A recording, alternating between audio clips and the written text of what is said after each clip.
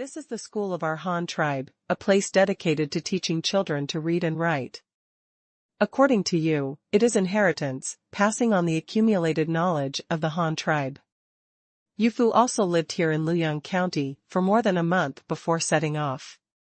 At that time, he practiced boating skills on the boat during the day and lived here at night, so he already knew that this very huge courtyard was the school of Luoyang County, but that school hadn't started yet, and looking at the situation in front of him, school should have started for a while, so that's why Yufu introduced Jiang Xian like this. Gathering so many children together to teach? Jiang Xian asked in disbelief. Yes, haven't you seen them all? They are all in this courtyard. Our leader calls this kind of teaching place a school. Yufu answered again. Then, can I go in and take a look? Jiang Xian looked at Yufu expectantly. This? After all, it was not his own land, and Yufu couldn't agree directly, so he looked at the big tree with questioning eyes. No problem, you can go in and take a look around.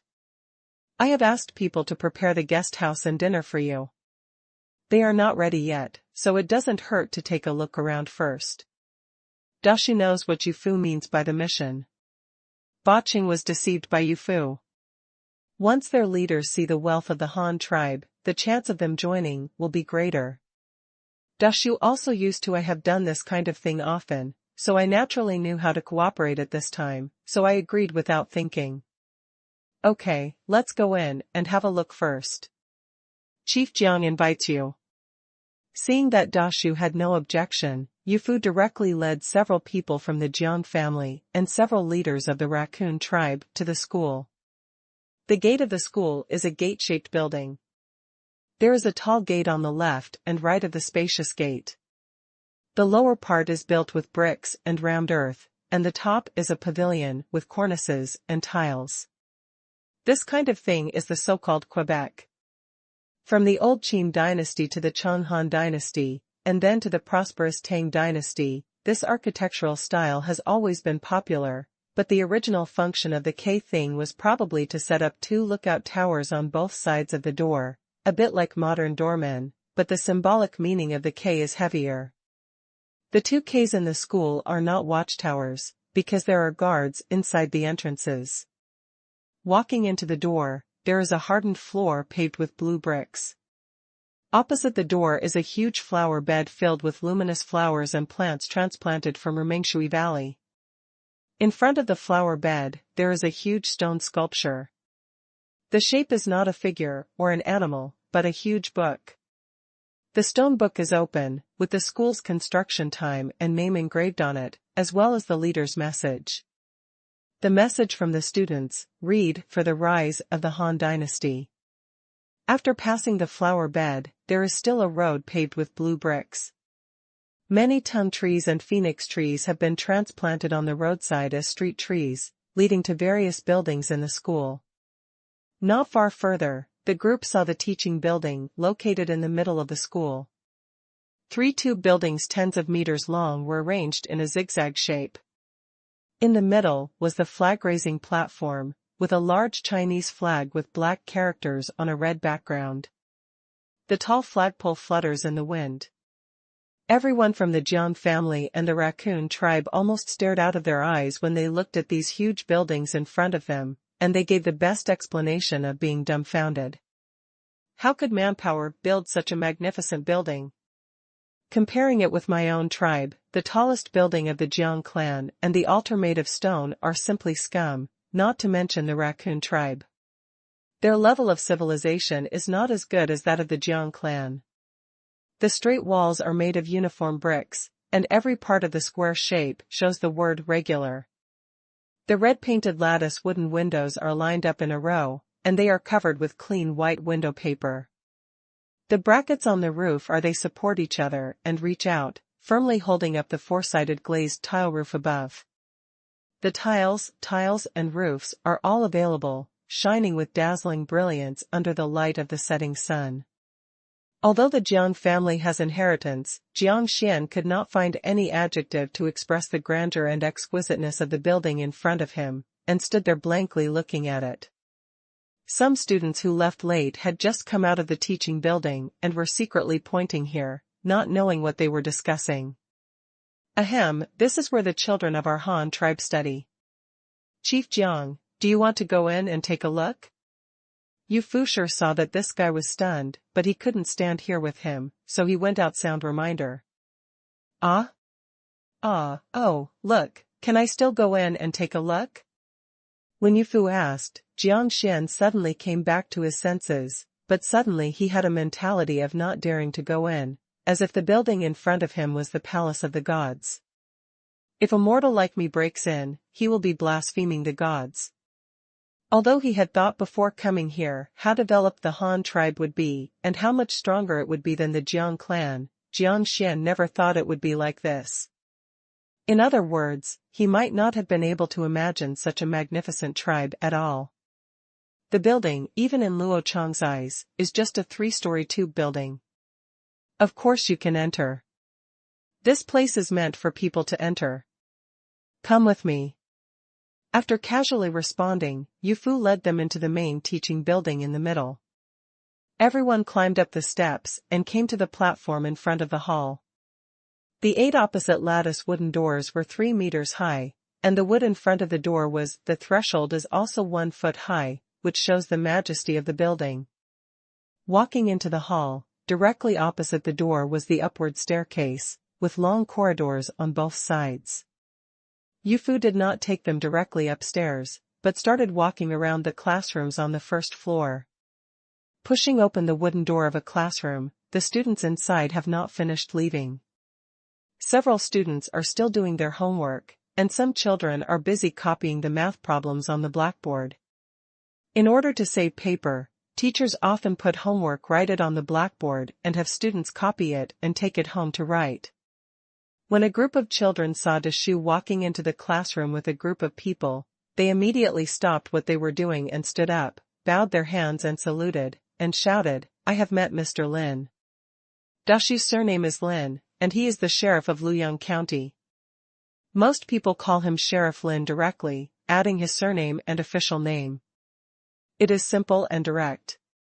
However, these children in the school have just learned Han rights for a month, and they already have it's not appropriate to call the sheriff in school, but the other party is a very famous male elder, so it is most appropriate to use the last name plus a public character to show respect, so he is called Mr. Lin. As for the other people, the students do not know them. Since the county guard is here, then definitely just call him. Well, go home early after your duties are over, and don't stay in school for too long. Yes. The students bowed again and replied. But Dashu saw another child writing something with a pencil. When he went over, he saw that this guy had not only copied the questions on the blackboard, but also started doing homework directly here, so he asked. Aren't you supposed to copy the math problems on the blackboard and write them at home? If you don't go home, you have to write them here. What if your parents are worried and anxious? Dashu asked in confusion. Back to Mr. Lin, my sister is young and cannot walk on her own. She always cries incessantly every evening. My mother is worried about my son's studies, so she asks him to finish his homework at school before going home. The 7-year-old boy heard this. When Dashu asked, he put down his pencil and stood up to answer. Dashu nodded and stroked his short beard. Then you should write quickly. Go home early and save the adults from worrying. Yes, please remember this, kid. After the boy said this and bowed, he sat down again and started writing furiously, mumbling the words 372199. Seeing that there were still people in the class and not being disturbed, he left the classroom and found another empty classroom to visit. But that guy Jiang Xian, besides looking at the Arabic numerals on the blackboard that he didn't recognize, besides the layout of the classroom, what he paid most attention to was the words and deeds of the students. Then suddenly, he realized what Yu Fu had not explained clearly to him before, that the Han tribe actually had a strict etiquette system. This is a watershed in cultural level. What is etiquette? This is the difference between barbarians and civilized people. This is a symbol of true civilization, which is far beyond what Zhong's own can compare with. Entering an empty classroom again, it had been cleaned spotlessly. The tables, chairs, and benches had been neatly arranged by the students on duty. The homework on the blackboard had not been erased. Although Jiang Xian did not recognize what was written, it was obvious. He could see that this was different from the stuff in the class just now, but it was similar. He didn't recognize it anyway. Yu Fu introduced them to the teaching methods of the Han tribe, the uses of blackboards and chalk, how students learn, etc., and then led them up to the second floor. Regarding the magical idea of placing stairs in high-rise buildings, everyone from the Jiang family to the raccoon tribe felt it was extremely magical, and they all admired the founder of this multi-story building. Is the stairs on this floor strong enough? Jiang Yong put one foot on the stairs with hesitation, but still asked carefully. Don't worry, have you seen the beams under the stairs that are thicker than people? Even if the stairs are full of people, the stairs will not collapse. After Yu Ji said that, he took Jiang Lei and ran up the stairs a few steps, and went upstairs to catch up with Yu Fu and the others. Jiang Yong was left hesitating below, and finally walked up bravely, but he was still dead. He grabbed the handrail, which made Yu Ji laugh. He didn't expect that the man who dared to fight in the water would have such a problem as being afraid of heights. This really can't be judged by appearance. There was nothing new on the second floor. Apart from being higher, it didn't look much different from the first floor. I randomly picked 2 classrooms and visited them. Yu Fu took them to the third floor, but in order to show off that there are many and convenient passages to go up and down stairs. This time it was the side staircase that took them up. Although it is not as spacious as the large staircase in the middle, one more staircase can share more people's flow going up and down stairs, which also shows the designer's concern for security considerations. After climbing to the third floor, Jiang Xian and others stood in front of a classroom window, and then they felt the huge scale of Luoyang County. Looking into the distance from the window, several markets of the same size are arranged in sequence. The streets and houses in the markets are lined up row upon row. It is also in the evening, and smoke is rising from the roofs of every house. Children after school and people in the alleys, the yellow dog went around and around playing games, then moved further away. If you look closer, you can actually overlook the entire dock. Countless boats, large and small, are docked by the river. Vehicles pulled by cattle and horses are also carrying various goods and rushing towards various markets. It is really a beautiful scene of heaven on earth. The kingdom of God in the dream is nothing more than this. Everyone who had never been to a high-rise building stood blankly in front of the windowsill and looked at the scenery in the distance. It wasn't until Yu Fu said something to wake them up that they went to the classrooms in other directions to watch. Facts have proved that the teaching building, as one of the few high-rise buildings in Luoyang County, does have the function of an observation building. From the east window, you can overlook the city and the dock next door. From the south window, you can see the canals. The size of the divided planned farmland was even more horrifying to Jiang Xian. He couldn't even imagine how the Han tribe could cultivate it if they didn't have those advanced farm tools and livestock. Also, those canals that divert water are even more exaggerated. I don't know how much labor was required to build them. There are even those outstanding designers who came up with this method of irrigating farmland with water canals. If there is ginger, the Han clan also has this ability, so they will not only cultivate farmland on the river, but also develop large fields far away from the river like the Han tribe. Then go to the windows on the north and west, and you will see another view. The school has 3 other equally tall teaching buildings, as well as facilities such as stationery stores, canteens, playgrounds, and various other facilities outside the school. The workshop, the county magistrate's office not far away, and the independent courtyards used by the various departments under the jurisdiction all show an orderly and tough style. The streets in the city are also well planned, not only extending in all directions, but also transplanted on both sides. Trees and green belts. Witnessing such a Han tribe with their own eyes, everyone with the Jiang family felt that they were becoming more and more inferior. Several people from the Li tribe next to them were in a good mood. After all, they had made it clear that they wanted to join the Han tribe, which meant that in the future he is also a part of this place, so there is nothing to envy. Tour leader, I wonder how big the population is in Luoyang County where we are, and how many settlements of the Han tribe are there as big as Luoyang County? After leading Jiang Xian and the others around, they finally returned to an official guest house similar to an inn. Rich food was put on the table. Only then did Jiang Xian ask this question that he had asked Yu Fu several times before. Although he had heard it before, Yu Fu said, but it is one thing to hear others say it, and it is another thing to see it with your own eyes. This gives people a very different intuitive impression. Yu Fu didn't know how many people there were in Luoyang County now, so he had to look at the big tree next to him. There are probably more than 20,000 people in the city here in Luoyang County, and some new villages in the west also have more than 2,000 people. Dashu replied simply. Jiang Xian nodded after listening. Dashu's answer was similar to what Yu Fu told him. Now that he visited the place they called Luoyang County with his own eyes, it was indeed confirmed that Yu Fu did not brag or lie. The settlement in the county has a population of more than 20,000, which is indeed no exaggeration. The leader came here last month and went to Weishan County to have a look. Now there are about 20,000 people in Weishan County. The total number of our two counties is at least 40,000. Ruyang County's population is over 10,000, and the capital of Hanyang County plus the 3 surrounding counties is nearly 20,000. By the way, Sidong County is not included, as are the iron and copper mines. Not counting Jingyan's new base, but if we add them all up, our Han tribe will number at least 80,000 to 90,000 people.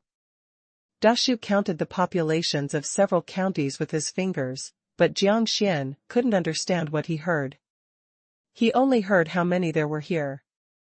Then he found that just in this moment, Dashu named several places. It seems that the Han tribe is really big.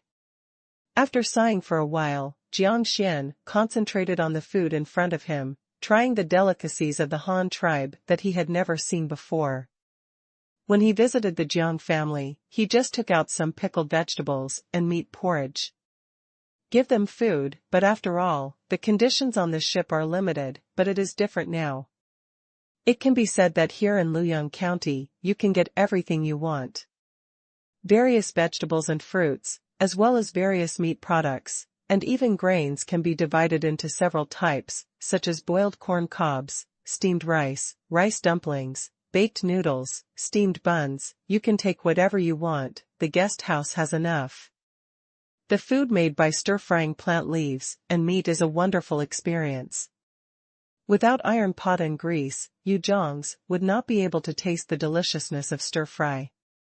Just like the dish in front of me, which is made of leek segments, diced pork rinds, soybeans, peppers, and corn kernels, it looks beautiful and delicious.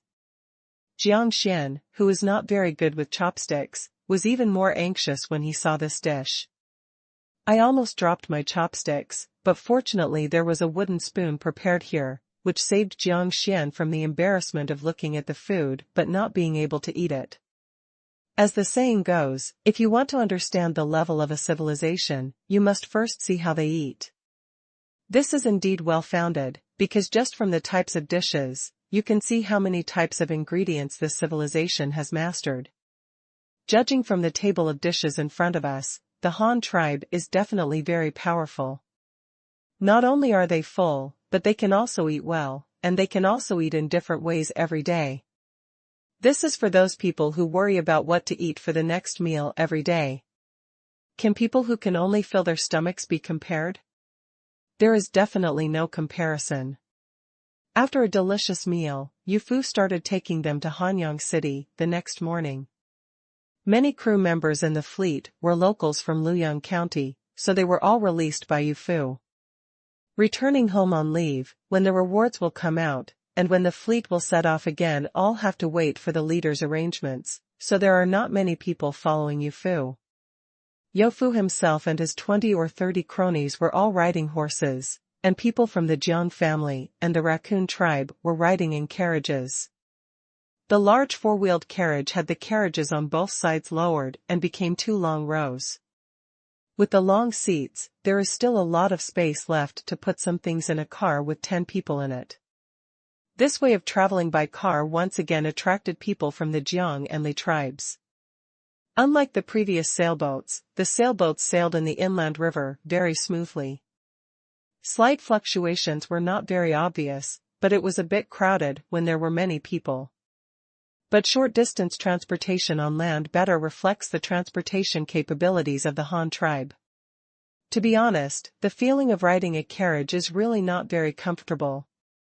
There is nothing wrong with the carriage. The main problem is the road.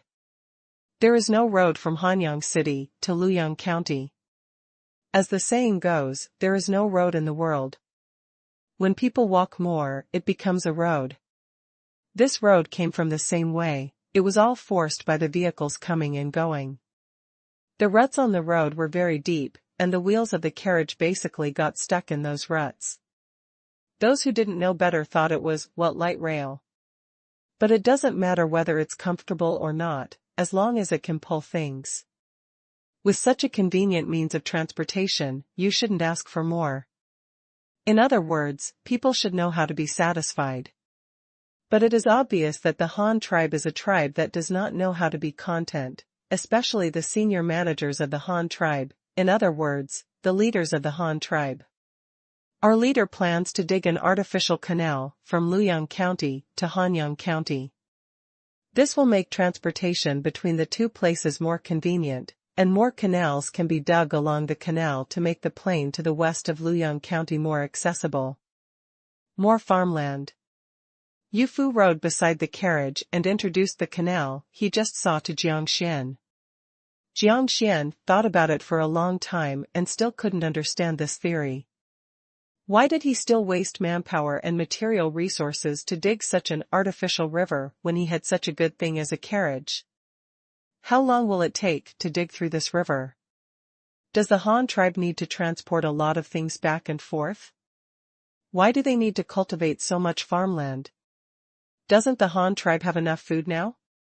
Jiang Xian, who couldn't figure it out for a long time, simply asked directly. Transporting things is definitely needed, and there will only be more and more in the future. One more fast lane is better than nothing. It is also necessary to cultivate farmland. Although the Han tribe is not short of food now, it will be short of food in the future. Every household will need it. We are constantly giving birth to children, and our leader has a reward for having children. As long as you give birth to a child, you will be allocated 5 acres of tax-free land without paying taxes. Who doesn't want to have more children? But when these children grow up, they will have to live alone. Land will be allocated to them. There will be no more canals and farmland. What will happen when they grow up? So it is better to start preparing now and dig. Since the river is slow, you should dig it slowly first. If you don't dig it out in this life, you will have a son. If you don't dig it out, your son will still have grandchildren. As the saying goes, there are endless descendants. Sooner or later, the Han tribe will dig out the river. Besides, with our leader's anxious temper, he won't wait that long. Don't worry, our leader will find a way to complete it within our generation. After listening to Yu Fu's words, Jiang Xian became more doubtful about life, so he asked him again. Why do you people from the Han tribe have so much confidence in the leader? You just believe whatever the leader says. Could it be that when the leader tells you that this carriage can run without the horses, will you believe it?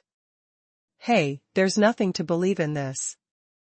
As long as our leader says it can be done, it will definitely work. Besides, who told you that the carriage can't run without the horse? Our Han tribe already has windmills and water wheels, that thing can really turn around on its own without a horse. Isn't the sailboat you came on also blown by the wind? What's so strange about that? Before Yu Fu could say anything, Yu Ji, who was riding on the other side, retorted and even took out a sailboat as an example, which immediately choked Jiang Xian and was speechless. But in this way, Jiang Xian became more interested in the leader of the Han tribe. Is this young leader really omnipotent? This time I really have to take a closer look. But his wish was going to come true after all. When Yu Fu took them to Sidong County for a lunch break, they saw a convoy coming out of Sidong County and heading towards Hanyang County. Waiting for Yu Fu to arrive next to one of the cars, he opened the straw curtain and found that it contained a lot of copper ore. The scale of these fleets transporting ore is far larger than before, revealing a hint of something unusual. Hanyang County actually uses so much copper? What does the leader want to do? Are there not enough coins? Yu Fu couldn't help but make random guesses, but he didn't pay much attention and took Jiang Xian and the others into Sidong County for lunch. In fact, Luo Chong suddenly increased his demand for copper mines, because he ran out of currency. Although there is no problem now, after the city on the grassland is built, he plans to use the currency of the Han tribe. If we promote it to the Xian tribe and the grasslands, so many users will be added at once. If we don't start preparing in advance, will we wait until the money is not enough to catch people blind? But the real situation is more than that. When the sunset gradually sank into the western sky and two bright moons rose into the sky, Yu Fu and the others had already arrived at the Rushui River with torches, but they saw an incredible sight. The pier of Hanyang City, located on the Rushui River, is still brightly lit. Many people are carrying lanterns and torches on the pier to carry things. There are so many beds of brown linen quilts that it takes a boat to load them, and a truckload of boots made of cowhide. The whole car was pulled into the city, and the crimson military uniforms were even more conspicuous. There were too many to count. How many troops does it take to use so many clothes? What is the leader doing? Don't you plan to take revenge immediately? Well, it's really possible. The clerk holding a lantern on the pier was also shouting loudly, "Hurry up, hurry up." After unloading this boat, everyone can go home and rest. Everyone should be quick with their hands and feet. If it's too late, it's time to close the city gate. While talking like this, he didn't forget to hold the bamboo piece in his hand to write down the data. This scene made Jiang Xian even more confused, but they were also greedy after seeing so many clothes and shoes, and they didn't know what so many things were for. But before he could think about it, the carriage had already climbed onto the wooden bridge of the Rushui River. The creaking sound startled everyone on the carriage. When he looked to both sides, he saw that there was actually a wooden bridge across the water. Just because it was dark, I couldn't see the specific shape of the road. When he arrived at the gate of Hanyang City, Jiang Xian took the initiative to get off the car and walk into the city. This was already the third city he had seen. He had to walk in every new city because Jiang Xian felt that this was the only way to see it. To something more. But today is obviously not a good time to visit. Hanyang City, which is not that big to begin with, looks extremely crowded. The roadside around the city near the city gate is filled with large vehicles filled with various supplies and other goods. There were people holding torches standing guard next to the convoy, and more supplies were being shipped in from outside the city from the dock. They were all parked on the roadside and not moved into the warehouse. This meant that these supplies were only temporarily stored overnight. They might have been shipped out tomorrow morning. But these were military supplies, and there were still so many. The leader was going there. What luck! Yu Fu could tell that these were military supplies because he had seen the Han tribe's army and performed missions with the heavy cavalry, so he could tell at a glance. But Jiang Xian, who had never seen the Han tribe army before, was also shocked by the supplies in front of him. He just saw quilts, clothes, and shoes outside, which were nothing. The strange thing was that they were all the same. I haven't thought about the army yet, but as soon as I entered the city gate, I saw other supplies, not just clothes and shoes. If the arrows, armor, helmets, and shields of the entire vehicle are still unclear, then the bundles of steel guns, spears, iron halberds, and waist knives, which are obviously murder weapons, are enough to explain this batch of weapons. What are the supplies used for? There is also a strange thing, which is actually installed in many vehicles. It is like a bow, but much more complicated than a bow. I don't know how to use it, but if someone tells him that it is a farm tool, he will definitely use it. The thing smashed the opponent's head off, and even a fool could see that such a sophisticated thing was definitely not a farm tool. The long motorcade filled 2 streets. Jiang Xian was walking while looking at the things on the vehicle. At the end, he suddenly realized that even the short-handled shovels used by Yu Fu and the others were full of them. Several cars. The Han tribe is too rich, they have so many good things. Although Yu Fu was also shocked, he didn't want to catch someone and ask questions. Based on his identity, if he wanted to know the truth of the matter, it would be better to ask the leader himself. The leader would not hide it from him, so he asked Jiang Xian. They waited first and then went to find Luo Chong themselves. Luo Chong is staying at home very peacefully. He has not gone out these days. Apart from teaching others to play the bugle, he just stays at home and draws the design drawings of the new ship. By the way, he spends time with his 2 pregnant ladies, because starting tomorrow from now on, Luo Chong will go to the military camp to live for a while again. Dang, dang, dang. Someone knocked on Luo Chong's door. Who? Chief, Yu Fu has returned from Luoyang County and has come to report to you. A guard stood at the gate and replied loudly.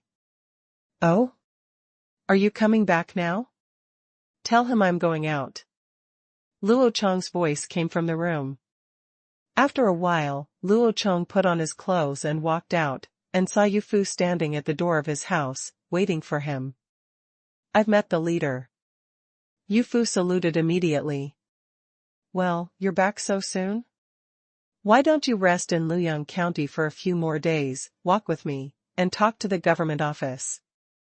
Luo Chong was very happy to see that this guy was missing both arms and legs. What's more, Yu Fu also found an important shipping route for the Han tribe this time. Chief, I brought over the leader of the Jiang clan mentioned in the letter, as well as the people from the Raccoon tribe.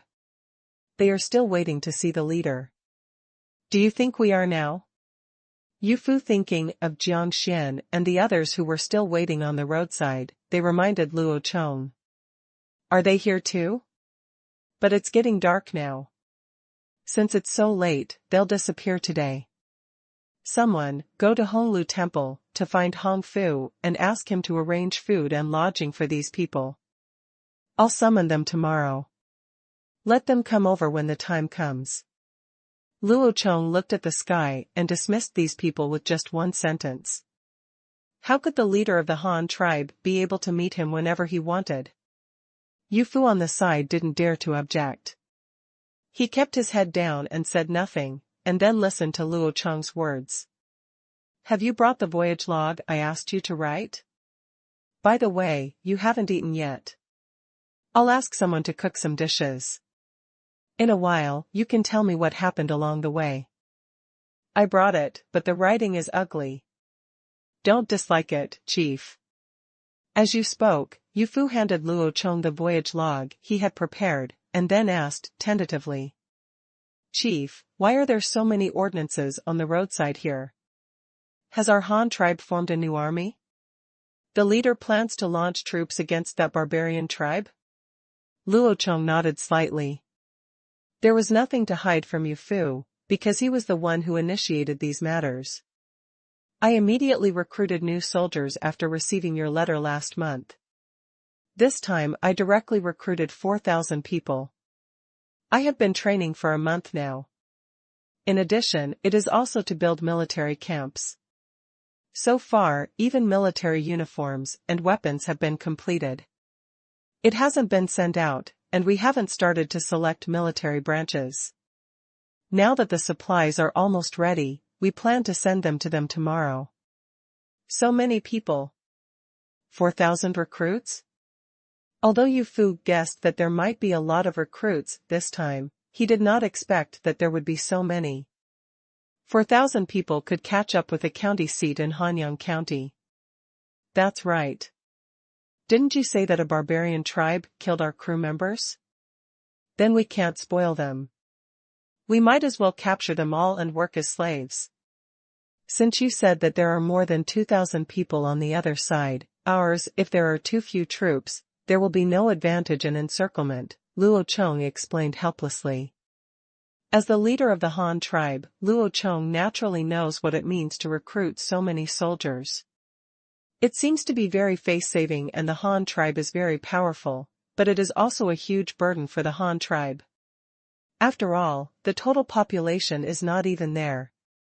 100,000 people support an army of 4,000 people, which not only takes up the labor force for production, but also consumes huge resources, such as armor and weapons. Isn't it delicious to make tools and farm tools out of the same iron? But there is no way now. If the current situation continues, the population of the Han tribe will explode in less than 10 years, and then there will be rapid expansion. If we don't expand, won't the new population want to eat? If you want to eat, you always need more fields. If you don't have a lot of cattle and horses, how can you farm? So now that there is an opportunity, the Han tribe will naturally get involved in the grassland to seek greater benefits for the Han tribe. In addition, the demand for metals will also surge after the population expands. We need tools and agricultural tools. There is no iron to make these things.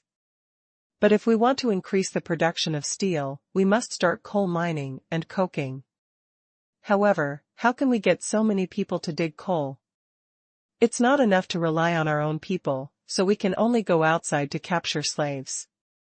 These things seem to have no connection, but in fact, after a little analysis, it is found that they are linked together, and it will not work if any link is missing. Luo Chong cannot change this situation, so even if the Han tribe is more difficult now, he still has to bite the bullet. Get things done. But obviously Yu Fu didn't have such an overall view, so he still asked in confusion. Chief, I heard from Dashi yesterday that our Han tribe now has nearly 90,000 people. Is the leader still so short of men that he actually formed an army of 4,000 people to capture slaves? Oh, it's not all your fault.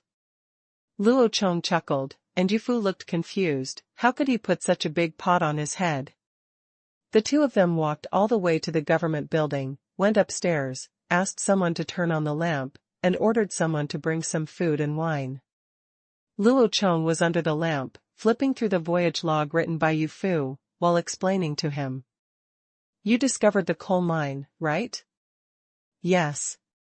But what does this have to do with recruiting soldiers and capturing slaves? Yu Fu nodded and admitted, and then cursed in his heart. Do you know what we use to make iron now? Charcoal? Yu Fu asked, tentatively. That's right, but making charcoal is too troublesome and slow. It also requires cutting down a lot of trees.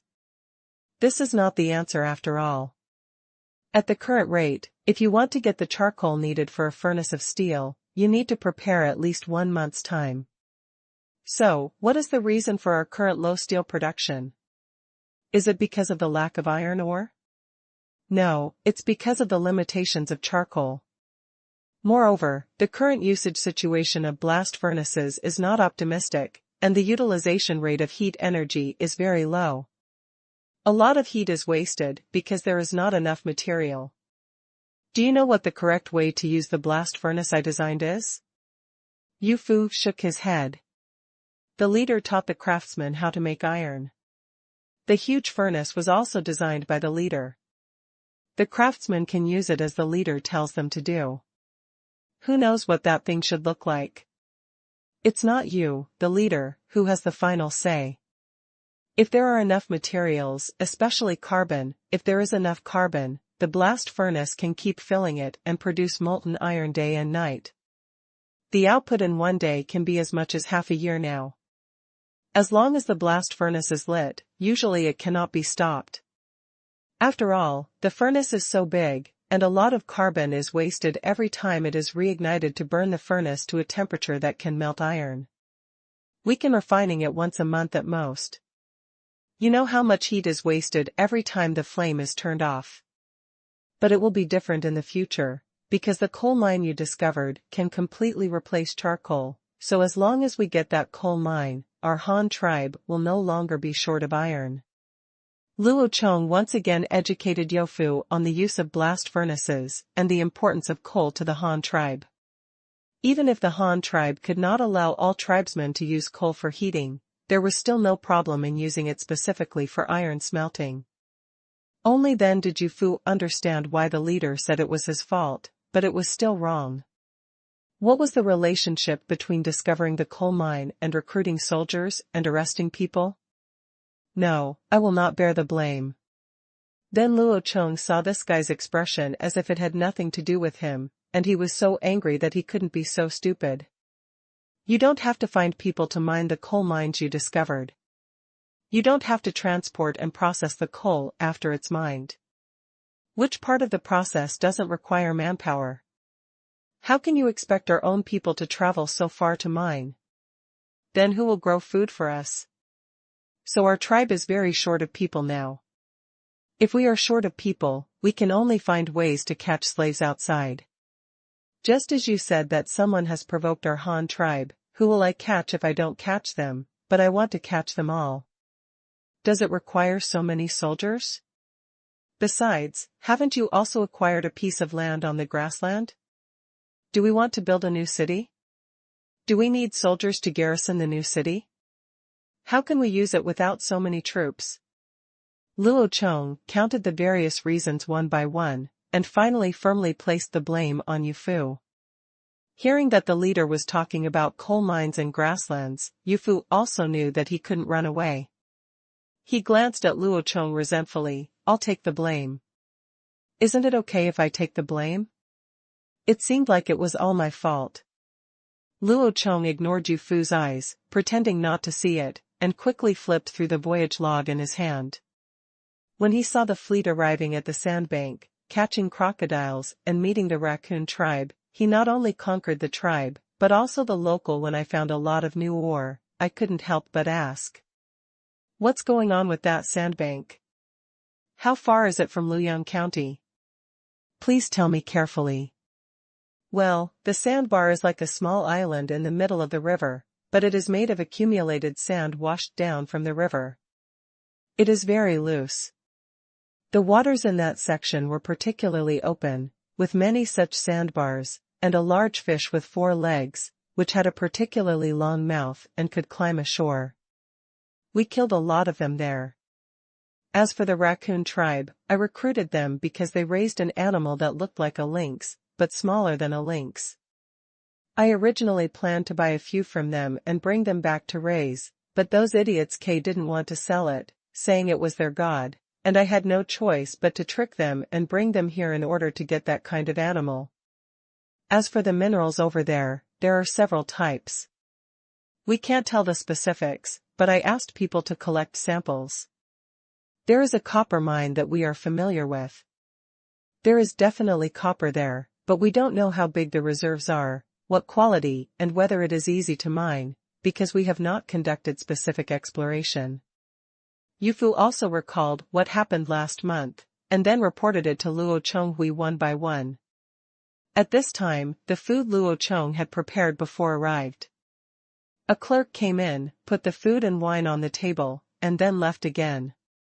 Have you brought all the things you mentioned? I brought them all.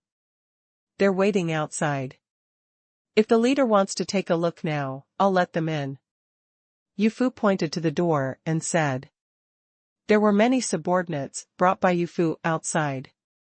Those samples are waiting outside. There's no rush, let's eat first and talk about it later. The two of them were eating and chatting like this. Luo Chong flipped through the voyage log in his hand and asked if he saw anything interesting. By the way, you haven't mentioned how far the sandbar you mentioned here is from Luoyang County. Have you collected specimens of the sand and brought it back? Well, it took almost half a month when we went there. We stopped at the deer tribe for a few days, and then we sailed during the day and stopped at night. If we go there again next time, we can travel day and night, and it will take about 5 days. Get there.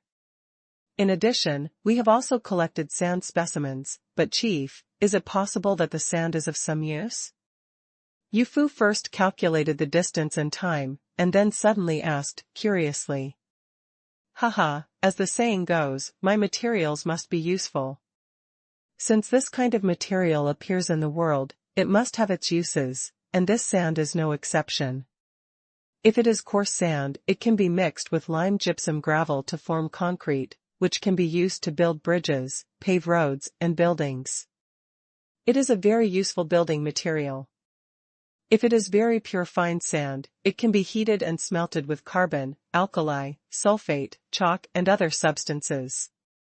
What can be refined? Yu Fu asked, curiously, is sand also some kind of ore? Have you heard your brother Yi talk about crystals? Luo Chong prompted. Well, I've heard of it. Didn't it say that the leader melted that thing and cast it into a magnifying glass? Yu Fu replied tentatively. Yes, these things I just mentioned, plus sand, can also be burned to produce something like crystal. In other words, it can also be made into a magnifying glass. Although the quality and transparency may not be as good as crystal, but there is more sand. Ah, and it is easier to collect. In other words, the cost of glass made from sand is cheaper, and even ordinary people can afford it. Luo Chong explained again. But one thing he didn't make clear was that it's not just sand that can burn glass. Calcite, iceberg, feldspar, and mica can all be used to burn glass. Anyway, as long as the main component is silica, it will be fine, but the most important thing Luo Chong did not say is that sand can be replaced at will, but the coal inside is irreplaceable, and coke is a better material. Without this thing, you can only get as much sand as you want. It's no use either. Yu Fu's eyes widened after hearing this, with a look of disbelief on his face. He couldn't figure out the connection between the inconspicuous sand and the crystal clear glass. But just when he thought of this, he became confused again, so he asked him Road. Chief, what are we doing with so much glass? No matter how cheap the magnifying glass is, ordinary people won't buy it, right? Who told you that glass can only be used as a magnifying glass? Glass is the same as ceramics. You can shape it however you want. It's no problem if you make a container out of glass, and it's a transparent container. Just imagine. Not only that, we can also make glass into thin transparent flat plates to replace window paper. Think about it, if the windows can be replaced with glass that can not only transmit light, but also block wind and rain, it will be a lot better. What it looks like. After hearing Luo Chong's description, Yu Fu's eyes widened again. Oh my god, why is this leader's brain so bright? It's obviously the same thing, but the leader can come up with so many ways to play it. Just like when the Han tribe fired ceramic vessels in the past, didn't everyone think that they were just containers for water and rice?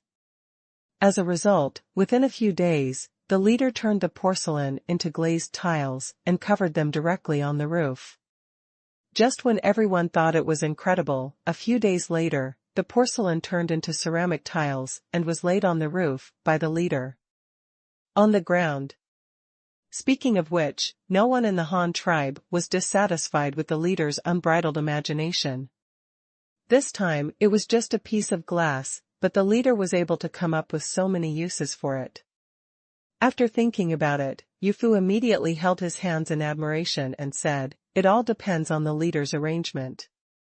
After the two had finished dinner, Yu Fu took Luo Chong to personally inspect the various things they brought back, including black shiny coal, blue-purple chalcocite, red cinnabar, mercury, rough. There are several different types of sand, civet cats from the civet tribe, and crocodile meat and crocodile skins produced in the sandbank, as well as John's honey, seeds of millet and yellow rice, and Jiangyang's original harvest from the Big River. Mineral salt, carried back from the west coast. Have you found out the location of this salt mine? Did they collect it themselves or exchange it with others? Our Han tribe's salt production is insufficient, so we must find new mines. I'll give you a task. Try to find out more about this new salt mine. Forget it, didn't you say that Mr. Jiang knows that? Just ask them directly when you summon them tomorrow. Luo Chong said, looking at a portion of mineral salt in front of him. The Han tribe is now short of salt. It's not that the reserves in the salt mines are insufficient, but that the production capacity is relatively low. It can barely guarantee the Han tribe's own consumption, but there is no inventory. It's hard to save some inventory, and it needs to be used for trading on the grasslands, and other places was impossible without trading, because the Han tribe needed to obtain more livestock. Therefore, Luo Chong has always been paying attention to new salt resources. In fact, there was news about a salt mine earlier, but at that time Luo Chong could not spare the energy to develop it.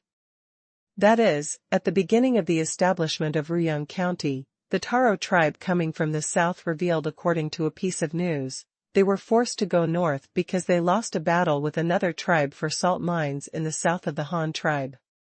This shows that there is at least one salt mine in the south of Ruyang County, but according to the Taro tribe, the salt mine has been occupied by others. If the Han tribe wants it, they will have to rob it from them. At the beginning of the year, Luo Chong was busy expanding his tribe and established many new counties. A large number of people were needed for construction everywhere, and he could not spare any time to deal with these people. But things are different now. With the newly recruited 4,000 troops in hand, it is time to secure some resources for the Han tribe. Otherwise, if we spend so much military salary to support them but see no return, then the army will be too expensive to raise. The Han tribe is still very young, but Luo Chong can't afford so many things to compensate, so this army must make money, whether it's resources or slaves. The Han tribe needs them all. As long as they can make money, this military expenditure will not matter. It's a waste. After the two of them checked the various samples brought back this time, Luo Chong supplemented the map with the help of Yu Fu, marking the waterways and resource points of this reconnaissance on the map, and then they listened to Yu Fu say, "Chief, if you want to attack the barbarian tribe and annihilate them all, I'm afraid it will be very difficult. This section of the river is very wide, and it is very convenient to transport troops if there are many boats. The terrain on the river beach is also very flat. If you land on the beach, prepare more small boats, and thousands of people will land together. It is estimated that the other side will not be able to stop us. But when the other party sees that there are so many of us and is better equipped than them, they may be scared away by us. We all go there by boat without vehicles or horses. If they must run away, how should we pursue them? Besides, the other party still has taken advantage of the fact that we are familiar with the terrain. We might as well set up some ambushes for us. I'm afraid this battle will be lost. Of course, what I mean is that we may not be able to annihilate them all, and some fish will slip through the net, but our casualties must be limited.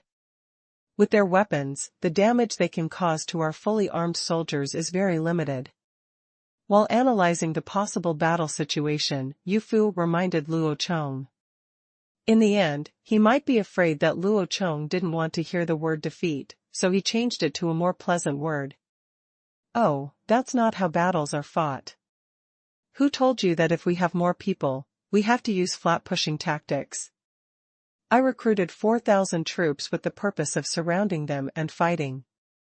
Now you ask me to charge in groups and seize the beach. Log in? Let's not talk about whether the enemy will escape. Just do the math for me. Even if a landing craft carries 40 soldiers, how many boats will I need to land 4,000 troops at the same time? At least 100 landing craft. Where can we get them? Does it cost nothing to build such a ship? Even if we have so many landing craft, tell me how large a landing area is needed for 100 landing craft to swarm and land on the beach. If one boat occupies 8 meters, the landing line of 100 boats will be 800 meters long. Now, how do you ensure command coordination? What if an accident occurs during the process? What if the ship collides? Did the boat capsize? Can you guarantee that there will be no mistakes? And like you said, the enemy saw hundreds of ships landing together. What if they were scared away? Then all our preparations will be wasted. Hearing what the leader said, Yu Fu suddenly felt dizzy. Then he realized that he was really not the type to lead troops in war. He had never even thought about the problems the leader said. Luo Chong didn't mean to blame Yu Fu, but patted his shoulder to comfort him. I know you led the cavalry to fight on the grassland, but that time there were only a few people in total, just dozens or hundreds. If you stand in the middle and shout, everyone can hear it, but there are thousands of people fighting. That's not how it works. This is not your strong point. Just use your strengths. I will definitely need your help in this battle. Don't worry. But, since the leader said that landing on the beach is not possible, how should we fight this time? Can we not only reduce the casualties of our army, but also wipe out the enemy's tribe? Yu Fu asked, still a little worried, originally thinking that his tribe had too many people. There are definitely advantages, but now after the leader said this, the more I think about it, the more unsure I feel. Why is this so difficult? Fighting requires tactics. Since we know that the enemy will run away when they see our army, we just need to cut off their escape route in advance. Don't worry, I know what I know, and I will not let any of them escape. Luo Chong confidently gave his assurance again. Yu Fu had no choice but to believe it even if the leader didn't tell him. Anyway, the leader was so powerful, so naturally there was something he could do. Then I don't know who the leader plans to let lead the battle this time? Yu Fu asked again after thinking about it. I plan to divide these 4,000 people into 2 guards, led by Ying Rue and Xue Tu respectively. During the war, they will be under unified command. After the war, they will be stationed separately. One team will go to the grassland to preside over the construction of the new city, and the other will be stationed separately. I have other tasks for them to do. In the battle of thousands of people, no one in our Han tribe can direct the movement except me, and they don't know how to direct it. There is no way. Luo Chong also said helplessly. Chief, I have commanded battles on the grassland. Why don't you let me lead the troops? Yu Fu suddenly recommended himself. You, just forget it. I just asked you how to fight this time, and you couldn't tell me 1, 2, or 3. How can I trust the lives of thousands of soldiers in your hands? Besides, every time you set sail to open up new routes and find more useful resources for the tribe, it is already a great achievement. If you still want to take the credit of leading the troops, you should leave some opportunities for others to make progress. Compete with others for this credit. I don't know how many people are jealous of your mission. They think it is very easy to explore new areas. They just sit on a boat and run around, and they will get the credit when they come back safely. Luo Chong pointed at Yu Fu and gave him a beating.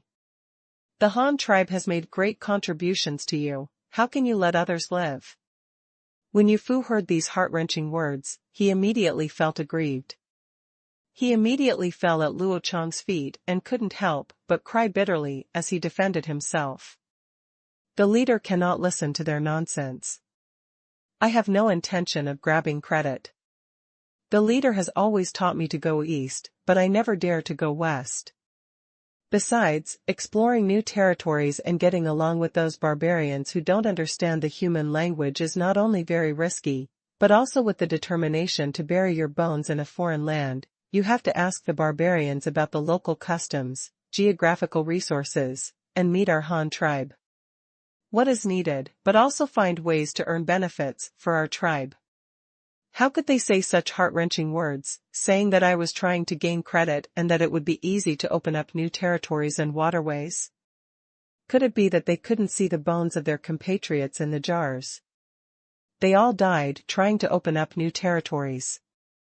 I don't know who is slandering the ministers and soldiers so much. I also asked the leader to tell the name of that person. Yu Fu then went to find that guy to argue. Yu Fu lay down at Luo Chong's feet crying with runny nose and tears. He was so sad and moved. In fact, no one said that. Even if someone really thought that, they probably wouldn't have the courage to say it. What Luo Chong said, he basically made it up himself, firstly to warn Yu Fu, let him not think that he has made a contribution this time and start to raise his tail. He actually wants to get involved in the army. The second reason is to prevent the clan bosses below from forming cliques for personal gain. Luo Chong is creating conflicts for them. Only the people below will fight. It is only through his own leadership that he can stabilize his position. This may be a bit exaggerated. After all, as a founding leader, Luo Chong's prestige and courage can naturally overwhelm the people below, but it is not a bad thing to create a little trouble for them. Okay, get up. Of course I know your contribution. How can I not know if others don't know? You don't need to care about these rumors. As the saying goes, an upright person is not afraid of a slanting shadow. With these good things you brought back, as long as the things are on display, what can others say? When they eat the grains you bring back, they will naturally be grateful for your achievements. Luo Chong stretched out his hand to pull Yu Fu up, and couldn't help but comfort him. When Yu Fu stood up, he still looked aggrieved. Okay, you are so old, but you are still so petty. It doesn't matter what others say. People can naturally see whether you have made any achievements, and I can see it too. What are you afraid of? When we meet the leader of the Jiang family tomorrow, we will tally up the merits of the officers and soldiers of the fleet, give preferential compensation to those who sacrificed their lives, and receive the same treatment as martyrs. Then notify their families to go to the local government office to collect funeral expenses and martyrs. Subsidy, we want the people to know that as long as they sacrifice themselves for the tribe, even if they die, the tribe will help them raise their children until they reach adulthood. Yes, thank you very much for your care, Chief. The soldiers will definitely be grateful for your great kindness. Yu Fu bowed his hands again to express his gratitude. After Yu Fu Gao returned home, Luo Chong sat in front of the map again and made overall plans for the next stage of development of the Han tribe. If nothing unexpected happens, the total population of the Han tribe will exceed 100,000 by the spring of next year. How to build a new grassland city, where to immigrate from, what to do, and how to design the city are all very important. When the new city on the grassland gets a firm foothold, it will not only continue to import livestock to the Han tribe, but also become an advance base to intervene with the Xian tribe. It is too far to travel from the Han tribe to the Xian tribe, and it is extremely troublesome to exchange information. Luo Chong just went home by himself after thinking wildly about it in the middle of the night. Early the next morning, melodious bells rang in the city. Hong Fu and Yu Fu took Jiang Xian and Jiang Yong, two senior officials with Jiang family, and followed the flow of people going to school to the Hanyang City Government Building. Go to the top floor to meet the leader. It's pitiful that Luo Chongtang, a leader of a large tribe, doesn't even have an independent office space for himself. Alas, Hanyang City was built too small at the time. Just as Luo Chong was sitting on the top floor lamenting that his place was too small, Jiang Xian followed Yu Fu into the government building with curious eyes. But what surprised him was that as the leader of the Han tribe, the city where Luo Chong lived was not as big as the Luoyang County he saw yesterday, and it was not even as big as Sidong County. However, Hanyang City was the largest place he had ever seen. Among the 3 settlements I passed, the only one had city walls built with blue bricks. Although the other cities were larger, their walls were all made of rammed earth. Another point that is different from other places is that the manufacturing departments in Hanyang City are relatively concentrated.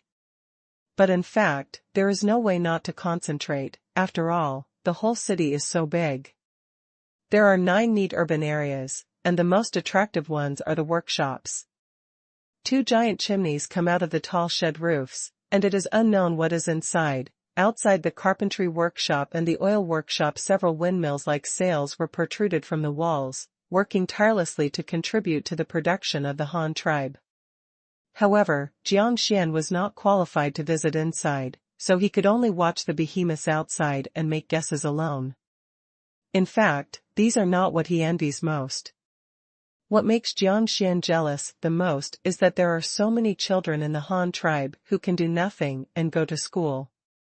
What is this concept?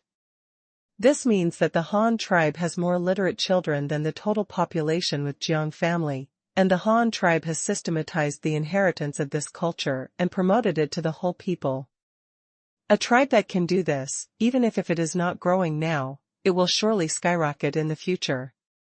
This is the accumulation of a civilization, and the so-called accumulation is nothing more than accumulation. Thump thump, thump thump, a burst of footsteps came to the 5th floor of the Hanyang County Government Office, followed by the sound of a small official singing. The young minister of Honglu Temple, the leader of the pioneering group, brought the leader of the Jiang family to see him. This was the first time Jiang Xian heard of such a summoning method, and he seemed a little confused. However, he was not disgusted. Instead, he liked the etiquette and rules of the Han tribe very much. A large tribe with such complete etiquette was what Jiang Xian was most interested in. A longing for a holy place. "Come in." A majestic and slightly young voice came from the red lattice wooden door, covered with white paper. The clerk immediately opened the door and welcomed Yu Fu and others in.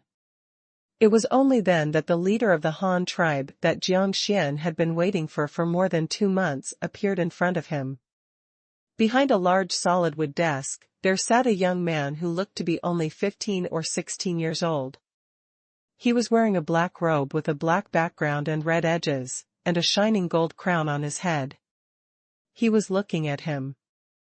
At the same time, the young man was also looking at himself.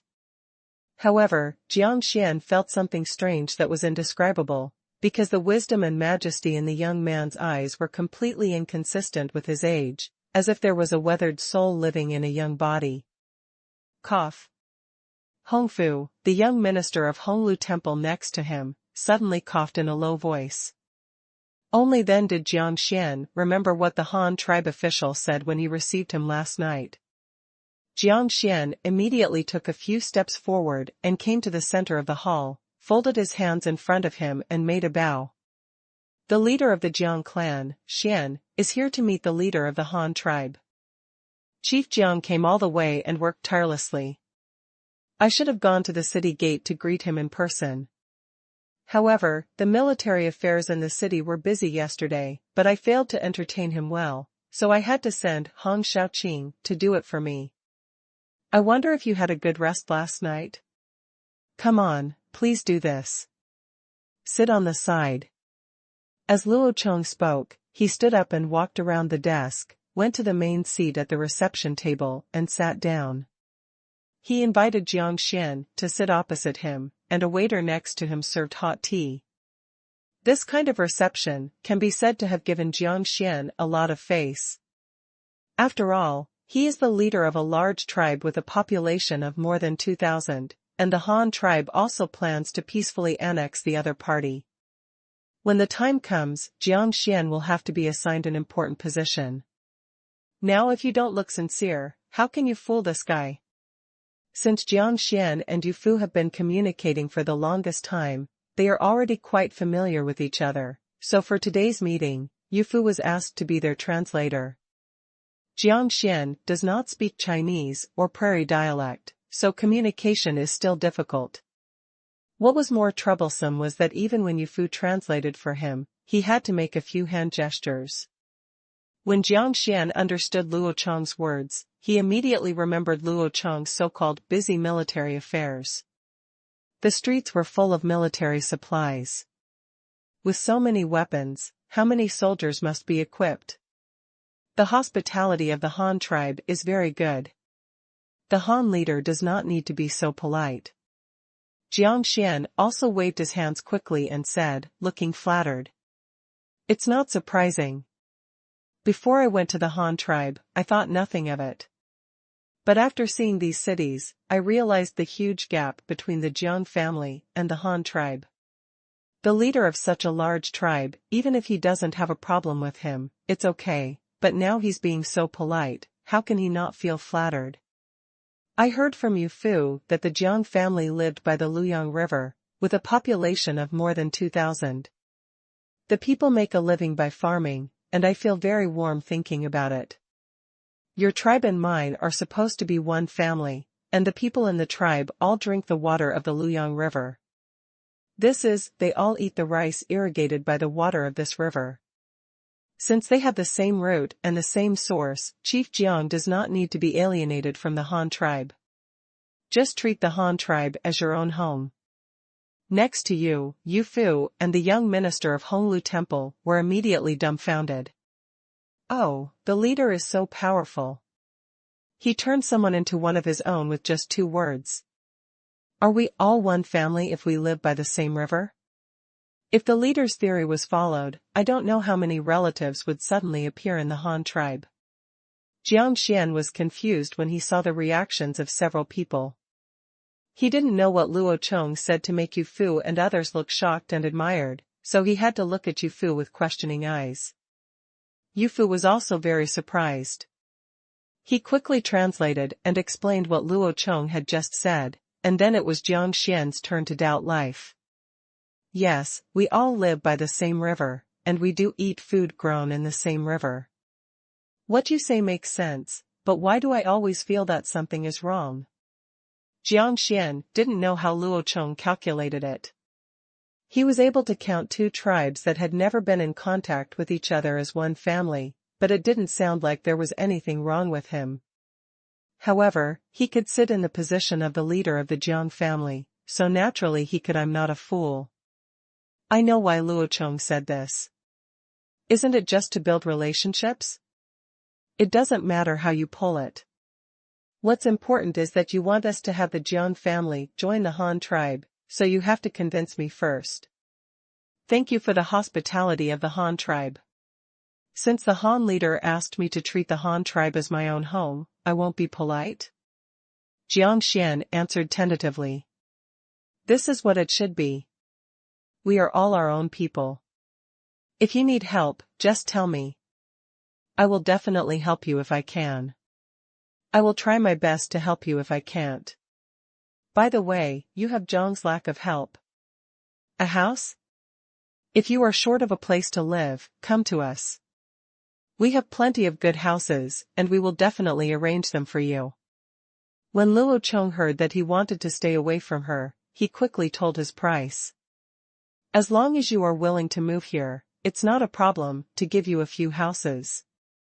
You see, I, as the eldest brother, treat you as much as Jiang. Good. Jiang Xian was distracted by Luo Chong's jumping thoughts and no longer knew what to say. He didn't know why. No matter what he said, Luo Chong could always redirect the conversation within 2 sentences. The Jiang family's matter came up, and you said it so implicitly. You are the leader of such a large tribe. Are all your people deceived by your mouth? No, I want to ask the Han leader. The Han tribe obviously already has so many cities and people, why do you still need so many people? Do you have any plans for the future that make you need so many manpower? Jiang Xian saw that he couldn't get around this problem, so he simply asked Luo Chong a question directly. He wanted to hear what the young leader would say. How could he be the leader of a very large tribe like the Han tribe? It would be impossible to completely convince the tribesmen under him if the leader did not have some skills and plans for future development. If nothing else, just with Luo Chong's deceptive mouth and his flexible thinking, if you ask how the tribe will develop in the future, he will definitely be able to tell you 1, 2, and 3. Moreover, Jiang Xian has been thinking about this issue before he came. Zhang's development has now reached a bottleneck, and he is also confused about the future. If he can ask the leader of the Han tribe for advice on this issue, then even if he does not join the Han tribe after returning, he can also figure out how to proceed with the Jiang family in the future. Hearing Jiang Xian's rhetorical question, Luo Chong also knew that the other party was a master who was not easy to fool, and it seemed that it was time to come up with something genuine, so the expression on his face suddenly became serious, and asked Jiang Xian, who was sitting opposite. They all thought that their eyes were dazzled just now, as if the Han leader had always been so serious. Population is a thing. Naturally, the more the better. The more people, the more things can be done. Our people can live better. If there are fewer people, many things will have to be postponed.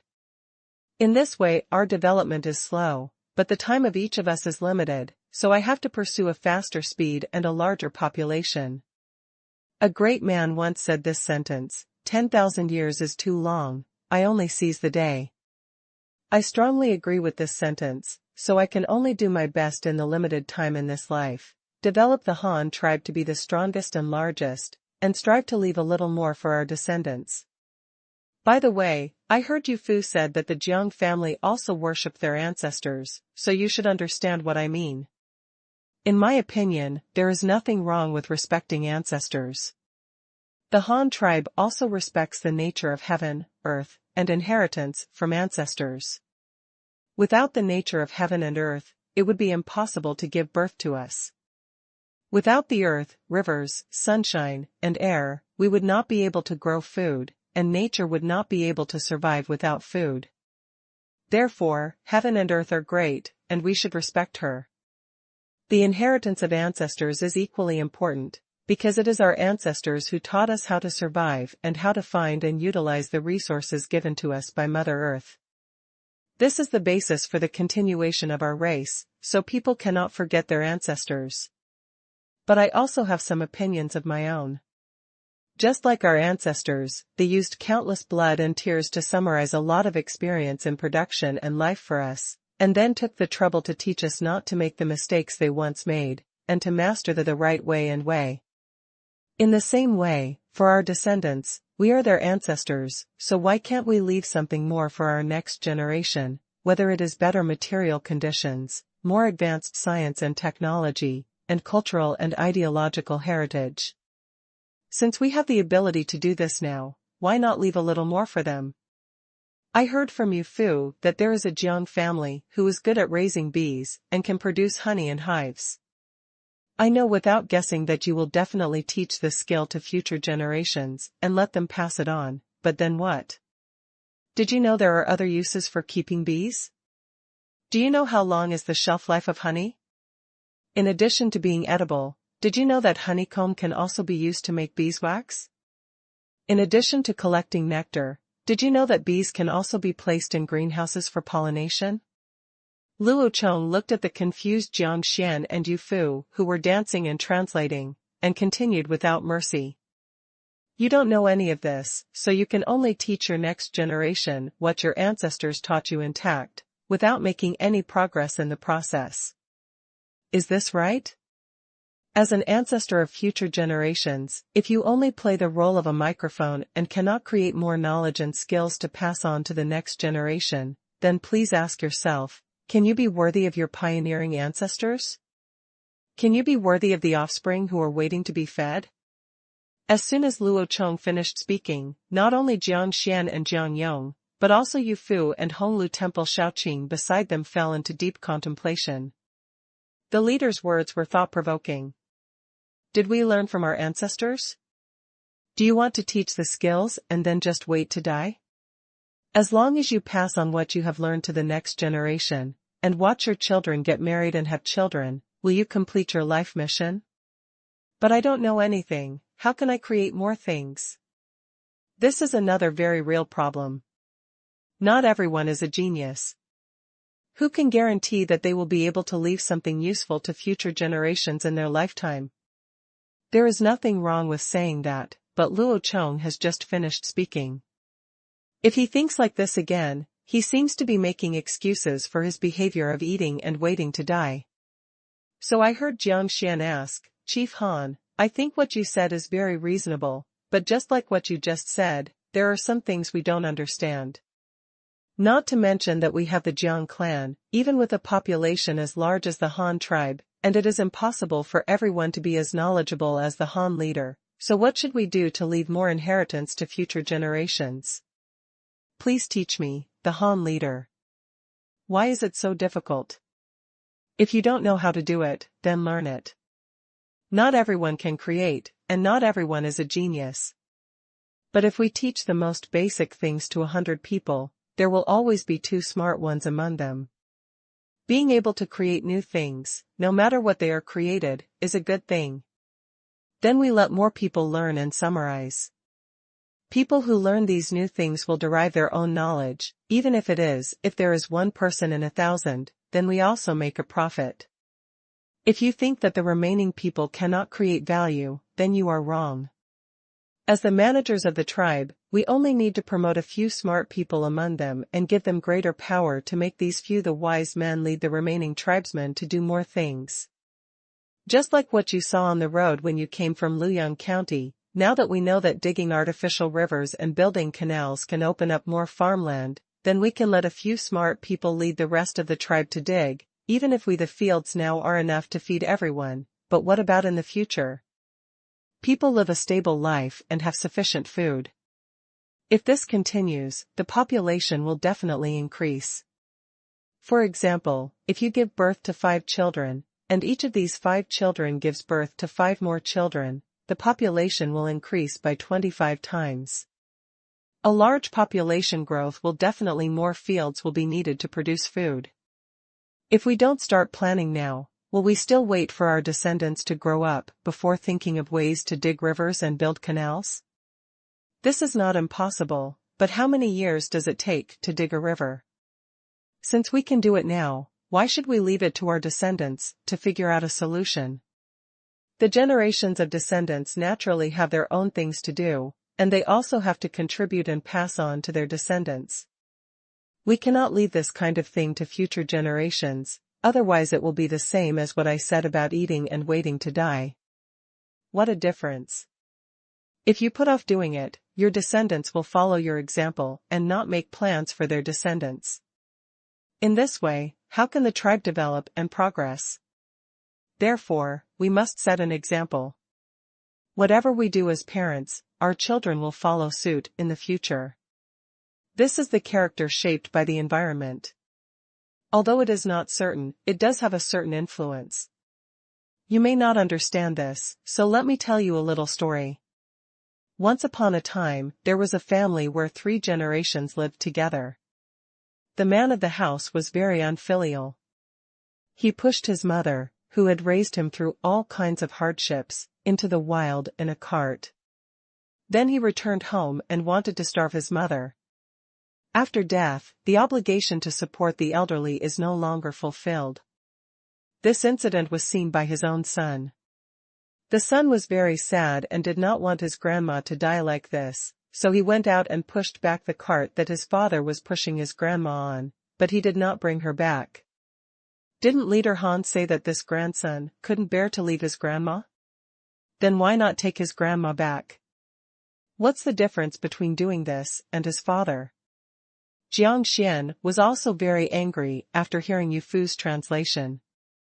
The Jiang family worshipped ancestors, just like the Han tribe. What is an ancestor?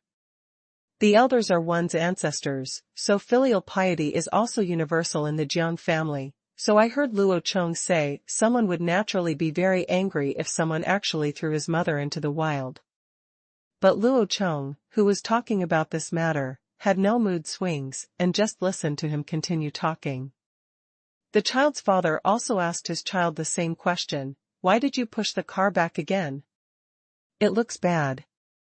But the child said very confidently, didn't you use this car to push my grandma away? Then when you get old and can't do any more work, I will also use this car to push you into the wilderness. Throw it away, that's what you taught me. Only then did the child's father realize his mistake, and obediently pushed the cart to pick up the elderly woman. Oh, I understand, this is what the leader of the Han dynasty said about leading by example, and the environment shapes character. If parents do not respect the elderly, future generations will follow suit. However, the child that the Han leader mentioned is also very smart. He actually came up with this method to teach his father to be filial. I don't know where the child that the Han leader mentioned is, and what his name is. I must meet this smart and intelligent child. A filial child. After hearing Luo Chong's story, Jiang Xian slapped his thigh in sudden realization, and was full of praise for the child Luo Chong mentioned. However, Luo Chong's face suddenly darkened and he began to curse in his heart. How the hell do I know who this child is? I heard it from others in my previous life, okay. After some exchanges, Jiang Xian finally understood what Luo Chong meant. In summary, he had one idea: attract more people, do more things, work hard to develop the Han tribe in his lifetime, and strive to leave a better tomorrow for future generations. But then the problem arises.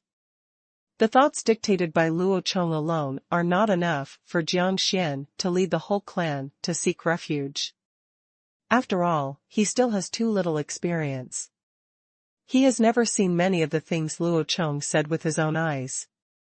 Not to mention personal feelings. So Luo Chong was not in a hurry to ask him to answer. Anyway, Jiang Xian originally planned to spend the winter in the Han tribe and would not go back until spring next year. So Luo Chong simply asked them not to stay in the guest house of Honglu Temple anymore, but to ask someone to. Jiang Xian and his party were arranged to live in the courtyards of two ordinary houses. All living supplies and food were provided by the Han tribe, allowing them to fully experience the life of the Han tribe. In addition, in order to prevent people from saying that they live and eat for free and be excluded by local residents, Luo Chong also arranged some work for them. Taking advantage of the fact that it was not winter yet, he first set aside a piece of wasteland outside the city for them to cultivate. Although they can't grow anything at this time, there is no problem in letting them learn the farming techniques of the Han tribe. After winter has completely entered, let them work in the breeding farms in Hanyang City, clean the livestock sheds, feed fodder, and learn how to raise livestock. All workers will receive a monthly salary of 20 yuan, and daily necessities and food will be provided by the Han tribe. Supplies, but they were not allowed to take them away, so if they wanted to buy some personal items, they had to use the wages to buy them from the Han tribe. This amount of money is not much for the Han tribe with an average monthly salary of 30 yuan per capita, but it is enough for them to use as pocket money. It is no problem to use it to buy some clothes, shoes, and so on. Luo Chong chose to pay them wages instead of directly providing everything. In addition to preventing others from gossiping, another purpose was to let them deeply understand the benefits of currency transactions, as well as the ways to obtain currency and currency transactions in the Han tribe. This method also allows them to have a certain understanding of the financial system of the Han tribe. In other words, it allows them to become familiar with the rules of the game of the Han tribe. Jiang Xian was very satisfied with Luo Chong's arrangement, or he wanted it. They were not afraid of working here in the Han tribe, because as long as they could work, they could learn more things that their own tribe did not have, and this kind of penetration into folk life this way, you can also better experience the living conditions of the people at the bottom of the Han tribe. After all, even if the Jiang family joins the Han tribe, it is impossible for everyone to become a superior person. Most of the people still have to become a member of the common people. And Luo Chong was not worried about the leakage of important technologies. The jobs he arranged for them were either farming or breeding, and other manufacturing departments did not allow them to participate at all. They had no chance to learn even if they wanted to. After the Jiang family officially joined the Han tribe previously, Luo Chong would not give them this authority. Chief Han, there is nothing wrong with what you said, but I still have a few questions. I hope Chief Han can answer my questions. After discussing the arrangements for the Jiang family, Jiang Xian asked Luo Chong again. Oh? There is something that leader Jiang doesn't understand, but it doesn't matter. Luo Chong picked up the tea bowl and took a sip, and said with a smile. Okay, then let me ask. Just now the leader of the Han dynasty mentioned common people several times. I wonder who counts as common people in the Han tribe. This is very simple. Anyone who is a member of our Han tribe can be called a common people. Our Han tribe has a large population, but you also know that many of them defected from the previous small tribes. When these tribes came, most join in the form of clans, and each clan has a different surname to distinguish them. This is mainly to distinguish the blood of the clansmen and facilitate intermarriage within the tribe. After all, the Han tribe is originally a tribe composed of multiple clans. There is no need to intermarry with foreign tribes. The problem of reproduction can be solved internally. In this way, everyone has a surname and a given name, and they can be distinguished from each other. Just like you have Jiang if you join the Han tribe, you will also use the surname Jiang plus your first name to distinguish them, so as to facilitate intermarriage with people with other surnames within the tribe. Therefore, within the Han tribe, there are many surnames. The tribesmen with different surnames are collectively called common people, which is a collective name for all tribesmen. If it is calculated in terms of merit, it has a different meaning. If you are also interested in the merits of the Han tribe, I can arrange for you to come to the school to observe. There is a discussion about it in my book Han Rights. What do you think of the explanation of the various merit levels of the Han tribe, as well as the different etiquette enjoyed by various titles? You already have the leader of the Jiang family, but you don't need to go to the breeding farm like them. Luo Chong first explained the meaning of the common people and the deeper system of merit and nobility, and finally gave the suggestion that Jiang Xian should go to school to observe, but he did not expect that Jiang Xian had other ideas. Chief Han, it's good to be able to go to the school of the Han tribe. But I heard that it takes several years for the children who go to school to learn. But I will go back next spring. Even if I can sit in now, I'm afraid I won't be able to learn. As long as the leader of Han can talk to me when he is free, I wonder if this will work. What, you follow me? But I don't have time. I just said that the city is busy with military affairs. If I hadn't summoned you specifically today, I would have already left the city to go to the military camp by this time. Besides, even if I don't go to the military camp, I often run around. What can you learn from following me? And I really don't have time. The Han tribe is so big and has such a large population. There are more things to manage than you. Imagine, you'd better go to school to audit. Otherwise, since we are all on our own, I will give you another set of school books. You can go to school to learn Chinese characters first, and then slowly study these books after you learn Chinese characters. There are also pens, inks, papers, and inkstones. I can give you a set, so don't follow me. When Luo Chong heard that Jiang Xian planned to follow him, he immediately felt overwhelmed. He had so many things to do, including building a city on the grassland next year, commanding Luoyang County to build a new type of sailboat, coal mines, and coking plants. If you have to make arrangements, you don't have time to reason with him every day, so it's better to get rid of this guy as soon as possible. Yu Fu on the side also secretly gave Luo Chong a helpless look, which seemed to say, the leader must have seen it. I said at the beginning that this person is more difficult to deal with. I know that the Han leader has a lot of things to do. Otherwise, I would like to go with the Han leader to meet the warriors of the Han tribe, and then come back and learn how to read in school. If the Han leader can agree, I promise not to give the Han leader any more help in the future. 'Cause trouble. Jiang Xian heard so many things about Luo Chong. Of course he wanted to stay with Luo Chong, so that he could learn about the arrangements for managing a large tribe, But he also knew that Luo Chong personally participated. There must be a lot of secrets that he cannot let himself know, so he no longer asks for anything, he just hopes that he hoped to see the Han tribe's army with his own eyes. When he entered the city last night, he saw a lot of military supplies with his own eyes. There were many things that he had never seen before, let alone the functions of those things, and he was also I am curious about what kind of warriors can be armed with these unnamed things. Although he knew that the Han tribe was very strong, in terms of military strength alone, how strong the Han tribe was really an unsolved mystery for many people.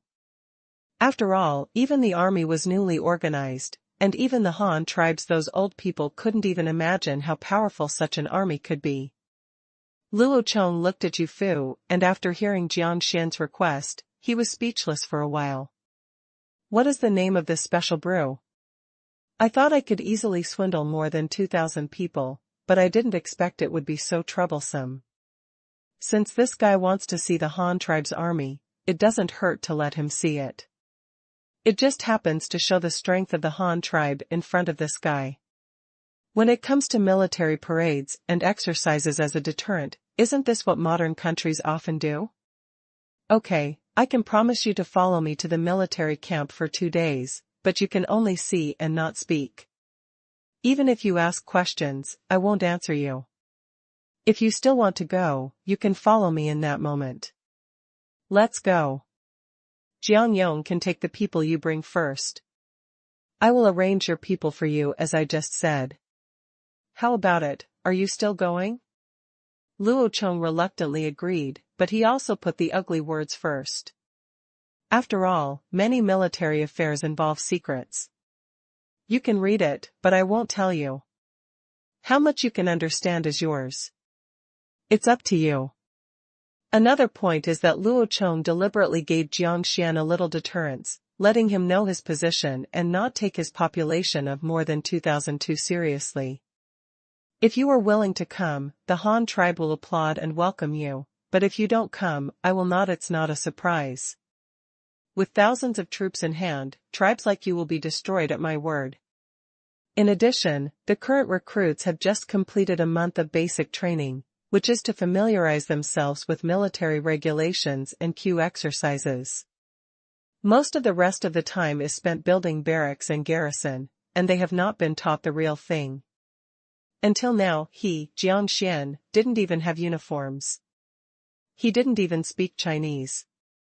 He could tell a new recruit like this after just 2 days. Luo Chong wasn't afraid of him at all. In addition to having more people and better discipline, he could also tell. What? Okay, I have no problem, I promise to just watch and tell, and obey the Han leader's arrangements at any time.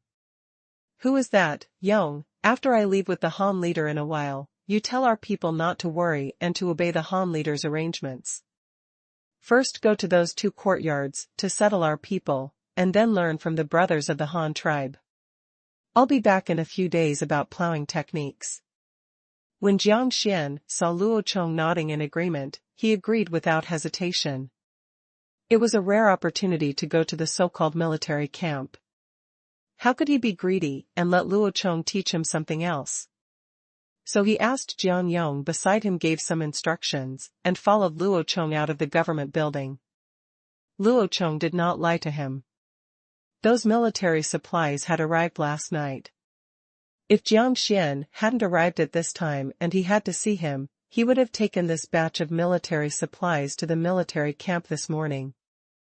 4-wheeled trucks loaded with supplies lined the streets, covered with a layer of straw curtains. Each truck was pulled by 2 horses. After all the convoys left the city through the west gate, there was another burst of sound coming from the city gate behind them. The roar of horse hooves on the ground. These are all war horses to be equipped for cavalry. Different from those draft horses that pull carts, there are more than 1,000 in total. They are all good horses with strong height, dark coat and sufficient endurance. Except for a small number of rationing officers, the remaining 1,000 cavalry will be used to form 2 cavalry units. There are a total of 310 people in the 2 groups, with an average of 3 horses per person. This is not a luxury for the Han tribe where horses are already scarce. However, if an army lacks the unique mobility of cavalry, it will be a major drawback. Just like the heavy armored infantry of the Song dynasty, they were never afraid of cavalry and never lost a few battles. However, if they can't beat the cavalry, they will run away, losing me to the 16 states of Yanyun, deceiving me that there is no horse farm in the Central Plains. Therefore, Luo Chong's philosophy is to value the essence rather than the number. After all, there are few horses now. If the Han tribe has more people and horses, I will have tens of thousands of cavalry to play with. Then even the infantry, I will give him the Tang dynasty. Such horse infantry, marching on horseback and dismounting to fight, are called horse infantry. However, this goal is not far away for the Han tribe. After the new city on the grassland is built next year, the Han tribe will definitely expand the livestock trade on the grassland. By then, a large number of high-quality livestock will be continuously imported to the rear of the Han tribe. From then on, the Han tribe there will no longer be a shortage of fine war horses and oxen for plowing the fields. Jiang Xian couldn't ride a horse, so he could only sit in the truck again and accompany him. Looking at the thousands of horses behind him, the clanging sound of iron hoofs hit the ground, but it seemed to hit his heart. This is the strength of the Han tribe. The number of these livestock alone is far greater than the population of the Jiang family. What kind of army can be armed with so many livestock? Jiang Xian's heart is full of expectations and a little vague. Fear. You can't blame him for thinking too much. After all, there are thousands of war horses behind the convoy, and there are countless horses pulling the carriages in the front convoy. More importantly, behind the horses, there are also a large group of antelopes, sheep, there were even pigs. Jiang Xian was curious and asked the driver in front about the use of these livestock. The sheep and pigs didn't look big. Although they were generally larger than the domestic sheep Luo Chong had seen in his previous life, they were not as big as the horses next to them. In comparison, it's not eye-catching at all. So I heard the driver next to me say with a smile, "Those pigs and sheep are not for riding, but are brought by the leader to reward the soldiers." What is a reward for soldiers? Jiang Xian asked in confusion. It is used to feed the warriors and reward them with meat. Jiang Xian was shocked again. It turned out that the warriors of the Han tribe were so well fed. In fact, it's not just that. Luo Chong brings not only livestock such as pigs and sheep, but also many other things. I received a report a few days ago that the military camp has been almost built and the basic training has been completed. Ruyang County, the supplies on the side were also fully prepared, and Luo Chong started to leave for the military camp. It's not that far from Hanyang City to the outside of the valley of Fuma Pass, only about 50 miles. The baggage team led by Luo Chong included only carts and horses, and the speed was not slow. The group set out in the morning and arrived halfway through the afternoon. When he arrived at his destination and passed by Bomogwen County, Jiang Xian was shocked again. He didn't expect that there was a Han tribe city so close to Hanyang City. The convoy transporting military supplies did not enter Bomogwen County, but went directly around from the outside, and then passed through Wingqing in the north of the county. When they left the valley, they saw the military camp outside the valley. After not seeing each other for a month, the military camp has changed its appearance.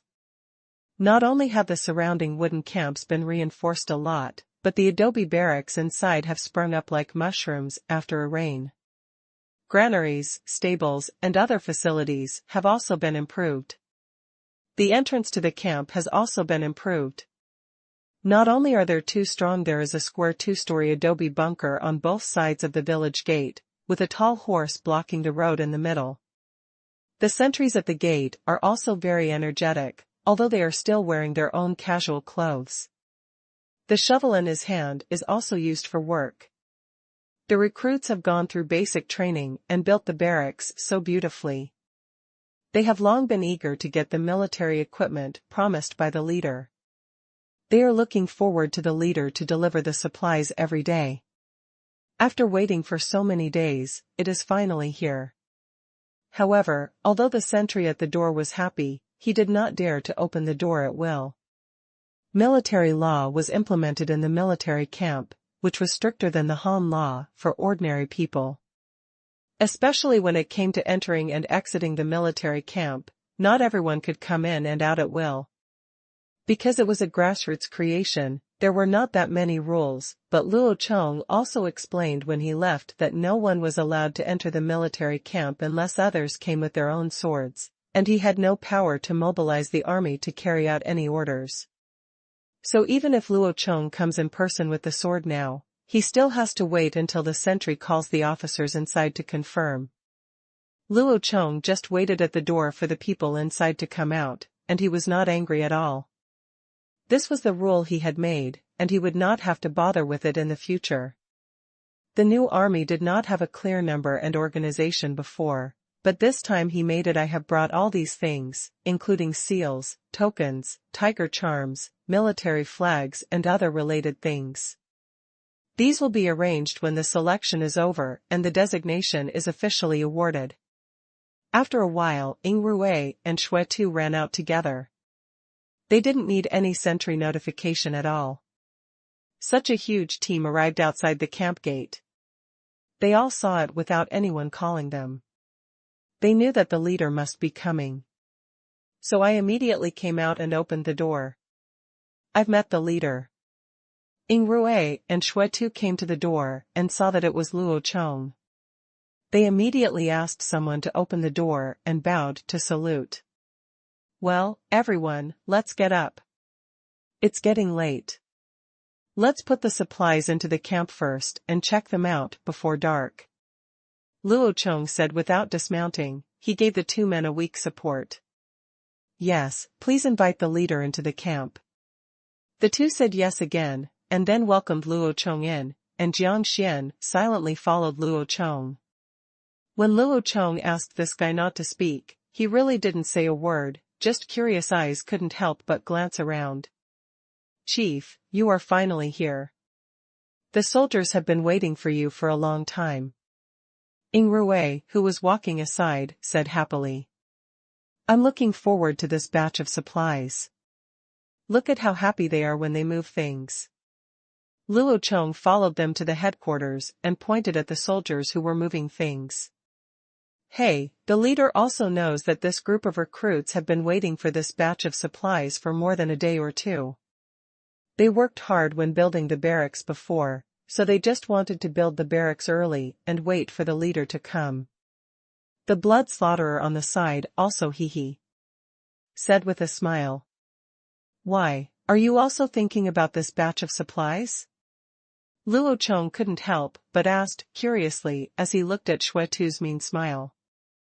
This guy Xuetu was promoted to an officer by Luo Chong as early as when the Han tribe formed the first regular army. At that time, Shude was the section chief, Xuetu was the deputy section chief, and Beastia was the commander of the unit. They were also among the best.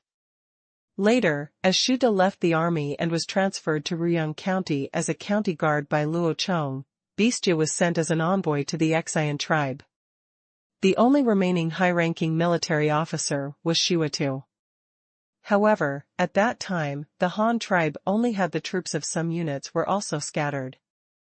Among them, the two general banners, Chai Duo and Humansong, were also transferred to Danshan County to organize the construction of cities and canals, so Xuetu's troops were not many. But no matter how good this guy is, he is also the earliest batch of regular troops. What good stuff has Xuetu never seen? Why is he still thinking about Luo Chong's batch of supplies? After all, while the new recruits don't even have military uniforms, veterans like them are fully equipped with military uniforms and armor, and there is no shortage of weapons. Logically speaking, they shouldn't be greedy for the things of these new recruits. Chief, I heard that there are newly made armors and divine arm crossbows this time. These are all good things. I haven't seen them yet. Shwetu was not hypocritical and said it openly. Get what you want. Oh, so I was thinking about this. You must have the armor. Don't worry. This time, not only the new recruits, but also your more than 100 veterans will have to hand over their leather armor, and then all of them will be replaced with iron armor. As for divine arm crossbow, what do you want as an officer? Do you plan to go to the front and fight in person? Just teach me how to command and lead troops. Luo Chong suddenly realized that Shwetu was thinking about this thing, but as a senior officer, you don't want to think about how to learn tactics or how to command. You just think about this, so you can't help but say a few words to him. Shwetu didn't take it seriously and said with a silly smile, it's enough to have the leader to command. As long as the leader gives the order, Shwetu guarantees to rush to the front. No matter who the enemy is, he must be dealt with by the leader. I will handle the command. If you don't know it, don't learn it. When Luo Chong heard what he said, he couldn't help but grimace. Don't interrupt me. I'll check your homework later and see how many words you can write now. Shwetu couldn't help but put on a bitter face when he heard this and didn't dare to say anything else. After a group of people entered the command post, Luo Chong first checked whether any corners were cut during the construction, then he opened the curtain and walked into a hall. Then his eyes were attracted by a huge sand table in the center of the hall. This sand table is very large, measuring 3 meters vertically and horizontally. The bottom is a table corner made of wooden piles, and the top is a large square wooden box. Inside, soil and stones are used to construct a simulated terrain, which combines the entire Han tribe's territory, as well as large areas of surrounding areas for travel and exploration are all marked. It can be said that this is the most intuitive terrain sandbox of the Han tribe. Although Luo Chongrang made this thing, this was the first time he had seen it. Before, Luo Chong only had a relatively comprehensive map in his hand. He wanted to build such a large sand table in Hanyang City, but he didn't. There's room for it. Jiang Xian, who was following him, was even more surprised. This was the first time he saw the whole picture of the Han tribe's territory. In the huge sand table, where all the Han tribal cities were located, a clay city model was fired according to their scale and terrain. The locations of rivers and lakes were replaced with soil of different colors. One can have a panoramic view of the entire territory of the Han tribe at a glance. This thing is well made. Luo Chong couldn't help but praise when he looked at the sand table, and then led everyone out of the headquarters. While the soldiers were still counting supplies, he first went to the newly built barracks to inspect and see how well the barracks were built. If it is qualified or not, then the granary, stables, wells, etc. are all inspected. After Luo Chong finished all the transfers, the things he brought over were almost arranged. After all, they were just entering the camp for inventory first, and it was not time to distribute the supplies yet. Then he led everyone to the reviewing stand at the school ground. Ready to review the training of the new recruits, and just in time to give them a lecture. Drum beat, gather together, let me see how the new army has been training this month. Yingrui and Shwetu looked at each other, their eyes full of confidence and slowness, and then they began to order the soldiers to start beating the rally drum. Like the bugle, the sound of this drum is also particular. According to the different rhythms and different striking parts, it can also be divided into many functions. For example, hitting the drum head and drum waist with a wooden mallet has 2 meanings. One is knocking on the leather surface, the other is knocking on the wood on the side. The sound is different. The drums of the assembly drum sounded. The soldiers who had just finished counting the supplies and were gathering in groups around the camp heard the familiar sound of the soul-calling drum and reflexively started to walk towards the school grounds. Before running, the rally drum had not finished ringing for the first time. The soldiers who were relatively close to the school field had already ran to the school field and started to line up in the familiar positions. The armor-piercing instructors arrived at the school grounds faster and began to shout loudly for their troops to return to their positions. After the number of people arrived, they began to line up, report the numbers, and a series of processes. The drums were not beaten for the third time. When it was over, except for the soldiers beating the drums and the sentries standing guard, everyone else had already stood in line waiting for instructions. Those soldiers are also very accustomed to this. If they are not used to it, there is nothing they can do. If they are late when gathering, they will definitely get a military stick. Military law is ruthless, even more cruel than Han law, so after this month of hard work, they have developed, it has become a conditioned reflex of the body. Now whenever I hear the rally drum, my legs will already start running before my brain even reacts. Luo Chong, who was on the reviewing stand, had been counting silently in his heart since the first knock. He was quite satisfied with the speed. Then he started to check the orderliness of the queue, and there was nothing wrong. Then he felt relieved. It seemed that the basic training of these recruits was pretty good. Although the lack of uniforms reduced the effectiveness of the queue, but this was all it's nothing. After all, the clothes haven't been distributed yet, so I can't blame them. Well, the speed of assembly is not bad. Now let's practice the usual queue subjects, and take a look first before talking about it. Luo Chong nodded and gave another order. After all, just standing in line is of no use. If you can't even turn left and right, then training in this line will be meaningless. Yes, all of them are involved, and they will conduct queue training as a team. Shuatu on the side took the order, turned around and shouted at the top of his voice to the queue below. Then the new recruits below began to practice under the leadership of the veteran instructors in armor.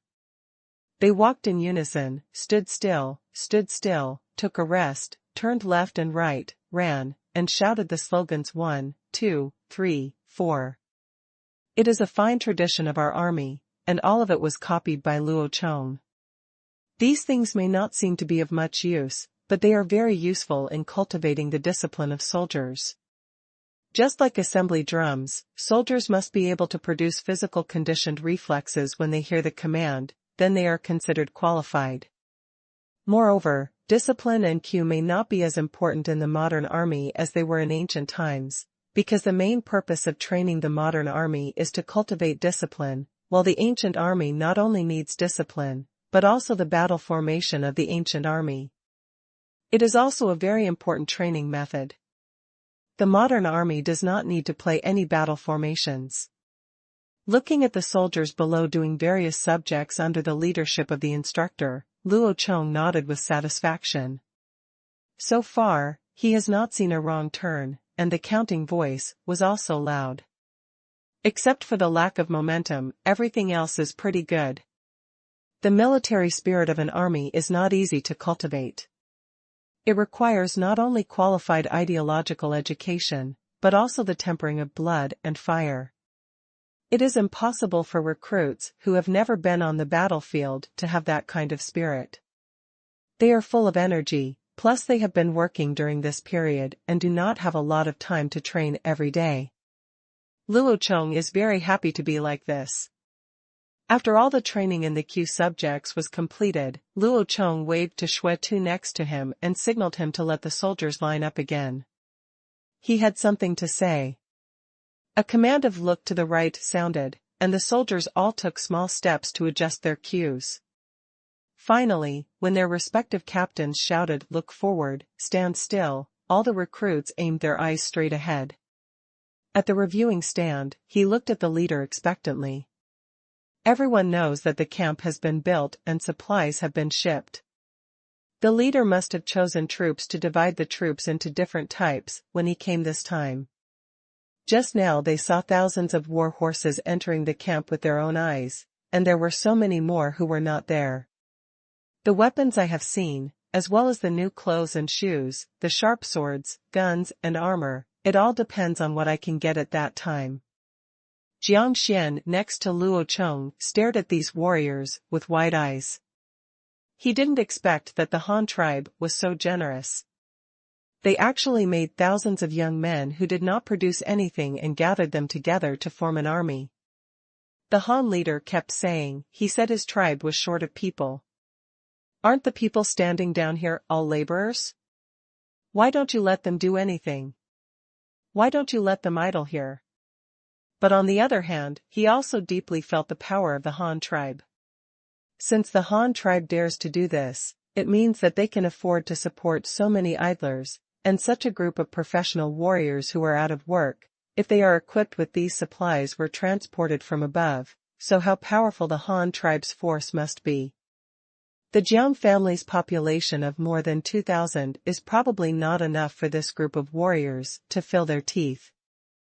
Seeing that more than 4,000 soldiers were already lined up below, and Ing Rui next to him also handed him a loudspeaker, Luo Chong came to the reviewing stand and began to speak. Soldiers of the Han dynasty, I am very satisfied with your formation training just now. In this month, you not only completed the construction of the barracks, but also did not neglect these basic trainings. I am very pleased with this. Now, I as the leader of the Han tribe, congratulations on completing the first phase of training. You are now a real soldier. Luo Chong's voice came from the copper speaker and spread throughout the school grounds. The recruits lined up below were also very happy to hear the leader's praise. Since the leader said that they were a real soldier, the next step should be let's distribute those supplies. Sure enough, everyone immediately heard Luo Chong's voice, continuing to shout. However, this is not the end, but just the beginning. Next, you will have to undergo more rigorous training. You must not only become a disciplined soldier, but also a soldier who can win battles. I know that many of you can't wait to get those equipments. No problem, I can give them to you, but before that, each of you must pass a strict assessment. In addition, I want to warn you not to discriminate against any type of military. The soldiers of our Han tribe are regardless of high or low, whether you are a sword and shield soldier with a shield and a sword, a spear soldier, a halberd soldier, or a bowman. There is no distinction between crossbowmen and cavalry. Moreover, the equipment and weapons of these arms are not much different. Every weapon I have prepared for you is not bad. Therefore, I hope that in the next assessment, I can see the truest version of you. Don't deliberately falsify in the assessment just because you want to be a certain soldier. That will not only harm yourself, but may also implicate your comrades, your brother. For example, many of you have seen those war horses that have just been delivered. There must be many people who want to be cavalry, but in fact you are not suitable. In this way, you will hold back your comrades during training. In war, because of you, if you are not capable enough, you will distract your comrades from protecting you, or even risk their lives for you. Don't think I'm scaring you. I also hope that you can be responsible for your comrades around you, for your own life, and for your family. If because of your own wrong choices, you and your comrades lose their lives in the end, think about it. Thinking about the wives in your family and what kind of life they will have in the future, I hope you can all remember what I just said. Okay, that's all I have to say. In addition to supervising the selection and assessment today, I also want to reward everyone. I know you have worked hard this month in training and building camps, and you don't usually have anything good to eat. I definitely didn't have it just now. You may have seen the pigs and goats. Those are prepared for you, with meat and vegetables specially added for you. Next, let me talk about the arrangements for this afternoon. Everyone should not move around for a while. They will be in teams, and under the leadership of their respective captains, their height and foot length will be measured, and they will receive the new uniforms uniformly. Then boil water and take a bath together, wash yourself and put on new clothes tomorrow. After everyone has taken a bath, everyone can have a dinner together. Okay, now each captain starts to lead the team members, to lead the troops. After listening to the leader's words, everyone looked solemn at first, especially when Luo Chong said that there is no distinction between high and low in the military, and wrong selection of military services will lead to death. Many of them were startled in their hearts. Many people did have their own differences before. Those who have goals are very eager to become their favorite military unit, and many people have made preparations in advance and want to conceal some of their abilities and characteristics during the military selection and assessment. But now, after listening to the leader's words, they had to give up this plan. The Han tribe was very large and had a large population, but it was nothing compared to modern times. The total population had not exceeded 100,000, so the leader Luo Chong still had great prestige among the tribe, especially among the young people. Among them, Luo Chong, the young leader, is even regarded as his idol. Looking at it, from the age of 10 to 15, it took only 5 years for the Han tribe to develop from a few dozen people to a behemoth with multiple cities and tens of thousands of people, so few people would question what Luo Chong said, because everyone I know that the leader is very smart and what he says is true. However, the forest is big and there are all kinds of birds. Of course, there are people who don't care about what Luo Chong just said and still plan to cheat in the assessment tomorrow. But they don't know the assessment method yet, so they have no target to start with. They can only go to it was time to improvise. In addition, everyone was very happy when they heard that they would get new clothes today, and there would be extra meals in the evening. There was so much meat for them to enjoy, which made them even more happy.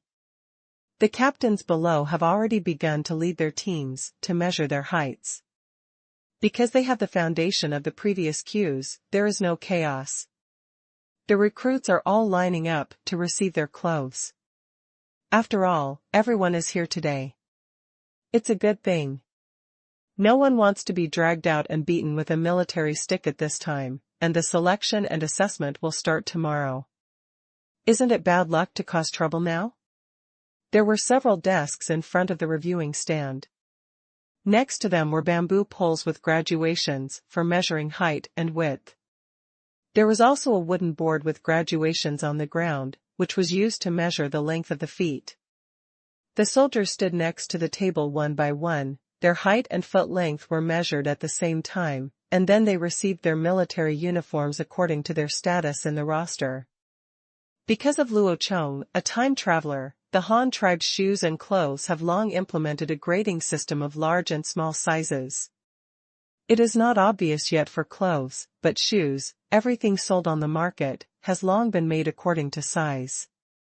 Other large volume uniforms, such as military uniforms, have long been produced according to order, but ordinary people still tailor their clothes at home, basically making them themselves. The soldiers happily received their new clothes and boots without making any noise.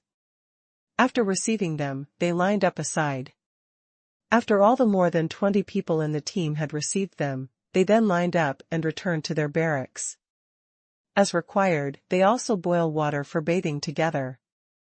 For this uniform change of clothes, Luo Chong also specially brought a batch of soap and arsenic. Occasionally bathing with arsenic in water can be used to kill surface parasites and prevent poisoning reactions, keeping soldiers healthy and preventing military camps. An infectious disease occurs in the military camp. After all, the military camp is one person, the environment is very dense, so we have to take precautions in advance. Fortunately, the military camp is also an easy-to-manage place, that is, there are disciplines to restrain the behavior of the soldiers. The wells and public toilets in the camp are also well planned, and these facilities are also large. Reduces the possibility of disease occurrence. In ancient times, medical conditions were poor, and the success rate of treatment was not high. We could only focus on daily epidemic prevention. Being clean at ordinary times was much better than taking more medicine when sick. This is also the purpose that Luo Chong has always implemented. There is a functional building like a bathhouse in the military camp. It looks like a large warehouse on the outside, and there is a large pit excavated inside, which is then built with stones and bricks, and there are small pieces of pebbles paved underneath. There were many large pots set up outside the bathhouse. After the hot water was boiled, some people carried it in and poured it into the bath. Some people also carried cold water from the well and poured it in to adjust the water temperature. There were also military doctors brought by Luo Chong from Hanyang City. Arsenic is thrown inside and soldiers are instructed on how to use it safely. This thing is not always available in the military camp. You can only apply for it when it is used, otherwise it may easily cause poisoning accidents. Those soldiers who had finished taking a bath, or were waiting to take a bath, began to kill pigs and sheep to prepare food for the evening dinner. In addition to meat, Bomagwan County not far away also provided vegetables for the military camp. These vegetables cost no money, but they have to be exchanged for feces. The soldiers in the military camp are not engaged in production. They are professional soldiers who are completely off-duty. Naturally, they do not farm, so the feces produced every day in the public toilets in the military camp have no effect, but again you can't throw it away. It happens to be next to Bomagwan County, so you might as well give it to them directly. Growing vegetables consumes more fertilizer than growing food. These feces are also valuable resources. Of course, there is no reason to throw them away in vain. Use them to grow vegetables for the people and then feed them to the military camps. This can be regarded as making these soldiers self-sufficient in disguise. When everyone had taken a shower and started to have dinner, a table had been set up for Luo Chong. In addition to the main meal, all Luo Chong had was barbecue. The Han tribe's own chili peppers were snatched from the Qingshu tribe. The cumin and these seasonings have been cultivated on a large scale, so the Han tribe is not short of these things, and the price is not expensive. Ordinary people can afford it, because this thing is originally an auxiliary part of their families. Grown in the field. The Han tribe's land dividing system means that men are divided into grain fields to grow grain, and women are divided into auxiliary fields to grow mulberry, vegetables, and seasonings. There are no restrictions, so every household will grow some seasonings to satisfy their own needs even if they are not sold. Edible. Jiang Xian had been quietly picking up the skewers next to Luo Chong. While sighing that the Han tribe was really good at eating, he also did not forget to summarize what he had seen today. He saw a lot of novel things today, but he didn't understand many of them. He wanted to ask, but when he thought of the conditions he had promised Luo Chong before, he couldn't help but feel a toothache. He had no choice but to continue to hold it in. Anyway, he still had a toothache. I have a few days to take a look first and then talk. The food for the soldiers is also very rich.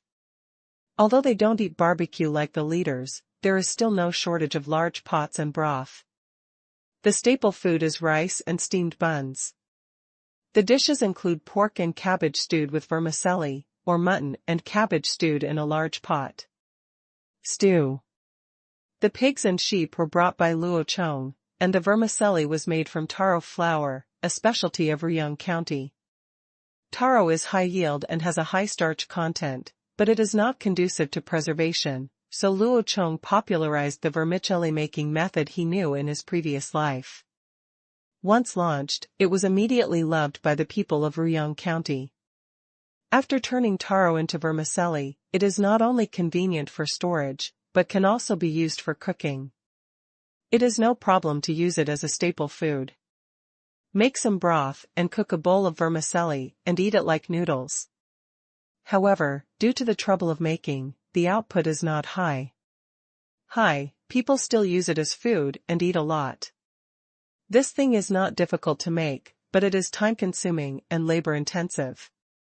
You must first use a stone mill to grind it into a slurry, then soak it to precipitate and precipitate the starch, then steam it in a pot to make a powder, and finally cut it into thin strips with a guillotine.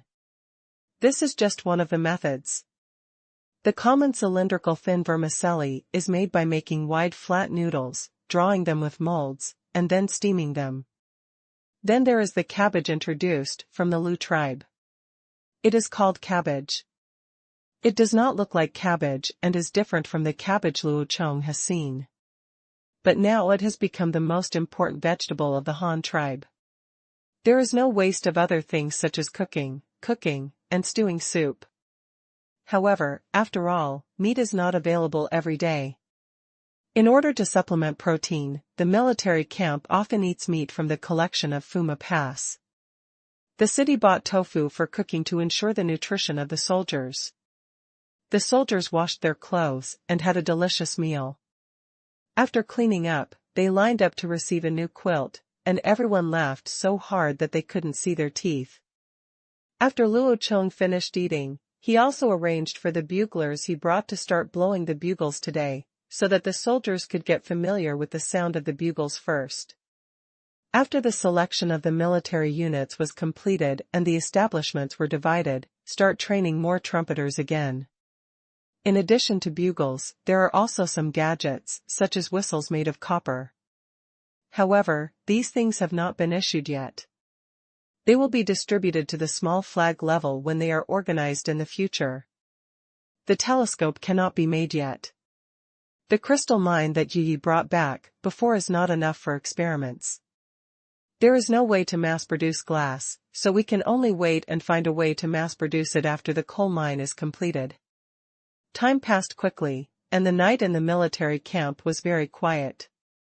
Early the next morning, after the loud sound of the reveille bugle, and the sound of the reveille drum, the soldiers in each barracks got up.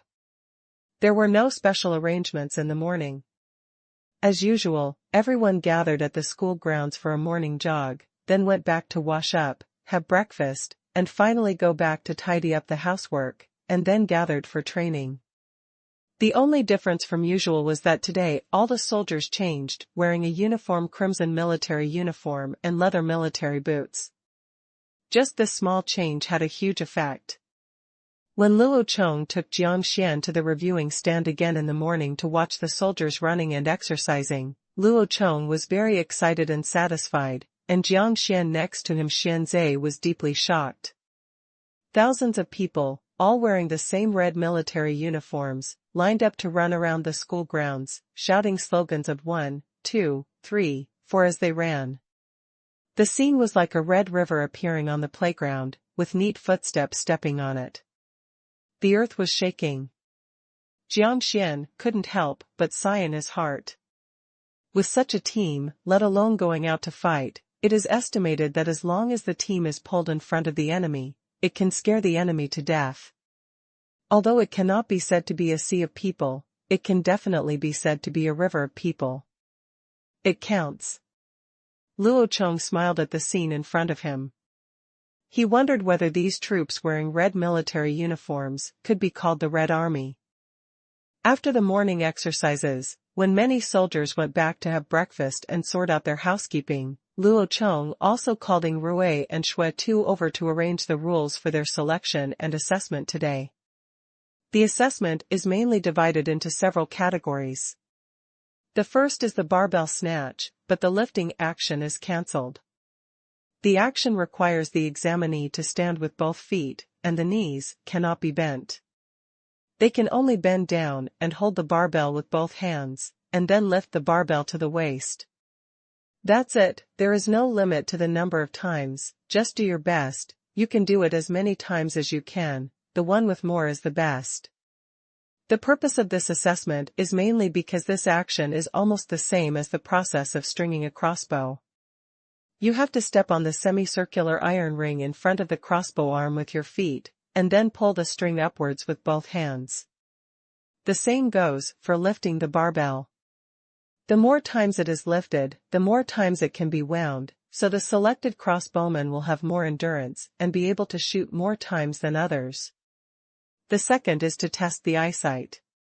First, prepare 5 wooden signs the size of human heads, then paint them white, write 10 numbers from 0 to 9 on both sides, and then arrange for individuals to randomly hold up the signs in the distance for the test. Be identified. The purpose of this vision test is also to prepare crossbowmen. At the same time, the best ones can also be selected to serve as scouts, that is, scouts. The third is to quickly pass the high and low stakes and balance beam tests. Those who successfully complete the test are considered good, and those who complete the fastest are considered excellent. This test is mainly used to select warriors with excellent sense of balance, that is, people with developed cerebellum. They can be used for cavalry and sword and shield soldiers. Cavalry is the most bumpy on horseback. They also need to learn some extremely difficult stunts and equestrian skills, which are similar to gymnasts. The requirements for balance are very strict. Although sword and shield soldiers do not ride horses, they need to hold different weapons with both hands, a shield in one hand and a steel sword in the other.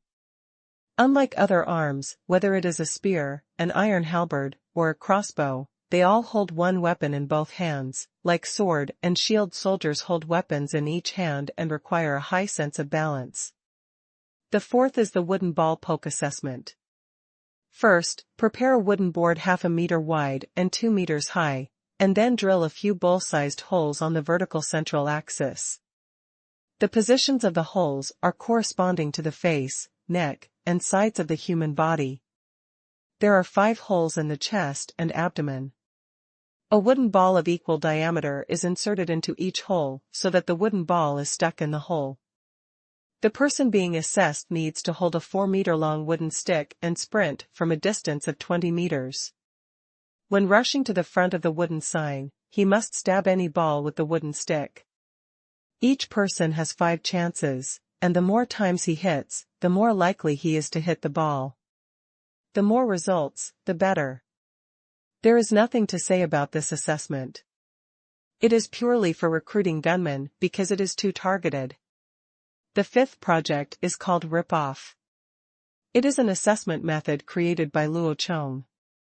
First, you need to select several bamboo poles with the same length and thickness, and even the length of the bamboo joints, and then paint each bamboo joint into a different shape. Color. One of them is set up horizontally with a bracket and fixed to the same height as the person's shoulder. The other 2 are erected and installed on the left and right sides of the crossbar. The examinee needs to hold a 3-meter-long bamboo pole. The first section of the bamboo pole used for hitting needs to be drilled, and then sand is poured into it to increase the weight to simulate the installation of iron tools. Finally, the section filled with sand is poured into the pole. The section is painted white with paint. During the assessment, an invigilator will read out the color of the target at any time, and then the examinee needs to instantly hit the corresponding color area on the bamboo pole with the white head of the bamboo pole. The purpose of this assessment is mainly to select halberd soldiers. This is the first time Luo Chong has used a long weapon like the halberd. Ancient long weapons are mainly divided into 3 categories. One category is spears, also called spears, which can only be used for thrusting. They can be divided into many types according to their length and usage methods, but generally there are only 2 small categories. One is handheld. The spear or lance, another short and lightweight throwing spear, belongs to the long-range throwing spear category. The second type is gu, which is similar in shape to a long-handled sickle. The front end of the wooden handle has a short blade placed horizontally on the side. The blade pierces the enemy's body, and it can still be healed after being pierced. Pulling it back, like a scythe cutting grass, it can cut the entire body of a person. This action is called cutting. People who are more skilled can even use this scythe to cut the enemy's neck. It is also often used to cross the enemy's neck. Place it on a chariot to harvest the enemy's heads. However, the above 2 types of long weapons have relatively single functions. One can only stab, and the other can only peck or cut. However, the third type of halberd combines these 2 weapons. This thing was widely equipped as early as the Spring and Autumn period and the Warring States period, and it was not uncommon until the Sui, Tang, and Song dynasties. However, its name was changed. It was called the sickle gun by the famous General Luo Chong in the Sui and Tang dynasties, and the famous General Yu Fei in the Song dynasty. Just listen to the name and you will know what it is. To put it bluntly, a sickle head is added under the spear head, which is equivalent to mounting the spear and the spear on a wooden handle. It can be used to stab the enemy or as a weapon. It can be used to peck like a gun, or even be used to hook the legs of horses or humans. It is the best long weapon for spearmen and infantry. It can play a great advantage whether it is used to fight on foot and cavalry. However, this useful thing has never developed in history. In the end, it was dominated by the spear family, and other weapons and halberds disappeared. This is because this weapon has a deadly opponent, the hook set. He has a hook in one hand and a long sword in his other hand. He has to kneel down and call daddy in front of his natural enemy, gushed. The hook is a small shield with 2 iron hooks on the upper and lower ends. When you come to peck at me with a spear or halberd, I will first use the shield with hook to block it, and then use the hook to hook the corner of the spear or halberd. At this point, you can't take back the weapon. At this time, I use the other hand to strike you with a sword. You can't even block it, you can only open your eyes and wait for death. But Luo Chong is not afraid, because only he knows the secret of hook setting. As long as he does not eliminate the natural enemies of this kind of spear and halberd, the iron halberd equipped by the Han tribe will be invincible. Let's talk about the rip-off test. The examinee is asked to hit the bamboo pole with the head of the bamboo pole at shoulder height. It is actually equivalent to using a halberd to peck the enemy on the shoulder or neck. The movements are actually exactly the same. In addition, the positions of different targets are painted with different colors, firstly to test the reaction speed of the subjects, and secondly to see whether they are color blind, which can achieve different purposes at the same time. In this assessment, the one with the fastest speed, the correct color of hits, and the most effective hits is considered excellent. In addition to these technical assessments, there is also a 6th physical assessment. Each person carries 2 bamboo rafts filled with sand, which are 8 bamboo sections filled with sand, 4 in the front and 4 in the back, which are tied to the chest and back, and then run 10 kilometers. There is no requirement to run out of formation, the goal is entirely to go fast. Whoever runs the fastest will have excellent results. The final allocation of arms is based on comprehensive performance evaluation. No one knows what standards are required for each arm. So even if those soldiers cheat, they don't know which item to apply for, because there are 6 subjects in total that everyone must take the test. Not targeted at all. And in order to prevent them from cheating, everyone was also informed that those with excellent overall scores would be selected as officers, so that no one would cheat, because if you want to have excellent overall scores, you can only do it in all projects. All to the best of their ability. By the time Luo Chong had arranged all the assessment items, the soldiers over there had also finished their breakfast, tidied up their housework, and then started to gather at the school field when they heard the assembly drum. The subjects that need to be assessed in the morning are all technical, and the physical fitness assessment is all in the afternoon. Otherwise, if they run 10 kilometers with weight first, everyone will fall down from exhaustion, and there will be no way to test the remaining subjects. The first assessment is high and low piles and balance beams, also called plum blossom piles and single plank bridges. There are more than a dozen wooden piles of different heights in the area at the beginning of the examination room, followed by a 10-meter-long single-plank bridge, and it is very narrow. The width of 10 centimeters is not even as wide as a palm. Jiandun is a new soldier from Luoyang County. He has joined the Han tribe for 3 years. He has just turned 18 years old. He has no special skills and no title. He is a member of the Jianjiao tribe who first joined the Han tribe. He used to make a living by herding saiga antelopes. Later, he joined the Han tribe and was given the surname Jian. He began to learn farming. He got married at the age of 15. He has a wife at home and has given birth to a child. She has 3 children, the eldest son is 4 years old, the second daughter is 2.5 years old, and the younger son is still breastfeeding. Jiandun had arrived in Luoyang County as early as the founding of the city. It was also at that time that he came into contact with the professional soldiers of the Han tribe. As a young and energetic boy, he yearned for the equipment and weapons of the Han tribe soldiers, especially the sword and shield soldiers. He had a big shield and a sword, as well as a suit of shiny black armor, but the leader never expanded his army, so he lost the chance to enlist. This time the leader finally decided to expand the army, and his age happened to meet the minimum requirements, and he had 3 children, which also met the leader's condition of having no children, so he signed up immediately. Anyway, he already has 2 sons and a daughter. Even if he really dies in battle, he has nothing to regret. Besides, the pension given by the leader is not low. If he dies in battle, not only can he give his eldest son a first-class title, the tribe will also give martyrs subsidies to raise their children until they reach adulthood.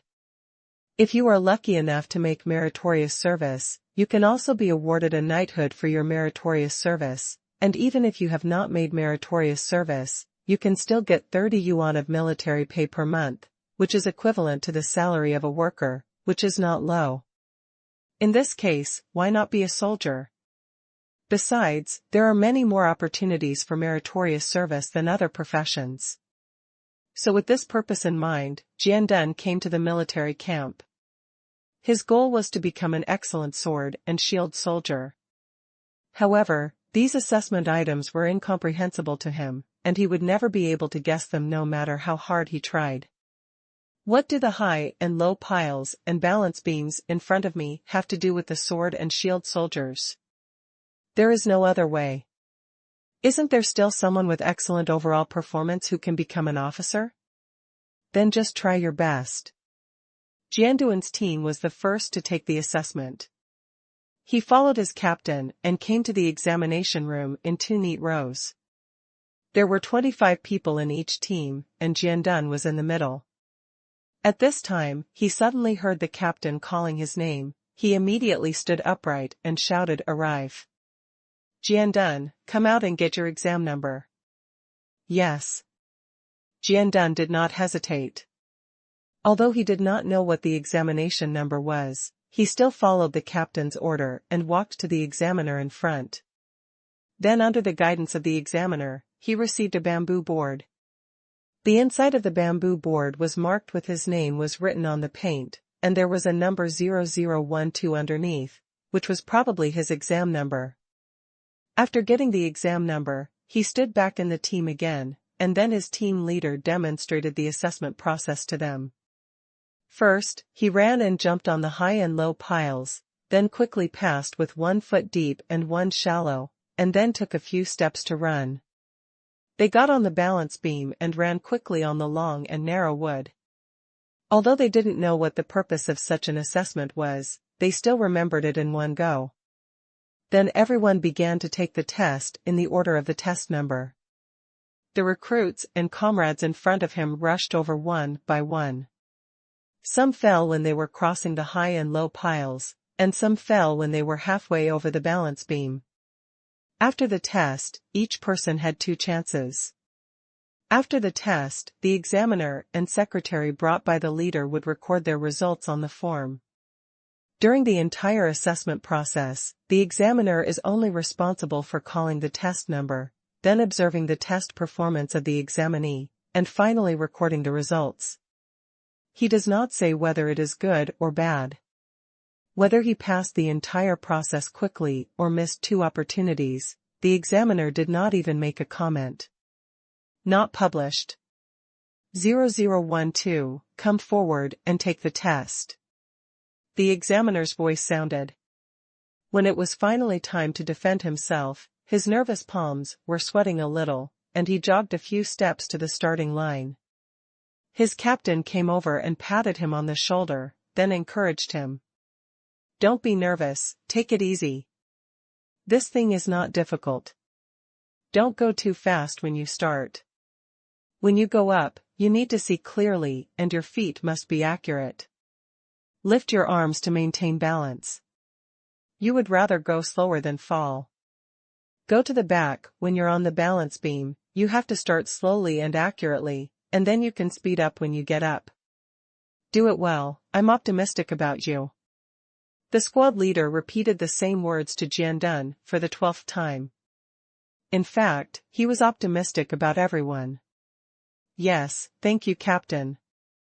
After Jiandun said this, he took 2 deep breaths and rushed forward, running for 10 meters, and then jumped onto the half-meter-high wooden stake. He thought about the skills the captain said, stretched out his arms to maintain balance, and kept his eyes tight. Staring at your feet, for fear of taking a wrong step, you would rather be steady than pursue speed blindly.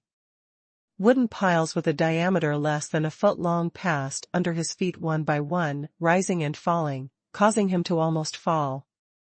However, he still managed to get through the high and low piles without any danger, and then took another approach. 10 meters later, I slowly ran up the balance beam along a piece of wood stuck diagonally on the ground, and then suddenly accelerated according to the technique the captain told me. Each meter of the 10-meter-long balance beam under his feet was marked with red paint. He had no time to look at the numbers on the wood. He only knew that the horizontal lines were passing under his feet. However, the feeling that he would fall off at any time still surrounded him. He struggled to maintain his balance, but fell off the balance beam in the last meter. Jiandun sighed helplessly, walked to the starting line from the side, and then listened to the examiner ask. Everyone has 2 chances. Do you want to try again? You can get the best result record twice. Jiandun was happy when he heard this. Since it was the best time, even if he fell off the second time, his results would not be affected. It would be best if he could run to the top next time. It didn't matter if he couldn't run. Why not try again? Once. Moreover, I just passed the high and low piles in one go, and the balance beam reached 8.5 meters. Compared with the dozen comrades in front of me, this result is already very good. If I can do better, wouldn't I have the opportunity to become an officer? Chance? Thinking of this, Jiandun nodded without hesitation and said, I want to try again. Jiandun's talent is quite good. Although he has no special skills, he has one characteristic: he learns things faster than others. He just ran the high and low stakes and the balance beam once, and now it becomes smoother the second time. Jiandun passed the second test in one go. This time, not only did he make no mistakes on the high and low piles, but he even finished the balance beam at the back in one go. He successfully got a good score from the examiner, but he didn't know it himself. Because after their team had finished taking the exam, the form was taken away by their captain, and no one among the recruits could see it. After the balance test, there is a test about physical strength, lifting a barbell. Luo Chong did not waste metal to specially build a few barbell plates, nor did he have time to carve things like stone locks. Instead, he directly asked the carpenters to build some wooden boxes, filled them with sand and soil to increase weight, and used wooden sticks to carry them in the middle. Looks like carrying 2 buckets, but these are filled with sand. For this kind of pure brute force test, the recruits all felt a lot more relaxed. No one was convinced, they were all young people, and no one had the strength yet. This was much simpler than the high and low piles and balance beams just now. Jiandun was no exception, but when he heard that the test was not about speed, but the number of comparisons, so when it was his turn to take the test, he started to mention it slowly, again and again. And did not output physical strength crazily at the beginning. To put it bluntly, this thing is all about endurance. Each person only has one chance to lift the barbell this time. In order to be able to lift it a few more times, everyone will work hard. Even if they are given a second chance, no one can lift it again. Finally, when Jiandun mentioned that his arms were sore, his waist felt like it was about to break, and his shoulders began to feel numb, he sat down on the ground with a score of 127 pulls. This score was not low, but it was not outstanding either. Among the 25 people in their team alone, there are 6 or 7 people who can mention it more than 130 times, not to mention how many people there are in the entire army. Jiandun himself doesn't know what kind of results he can achieve. With an uneasy mood, the first team came to the third assessment, but they are all in a state of physical weakness now. Even the first member of the team to participate in the barbell lifting has not recovered yet. Fortunately, the leader was thoughtful, and this time it was just a visual acuity test and no physical effort was required from them. There was a horizontal line in the examination room where the eyesight was tested. Jiandun followed the captain's order and stood behind the horizontal line. He saw a total of 10 tables placed directly in front of him from near to far, 1 table every 10 meters, and everyone sat at each table. With an examiner. The captain standing aside first shouted Jiandun's examination number 0012, and then waved the yellow pennant in his hand to the examiner in front of him. The first examiner, who was 10 meters away, understood, picked up a random wooden sign on the table, raised it, and faced Jiandun with the number on it. Jiandun saw it, it was a 3, so he shouted loudly, "Report the numbers you see." The examiner indicated that he had passed at 10 meters, and then raised a green pennant and waved it. The examiner 20 meters behind understood and took a random number for the test. Those who could see it continued to raise the green flag to indicate that they should continue. This continued until it reached 60 meters. Dun squinted his eyes and looked at it carefully for a long time, but still couldn't see clearly.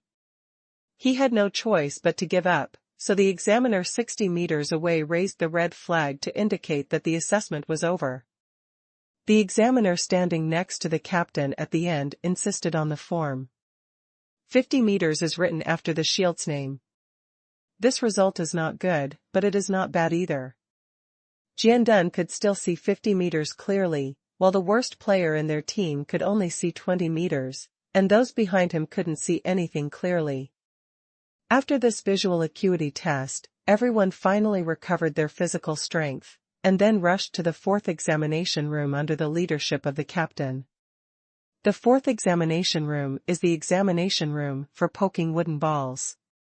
I saw a horizontal line drawn with white ash on the ground, and then there were several wooden boards as high as a person erected 20 meters away, with some wooden balls inlaid on them, and they needed what you do is use the long bamboo pole in your hand to poke those balls.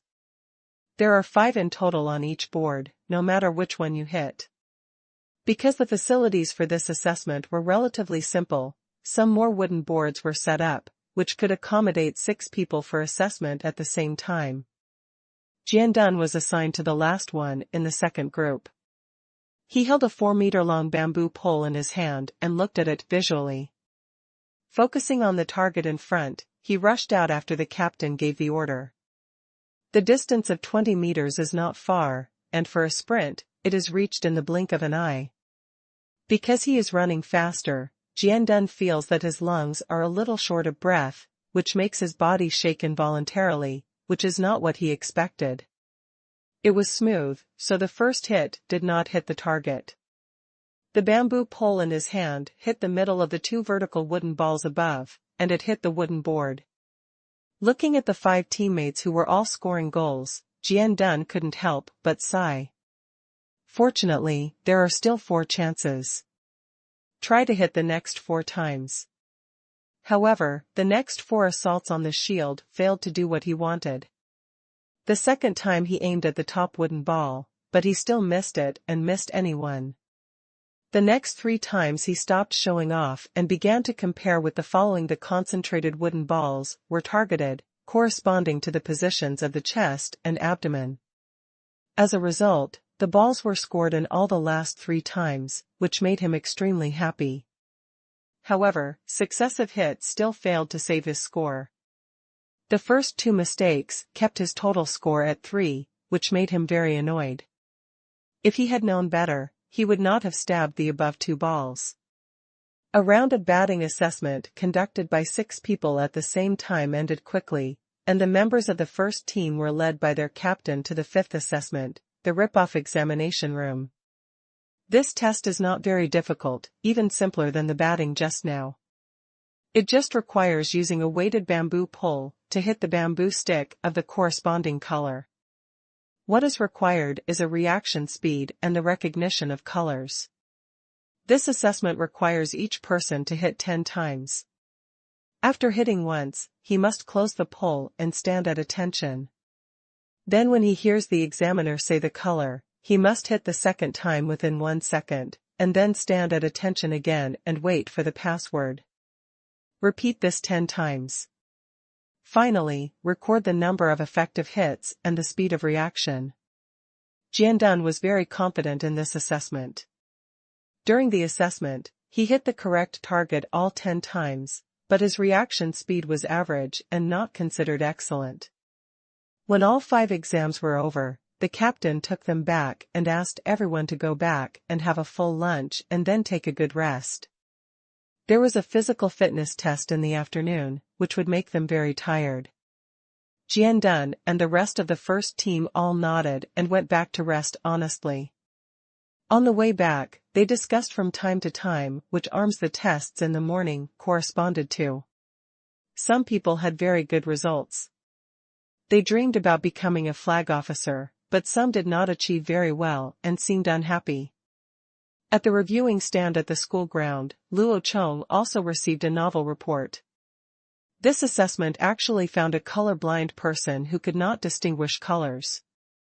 Later, Luo Chong personally found some things for him to identify, and then he discovered this guy. It's not true color blindness, but color weakness. Color weakness is not a rare thing. At least when Luo Chong joined the military in his previous life for a physical examination, he met a guy who was found to be color weak. Such people are not color blind, they just see colors that are not that strong. For example, bright red and they can see pink in their eyes, and light colors like goose yellow can be seen directly as white. For such a guy, it is impossible to become a soldier. Although he is very strong, Luo Chong cannot let him officially join the army. Even if he is forced into the army, he will never become an officer and will never see the future. Because he can't distinguish colors, if he becomes an officer and sees the wrong command flag during a battle, there will be trouble. But this guy is not willing to go back just like that. He is already in his 20s. He has 2 women at home and his children are in school. There is no shortage of food, drink, and clothing at home. He has nothing to worry about. He just lacks a title. He knows that in the military camp, those who have meritorious service will get titles. There are many opportunities, no matter what, the leader will keep him. In the end, Luo Chong thought about it and simply asked him to stay as a blacksmith with the army. He was registered in the army and belonged to the logistics branch. He was usually responsible for repairing damaged armor and crossbows, changing horseshoes for war horses, repairing harnesses and vehicles, etc., although it was nothing. There was an opportunity to make meritorious deeds, but it was not impossible, and he could also learn a craft. Even if he was discharged from the army, he could go home and open his own blacksmith shop, so this pervert happily stayed. This incident quickly spread in the military camp, and many people expressed envy that he could stay in the logistics branch as a blacksmith. It was not that the recruits were afraid of death and unwilling to fight. After all, they all came here for military glory and equipment, but envied him for being able to learn a profitable craft. Now the Han tribe is in a period of development, and there is especially a lack of craftsmen with various skills. The recruits in the same team with him had just found out that this guy couldn't recognize colors, so they jokingly gave him the nickname Fake Blind Man. In one noon, all the recruits in the battalion knew about Fake Blind Man. This character is so rare that he is so perverted. It takes more than 4,000 people to have such a person. Life in the military camp is already boring. No one can be rare to have such a special talent. They have been discussing this matter in private for several days. The fake blind man said that he didn't care about this. I am a weak man and can learn to blacksmith. Can you do it? Just go ahead and sneak some acid behind your back. In the afternoon, after a break at noon, 4,000 recruits gathered at the school grounds again and began to prepare for a test of physical fitness, a 10-kilometer cross-country course with heavy loads. There is a large runway in the school ground, which is 4 kilometers in one circle. There is no way. If it is not big enough, thousands of people practicing military formation will not be able to set up a posture. Therefore, when the camp was first built, Luo Chong planned the school ground to be very large. In such a large school field, it would take 2.5 laps to run 10 kilometers. Since there was no precise timing tool, Luo Chong could not measure the time, so he had to let thousands of people run together. The final score was calculated based on the ranking of those who passed the finish line. It's an unexpected time. When I was a soldier in my previous life, such physical fitness tests were commonplace. Ordinary troops usually practiced 5-kilometer armed cross-country training, but Luo Chong's was more special. They all had a base of 10 kilometers and unlimited ascent, and walked on mountain roads. It's not like I haven't walked 60 kilometers of armed cross-country at night. 10 kilometers is nothing. In the modern army, 5 kilometers is generally good within 20 minutes and excellent within 18 minutes. Luo Chong wanted to test the time, but he had no tools, so he had to give up the idea. Thousands of people all carried bamboo rafts filled with sand on their backs and ran wildly after the sound of a drum. Thousands of people were dressed in uniforms with 4 bamboo knots hanging in front and behind them. Smoke billowed on the runway and fell on it. The people behind could only follow others and eat dust, so they also struggled to catch up. The scene seemed a bit chaotic for a while. Luo Chong, Ying Rui, Shuatu, and Jiang Xian all stayed on the reviewing stand and watched the scene from a distance. Thousands of soldiers were chasing each other on the outer track, and there were also a group of riders on the inner circle. The examiners supervised the horses, and there were several desks placed at both ends of the key line, with several examiners sitting there to record their rankings. The first half of the lap was packed with people, but in the second half of the lap, the fastest group started to pull away from the rest. After 2 kilometers, the crowd started to become sparse at 3 kilometers. But the base number of 4,000 people was there, so it still seemed like a lot. Jiandun was also among the fastest group, but his speed was not top-notch. He could only grit his teeth and follow these ruthless people with long legs.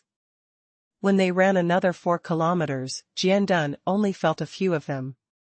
The bamboo tube seemed to weigh 1,000 pounds, but he still gritted his teeth and persisted, because his dream was to be a sword and shield soldier. My captain once said a jingle to describe sword and shield soldiers, which is wear the thickest armor and receive the hardest beatings. I heard that this sentence came from the leader.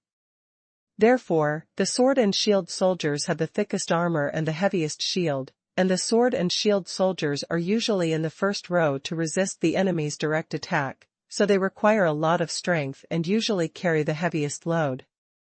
After all, they not only did he have weapons, but he also had an extra large shield than others. How could he be a sword and shield soldier without sufficient physical strength? So Jiandun just gritted his teeth and persisted, clinging to the first group and never falling behind. After a lap, everyone was still running, but some people could only be called away. Some even ran away and vomited, kneeling on the ground and retching. Someone in the inner circle quickly moved these exhausted recruits. After dragging it on, others continued. After the second lap, the long team had been divided into several sections. Everyone divided into several groups according to their fastest speed, and began to support each other and continue running energetically. Luo Chong did not interfere. After all, such a tossing was not enough for them. This is the first time. In the future, this kind of physical training will become normal. If anyone dares to support each other, they will be beaten. However, in this assessment, it is impossible to carry a teammate or carry a teammate on his back. The situation is still not allowed. By the last half of the lap, the first group was 1 kilometer away from the second group, and a full 3 kilometers away from the last echelon. The gap suddenly widened. Luo Chong couldn't help but sigh. He felt that at least an hour had passed from the beginning to now. If he was in his army in his previous life, anyone who traveled 10 kilometers cross-country for more than an hour would usually have no face to see anyone. In the ACE unit, the average score of 10 kilometers of armed cross-country on a flat road like this is within 50 minutes, which means it will only take more than 1 hour on mountainous roads. The recruits of this class are really not good enough, even the fastest first echelon ran so slowly. But the people around him were a little dumbfounded. He was obviously running very fast, and everyone was still carrying so much weight. The leader was still not satisfied? Even Jiang Xian, who had no right to speak, already felt that these soldiers were very powerful and couldn't understand why Luo Chong still looked dissatisfied. Finally, after more than an hour of competition, several echelons passed the finish line one after another. Some people collapsed on the ground. The examiner was busy recording the results, while Luo Chong, who was standing on the reviewing stand, was rushing. Give orders to Ying Rui and Shui Tu to get up all those lying down and make them stand. People who suddenly lie down after such strenuous exercise will die. When the two heard this, they felt that something was serious, so they quickly ran over and started blasting those things. The lives of so many recruits were at stake. Ying Rui and Shui Tu did not dare to be careless.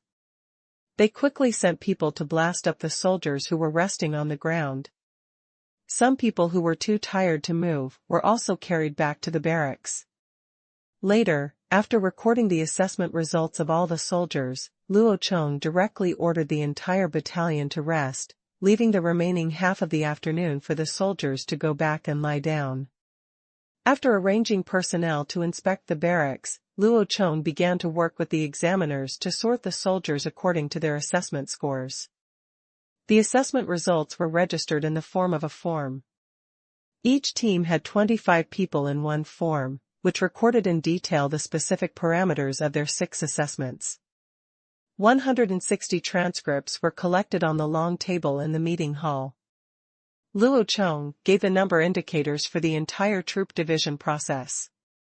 And then the examiners, that is, the scribes brought by Luo Chong, will screen them based on their scores. A total of 4,000 new soldiers were recruited this time. Luo Chong planned to form 2 guard stations. One guard station has 1,782 people, and 2 guard stations have 3,564 places.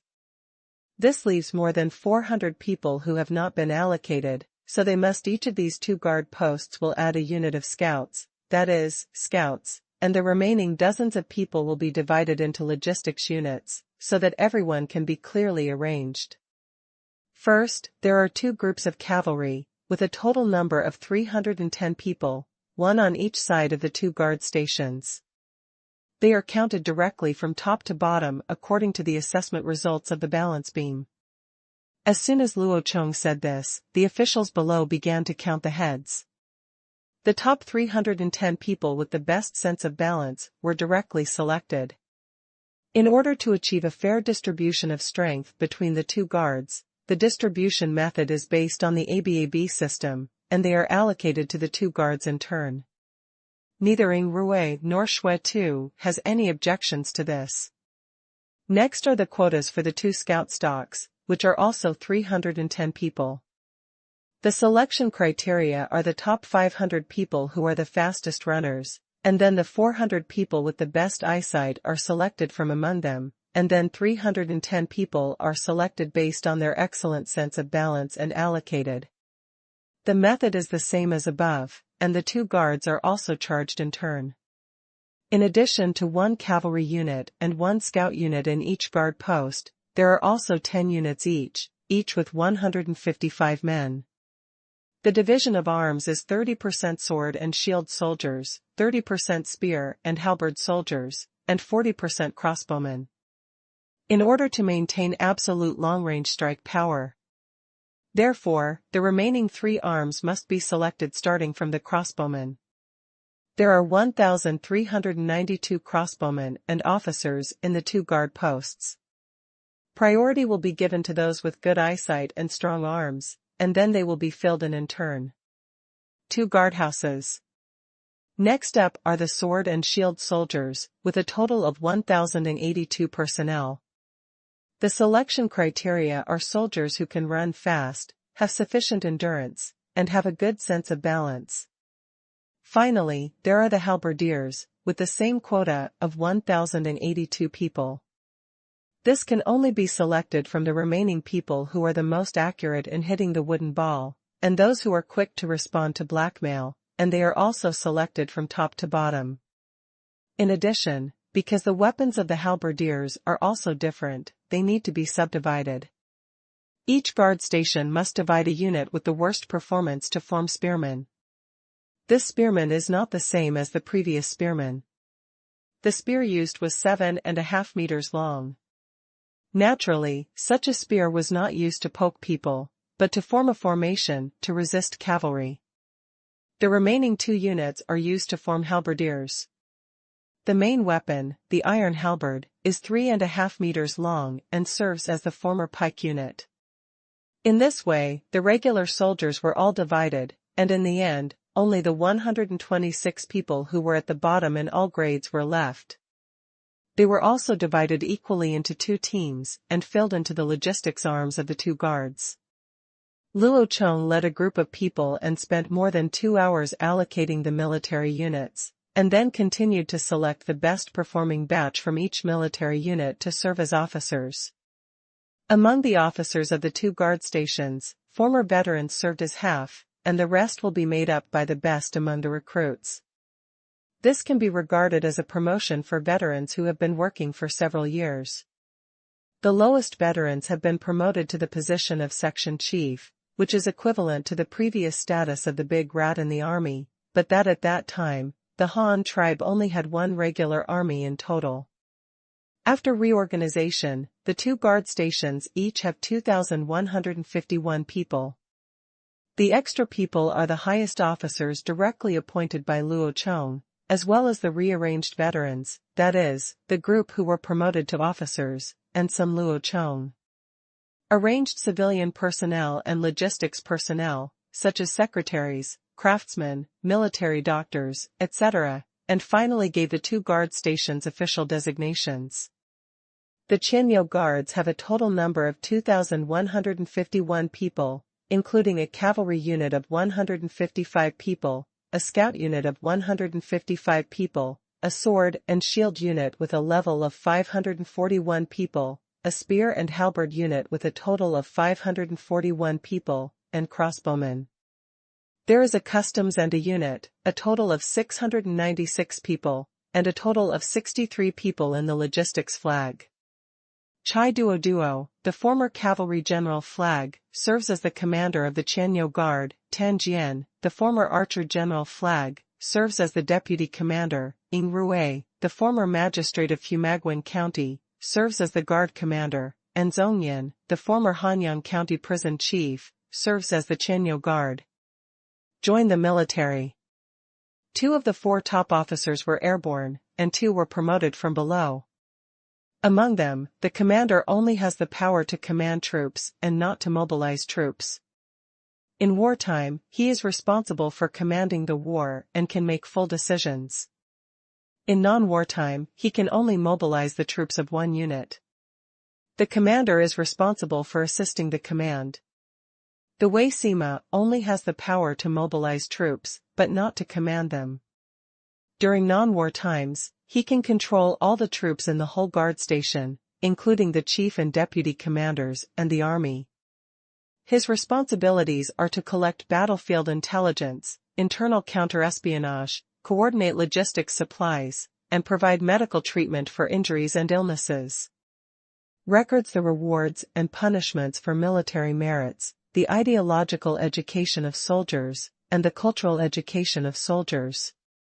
Responsible for joining the army, intelligence analysis, tactical support, march route planning, providing advice on station selection, training outline planning, and daily training person in charge.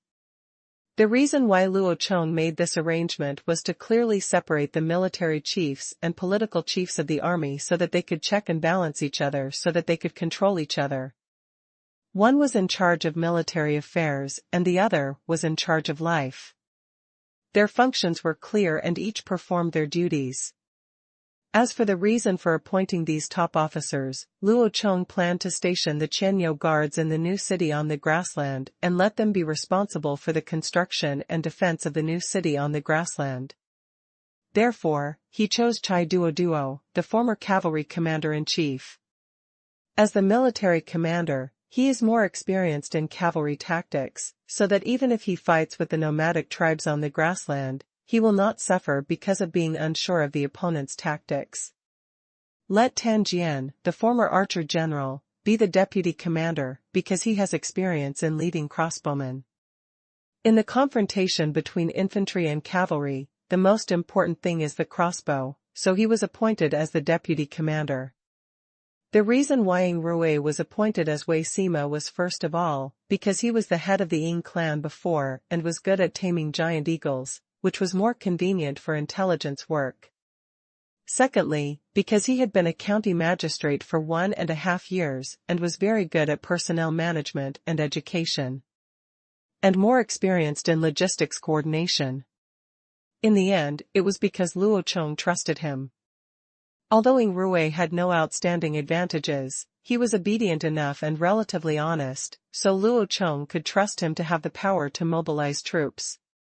As for joining the army, this is a civilian position. Just find a senior official who has management experience, is smart, and is good at making suggestions. The power is not great, so Luo Chong directly selected a senior official from Hanyang County who is more skilled in business. The other guard station was named Huben Guard and had the same staff as Qingshu Guard. However, Luo Chong made Shua to the guard commander and let him be the military chief of the guard. This arrangement was mainly because Luo Chong planned to after the war, all members of the Huben Guards were converted into engineering corps, responsible for future construction in various places. Of course, wars will still be fought when the time comes. The total number of members of the Huben Guard is also 2151. The commander of the guard is Shui Tuesday Humansong, the former general flag of the sword and shield soldiers, was promoted to deputy commander. Shi Lu, the former general flag of the spear soldiers, was promoted to join the army. The position of guard Sima of the Huben Guard is held by Shui Dongliang was brought in by Luo Chong to take charge. Shui Dongliang is a member of the Cave tribe who joined the Han tribe in the early days. He is good at digging holes and prospecting for minerals. After the Cave tribe joined the Han tribe, he was specially trained by Luo Chong to become a construction talent. Now the Shui clan members of the Han tribe are already active. On construction sites everywhere, most of them hold important positions, and Shui Dongliang is the leader among the many contractors in the Han tribe. The projects he has personally presided over include the docks in Luoyang County, the school in Luoyang County, the shipbuilding workshop in Luoyang County, the granary in Weishan County, the excavation of the eastern section of the Hanlu Grand Canal and other large-scale construction projects. He has a strong ability in project coordination. Having the experience of organizing thousands of workers to work at the same time, it should be easier for the Huben Guard's 2,000 people to handle the logistics work. This is why Luo Chong chose him to be the guard Sima.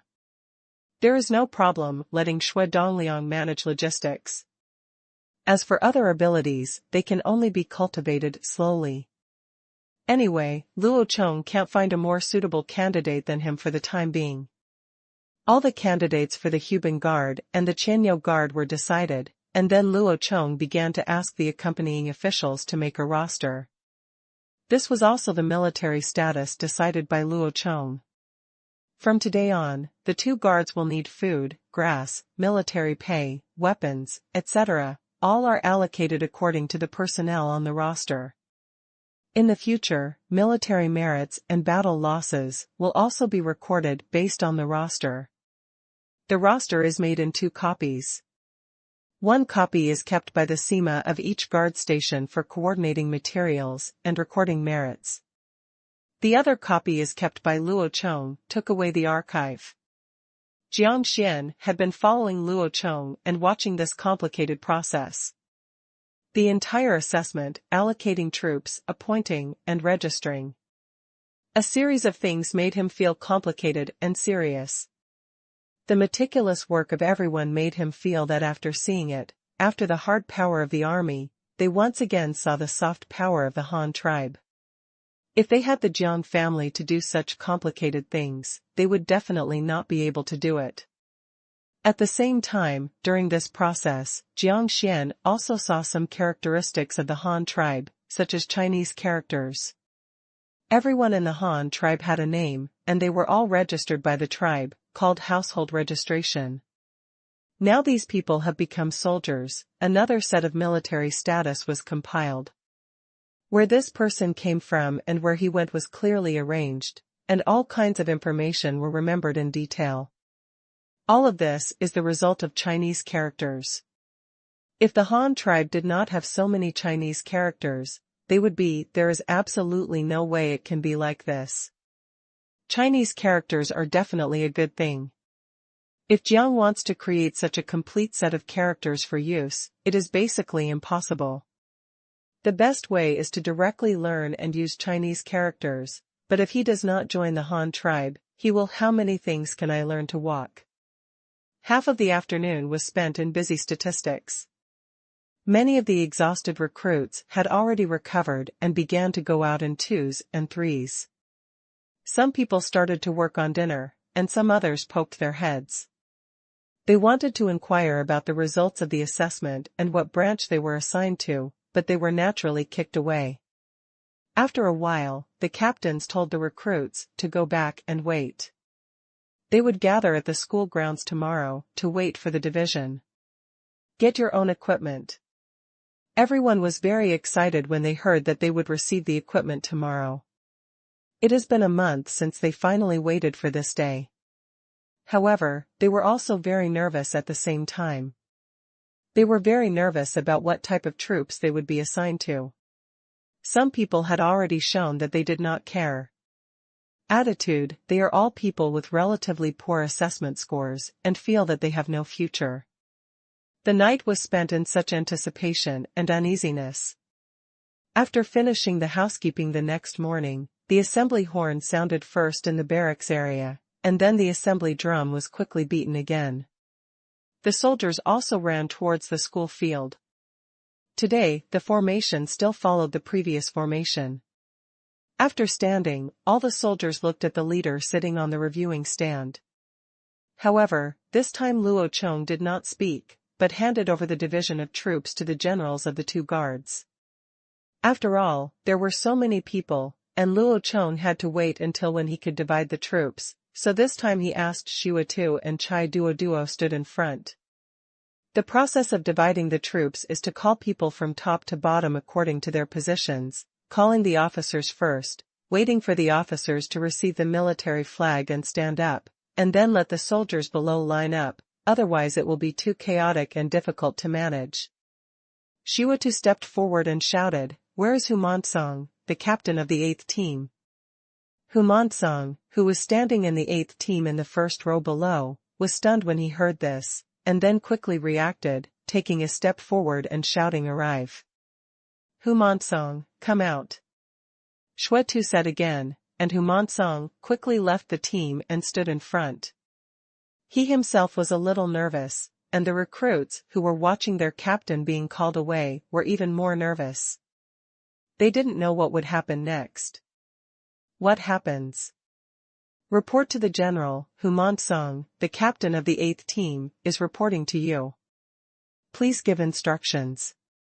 Order: Humansong is now appointed as the deputy commander of the Huban Guards, responsible for assisting in the management of Huban Guards operations. He will take office immediately when the order is issued and receive the military flag. Humansong was stunned, and his face turned red from suppressing it. He didn't expect that he could rise to such a high position after he was just a general. However, he didn't dare to let the blood butcher wait there, so he yelled again, "Yes." Then he stepped forward and took the Tiger Guard's flag with solemn hands. There are 3 military flags of the Huban Guards. One is the Han flag with black characters on a red background and a gold border, which means that this is the army of the Han tribe.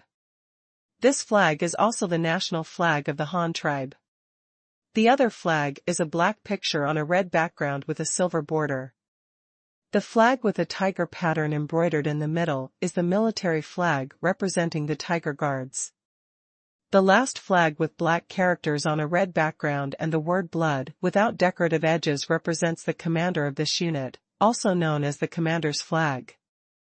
Humansong received the silver-edged military flag embroidered with tiger patterns, and then stood in front of the stage, holding the flag with one hand with his head held high. Then Qingshu called the captain of the first team, Lu, and appointed him as a member of the Huban Guards. Then he took over the commanding banner and stood on the other side of Humansong. Finally, he called Shui Dongliang and appointed him as Sima of the Huban Guards. He stood between the two of them holding the national flag. After the top-level appointments were announced, the next step was the top officers in charge of the 3 branches of the sword and shield soldiers, the spear and halberd soldiers, and the bow and crossbow soldiers.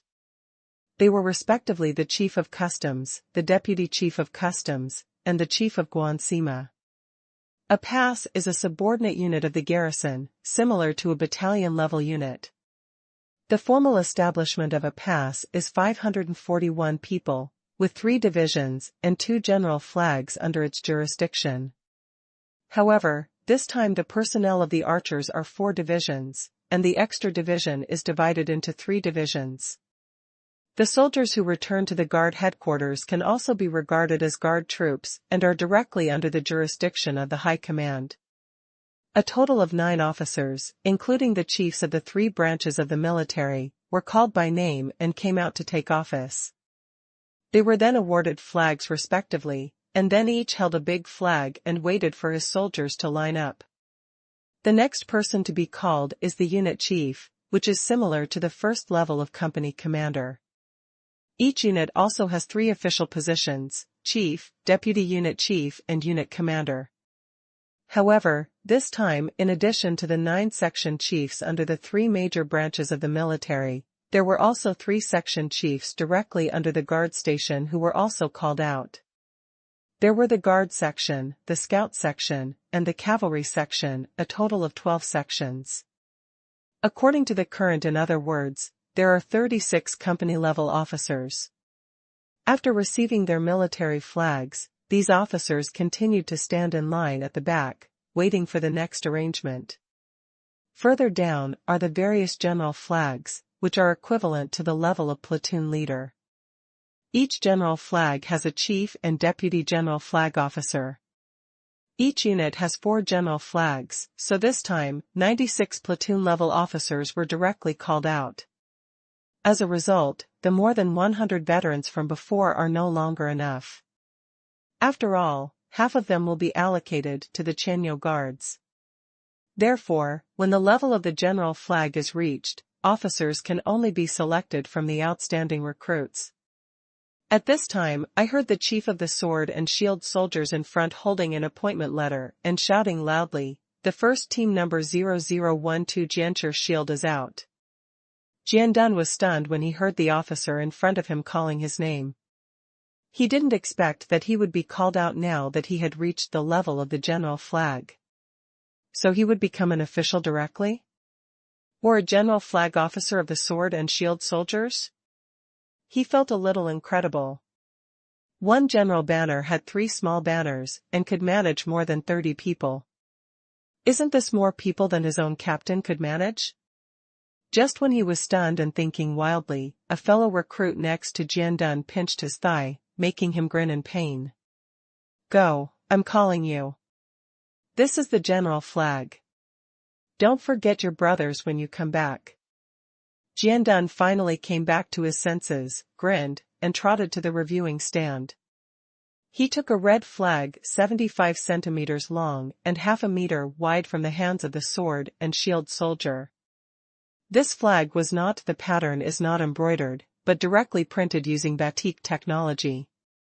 It is also based on red, with a black shield in the middle. There are 2 wild goose feather knives crossed in front of the shield, which is very powerful and domineering. Jian Dun happily took the flag and stood in the back row. This time, not only did his army get what he wanted, but he also became a minor official. How could he not be overjoyed? Next is the Shachi level, which is equivalent to the squad leader level. However, each Shachi of the Han tribe has 12 people, including 1 chief and deputy Shachi. During battle, the chief and deputy Shachi can lead 5 people, respectively, to form a flexible and changeable small team. Formation against the enemy. This was of little use in the era of hot weapons, but the effect of using it in cold weapon combat was very obvious. It was even used by the Japanese invaders during World War II. The squad leader of the Japanese army is called a sergeant. He usually carries a small plaster flag on the bayonet of his rifle. When fighting with the bayonet in hand-to-hand combat, the surrounding soldiers will automatically move closer to the sergeant carrying the flag and fight with our army. When bayoneting, 4 or 5 people usually fight each other, and they are never alone. Therefore, the Japanese army has extremely strong hand-to-hand combat capabilities. Our army will suffer heavy losses every time it fights with the Japanese army. Although they are enemies, good things must be accepted with an open mind. Moreover, ancient China also had similar tactical patterns. For example, the large and small Mandarin duck formations of the Qingshu in the Ming dynasty were almost a small formation of 5 or 6 people, but the effect against the enemy was very significant. Luo Chong also had this idea in mind, so he set up 2 officers at each small flag, so that he could form 2 teams, each holding a flag. During the battle, the other team members would move closer to the flag to seize the advantageous formation, which could bring out the best of their abilities. Greater combat effectiveness. After all the 600 to 700 small flag officers were in place, they began to directly call people to join each small flag. The more than 2,000 people on the entire campus were instantly divided, and the rest were all Chanyo guards. The appointment ceremony of the Chanyo guards was presided over by Ying Rue. The process was the same as that of the Tiger Guards. First, the officers were called one by one to come forward to accept the appointment, then they received the military flags of each department and stood in line below, and then waited for the final selection of the basic team members. After all the regular soldiers were sorted out, there were only more than 100 recruits standing around in the entire school field. They felt very uncomfortable because they knew what their performance was like in yesterday's assessment. Many of the more than 100 people have not even run 10 kilometers, and other projects are basically at the bottom. Now that the troops have been divided over there, only people like myself are left here to hang out. Are they not prepared to use them? We are here and want to drive ourselves home? Many people became a little depressed for a while. But at this time, the guards from the 2 guards took out a list and started calling people, and directly wiped out the remaining more than 100 people. In the end, these people were divided equally between the 2 guards, and a logistics team was formed respectively. Strengthening the general flag. Unlike those general flags responsible for combat, the logistics general flag directly has 5 small flags under its jurisdiction, which is 2 more small flags than the establishment of those combat troops. A group of bottom thugs were assigned to the logistics unit, which they didn't expect, but that's okay. They can't do anything anyway, but they can use their strength to help everyone move things, catch a car, and cook a meal.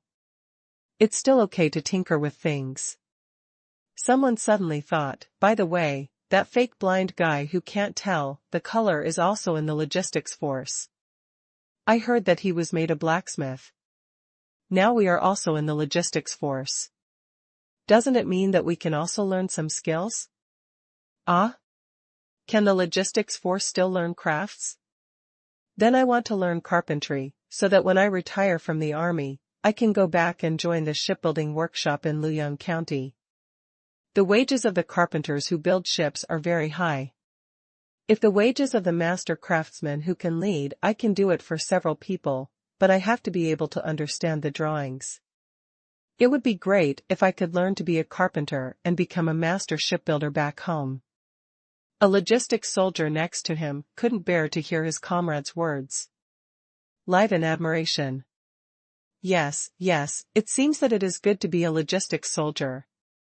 Even if you are discharged from the army and return home, you can learn a trade. This is a good arrangement. The last batch of recruits at the bottom had just been divided up, and they were still talking quietly underneath, when they heard new orders coming from the reviewing stand in front. The Huban guards, sword and shield soldiers, with the general flag as the unit, line up forward to receive armor and equipment. The Qingshu guard crossbowmen, with the general flag as a unit, come forward to receive the armor and equipment.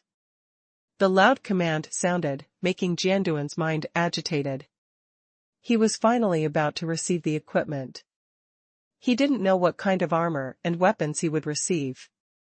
Although the soldiers were looking forward to the equipment, but the military discipline was there, they still lined up to receive their equipment. The sword and shield soldiers had the thickest armor, which was immediately confirmed by Jiandun. However, it was different from the leather armor he had seen worn by the instructors. This time they were equipped with shiny silver iron armor, which was quite heavy to carry. And what surprised him was that even the instructors had never seen this kind of armor. The raised, triangular iron pieces are interlocked with each other. There are no iron rings or wires on them. It is completely unclear how so many iron pieces are fixed together. But just looking at it like this, you can tell the strength of this armor. That's right, the sword and shield soldiers are all equipped with mountain pattern armor. This stamped zigzag-shaped iron sheet has slots on 3 ends. New armor pieces can be added in any direction without the need for hemp rope or iron rings. The connection is very strong. And unlike ordinary pierced armor, the surface of mountain pattern armor is not a flat surface, but small raised pyramids. If the armor is spread flat there, it will look like rolling mountains from the side. This kind of armor with a 3-dimensional surface has a higher defensive power than flat armor, and can buffer the forces acting on the armor surface. What's more, when the armor pieces bite each other, it actually turns the mountain pattern armor into there are 2 layers of iron sheets inside. Under the guidance of the commander, Jiandun put on the mountain pattern armor. He first opened the heavy armor and immediately saw that it was covered with a layer of thick linen cloth of the original color. This was to prevent the stuck bamboo shoots on the back of the armor from catching on his clothes. On the edge of the armor, the outer iron sheet and the inner linen cloth were wrapped with tanned black sheepskin, firstly for fixation, and secondly to prevent the extra bullets from the armor from hurting people. The heavy iron armor was put on the body, and then a thick cowhide belt was used to tighten the waist. Finally, a helmet with red tassels was put on, and the straps on both sides were tied to the chin. The armor was now worn.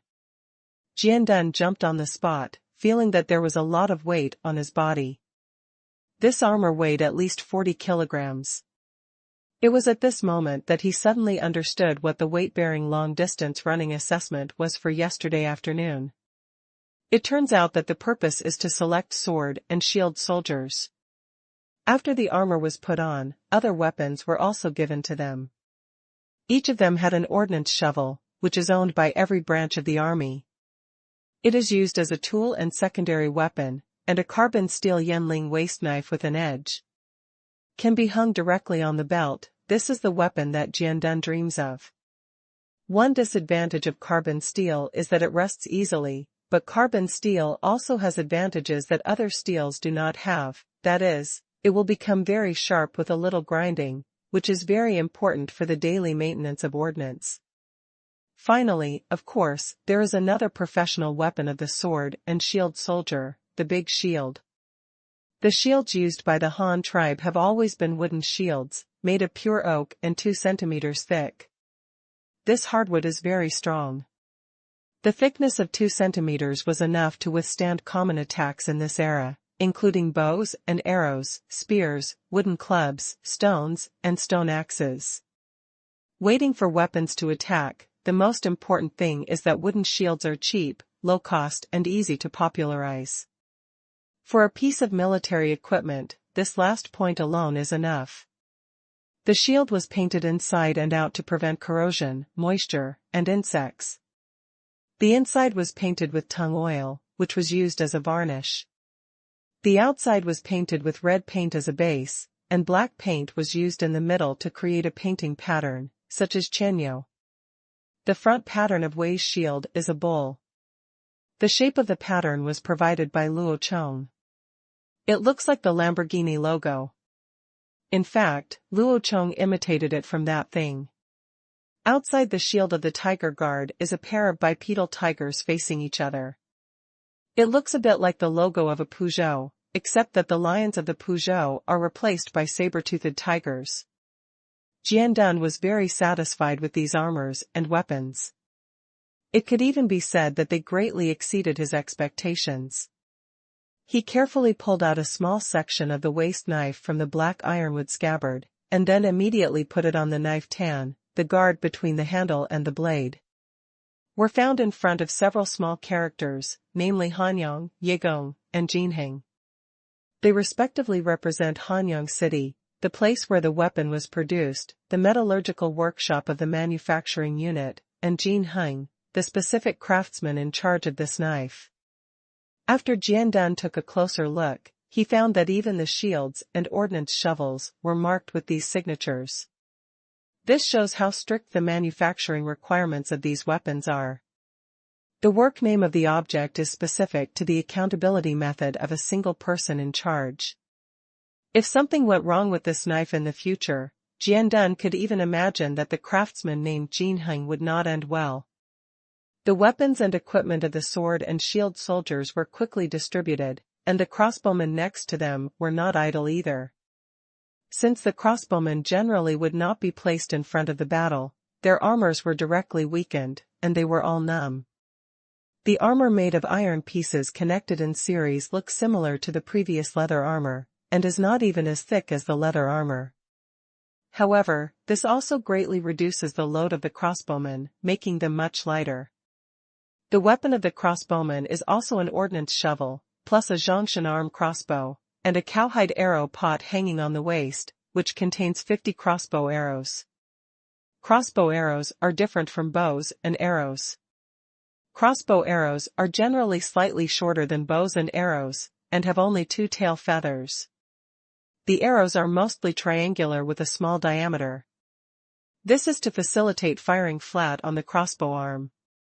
Bows and arrows are just the opposite. Bows and arrows are generally relatively long, with 3 tail feathers at the end. The arrows are also relatively large, and some are barbed. Without exception, these weapons also have their own places of production and people in charge. After the sword and shield soldiers and crossbowmen had received their weapons, the remaining halberdier soldiers also began to receive equipment and weapons. The armor worn by the halberdier soldiers was also mountain pattern armor, and the main weapon of the halberdier soldiers was a spear with a length of 7.5 meters. The spearhead is very short, only 15 centimeters. The secondary weapon is also an ordnance shovel. It is also equipped with a round shield with a diameter of half a meter. There is a semicircular gap missing on it, used to hold a long gun. The euphorbia soldier only has a 3.5 meter long iron halberd, and his secondary weapon is an ordnance shovel. There is no shield or other armor. These are the most abundant basic weapons. To say that the most complex equipment is the soldiers of the scout unit. Scouts are scouts. This branch of the military may not be equipped with the best weapons, but they are the most numerous.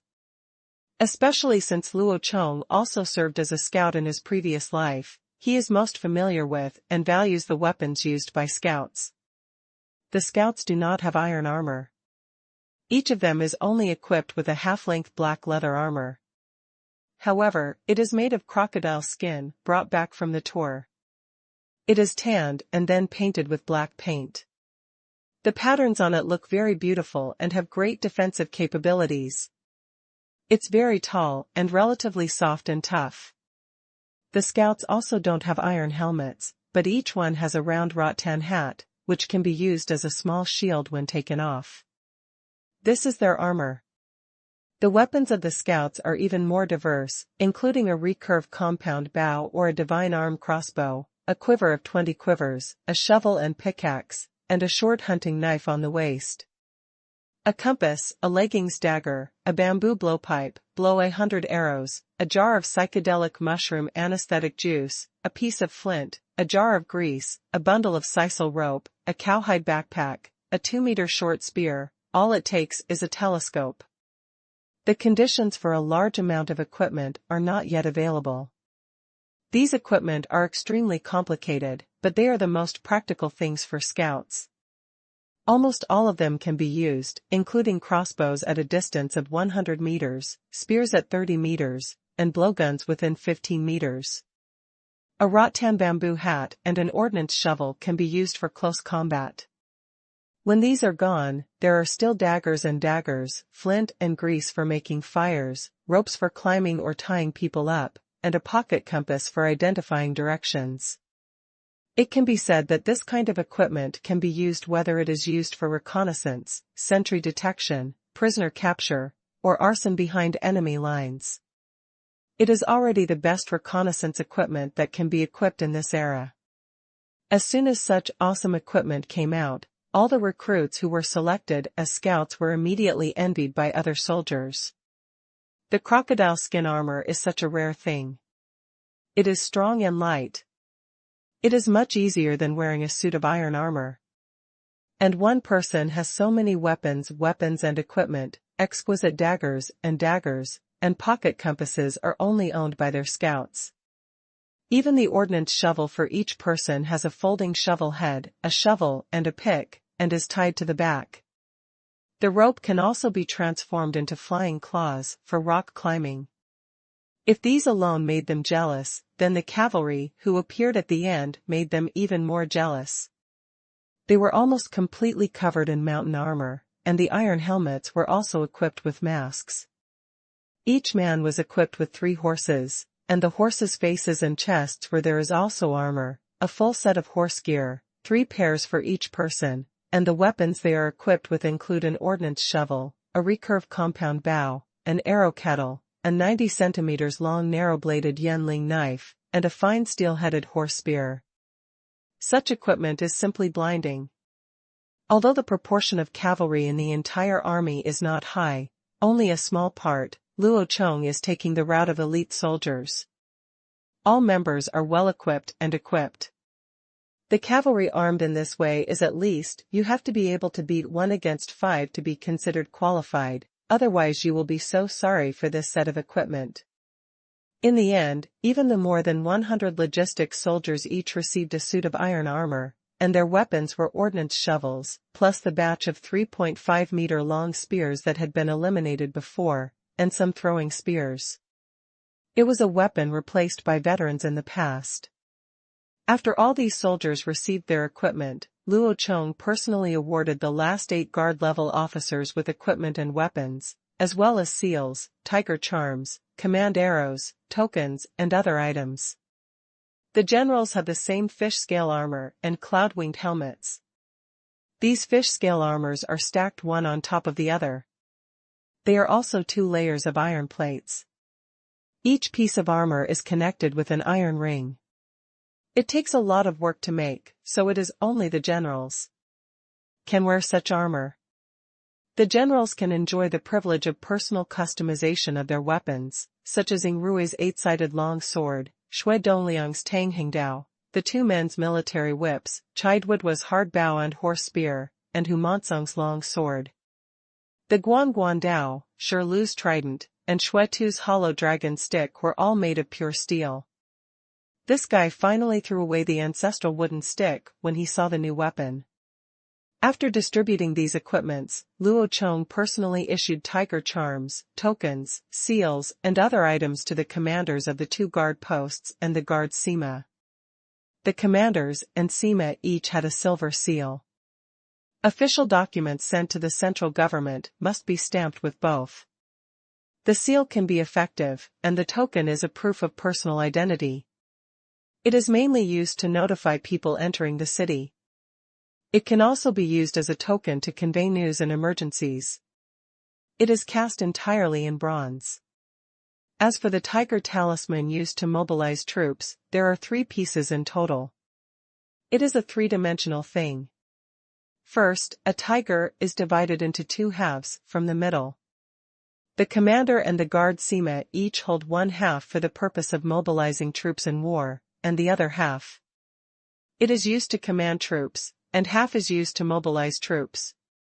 Luo Chong has a token in his hand. The token can directly take back military power beyond the tiger talisman. It has the functions of commanding troops and deploying troops at the same time. The actual purpose of this token is equivalent to the base of the tiger talisman. There is a card slot on it. You can first combine the 2 halves of the tiger talisman into one, and then connect it to the card slot of the token, so that a tiger can stand on the token. The small statue is very exquisite. The command arrows are made of wood, 3 fingers wide and 1 foot long. Every combat order must be written clearly with the command arrow, and then stamped with the seal of the military chief, otherwise the military order will be invalid. These command arrows will be used in battle. Later, it was sealed and handed over to the central archives to determine whether the commander concealed military information and whether there were any command errors. This is true in the modern army. All orders must be archived, and superiors can check them at any time to avoid command errors by commanders. It is also used for accountability investigations after defeat. A few hundred words missing will be modified later.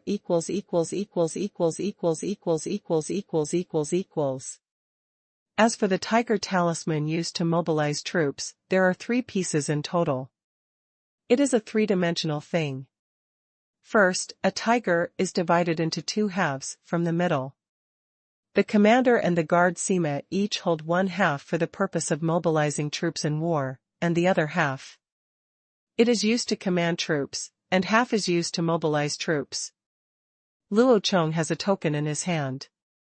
The token can directly take back military power beyond the tiger talisman.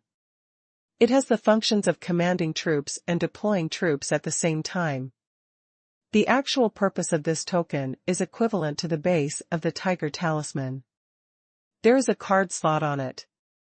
You can first combine the 2 halves of the tiger talisman into one, and then connect it to the card slot of the token, so that a tiger can stand on the token. The small statue is very exquisite. Command arrows are made of wood, 3 fingers wide and 1 foot long. Every combat order must be written clearly with the command arrow, and then stamped with the seal of the military chief, otherwise the military order will be invalid. These command arrows will be used in battle. Later, it was sealed and handed over to the central archives to determine whether the commander concealed military information and whether there were any command errors. This is true in the modern army. All orders must be archived, and superiors can check them at any time to avoid command errors by commanders. It is also used for accountability investigations after defeat. Command arrows are made of wood, 3 fingers wide and 1 foot long. Every combat order must be written clearly with the command arrow, and then stamped with the seal of the military chief, otherwise the military order will be invalid. These command arrows will be used in battle. Later, it was sealed and handed over to the central archives to determine whether the commander concealed military information and whether there were any command errors. Thousands of people swore the oath in one voice, and the momentum was so great that it not only shocked the outsider Jiang Xian, but also the officers and soldiers at the scene were deeply infected by him. In fact, this is the herd mentality of people. The more in a military camp with strict rules and a sealed environment, such thoughts and emotions are easier to manage. Of course, if something bad happens, it will spread the fastest. However, we have just experienced the distribution of equipment and weapons. At this time, morale is at its highest, especially not long ago. These people were wearing different kinds of personal clothes. Now, everyone around them is everywhere. They all wore the same military uniforms as themselves, the same mighty armor, and the same brand new weapons in their hands, and the pride of "I am a member of the Han army" arose spontaneously. But starting from today, they are truly a whole. After reorganizing the army, Luo Chong did not leave immediately. He still had a lot of things to do. The team running exercises in the morning and evening were changed to wearing armor drills. This can be regarded as adding a little more weight to them. By the way, it is also for the sake of let them get used to fighting in armor as soon as possible. Copper-covered whistles were also distributed to all the flag bearers, one for each person. In the past, shouting slogans for the training of the troops would make them hoarse. Now with the whistle as an artifact, only the beeping copper whistles are left on the school field. The whistles and the occasional slogans shouted by the soldiers were very rare to the grassroots officers when they got into their hands. In addition, most of the drum calls in the military camp were replaced by bugles. Many signals that could be expressed by bugles were replaced by bugles. The new buglers were selected and trained from the soldiers at all levels in the two guards. Placed at the lowest level in the stock level establishment, and the instructors of the buglers will be those who Luo Chong personally taught before. In addition, Luo Chong also personally trained the hundreds of scouts. The most important thing was to teach them how to use the equipment, and then a lot of practice. In addition, Luo Chong also learned the grappling skills and military fitness skills that Luo Chong learned in his previous life in the military. Fighting skills such as boxing, and finally taught them how to touch the sentry, how to conduct reconnaissance, what to mainly detect during reconnaissance, how to capture prisoners, and how to torture prisoners to obtain intelligence. What Luo Chong didn't expect was that this group of scouts learned very quickly.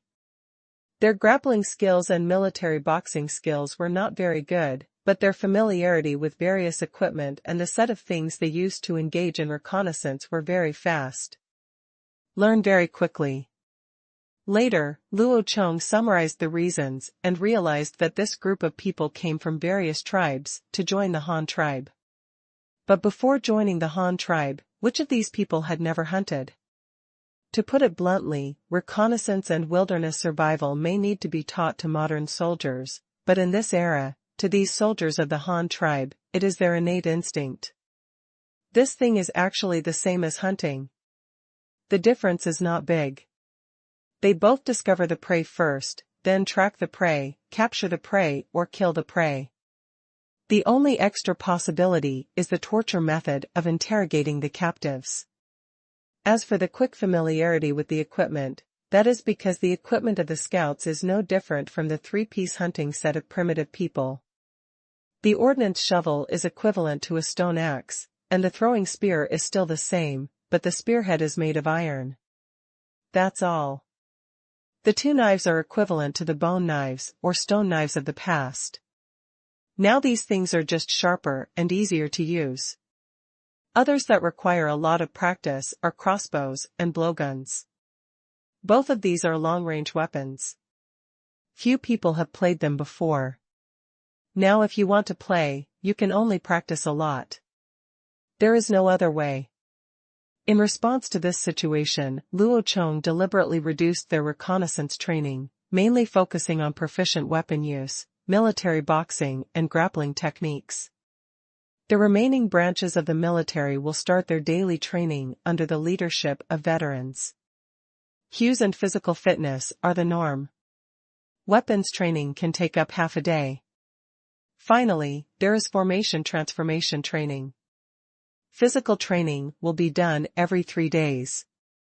Switch to a football game and use this entertainment method to relieve the pressure of the soldiers' training. After Luo Chong spent 10 days handing over these newly added things to them, he no longer had to teach them in person every day.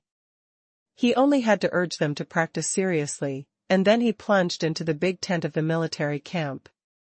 I don't come out anymore, I just draw pictures inside every day. Jiang Xian would go to the school field every day to watch the soldiers train, and then return to the camp to watch Luo Chong draw pictures. Although he couldn't understand it at all, he had learned Chinese very quickly recently. He had no choice but to be surrounded by people who spoke Chinese. If you can speak, you won't be able to communicate, so you will naturally learn faster. On this day, Jiang Xian went out for observation again, and then returned to Luo Chong's tent. Watching Luo Chong continue to draw drawings on the white paper with pencils and various rulers, compasses, and other objects, he couldn't help but curiously ask Rode. "What is Chief Han drawing? You've been drawing for several days, and you haven't finished it yet?" "This is a new type of ship diagram. It must be designed early," Luo Chong said without raising his head, with a ruler in one hand and a pencil in the other. "This painting is a boat?" Jiang Xian was shocked, and then asked again, "Is it the same as the sailboat I took when I came here?" After hearing this, Luo Chong raised his head and glanced at him, and then replied calmly, "It's a sailboat, but it's bigger than the one you're sitting on." "Bigger than that kind of ship?" Jiang Xian was shocked again. "How much bigger?" "More than twice as big." Luo Chong began to lower his head and draw pictures again. Jiang Xian was stunned when he heard this. He didn't know how the boat needed to be made, but it was definitely not easy to think about. The first time he got on the Han tribe's ketch, he had already been made by the Han tribe. His ability was astonishing, but now the leader of the Han tribe in front of him actually said that he wanted to build a sailboat twice as big as that. How could he not be surprised? As a party involved, Luo Chong didn't care about this and concentrated on drawing several new ship drawings. The Han tribe needed boats, lots of boats, and even bigger boats. Let's not talk about the distance. This army's southern expedition alone will require a lot of ships to transport troops. Otherwise, why would Luo Chong invest more than 4,000 troops at once? At that time, not only will soldiers and baggage have to be transported, but so many prisoners will also be escorted back after the battle, which will require a large number of transport ships.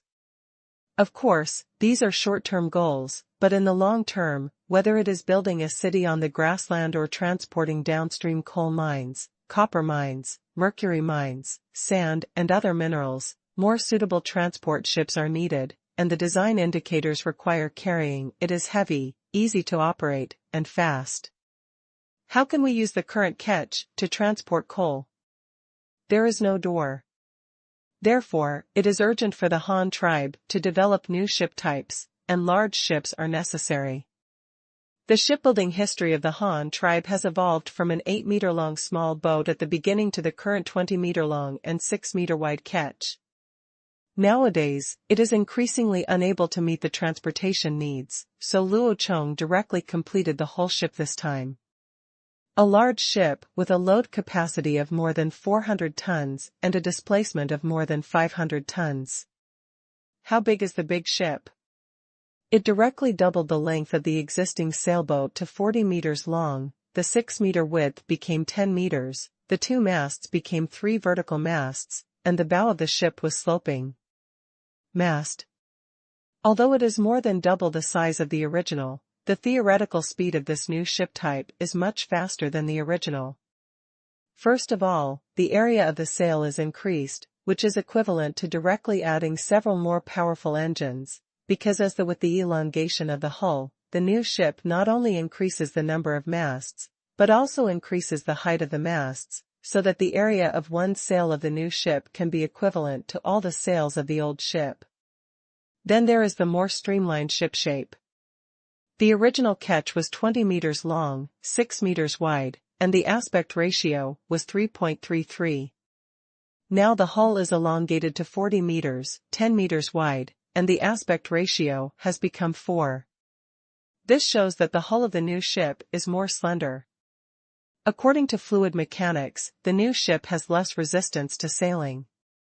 Although the new boat is larger than the original one, in terms of speed alone, it is equivalent to asking whether a bamboo pole floats faster in the water, or a round wooden basin floats faster in the water.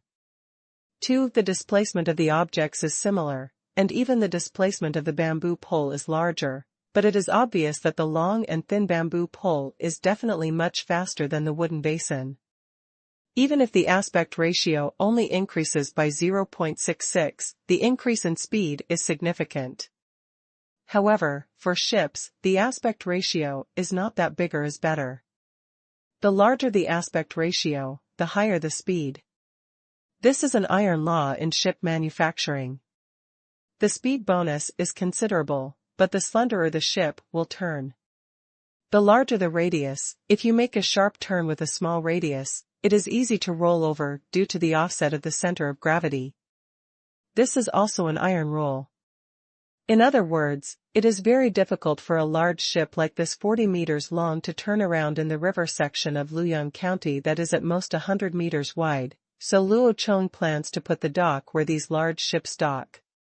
In the newly built Weishan County, the U-turn of the large ship in the lake is completed. As long as it passes through the Luo County River Basin and reaches the river downstream, which is less than 200 meters and hundreds of meters wide, there is no need to worry about the U-turn. Worried. In addition, in order to facilitate manufacturing, reduce manufacturing difficulty, and increase production speed, Luo Chong directly developed 2 ships based on one ship type. One is a sinking bucket transport ship of the same volume, and the other is a 4-story building ship. The bucket-type transport ship uses the same keel and hull, as well as the same mast and sail configuration, but there is no deck. There is only a 1-story poop at the stern for the crew to live. The front part is directly downwards. The sunken cabin can be used to pile various ores directly inside, and transported directly in the open air on sunny days. On rainy days, it is covered with tarpaulin to prevent rain.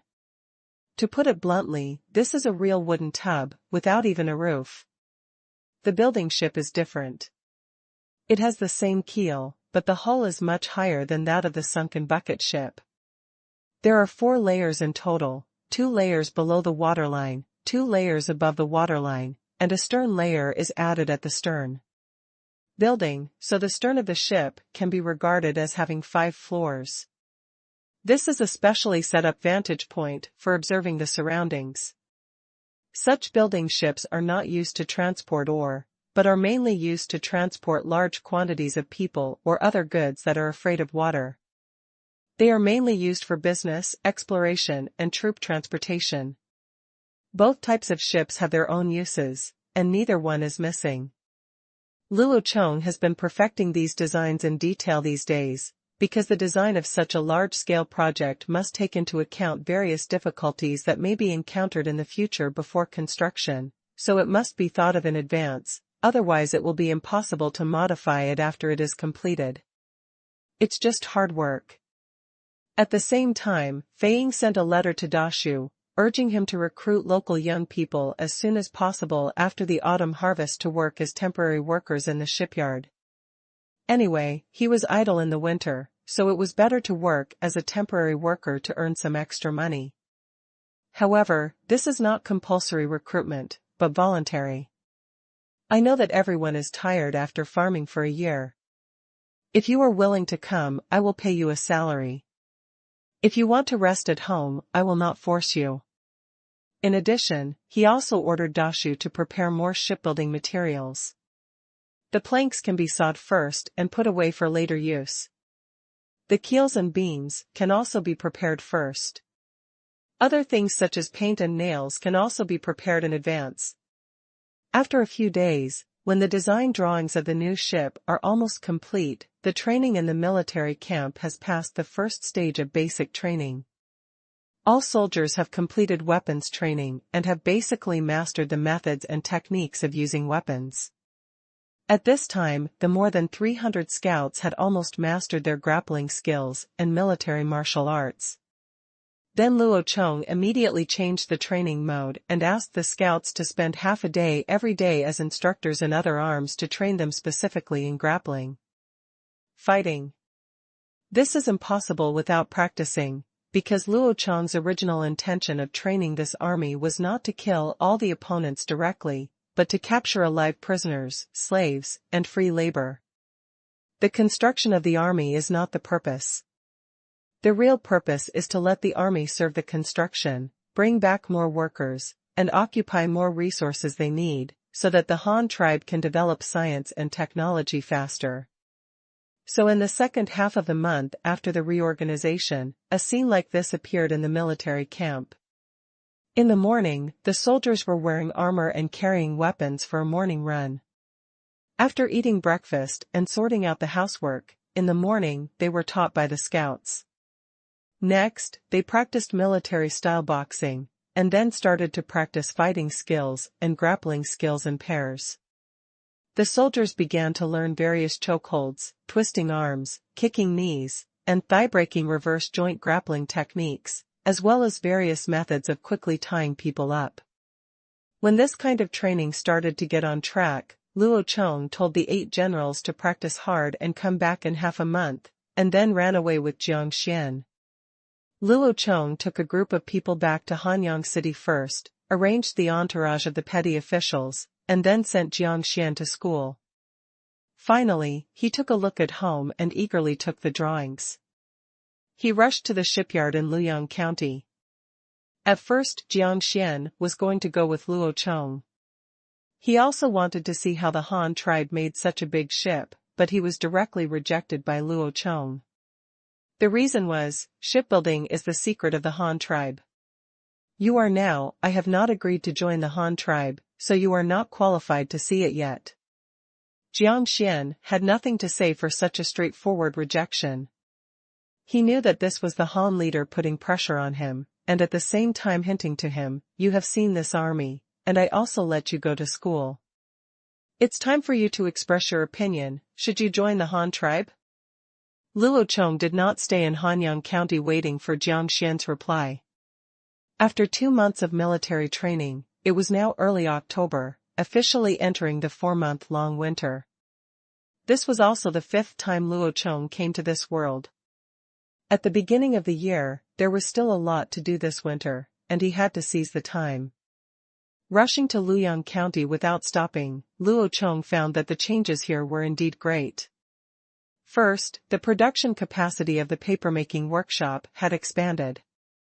With Dashu's continuous investment in the papermaking industry and the rapid consumption of paper products by the Han tribe, the original wood as the pulp resources were exhausted, a large number of papers made of various other materials began to emerge in Luoyang County.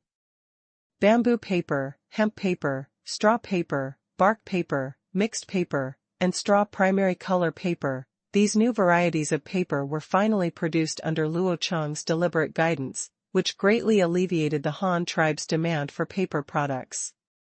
The other is the extension of the artificial river and the construction of villages along the river. Facts have proved that Luo Chong's decision was correct. The purpose of digging an artificial river from Luoyang River to Ruyang River is not only to facilitate transportation between the two places, but also to, more importantly, the plain areas along the river can be used to cultivate more farmland with sufficient water sources. Yes, these are the villages located outside the city. They have begun to cultivate a large amount of farmland on both sides of the artificial river. These will generate output and tax revenue. The larger the area of farmland, the greater the strength of the Han tribe. Powerful. After seeing these things, Luo Chong, accompanied by Dashu, went to the shipbuilding industry park in Luoyang County. There is a special market here, and various facilities inside serve the shipyard. The reason why it is called a park in Luo Chong is not only because of its large area, but also because many ancillary industries related to shipbuilding have been produced in it. For example, the newly built nail factory specializes in producing various iron nails, most of which are used in shipbuilding. There is also an iron workshop, which is actually a large blacksmith shop with an official name, specifically for the two people in Luo County. More than 10,000 people produce ironware, but in addition to the farm tools and cooking utensils needed by the people, the most produced here are various shipbuilding tools, such as saws, hammers, anchors, pulleys, chains, hinges, and so on. But the only regret is that Luo County still cannot produce iron materials here, and is only responsible for processing products. All iron materials can only be transported from Hanyang County, because only there are blast furnaces for iron making. In addition to these two ironworks factories, the largest one is the wood processing factory. There is a lot of wood stored here, all of which comes from the virgin forests in the north and south directions of Luo County. A large number of logs are placed here for backup, and some are just they have been cut down for several months and are still drying in the natural shade. Some of them are old trees that have been accumulated since the city was founded and are now ready for use.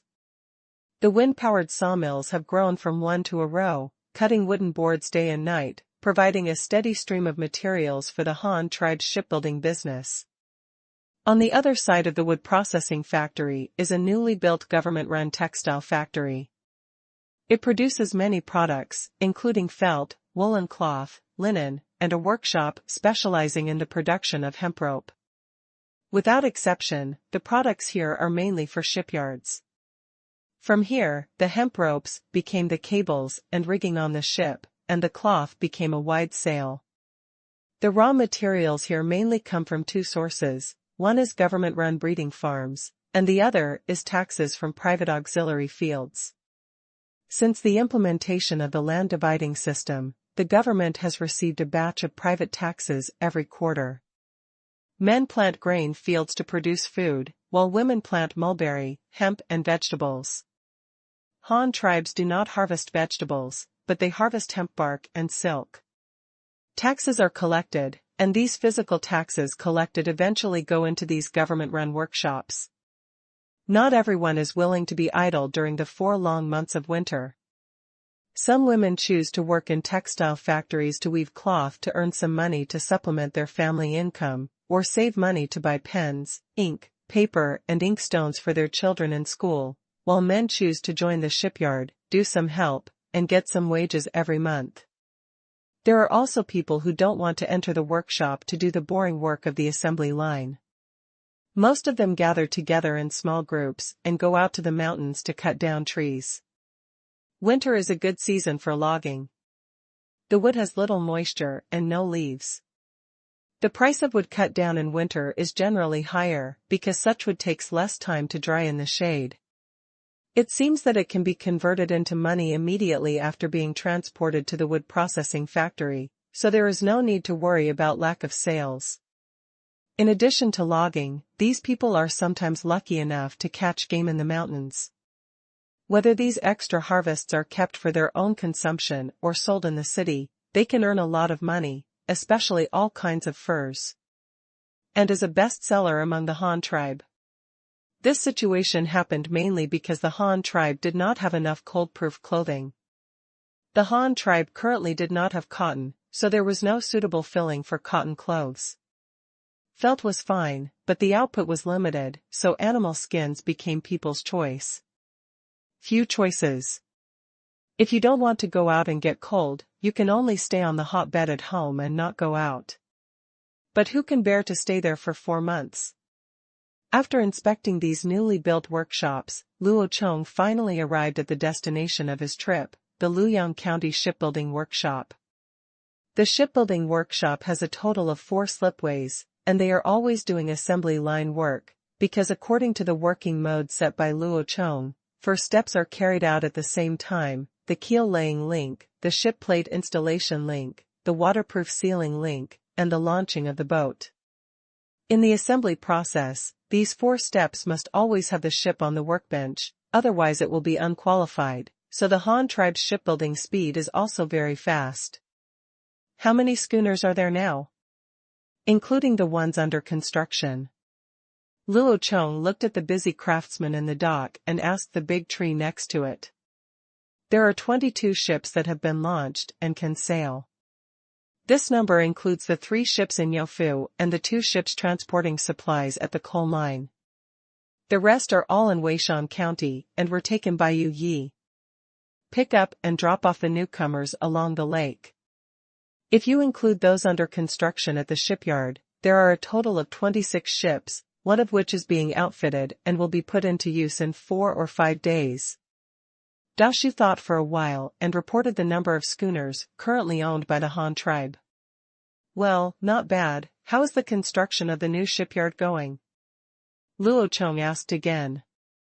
Regarding the construction of larger ships, Luo Chong had already asked Dashu to prepare for it when he first discovered the coal mine half a year ago. It can be said that he is given enough time, so he hopes to hear a good answer. The new shipyard is barely ready for use.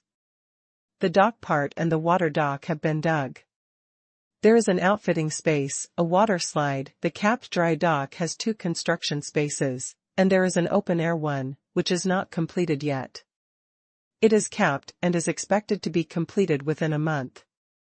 Dashu thought for a moment and reported again.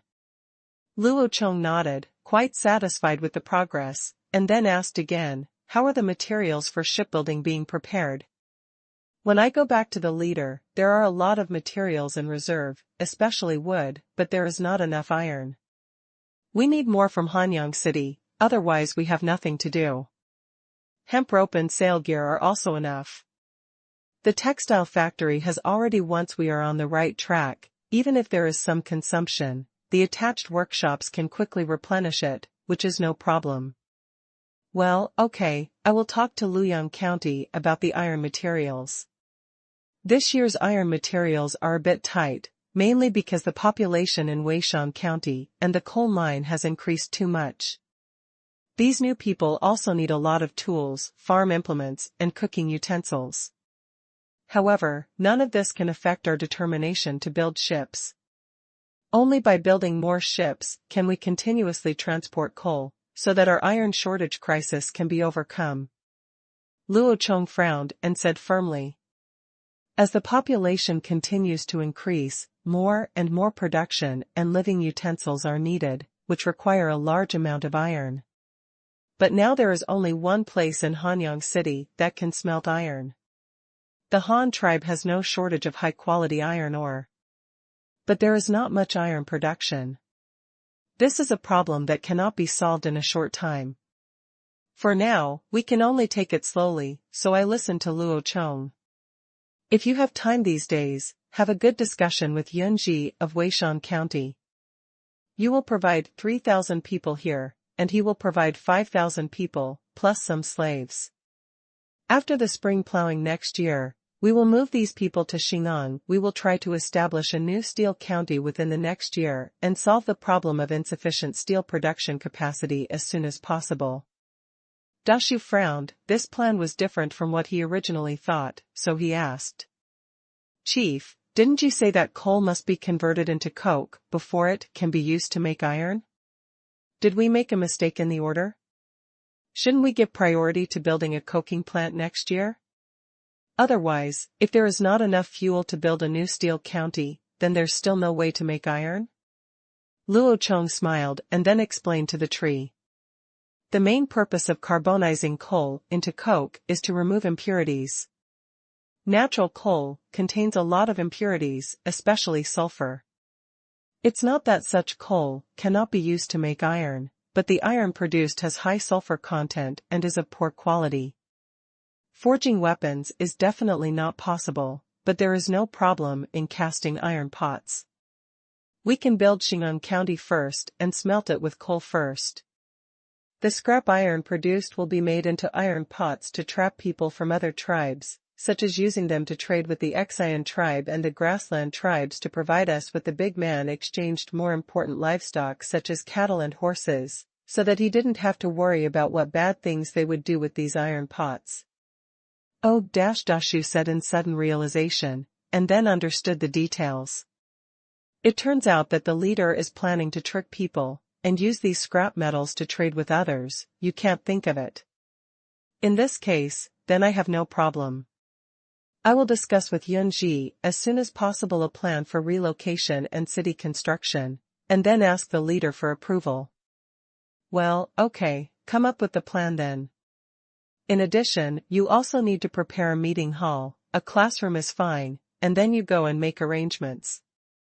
In the afternoon, call all the masters of the shipyard. I will give a talk about new ships. Everyone must arrive on time for the construction work meeting, and the project must be launched immediately. Luo Chong nodded and ordered again. Yes, I'll make arrangements right away. Dashu responded and quickly had someone prepare. In the afternoon, since the school was not on holiday yet, there were no free classrooms, so Dashu moved the meeting location to the large meeting in Luoyang County Government District. There was also a blackboard there, which met Luo Chong's needs. Luo Chong had been here since lunch. He arrived early and drew the structural diagram of the new ship on the blackboard, preparing to explain the steps and key points of building the new ship to the craftsmen. The master craftsmen at the shipyard have long heard about the new ship. After all, the new shipyard next to it has been under construction for half a year. They have long known that the leader wants to develop a new ship model, so they are paying close attention to this matter. These masters who can be foremen are undoubtedly the pride of the Han tribe. So many large ships are in their hands, and they have made great contributions to the construction of the Han tribe. This makes them very proud. At the same time, the high wages are also their living standards have improved dramatically. In terms of social status alone, the craftsmen of the Han tribe are envied by everyone. Many people who voluntarily work in shipyards in winter are mostly for this reason. They want to take advantage of their leisure time to learn some crafts.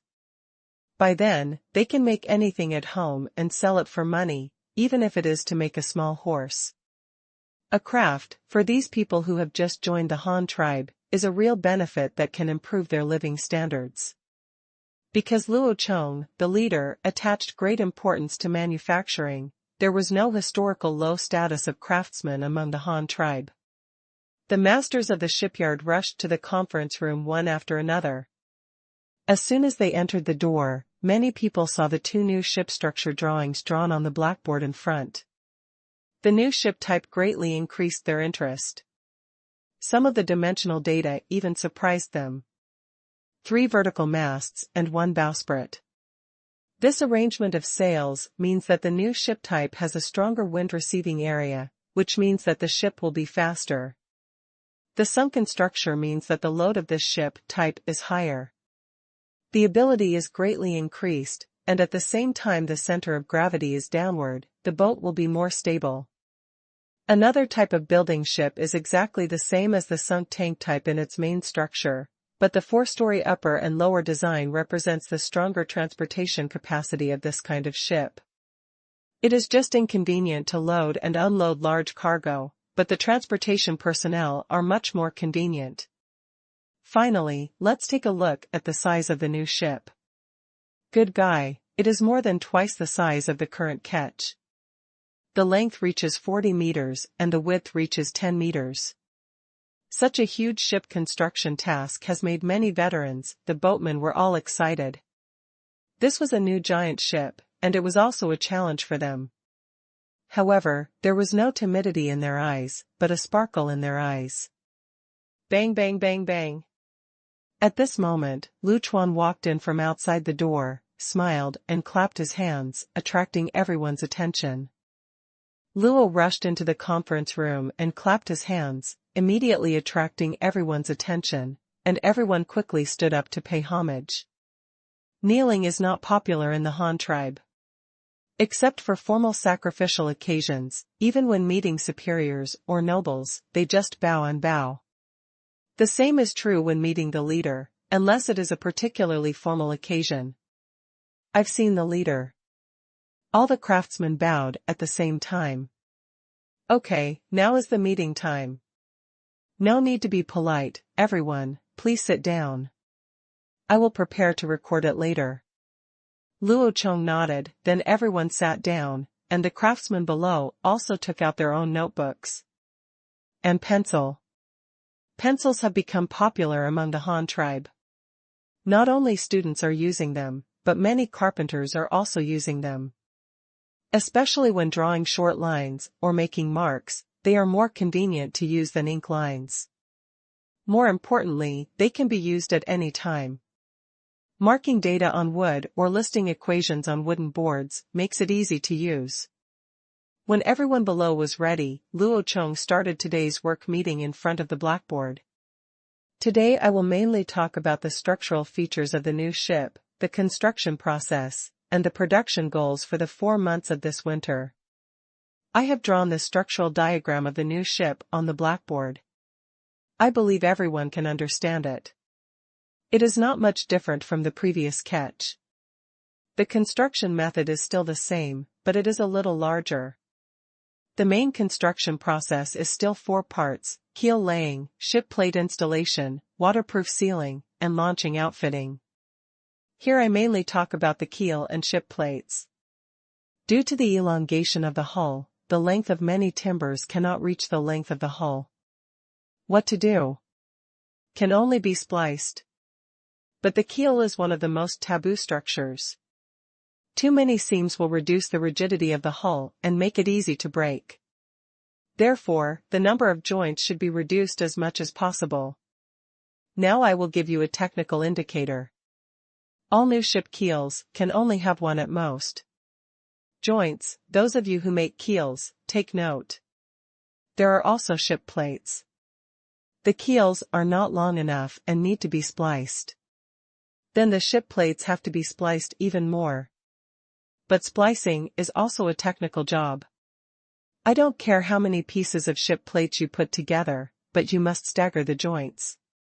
Absolutely, 2 joints are not allowed to appear on a vertical line at the same time, so as to maintain the strength of the hull to the greatest extent. Many people may not understand it. Look at the picture on the blackboard.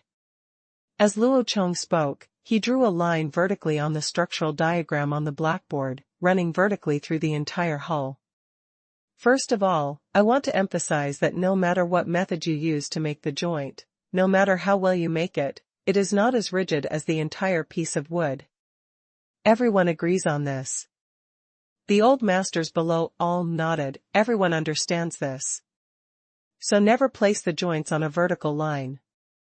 Look at the picture. If all the joints are on a line, then if one end of the hull is stressed, the joints will easily break, and the ship will be broken. The most terrifying thing is that one of the ship's plates is broken, and no other ship's plate can hold the fracture, so the entire ship can easily break directly from these joints. After staggering the joints, each ship plank can check and balance each other and pull each other, which can greatly improve the rigidity of the hull. Everyone here who is responsible for the keel and ship planking should pay attention to this issue, and those who are responsible for waterproofing should also pay attention to it. Because the new ship is larger, the ship planking will be thicker than that of the ketch. When the time comes, the ship planking, when tying hemp ropes in the gaps, you can stuff a few more hemp ropes. Don't be afraid of wasting ropes. It will be much easier to waste a little more material now and make the boat stronger than to repair it when it leaks. If it leaks, it may cause the loss would be great. The same goes for the outfitting department. The paint needs to be painted well and the stairs and other items must be strong. The pulleys, anchors, ropes, and sailing equipment must be checked several times. There must be no mistakes, because in shipping, things like this can easily go wrong. A single mistake could lead to a shipwreck and loss of life, causing huge losses. What you are building now is a big ship. It is 40 meters long and 4 stories high. It is bigger than a teaching building on the ground. So please be careful and don't cause unnecessary losses due to the negligence of some individuals. Okay, let me finally arrange the next production tasks. The brigantine can stop producing new ships now, but the 4 currently under construction need to be completed first. Starting from the keel installation workshop, we will finish the current ship. Keel, you can lead your team to transfer to the new shipyard and start manufacturing and installing the keel of the new ship. The same is true for other workshops. After completing the last batch, you can gradually transfer to the new shipyard. I only give you 3 months. From now to the end of December, at least 4 building ships must be available for use. At least 2 sinking-type ships must be put into service before spring plowing. The construction speed of that one should be faster. After all, there are a lot of things. Then there are the production requirements for the first half of next year. The Han tribe needs at least 10 3-masted tower ships to serve, which means that you will have to build at least 6 more tower ships in the first half of next year. The more sinking-type sand transporters, the better. There are no specific production tasks for this. As long as I don't tell you to stop, you can continue to cultivate. In addition, I hope that everyone can accumulate experience in building large ships in this process. People with ideas can also put forward suggestions for modifications or design plans for other ship types. As long as they are useful suggestions or new ships, they will be rewarded once they are hired. Good treatment. The design direction is mainly for large ships. Everyone can use their brains to think about what kind of ship is more suitable for sailing, what needs to be improved, and what kind of design has more advantages. You can also communicate more with the crew members who run ships. I would like to remind you not to think that this new ship is very big. This is not our ultimate goal. 40 meters is just a transition. I hope you can build 80-meter-long ships for the Han tribe in the future, hundreds of meters long. We can try all of these meters-long ships. We will start small and slowly. When our crew has accumulated more navigation knowledge and you have developed more manufacturing skills, we can build large ships hundreds of meters long. Sooner or later it will be possible to build it, so let's keep up the good work. As soon as Luo Chong finished speaking, the craftsmen below were immediately excited. They had been building ships for a long time, but they had always been engaged in the assembly line operation mode. In fact, many people had their own ideas in this process. But they have no chance to put it into practice, because the leader wants those types of ships now and has no idea of producing other ships, so even if they can design it themselves, they will not use it at all. And now the leader has publicly proposed that they design their own ships. Not only that, but the rewards are also very generous. As long as they are recognized by the leader, they will not only have an official position, but also be promoted to a noble title. This has made many people's minds come alive. There are also some people who are dull and only think about the production task assigned by the leader. 4 large ships in 3 months. This production task is not easy. Fortunately, it is an assembly line operation, and the shipbuilding technology of the Han tribe is now relatively mature. More will be produced this winter. They hired a lot of temporary helpers, otherwise Luo Chong would not dare to make such a request. Bang bang bang. Luo Chong clapped his hands again to attract everyone's attention, and then said again. Everyone, remember the precautions I mentioned. The production speed cannot be slow, but the production quality must also be tightened. In addition, you have your own ideas, and those who want to design new ships can only do it in their spare time. Never do it in their spare time. It cannot affect the production of new ships. Okay, that's it. The teams in each link can receive a detailed drawing of the new ship, and then the meeting can be dismissed. The production task is heavy, so everyone should pay close attention after returning.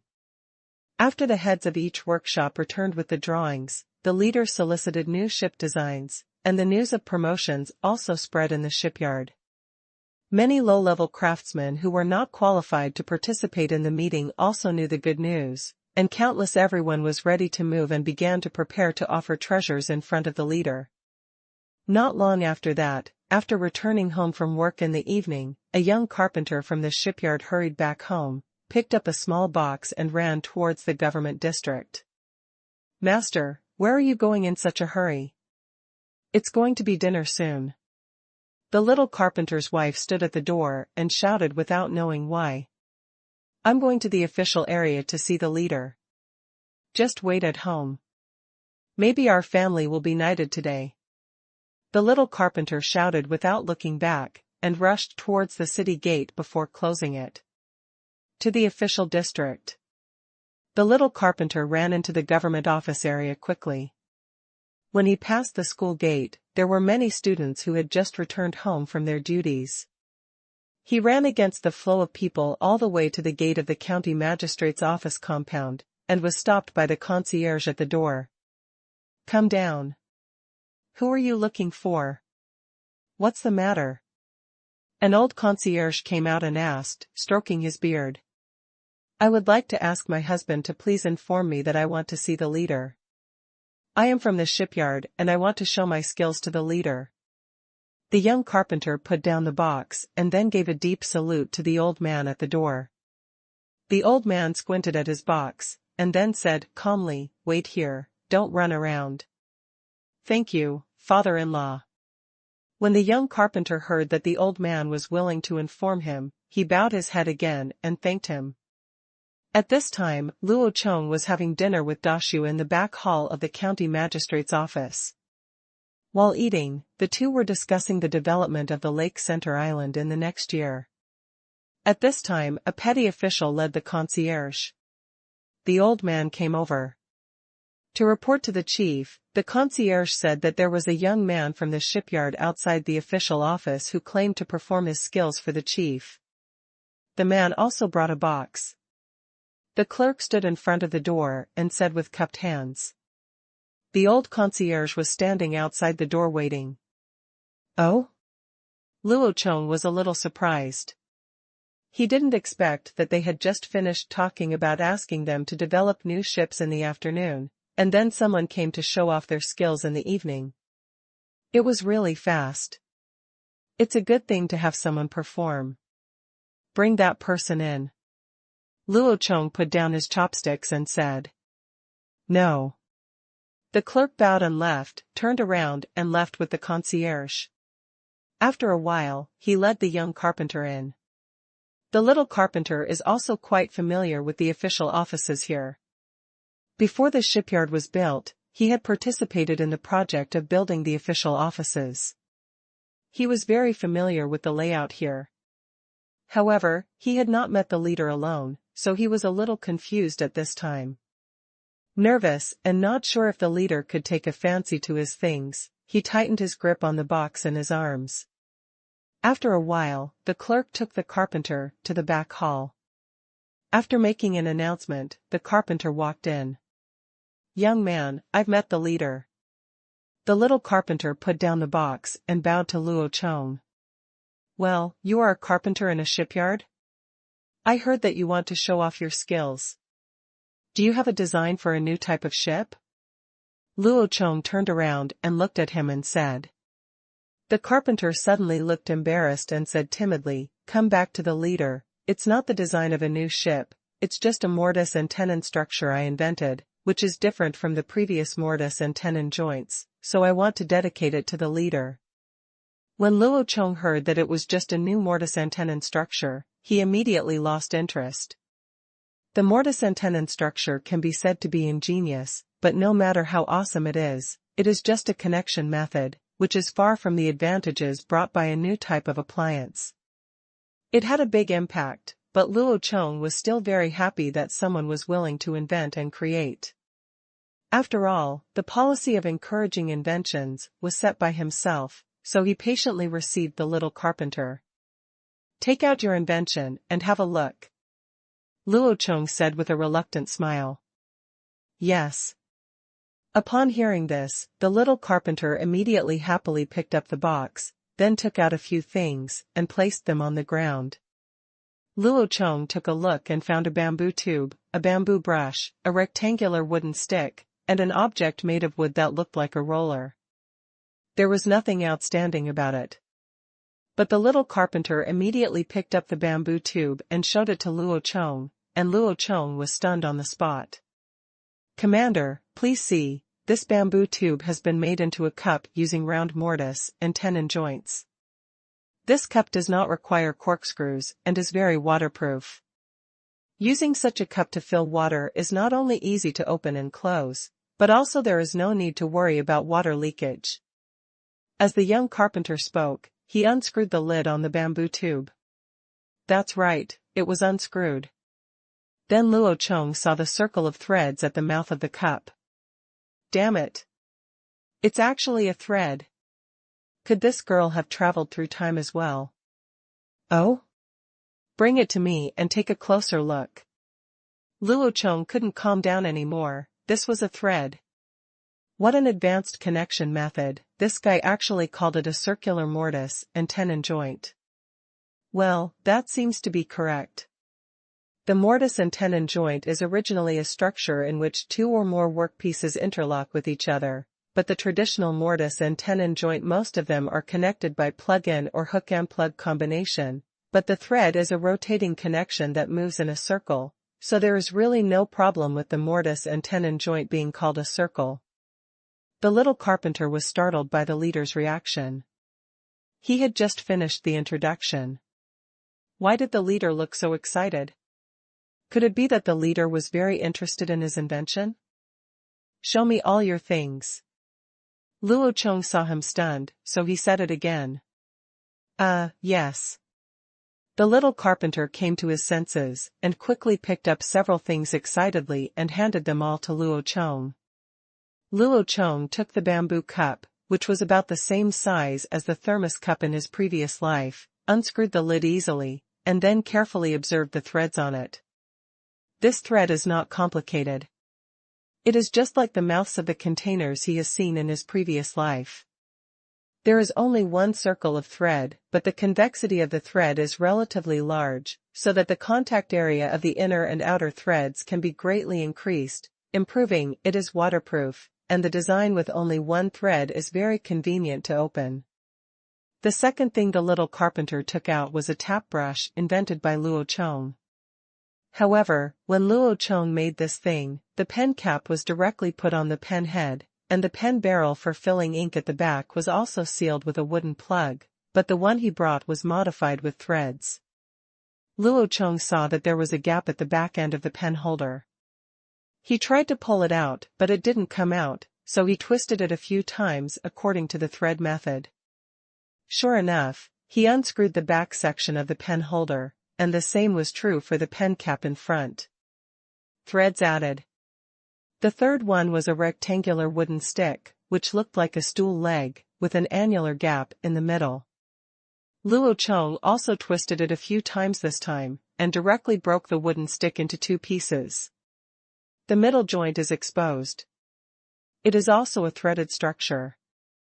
One end is a protruding screw and the other end is a recessed nut. If the excess parts on both sides are sawed off, it will be a real screw. The last thing is like a medicine grinder, which is to punch a hole in the middle of a disc, then pass a wooden handle through the hole, leaving half on one side, and put it in a strip-shaped groove to grind medicine, but the thing in front of me is different, because the extra wooden sticks on both sides are square, so how can it be rolled and used? But when Luo Chong picked up this thing with his own hands, he discovered the mystery, because he suddenly discovered that the wooden sticks on both sides of the disc were not connected, and the wooden sticks protruding from both sides could face any direction. After turning it and observing carefully, even the middle disc is not a whole body, but a structure buckled together like two bowls, and there seems to be something else inside. Luo Chong took the wooden stick at one end and turned the other end vigorously. The plate in the middle began to rotate. It took a long time before he lost power and stopped. The scene in front of him once again surprised Luo Chong. Is this a bearing? This thing should be able to be opened. Are there round beads inside? Well, there should be grease, right? Luo Chong asked tentatively. But the little carpenter standing aside was immediately shocked. The leader was indeed the smartest person in the Han tribe. No wonder he could invent so many things. When he saw something for the first time, he could guess what was inside as if he had clairvoyance. Structure. The leader is right, it is just balls and grease inside. I didn't expect that the leader could guess the ingenuity inside when he saw it for the first time. He is indeed the ancestor of craftsmen of our Han tribe. The little carpenter immediately said with admiration. Open it and take a look. Luo Chong was filled with excitement when he heard such flattery and pretended to be profound. The little carpenter didn't care either. He came here just to show off his skills to the leader.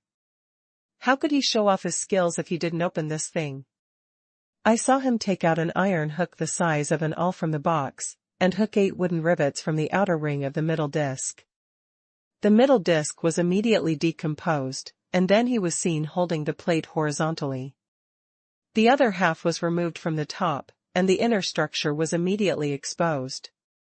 It was a groove arranged in 3 concentric circles inside and outside. Each groove was filled with white balls of the same diameter, and a large amount of grease was filled in the gaps between the balls, almost filling the entire groove. Full. This is indeed a bearing, but it is not the common hollow bearing, but a solid bearing. At the same time, its rotation direction is also different from the hollow bearing. Hollow bearings are generally used in machines that rotate in the vertical direction, but this bearing the direction of movement was horizontal, which made Luo Chong very curious, because he couldn't figure out why this person would invent such a thing. As we all know, most inventions are born out of necessity. When there is a need, smart people will naturally find a solution. However, it seems that there is nothing in the Han tribe that needs this kind of horizontal motion bearing. Something that rotates horizontally. Luo Chong thought about it. Could it be installed on the stone mill to make it rotate faster and smoother? Let's not talk about whether the bearings made of wood can withstand the weight of the millstone, but the stone mill does not need to spin more smoothly at all. Stone mills originally rely on pressure and friction to crush objects. If it spins more smoothly, would it still be called stone grinding? This thing of yours should be just an auxiliary accessory. What is it installed on? How could you come up with the idea of making such a thing? Luo Chong asked very curiously. To tell you back to the leader, I was inspired by the leader when I made this thing. The little carpenter said. My inspiration? Luo Chong couldn't help but raise his eyebrows. Apart from the horizontally rotating stone mill, has he ever made anything else? Why can't I remember it? Going back to the leader, it's true. To be honest with the leader, the youngest one has a daughter who is only 4 years old this year. She can already eat with chopsticks by herself. However, she has short hands and is noisy every day and cannot reach the food. She has to ask her mother every time. I was bringing her food, so I thought, it would be great if the food could come to her by itself. When I was eating that day, I looked at the porcelain bowl in my hand and found that the bowl was very round and could not be squeezed out by hand. So I suddenly thought of the pottery wheel drawing machine invented by the leader, which could rotate by itself. So I thought, if I could install a larger pottery wheel on the table to make it a double-layered table, so that if I put the dishes on top, I could just turn whatever I want to eat directly in front of me, right? So I followed this idea several times, but nothing worked well and it took a lot of effort to turn. Then one day when I was eating, I saw the peanuts that had accidentally fallen and rolled on the table, so I came up with the idea. I came up with this idea and added some round beads at the connection between the 2 rotating objects, which made it much easier to rotate. Damn it, I even made a rotating double-decker round table. Luo Chong was stunned, and at the same time he was amused by the motive of his invention. The reason why this guy researched this thing was to pamper his daughter.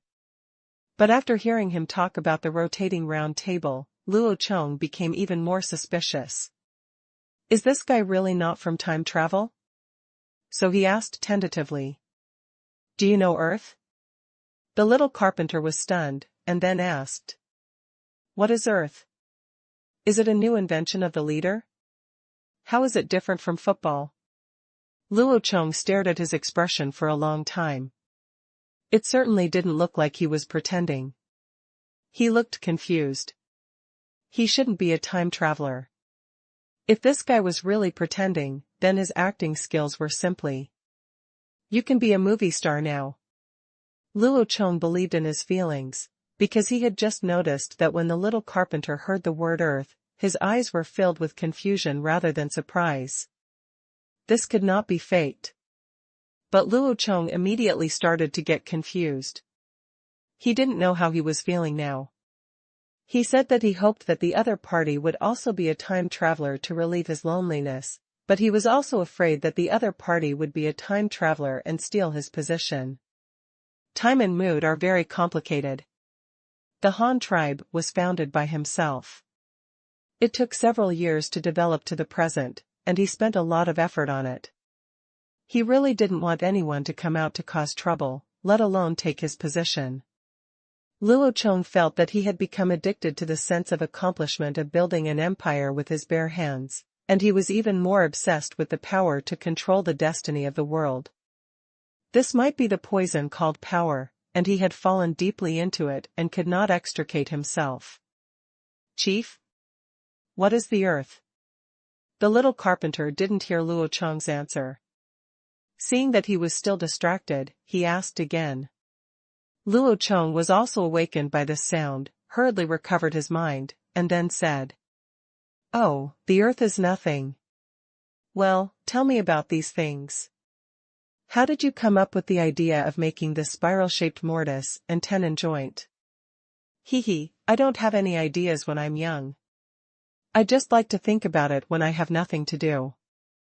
I made a cup from a bamboo tube at the beginning, but the cup with holes drilled in the bamboo joints and a wooden stopper is too small. It's not convenient to fill or pour water, nor is it convenient to wash it, so I wanted to get a cup with a larger mouth. But such a cup cannot be sealed with a wooden stopper. At first I thought of the tap pen made by the leader. The pen cap is directly placed on the pen head, so I made a cup lid like this, but it could not be sealed, it still leaks. Then I thought about how to seal it tightly, and then I thought of making a cup lid as big as the mouth of the cup, and then cut off half of the outer layer of the cup mouth, and cut off half of the inner layer of the cup lid. This fits perfectly together, but this design still leaks. Then one day when I was working in the shipyard, I drilled holes in the boards with a hand drill, and then I came up with the rotating splicing method. Then I saw the loops of rope wrapped around the mast, and I made it according to that shape. This round mortise and tenon joint appeared in front of me. After the cup was made, I showed it to others in the shipyard. They also thought it was very magical, but they all said it was not of much use. It was not strong enough to connect the keel and so on, and it was too troublesome to make. Carving it out with a knife is very impractical for producing things, and has little development value. But I don't think so. I think this round mortise and tenon joint must have better uses, and it shouldn't just be used on cup lids, so later I tried to make something else, including the pen in front of me and this square stick. Yes, this threaded connection structure does have great potential.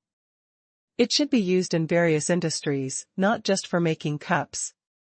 If you look at the pen made later, there is actually no change. It's just a cup mouth that's one size smaller, and this wooden stick, if it's just used for connection, is not as strong and durable as the mortise and tenon joint. You want to dig deeper for the purpose of the thread, but you dig in the wrong direction. Luo Chong saw that he didn't have anything else, so he started to comment. What the leader said is that he is just stupid. He really can't think of any place where this kind of thread structure could be used. The little carpenter scratched the back of his head in embarrassment and said, No, you are not stupid, you can innovate useful things on your own, you are already better than most craftsmen. And the ball rolling plate you made also has great potential for further exploration. It is not just used to make a table that can rotate. If you want to use it on other things, you need to modify it, right? What are the white beads inside you made of, and how is its pressure resistance? Luo Chong looked at his self-effacing look and began to encourage him again. Back to the leader, these beads are solid ceramic beads that I asked someone to bake. They are very hard. Anyway, I haven't encountered any problems when using them to make tables. I have never thought about whether these beads can withstand pressure. The young carpenter immediately answered. Road. Luo Chong nodded after listening. It turned out to be a ceramic ball, which was made from mud. It was indeed easy to make. Now he just wanted to make a bearing. With the current industrial level of the Han tribe, that was impossible. Apart from anything else, it was just a bearing. Making steel balls cannot be knocked out with a hammer, and ordinary steel balls used as bearings may not be able to withstand such a large pressure. For some low-pressure or no-pressure instruments, using porcelain ball bearings is a very suitable choice. By the way, I haven't asked you what your name is yet. What's your name? Luo Chong wanted to reward the carpenter, but then he suddenly realized that he still didn't know the carpenter's name. Back to the leader, the younger one's name is Lu Xingfa. Your surname is Lu? Are you from the deer tribe that produces coal mines? Luo Chong asked in surprise. No, the younger one is from the Lu tribe who raises pigs. He joined the Han tribe at the end of the year before last and has been there for 2 years now. Lu Xingfa said quickly. Oh, it turns out to be the Lu tribe. Luo Chong suddenly realized. Well, given that you are good at inventions and actively submit them to the tribe, and there are 2 relatively promising inventions, you will be promoted to the 4th level intellectual knighthood. I hereby commend you and will be promoted to the director of the Ministry of Industry. 10 days later, moved to Hanyang City and specialized in other uses of threads and balls. Dashu, please go through the procedures for his title promotion and household registration transfer. Luo Chong began to explain to the 2 of them. Yes, I'll have someone do it for him tomorrow. Dashu replied from the side. Lu Xingfa, who was standing next to him, was stunned by the huge reward. He immediately knelt on the ground and thanked him loudly. Thank you for your kindness, Chief. Little Lu Xingfa will definitely study it carefully in the future. Get up, Lu Xingfa, you're not a good Lu. Why don't I change your last name to Lu Xingfa, so it's closer to your original Lu tribe? Luo Chong looked at the people kneeling down to thank him. The carpenter conveniently changed his surname. This was also to differentiate the clans, or the strength of the clans. He was already used to this kind of thing. Ah? Oh, thank you so much for the leader giving me a surname. I dare not forget the leader's grace. From now on, I will definitely serve the leader every step of the way, and I don't dare to say anything about my hardships. Lu Xingfa heard that the leader gave him a separate surname. I was immediately excited. So far, there are only a few people who can be given surnames by the leader alone. This is a great honor. I am so lucky. Well, don't be too happy. Complete the formalities early tomorrow, hand over the work in the shipyard, and report to Hanyang City within 10 days. Your newly added land will also be allocated to Hanyang City. Okay, let's go back with these things. Yes, thank you, Chief. Lu Xingfa's affairs became popular all of a sudden. With just 2 small inventions, he was appreciated by the leader and was directly promoted to the 4th level of intellectual title. He was also given a surname by the leader himself and was awarded the official position of Director of the Ministry of Industry. Although I don't know what kind of official this is, when I hear it, I feel very qualified. What an honor this is. After a short heated discussion, some people suddenly became interested in his invention and wanted to know what could attract the leader's interest and get approval. For a time, threads and balls became the new trend in the craftsman circle. The fashion quickly spread from the shipyard to the people, and then spread to various counties of the Han tribe through material circulation, becoming a household hot topic. Luo Chong did not comment on the impact of this matter on public opinion. In other words, this is the situation he hopes to see. As the saying goes, what is good for the top will be effective for the bottom. When everyone knows that the leader attaches great importance to invention and creation, the people below will actively participating in the ranks of inventors was only good for the technological progress of the Han tribe, but on the third day after the incident, Luo Chong suppressed a group of shipyard craftsmen. Due to the intensity of public opinion, shipyard workers only wanted to invent, hoping to instantly obtain a title, get promoted and make a fortune like Lu Xingfa, and gradually began to work passively, which greatly reduced the production efficiency of the shipyard. Even some workshop foremen began not to miss the mark. Xingya, resulting in the slow completion of the catch and the delay in the launch of the new ship project. When Luo Chong learned the news, he went to the shipyard in person and demoted the master craftsmen who were passive and slow in their work, and deducted half a month's salary. One of them asked for leave because of illness and secretly worked on inventions at home. The craftsman was directly demoted to a commoner by Luo Chong, and his third-level title was wiped out by Luo Chong. He instantly became a commoner and had to start working as an apprentice again. He listed this person as a negative example and published a list throughout the city to circulate criticism. The leader's harsh and thunderous measures swept away all the unhealthy tendencies in the shipyard in the blink of an eye. The craftsmen began their intense work again, and no one dared to think wildly during working hours anymore. I really don't dare anymore. This is really depriving me of a title. What does depriving me of a title mean? You must know that in the Han tribe, a title is not only a reputation, nor a symbol of status, but a kind of property directly linked to the land. Products and titles directly determine the amount of land allocated, and the amount of land is directly linked to economic output. If the title is lost, then the extra land in your family will be gone. If the land is gone, the output will be reduced. Those are real food and money. Who dares not to pay attention to this matter? After the incident, Luo Chong summoned Lu Xingfa alone and severely criticized him for showing off. However, he did not do anything more. He just urged him to complete the work as soon as possible and move his family to Hanyang City. Go to your duties early. After handling these matters, Luo Chong hurried back to Hanyang City because he suddenly received a letter from Hanyang City that morning, saying that Genie had returned in the morning. Genie had been appointed the commander of the Jinwu Guards by Luo Chong a long time ago. He was in charge of intelligence collection inside and outside the Han tribe. He was nominally the commander of his own imperial guards. However, Luo Chong had already sent him to travel with the envoys before.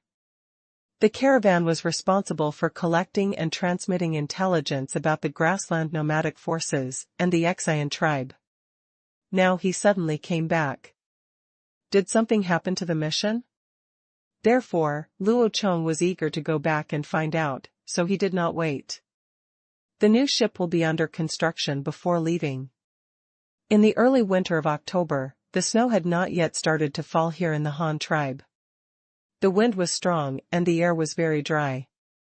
The horses' hooves were galloping rapidly, raising a cloud of dust on the road.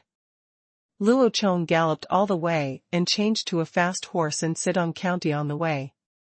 Ma returned to Hanyang City at noon that day and summoned Genie, who had returned in the morning, on the top floor of the government building. Genie pays homage to the leader. After Genie arrived at the office on the top floor, he immediately knelt down on one knee, clasped his fists in his hands, and performed the general salute. Get up, why did you suddenly come back? Is there a problem with the mission or with the caravan? Luo Chong asked straight to the point. Ah? Nothing went wrong. Genie suddenly said in confusion when he heard Luo Chong ask this. Then why did you suddenly run back? Luo Chong frowned and stared at him closely. I came back to report to the leader on the recent situation. There were too many things to say and it was difficult to write in the letter, so I made a special trip back and sent some livestock back to the tribe. Oh, I forgot to mention this.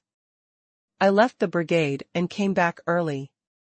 There were dozens of people from our caravan in the next 2 days' journey, who specially escorted a group of livestock back. I brought more than 2,000 cattle and horses, including the majority are cattle.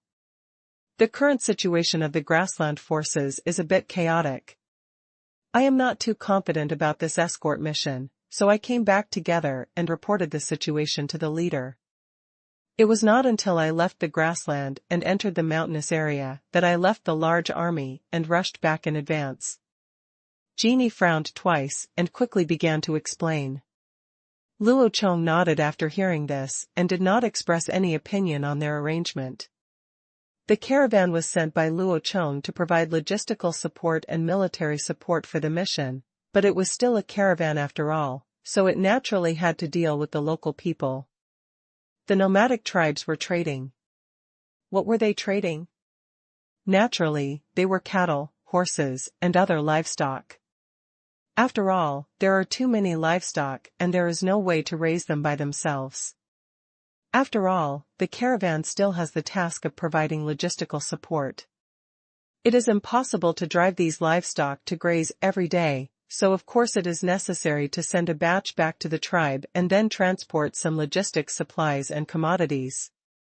The grassland replenishes the caravan's consumption outside, so it is normal for them to come back. But when Luo Chong heard Genie say that the situation in the grassland was a bit chaotic, he asked calmly. Did that Mo Dan and Suri to fight again? Genie was very surprised when he heard Luo Chong's question. He asked in surprise on the spot, huh? I haven't said anything yet. How did the leader know? Luo Chong glared at him dissatisfied. Humph, you still know that you didn't tell me? The commander of the Jinwu Guard is responsible for collecting and transmitting intelligence, but I actually heard such important information from someone else. Does this commander still have the nerve to say so? This was a direct expression of dissatisfaction with himself. Seeing the leader's sudden anger, Genie was so frightened that he stood up from the other side of the tea table and knelt down on the ground. Chief, please calm down. It was the younger one who failed to do a good job and let the leader down.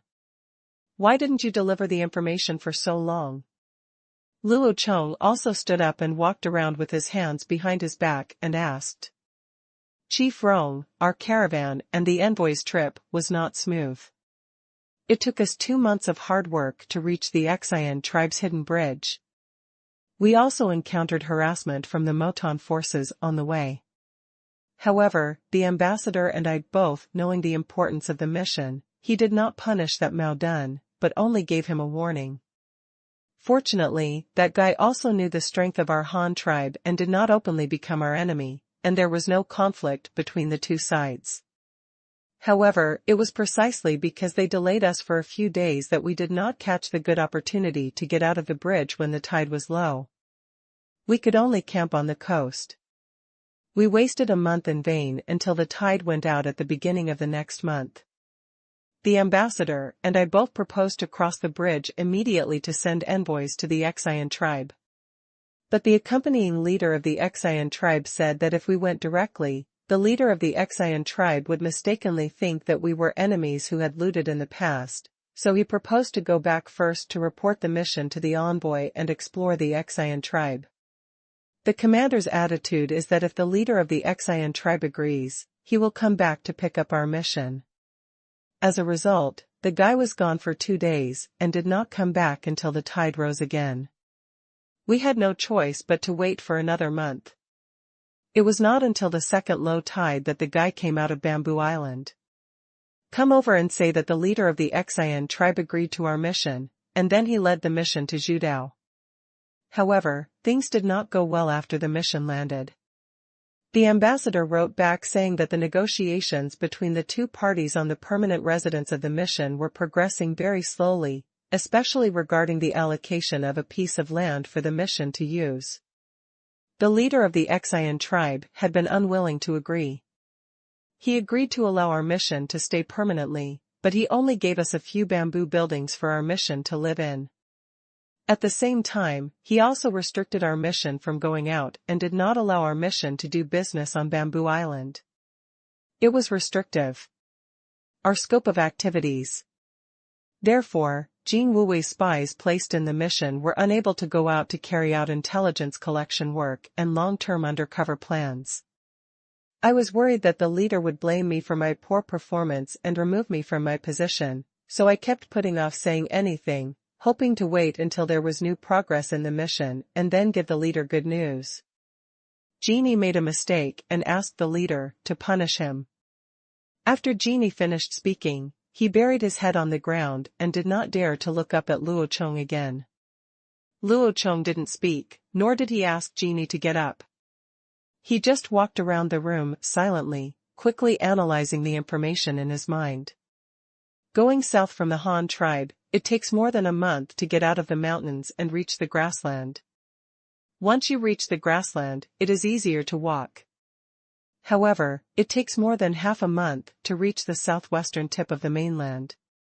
On the way, you also encountered that despite Moton's harassment, the mission still took 2 months to reach the other side of Bamboo Island. In terms of speed, it was relatively fast. There was nothing to fault about this. It's just that the mission wasted 2 months because of a trivial matter, which made Luo Chong very dissatisfied. Why did the Qingshu tribe have to be notified in advance when they were sent to the envoy? I won't tell you why they didn't catch the ebb when they arrived.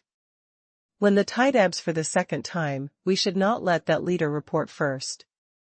Instead, we should directly force the landing on Zhudao and let the envoys go out to the Qingshu tribe in a strong manner. If you let the other party inform you first, and then send the envoy after getting permission, the envoy's momentum will be lowered. It seems that our Han tribe is lower than the Qingshu tribe. Being a guest in your home is a shame for you.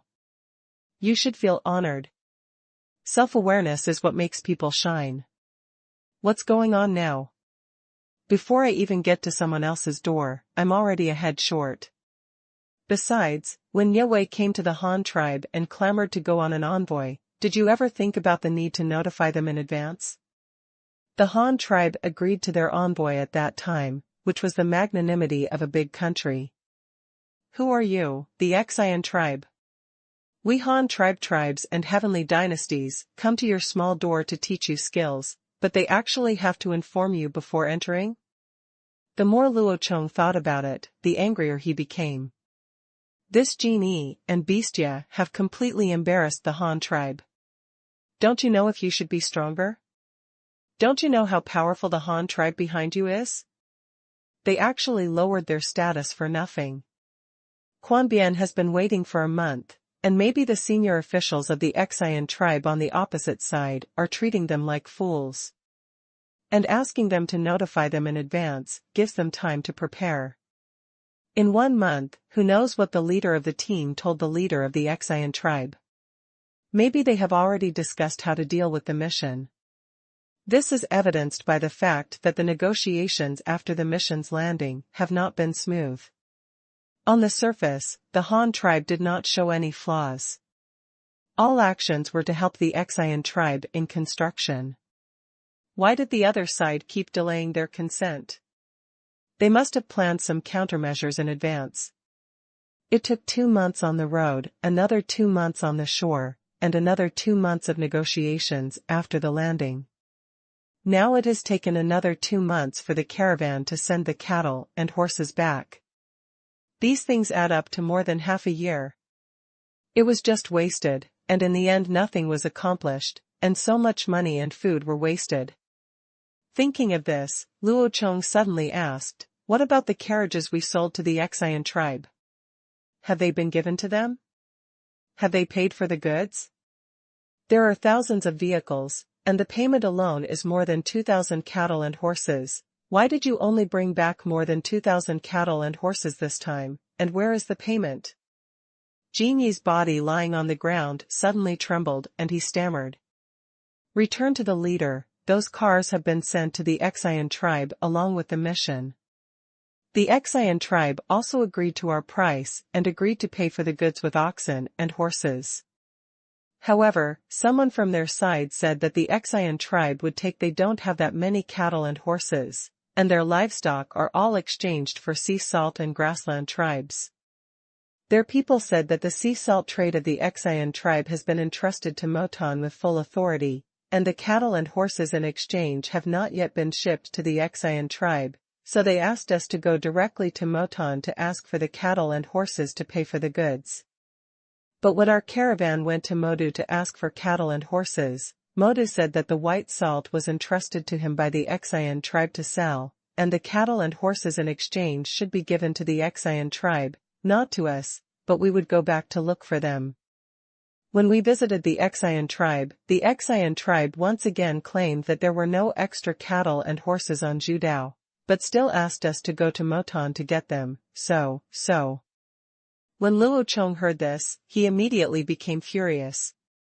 He kicked Genie, who was kneeling on the ground, and rolled him several times, and cursed loudly. Trash, they are all trash. You can't handle even the smallest things well, and you are treated like a fool. You have completely disgraced our Han tribe. Can't you see that they blame each other just to default on their debts? What a bunch of people. Idiot, what do I need from trash like you? Genie was kicked to the wall by Luo Chong, and then he quickly knelt down on the ground. He was so frightened that he didn't even dare to express his anger. Luo Chong was spinning around in circles in anger, but the matter had reached this point, and just being angry couldn't solve it. If there is a problem, I must wipe their butts clean, otherwise I will suffer a big loss this time. Luo Chonghan glanced at Genie in the corner with a face on his face. He had already sentenced this man to death in his heart. After completing the task he assigned like this, and concealing the information about the mission in order to preserve his official position, he was no longer qualified to serve as Jin Wu. The commander of Wei made the move. Although Luo Chong was very reluctant to kill people. After all, for the Han tribe, every labor force was precious, but Genie could not survive. It was only because he knew too many things. Jinwei, the intelligence agency, must not be used by him. Leaked out. Thinking of this, Luo Chong suddenly shouted outside, "Come here." Thump thump thump thump. Suddenly there was a sound of feet stepping on the stairs outside the door, and with a creak, the wooden door was pushed open, and two petty officials wearing red official robes walked in. "I've met the leader." The two petty officials bowed their hands and saluted. "Pull this Genie down and behead him," Luo Chong said coldly with no expression on his face. When the two officials heard this, they looked at each other, and saw confusion in each other's eyes. Genie in the corner gave up as soon as he heard this. The leader wanted to kill him, and he hurriedly walked to Luo Chong. Feet crying for mercy. "Chief, please forgive me. I know I was wrong. Chief, please give me another chance. I will definitely get the payment back next time. Chief, please forgive me. Trash, do you want a next time?" Luo Chong was impatient and kicked him again. With a thud, the back of Genie's head hit the tea table and he fainted. It was the first time for the two petty officials on the side to see the leader's hair grow so big. Huo was too scared to speak. "Are you too deaf? Or do you want to die with him? Why don't you drag him out and chop him up?" Luo Chong roared again. Yes. The two petty officials did not dare to be stunned anymore, and immediately stepped forward and dragged Genie's arms out.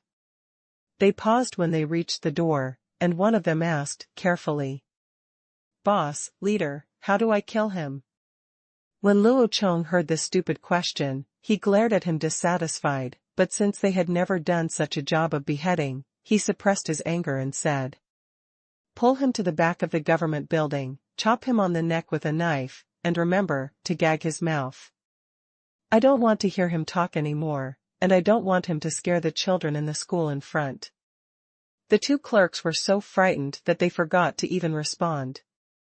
They hurriedly dragged Genie, who had fainted, downstairs and to the street behind the building. They also found a rag to stop his mouth, and led Genie to the other side of the street. The people stopped to watch, not knowing what was going on. The two tied up Jinyi's hands and feet and released him to the street. When they left the building and were blown by the cold wind, they suddenly woke up again, only to find that they were gagged and their hands and feet were tied. They remembered what the leader had just said. The order immediately frightened him out of his mind, and he began to whine and struggle. Be honest and wait for death. The leader has called you a waste. You must have done something to disgrace the leader. One of the petty officials also kicked Jinyi, but Jinyi heard this man say waiting for death. He continued to struggle. Brother, I don't have a knife. How can I cut it? The leader is still watching from above. Well, why don't you watch him first, while I borrow a knife from the concierge in the front yard? Another clerk looked up and found that the leader was watching from the window on the 5th floor, and he quickly suggested. Then what are you waiting for? Go quickly. So one of them hurriedly ran to the front door of the official building, borrowed a waste knife from the guard in front of the door, and ran back. Then the other person took the knife and became violent. Gritting his teeth, he pulled out the long knife and put it on Jinyi's neck, but I didn't expect that this guy rolled on the spot and actually hid. When the people across the street saw this posture, they thought, hey guys, this is going to kill someone. Moreover, this man was pulled out from the government building, and the leader was still watching from above. It was obviously the leader who ordered him to be killed, and he didn't know what mistake this man made. Some of the women came to join in the fun when they saw their children, and quickly took the children home. Only some men who were at home during their spare time were still watching. Can you do it? If you don't chop him to death, the leader will chop us both. Give me the knife and I will chop him. The little official next to him couldn't stand it any longer, so he grabbed the knife and kicked Jinyi to the ground, then stepped on his back to prevent him from moving, and then swung the knife to the back of Jinyi's neck. As a result, this happened. He cut off his head in one go, and cut a slash into the ground, splattering his own blood. When the people around saw that they had really chopped people up, they immediately ran away. Although they had all hunted before, there was still a difference between hunting and killing the same kind of people, especially the killing method of directly cutting off the head, which was indeed a bit scary. As for the clerk who had beheaded Jinyi with his own hands, he picked up his head and went upstairs to revive Luo Chong. Before leaving, he did not forget to greet his colleagues and ask him to return the knife. Thump, thump, thump, thump, there was another sound of climbing the stairs, and the clerk walked in carrying the bloody head with his own hands. Chief, you have already beheaded him, this head? Luo Chong pouted at the tea table expressionlessly.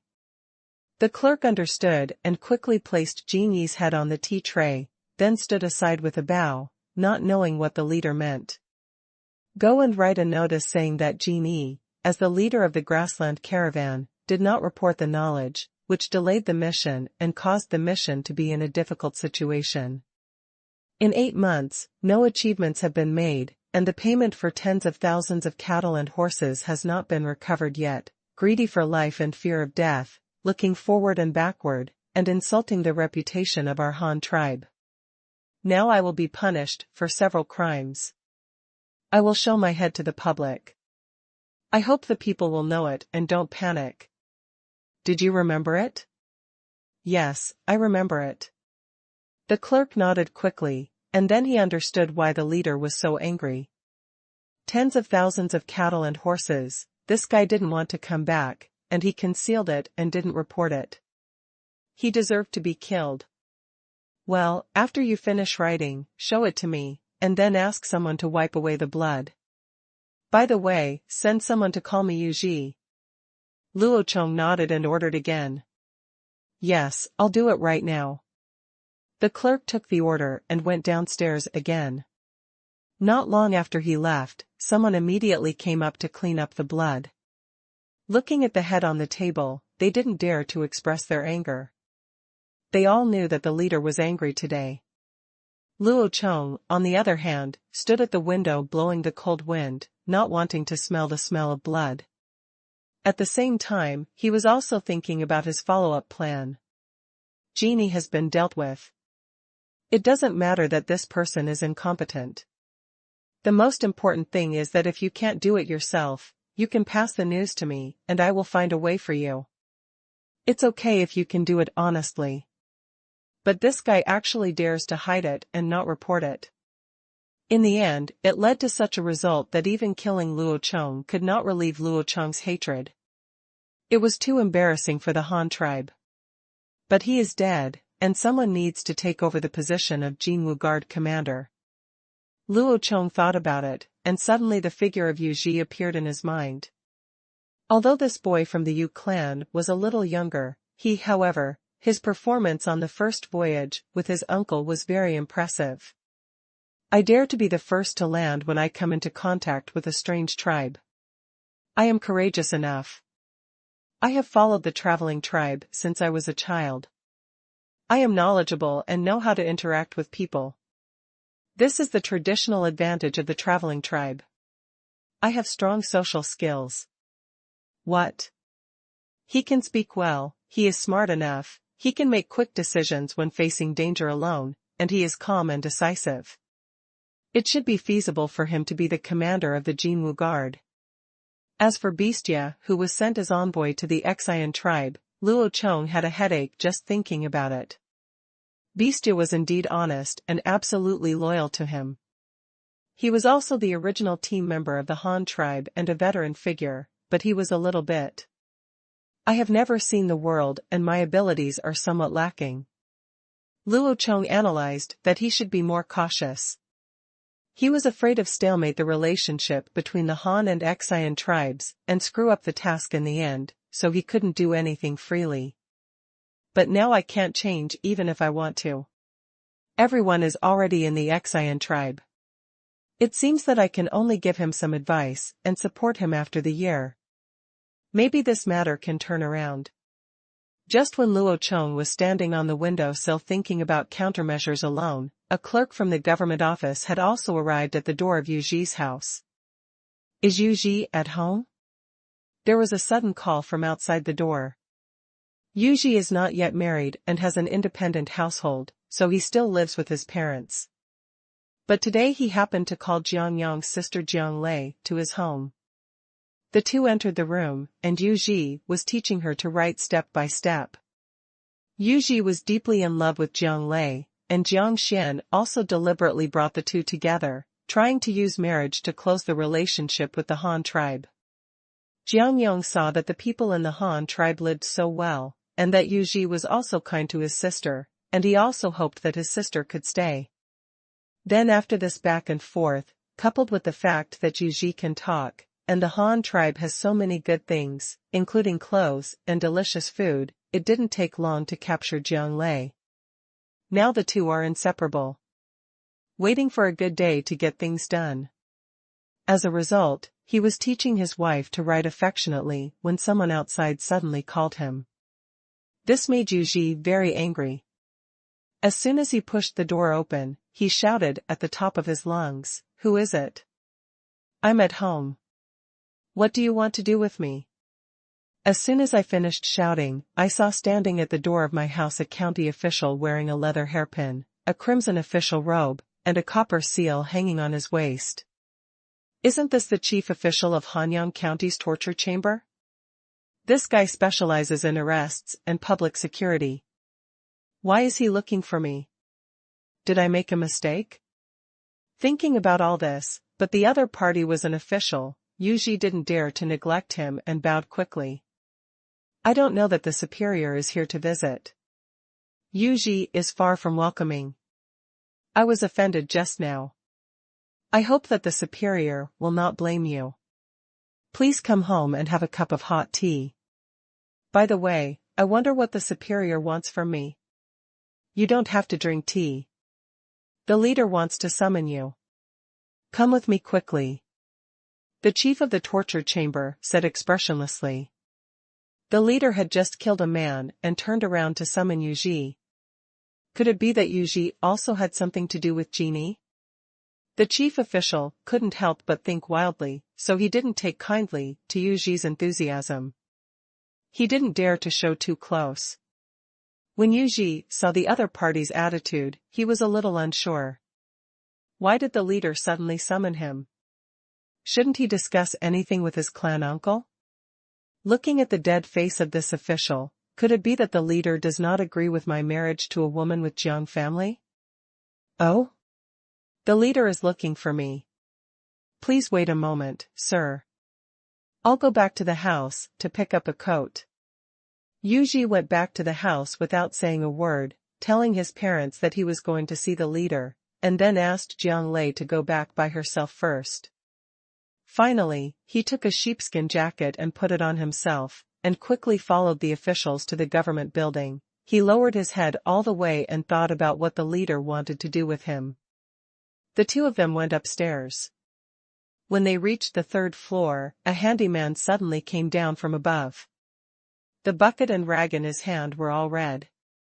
A strong smell of blood hit them. Coming over, Yuji frowned and felt suddenly uneasy. Why is there blood in the official building? This is not a butcher's house that sells meat. Dang dang dang. Chief, Yuji is here. The official knocked on the door and said, "Come in." Luo Chong's voice came from the red door. Yuji opened the door and walked in anxiously. When he saw Luo Chong sitting behind his desk, he immediately bowed and saluted. "Yuji has met me first, take it." The smell of blood in the room became stronger. When Yuji lowered his head to salute, he felt someone staring at him from the side. With a glance, a huge human head was placed on the tea tray. That person was still looking at him with a dead look. He almost bit his tongue in fright. "Well, you sit over there and wait," Luo Chong said expressionlessly.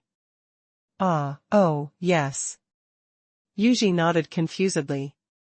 He didn't know what the leader meant, but when he saw the direction the leader pointed, he asked him to sit next to the tea table. Yuji didn't dare to go against Luo Chong's wishes, and sat carefully on a futon covered with rabbit skin. He stared at the people on the table, and the atmosphere in the room suddenly became weird. After a while, another clerk came outside the door. This man's hair was still wet, as if he had just taken a shower, and his face was red from the cold. "Report to the leader, the notice has been written." Read. Yes, Genie, the commander of the Jinwu Guards, as the commander of the grassland caravan, did not report the knowledge, which delayed the mission.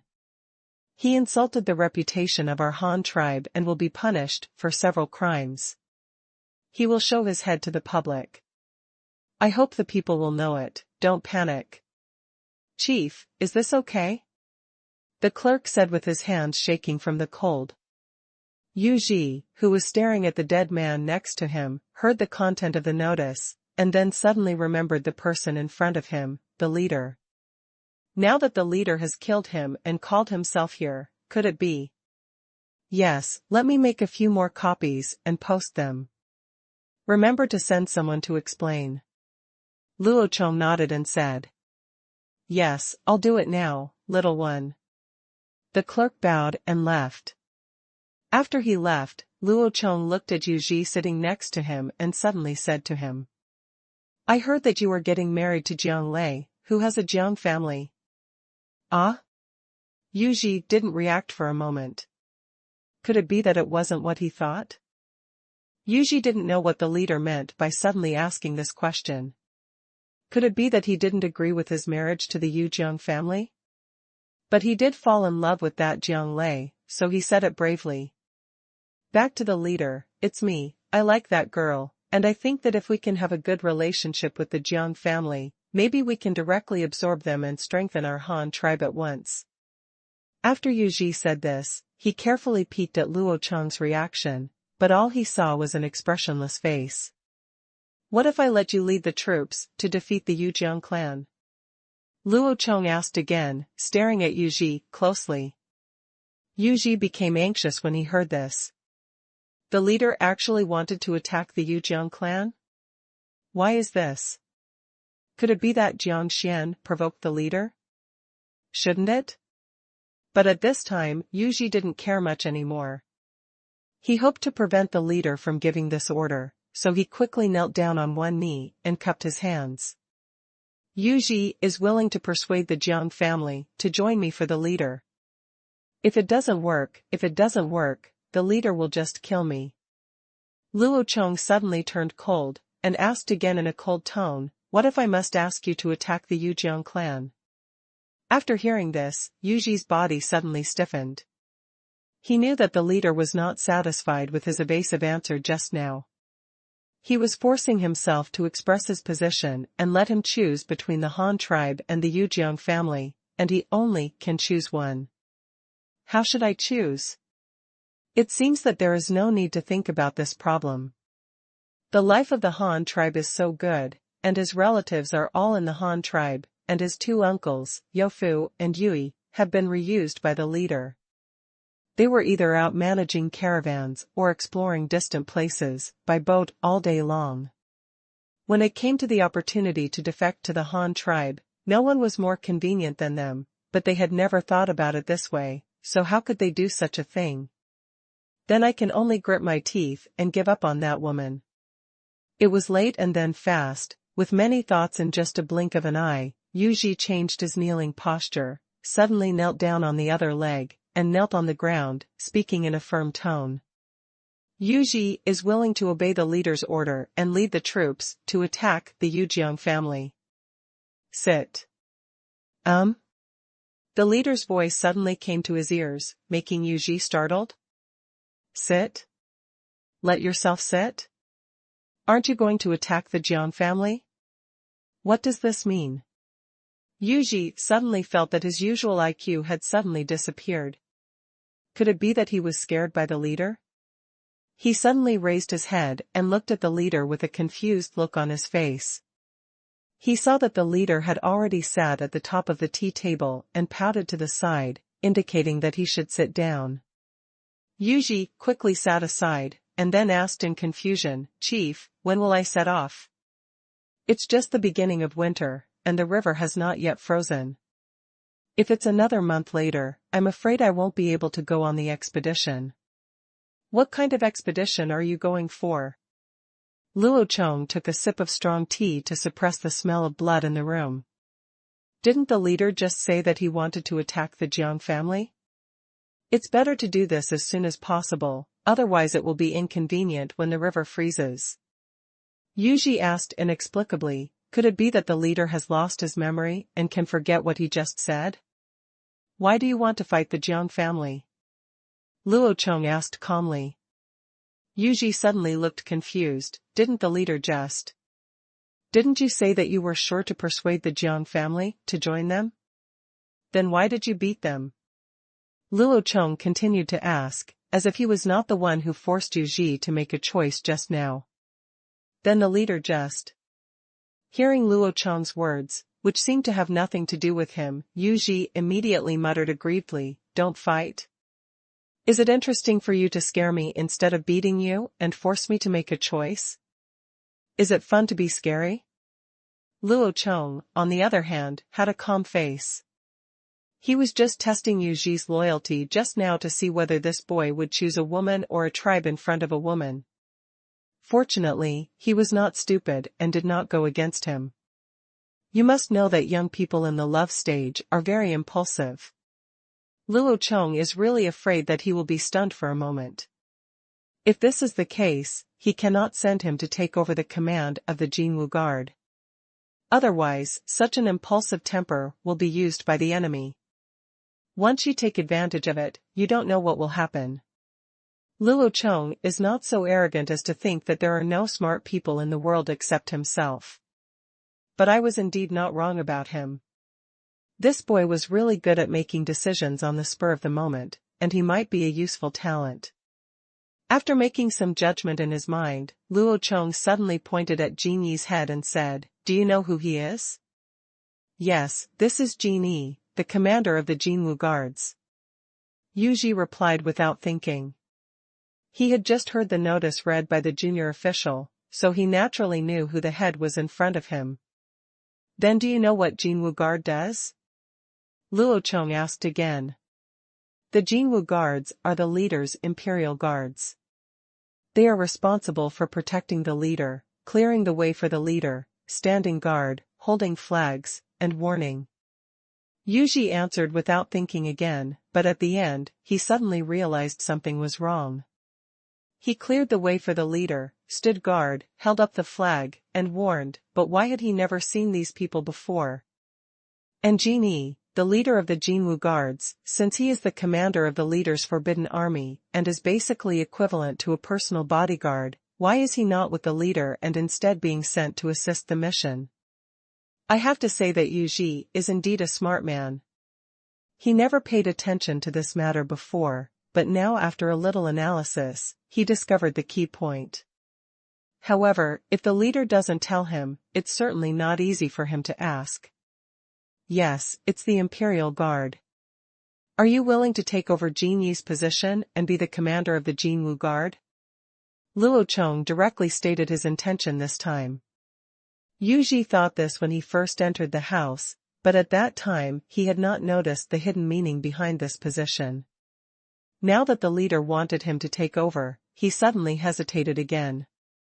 The intuition he had developed since childhood told him that it must not be that simple inside, so he asked tentatively.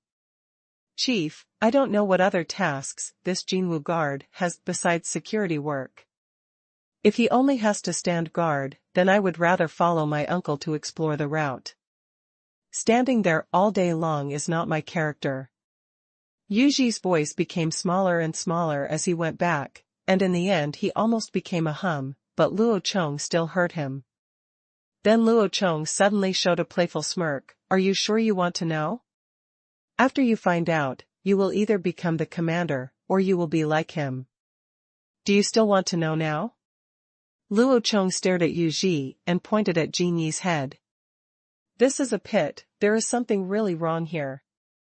Yuji couldn't help shouting in his heart, the leader actually dug a big hole for himself. No, it seemed that he had asked this question on his own initiative just now. Oops. Being deceived by the leader, he actually walked to the edge of the pit. He also asked himself whether he wanted to know. This was simply a multiple-choice question asking, should you just jump in there yourself or choose to die? It was even more deceptive than the multiple-choice question that asked you to mark Zhang's name just now. But of course he can choose not to listen, but he is a commander. There are only 3 such positions in the entire Han tribe. They are even rarer than frontier officials, like county guards. Moreover, Jinwu guards also hold some more important responsibilities. You can tell just from how secretive the leader is about this matter. Either he doesn't know, and if he knows, he must be one of them, otherwise he will die. Even his 2 clan uncles don't know about such confidential matters. If he takes this position, wouldn't he be stronger than his 2 clan uncles? Of course, being the commander entails great risks, but such an opportunity is also very rare. As soon as the vacancy for the command of Jinwu Guard appeared, the leader thought of himself. It can be said that this is a great deal of trust and respect. Even such a secret, I am willing to tell myself everything.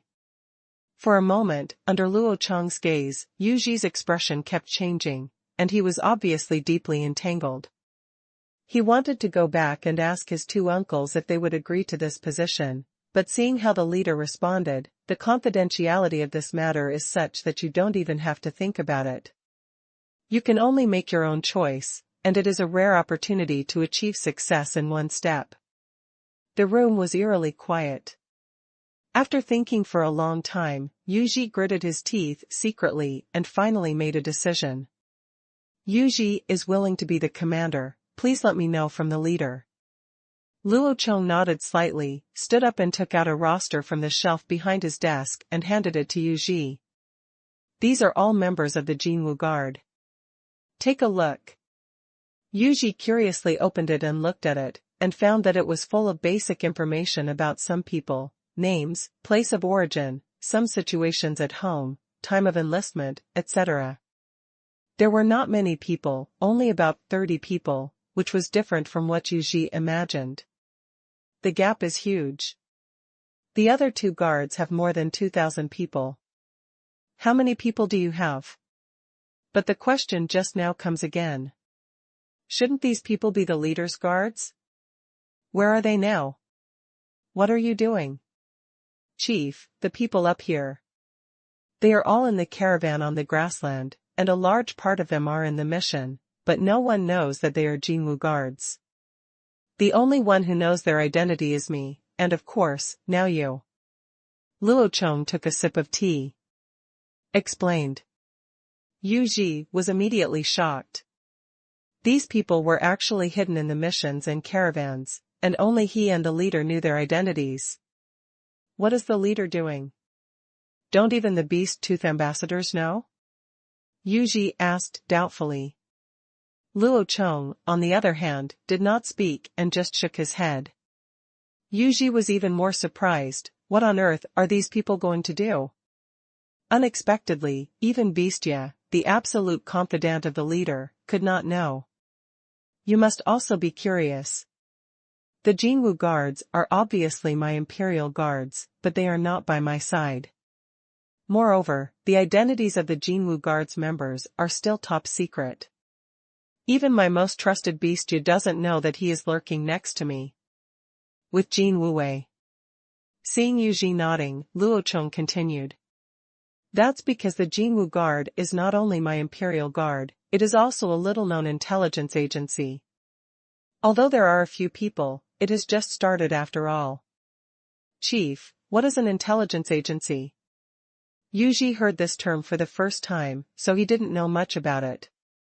The intelligence agency is mainly responsible for the collection and transmission of internal and external intelligence. It is also responsible for some special tasks behind enemy lines, such as assassinations, stealing important items, and spreading public opinion information.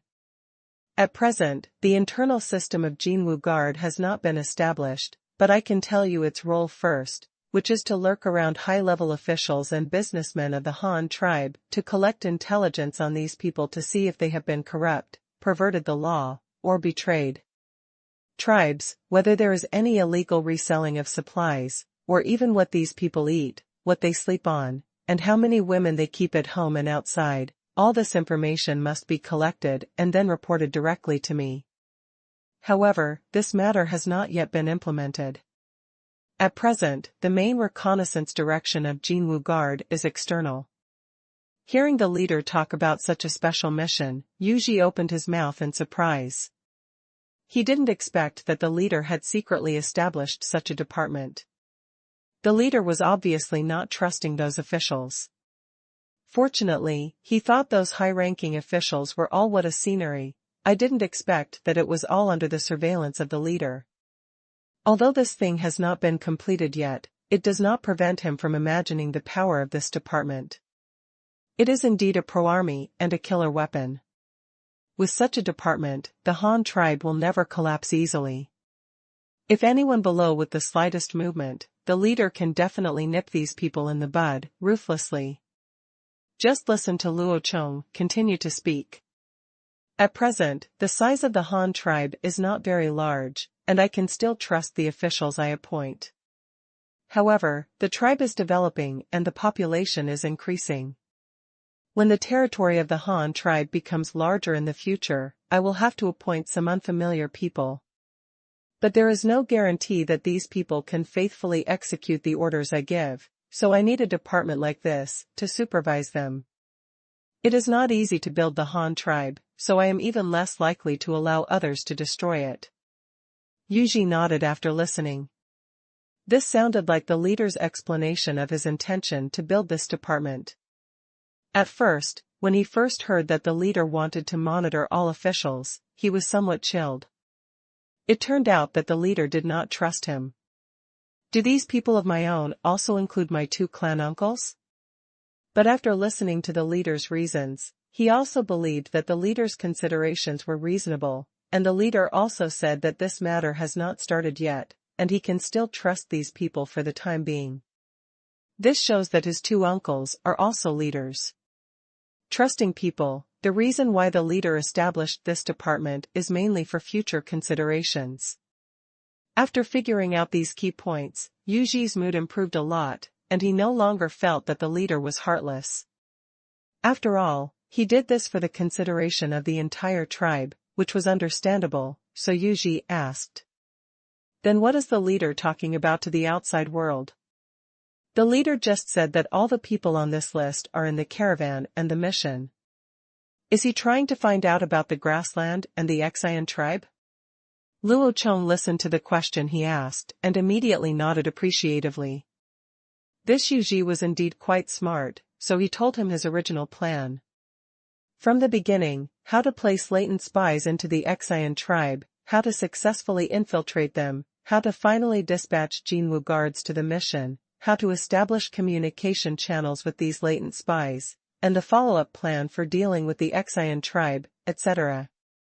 These things that Yuji had never come into contact with made him secretly excited, especially this kind of sneaky calculation of others without others knowing.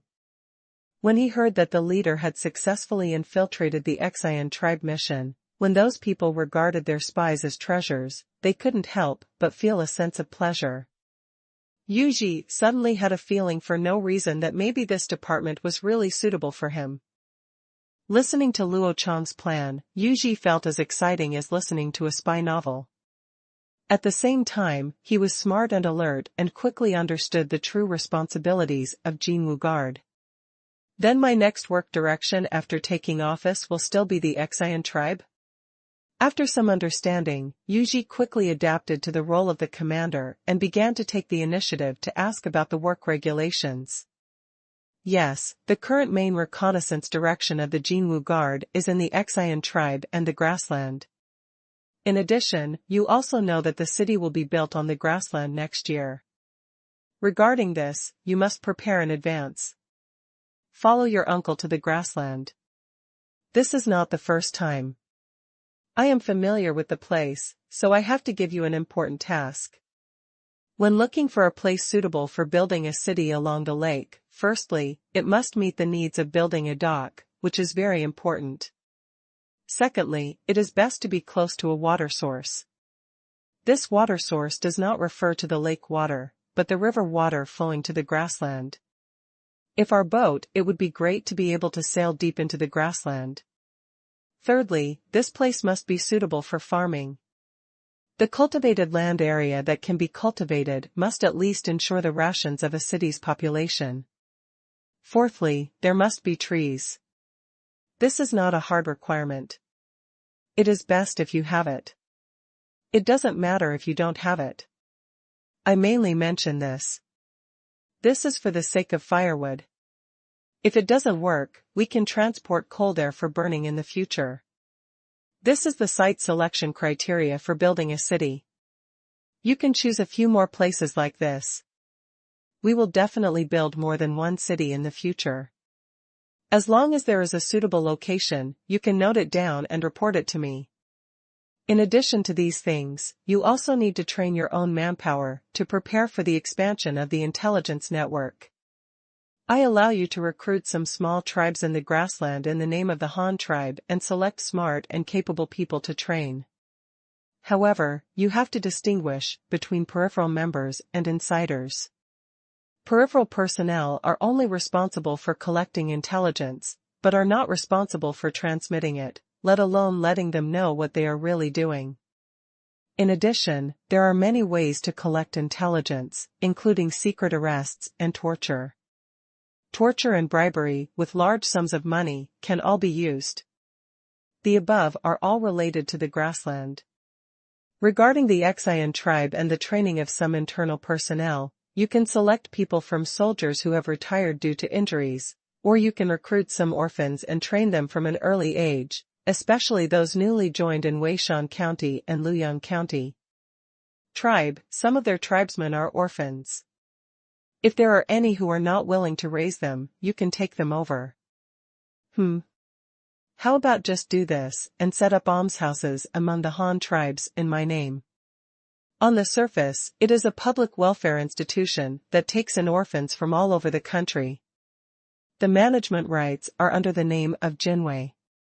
In this way, you can also, it is good to develop manpower, and select available talents from an early age, to absorb them into the Jinwu Guard. After hearing Yuji's initiative to inquire about work, Luo Chong also made plans for Jinwu Guard's next mission, including short-term reconnaissance goals and long-term training models. Yuji was very happy when he heard this. The leader's plan was perfect. When there was insufficient manpower in the early stage, he could rely on recruitment and bribery. In the later stage, he would also build an orphanage as his own talent reserve institution. In this way, the entire Jinwu Guard's development ideas it becomes clear. So Yuji immediately saluted again to show his loyalty. Luo Chong also nodded with satisfaction, but finally reminded him, "Your predecessor was killed for concealing information. I don't want you to follow in his footsteps. Remember to regularly summarize some information for me. Even if it's nothing important, report it regularly. Even if you find out how many more children Mao Dun has had, it's no problem." Yuji's heart trembled, and he secretly thought that the leader was setting task targets for himself. No matter what happened, he would have to report some news when the time came, so he said, "Don't worry, leader, Yuji will never disappoint the leader's expectations and will abide by his duties. Keep it secret." "Well, you are a good person who abides by his duties and keeps secrets. I hope you can remember what you said today. Remember, after leaving this room, the Jinwu guards are just my guards, including your uncle and your wife. No one can tell you without my order. As for when the responsibility of Jinwu Guard will be made public, I will naturally inform you at that time." "Yes, Chief, what about Jiang Lei and I getting married?" Yuji responded, and finally asked tentatively. "Hurry up and do it. I only give you 1.5 months. By then you will go out to take up your post. I can promise you that after the city on the grassland is built, you can take your wives over and reunite. So the city is built. You must pay close attention to the address." "Yes, I understand." Yuji said yes again, and then he received a set of Jinwu Guard's tiger charms, seals, waist badges, and other tokens from Luo Chong and went home directly. In the next few days, the beheading of Jin Yi aroused a lot of public opinion among the Han tribe. After all, it was the first time that the leader had executed a criminal in this way. However, after the official announcement of his crime, the common people began to feel that this man deserved his death.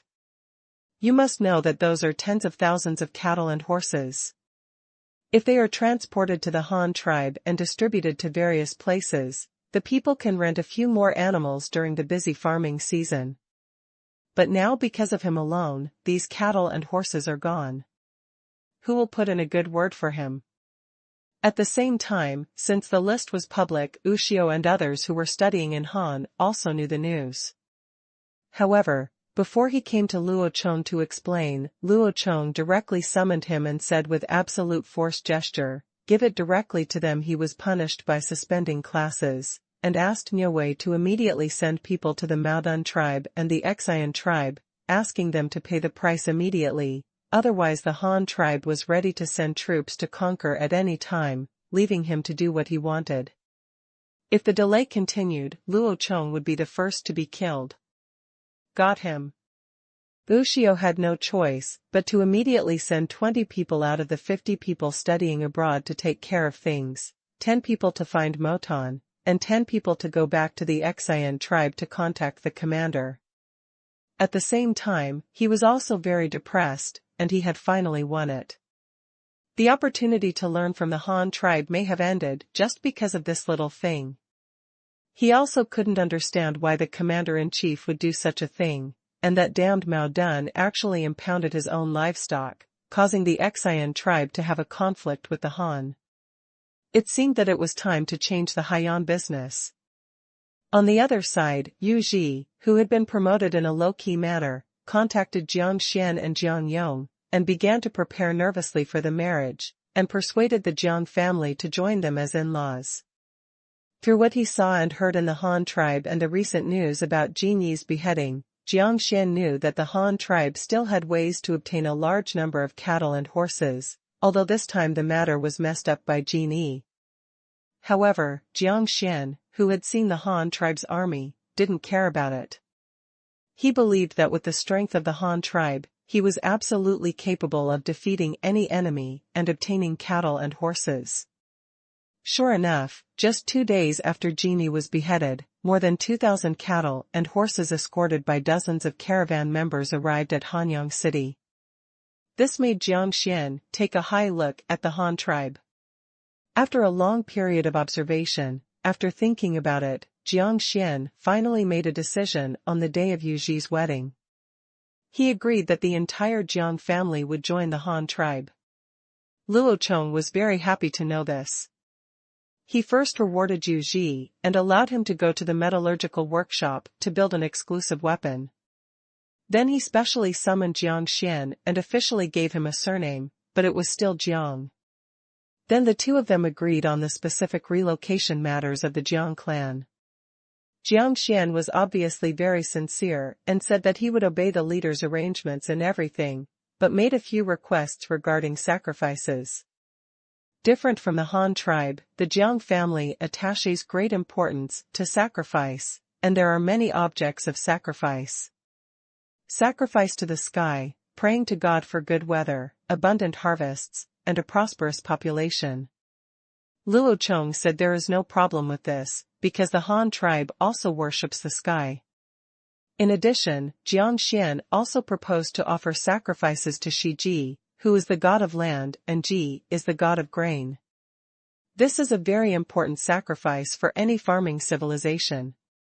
However, in his previous life, Luo Chong only paid attention to mathematics, physics, and chemistry, and he was really good at this aspect.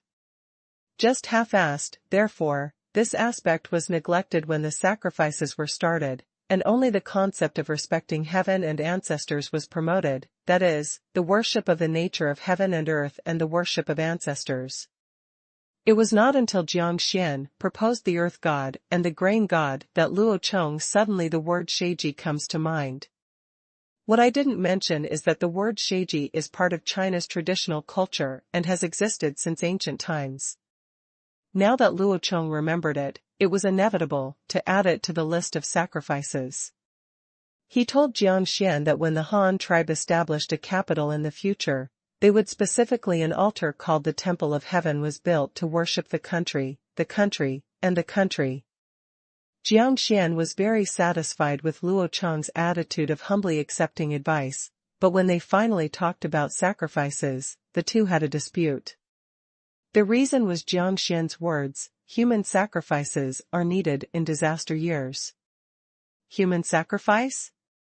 That was something that only the cruel Yin Shang would do.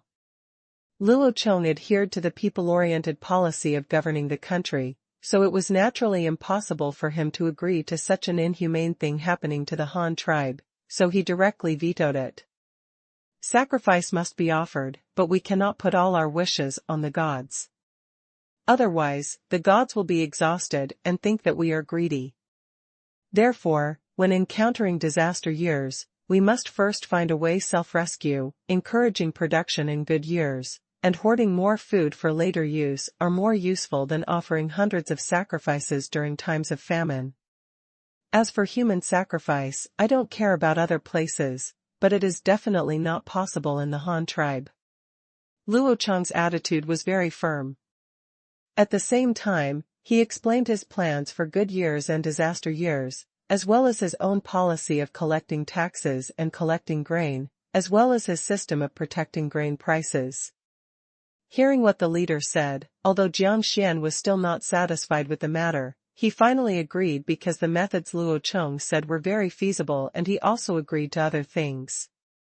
He didn't need to Fei was entangled in the issue of human sacrifice, not to mention that Luo Chong also said that if he only wanted live animals, pigs and sheep could be killed at will, except for humans and cattle and horses, which were all labor force. In years of disaster, the population would have been reduced, and if you resurrected people to offer sacrifices, you would only anger the gods and would not do any good in alleviating the disaster. In the end, Jiang Xian could only accept Luo Chong's statement, because he recalled the history of the Jiang family and found that human sacrifice did not bring any benefit to the disaster, and he did not know if it was really because of this that he angered the gods. In this way, the two of them completely finalized the matter of Zhang's joining, and the time was set after next summer's grain harvest.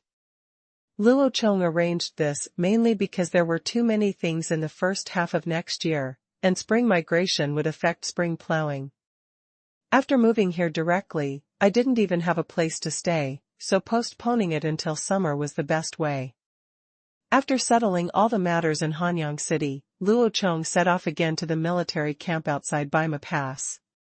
After inspecting the weapon use training and tactical movement training of individual soldiers, Luo Chong began to formally conduct formation training. However, when they first set up a large formation of 4,000 people, the soldiers performed very well. The golden drum orders were clear and the soldiers changed formations quickly. Luo Chong did not summarize many formations. There were only 3 types. One was the hollow round car. A formation is a defensive formation specifically designed to defend against cavalry, with vehicles placed in a circle around the perimeter and soldiers guarding the vehicles. The other is a hollow circular formation, combining spears and shields. It uses swords, shields, and spears and bucklers as the defense line, and concentrates all the crossbowmen in the center of the circle. It can play a very good defensive role against cavalry. At the same time, the archers inside can also perform defensive counterattacks, both offensive and defensive. The last one is the dolphin attack formation, with the first echelon of sword and shield soldiers in the front, the second echelon of spearmen and halberdiers, the last row of crossbowmen for long-range projectiles, and the cavalry guarding the 2 wings. After overwhelming the enemy, it can also be used to pursue and encircle it. These 3 formations have a clear division of labor. After 2 or 3 months of training, the soldiers were able to execute orders and prohibitions. However, Luo Chong suddenly discovered a big problem in the final small unit assault formation. In the past, I always thought of establishing an organization according to the types of troops, but in this way, when forming a small formation of less than 5 people, you will suddenly find that 5 or 6 sword and shield soldiers stand together, with excess defense power, but without long weapons to suppress the enemy. The spearmen are just the opposite. They have a surplus of long weapons, and no shield for defense.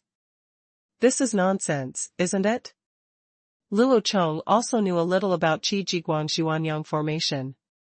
He knew that the Yuanyang formation was not a single type of military. A small Yuanyang formation must have 1 or 2 wolf spearmen, which can also be regarded as spearmen, and then there are rattan soldiers, which can be regarded as sword and shield soldiers, fire gunners, short gunners. In short, they are all combined with multiple types of arms. Any formation can be both offensive and defensive. There is obviously something wrong with Luo Chong's way of dividing his troops. So Luo Chong could only urgently order the reform of the military system. Overall, there was not much change. The cavalry, archers, and scouts were still formed into separate armies. They just combined the 2 arms of sword, shield, and spear and halberd soldiers to combine them. The flag is used as a unit, and some mixing has been done. There is still a single military unit in a single small flag. In this way, not only can they quickly form a large formation to defend against the enemy, but during an assault, the soldiers can also form nearby units to charge in small formations. From the Liuhe formation with a group of 6 people, to the 5 elements formation, the 4 elephant formation, and finally to the minimum 3 talents formation, they have all been practiced. In particular, the 3-person formation of 3 people was listed as the focus of training by Luo Chong. Its main purpose was to capture prisoners. The shield hand was responsible for attracting hatred and resisting damage from the front, a halberdier was responsible for engaging the enemy, and the last one was responsible for catching fire with the enemy. The prisoner came forward to arrest the man. Even the officers of the 2 guard posts had to sigh after seeing it. This formation has a clear division of labor, both offense and defense. It has a small number of people and is flexible. Compared with the 5 elements formation and the Liuhe formation, it is the most efficient in killing enemies and capturing prisoners. During these days of training formations in the military camp, Luo Chong was also planning the development plan for next year, especially regarding the continued expansion of the Han tribe.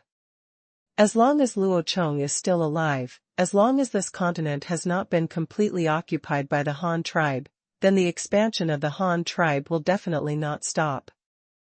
The development plan for next year mainly has several aspects. The first is to send troops to attack the barbarian tribes and capture some prisoners to work back. The second is to occupy a new salt mine, and finally to bring back more than 2,000 people from the Jiang family.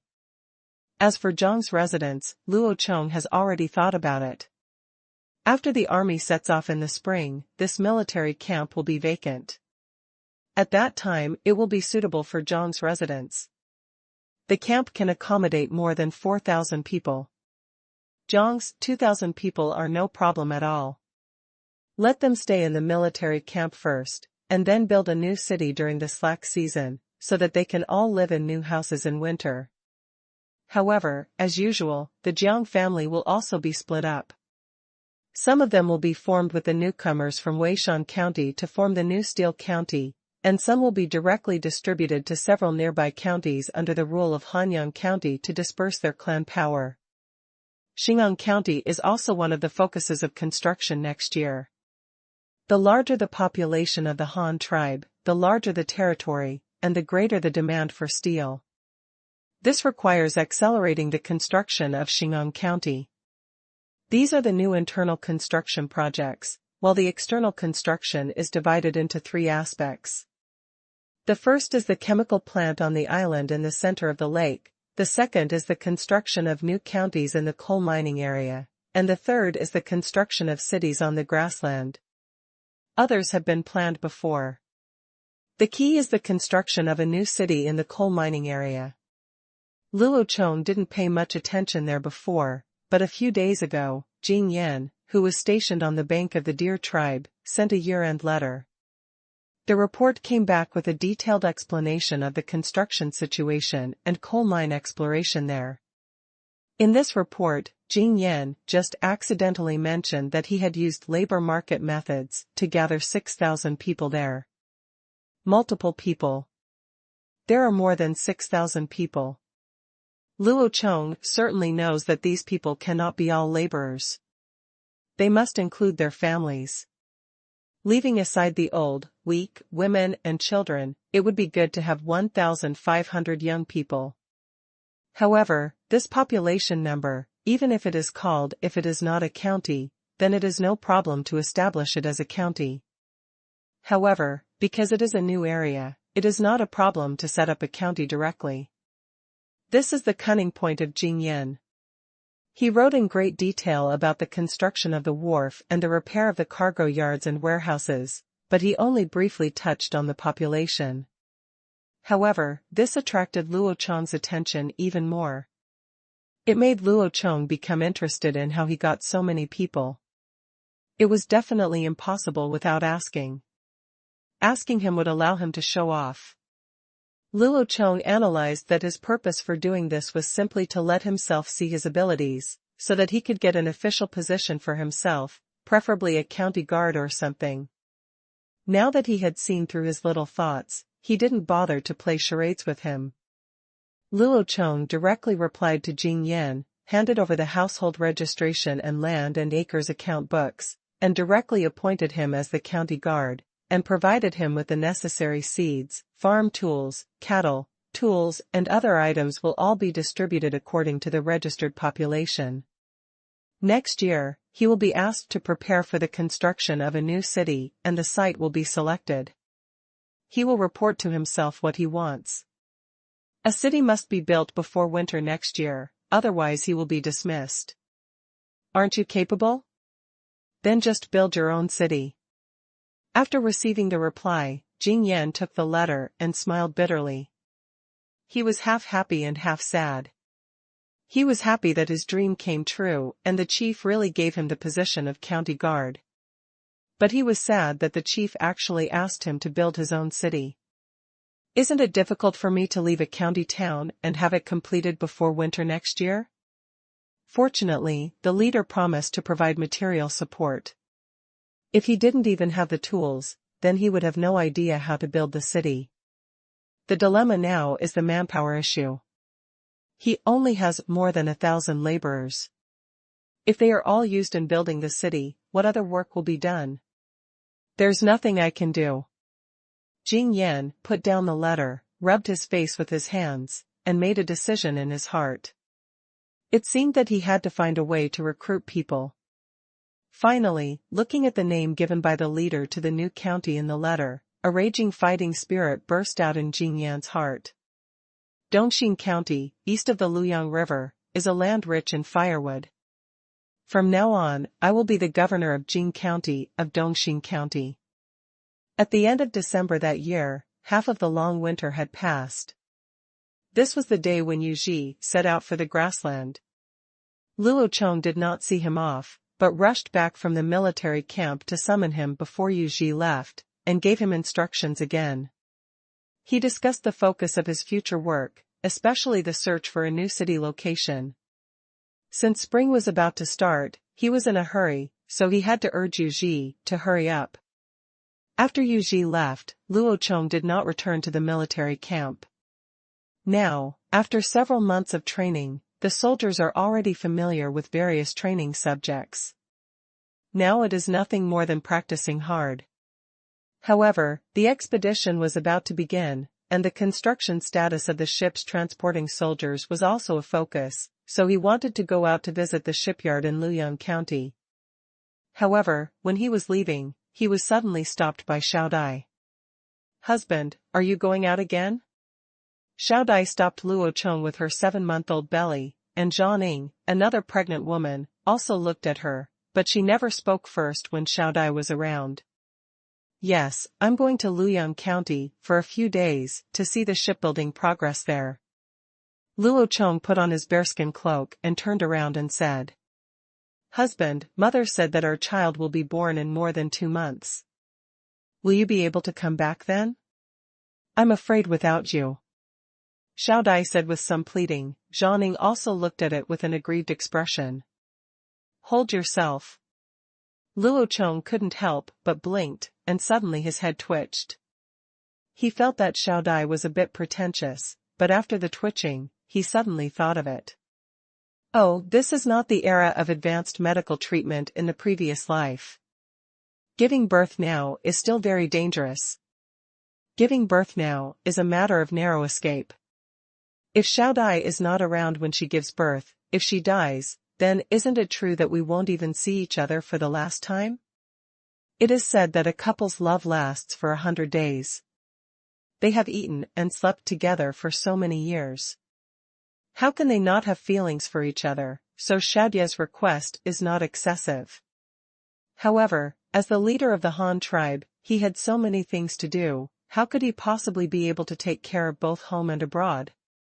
Luo Chong thought for a while, turned around, helped Xiao Dai sit on the Kong, and then said to her, "I definitely want to visit the shipyard. Originally, I planned to lead the troops on an expedition myself before spring, but looking at the time you two have, I'm afraid I won't be able to make it." When Xiao Dai and Zhang Ning heard that Luo Chong was planning to go out to fight, they felt even more aggrieved. They wanted to have a baby, and their husband was not around. What if this happened? Xiao Dai immediately prepared to keep him. But Luo Chong pressed his finger on her lips before she could speak. "You two are going to give birth, so I must be by your side. Let's do this. You can tell your mother-in-law later and let her leave the workshop alone. She will stay with you too for the next few months, maybe help take care of it. As for me, I will go to the shipyard first and make arrangements for the expedition. I will definitely be back before you two give birth. Is this okay?" Luo Chong comforted him softly. Xiao Dai smiled immediately after hearing this, hummed, and kissed Luo Chong on the face. Then Luo Chong said again, "You two should exercise more on sunny days. Don't just lie down or sit when you have nothing to do. Take a walk more. This way you will be in good health and will be energetic and smoother when you give birth. But it's also don't be tired, just pay attention to yourself. Also, ask your mother-in-law to find a few more women with birth experience in the city and contact them first so that they can help when the time comes. Well, I understand. Husband, go quickly and remember to come back early. Sister Ing and I are waiting for you. After hearing Luo Chong's instructions and arrangements, Xiao Dai no longer worried and helped Luo Chong get ready. He straightened his collar and started to rush people away. Luo Chong had no choice but to kiss each of the two women on their foreheads, and then went out and rushed to Luoyang County. It's just that he has been struggling on the road. He is really preparing to go on a personal expedition. This time he directly mobilized more than 4,000 elite troops. However, neither the soldiers nor the generals have any serious combat experience. Under such circumstances, Luo Chong, can you rest assured? However, his two women had to give birth at this juncture, which completely disrupted his plan. This was Luo Chong's first time in his life, so he would be lying if he said he wasn't nervous. Things on both ends are very important, but which one should we focus on? Luo Chong began to feel entangled for a while. He couldn't bring his two wives, who might give birth at any time, to go on a military expedition. Amidst such entanglements along the way, Luo Chong came to the shipyard in Luoyang County again. The original ketch workshop was empty, and the last batch of 4 ketch boats had also been launched. In the new factory area not far away, a work shed is steaming with white steam. Countless workers are constantly fetching water from the well. There are also people in the work shed who are busy carrying ship planks. This is a steaming plate workshop, with hundreds of large steamers neatly arranged inside. Each steamer is 30 meters long. There are 25 stove openings under the steamer. Each steamer has a stoveman who is responsible for taking care of the stove. Of flame. Below the stoker, there are also handymen who transport firewood and add water. They are all temporary workers recruited at short notice. In ship construction, especially in the construction of wooden sailboats, in addition to the keel needing to be spliced, baked and bent, all the outer hull planks must be steamed thoroughly in order to soften the planks, otherwise dry and hard wooden boards cannot be bent. Fitted to the curved hull. When installing the planks should be arranged tightly so that there are no gaps in the middle. However, after the planks cool down, there will still be gaps in the middle of each plank due to thermal expansion and contraction. But it doesn't matter, there will be a waterproofing workshop behind. For processing. In this shipbuilding task, the temporarily recruited handymen came in handy. All the handling work on the construction site was handed over to these people, and all the craftsmen had to join the shipbuilding process. Luo Chong inspected from the material preparation workshop to the keel workshop and found that there were not many people here. There were only a few masters holding soft rulers and drawings, instructing a group of temporary workers to work. Luo Chong went over to ask and found out that they have almost completed the tasks assigned to them. The keel of the last building ship has been assembled. The one currently being built is a sunken sand transport ship that is not part of the order. Luo Chong nodded, happily praised the workers, and then couldn't wait to go to the ship plate installation workshop. Different from the deserted situation just now, the work scene here is very lively.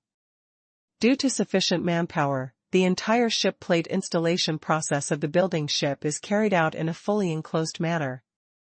The tall hull is surrounded by a circle of scaffolding made of bamboo. Boat plates are installed on both sides of the hull at the same time. There are 2 groups of people moving closer to the middle. There is another group of people at the stern who specializes in laying the stern outer plates. From those positions that had not been sealed, Luo Chong could still see several groups of people working at the same time in the 4-story cabins inside the ship. The sealing workshop can be said to be the busiest and has the largest workload in the entire shipbuilding process. It is responsible for the structural construction of the entire hull.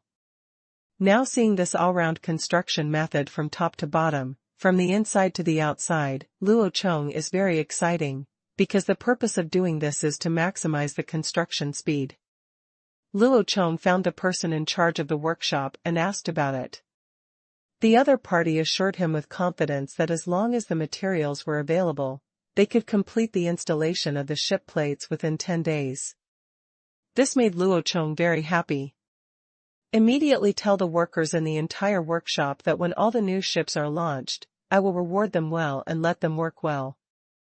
At the same time, he told the big tree behind him that his wood and nails must keep up, and he must not let the materials department hold back the construction workshop. Next, the two went to the waterproofing workshop and found that most of the people working here were women. Luo Chong nodded secretly and walked closer to inspect them carefully. The main method of waterproofing a sailboat is to use hemp rope to plug the gaps in the shipboard, and finally use a special mixed filler to smooth out all the gaps. This job is not difficult, but it requires meticulousness and a lot of work. Think about it. Look, for a large ship that is tens of meters long, there will be as many gaps as there are wooden planks. Therefore, it would be best to mobilize some women who are idle at home to do this work. No wonder the production efficiency of the shipyard is so high. Finally, Luo Chong and Dashi went to the next workshop and found that the workshop that was supposed to be painted was already empty. After asking again, he found out that the other two three-masted sailboats had been launched and one of them had been outfitted, is being used as a training ship to train sailors, and the other is still being outfitted and equipped with sails, anchors, rope pulleys, and other items on the ship. Luo Chong personally boarded the ship for inspection at the dock and looked at it with satisfaction. This warship was exactly the same as his own drawings. It was a large sailing ship with a displacement of nearly 600 tons and a maximum load of more than 450 tons. Although it was similar to the iron ships of the previous life, Bai is a scum-like existence, but Luo Chong is also very satisfied with it. There is already a 40-meter-long three-masted ship. Is it still far away from the 80-meter-long one? Just when Dashi wanted to invite Luo Chong back for lunch, the training ship that was out also returned to the dock. Luo Chong immediately rejected Dashi's proposal and decided to dine on the ship with the sailors and experience a bring life on board. The three-masted building ship is very large. The main mast is 43 meters high, and the two auxiliary masts are 39 meters high. 3 Chinese-style horizontal and vertical sails are hung on it. The whole ship is 14 meters high, with a draft of 6.5 meters. There are 4 levels of cabins, and there is another one on the top deck. The stern building has 2 floors below the waterline and 2 decks above the waterline. There are portholes on both sides. It can accommodate 800 people at a time. The bottom warehouse can also store food and fresh water for 800 people for 3 months. The load capacity this era can be called a terrifying one. This ship type was designed by Luo Chong based on the famous Galen ship in the previous era of great navigation. The hull has good streamlines, high seaworthiness, and more importantly, it can carry things. According to the ship classification at that time, only the hull was more than 60 meters.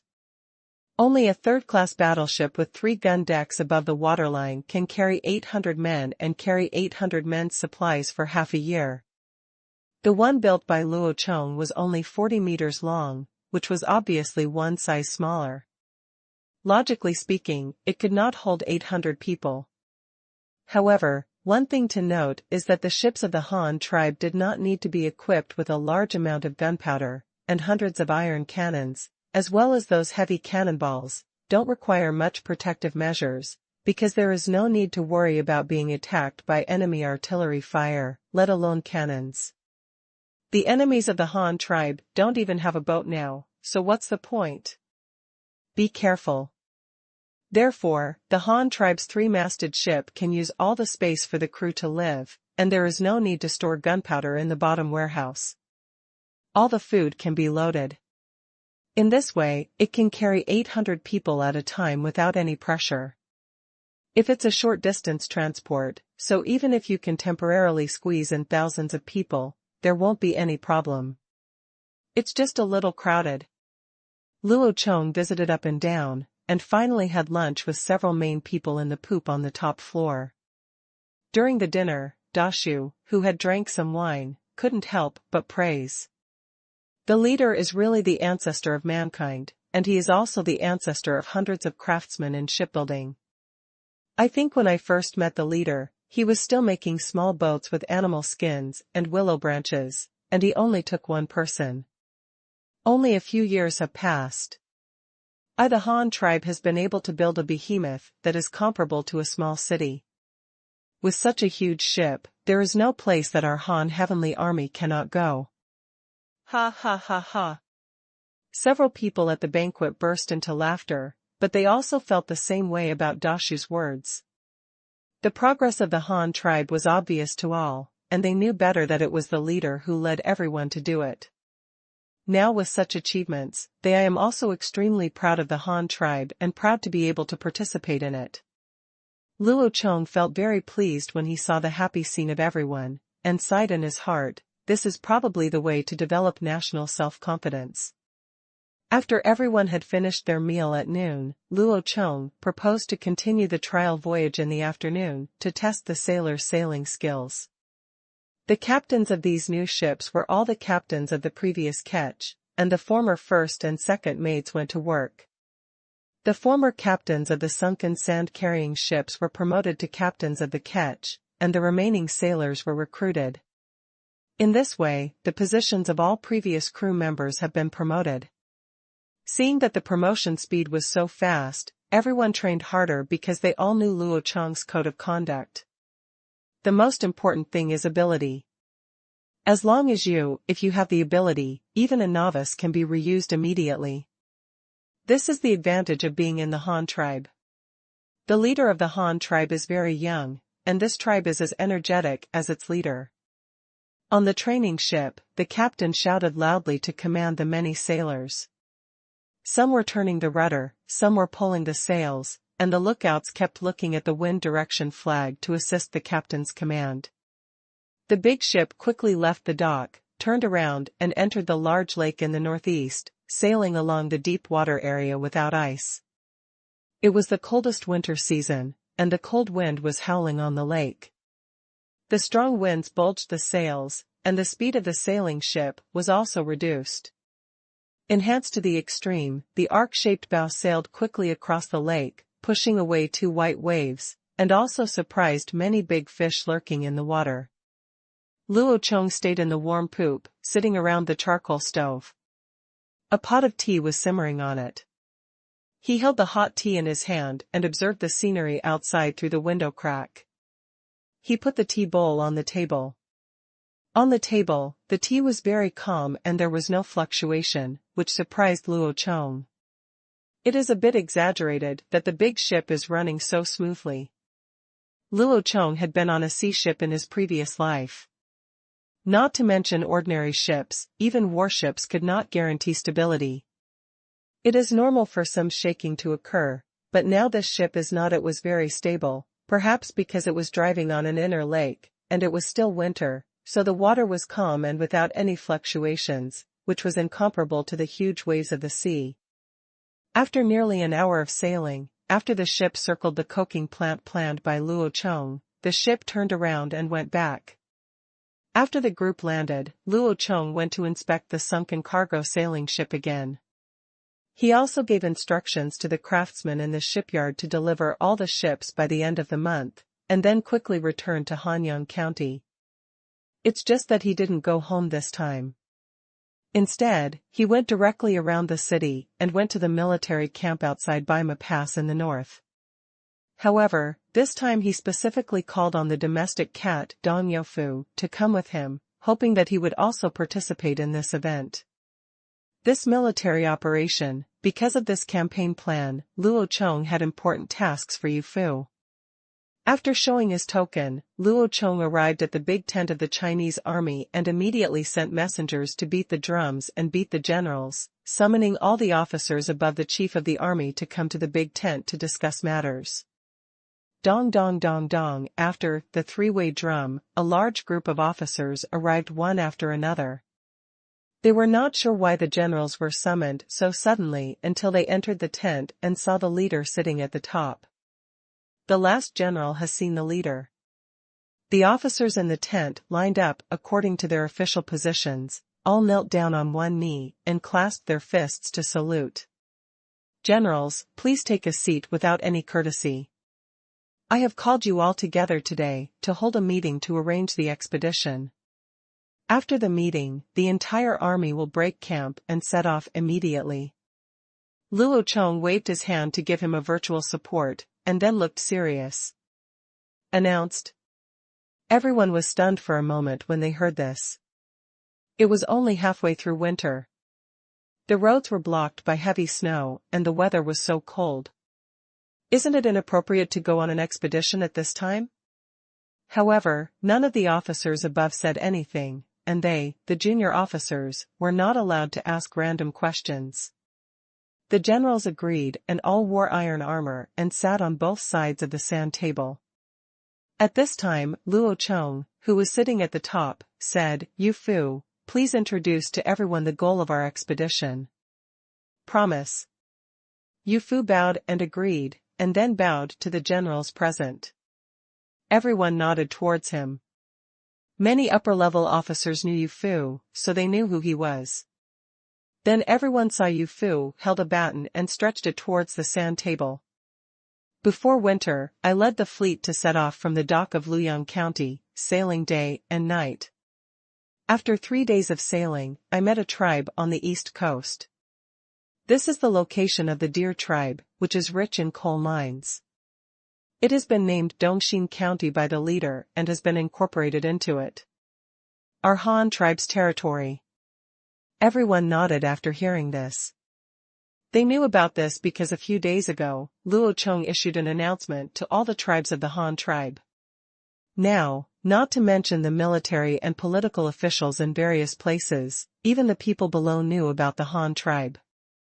Another county has been added. Then Yu Fu continued to introduce, continuing south from Dongxing County, we still traveled by day and stayed overnight. After about 7 or 8 days, we encountered a wide body of water here, with sandbanks all over the river. The raccoon tribe was discovered on the shore, and many minerals were found not far from the raccoon tribe. Oh, by the way, those crocodile skins were also caught here. As you spoke, Yu Fu planted a small flag at that place, and then continued to introduce, after passing this section of the sandbank, and after traveling for about 10 days, we met a barbarian tribe here who made a living by hunting. At first, I wanted to trade with them in exchange for some local information and local products, but these barbarians did not understand human language and were violent by nature.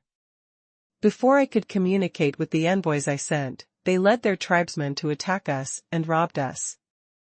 The gifts and the weapons of several crew members killed 3 of us, but several of our envoys also killed more than 20 of them before finally breaking through the encirclement and returning to the ship. The target of our expedition is this tribe. Let me introduce the local situation in detail.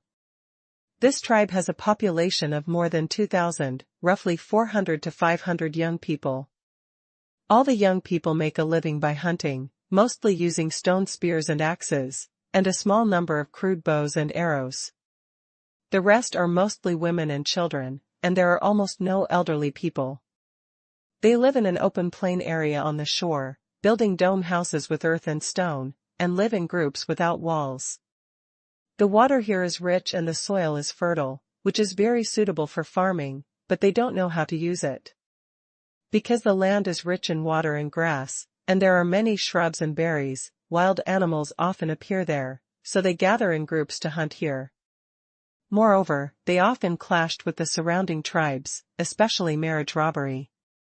Every day, they would have bonfire barbecues for dinner, and a few prisoners would be captured to fight with them for everyone to watch and enjoy. The defeated ones were killed on the spot, and the neighboring tribes had already suffered for a long time. That's it. Everyone listened carefully to Yu Fu's introduction of the target.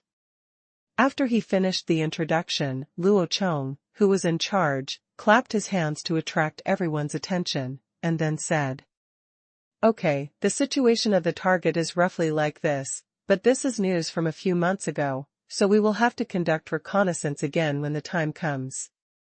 Now let me talk about the strategic goals this time.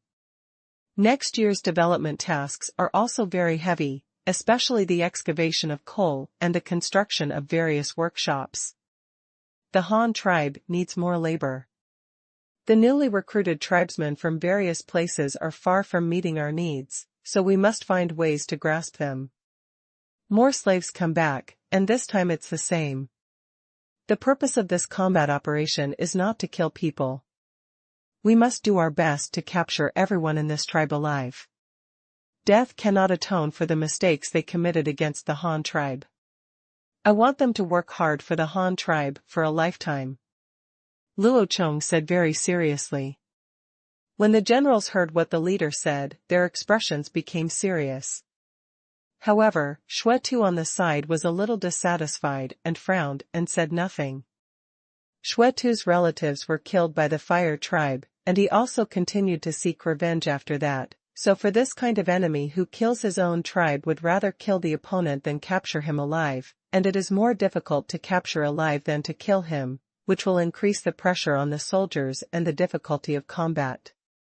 Luo Chong saw him frowning and seemed hesitant to speak, so he said to him, "Xuetu, if you have any questions, it's better to say them now so that everyone can discuss them together."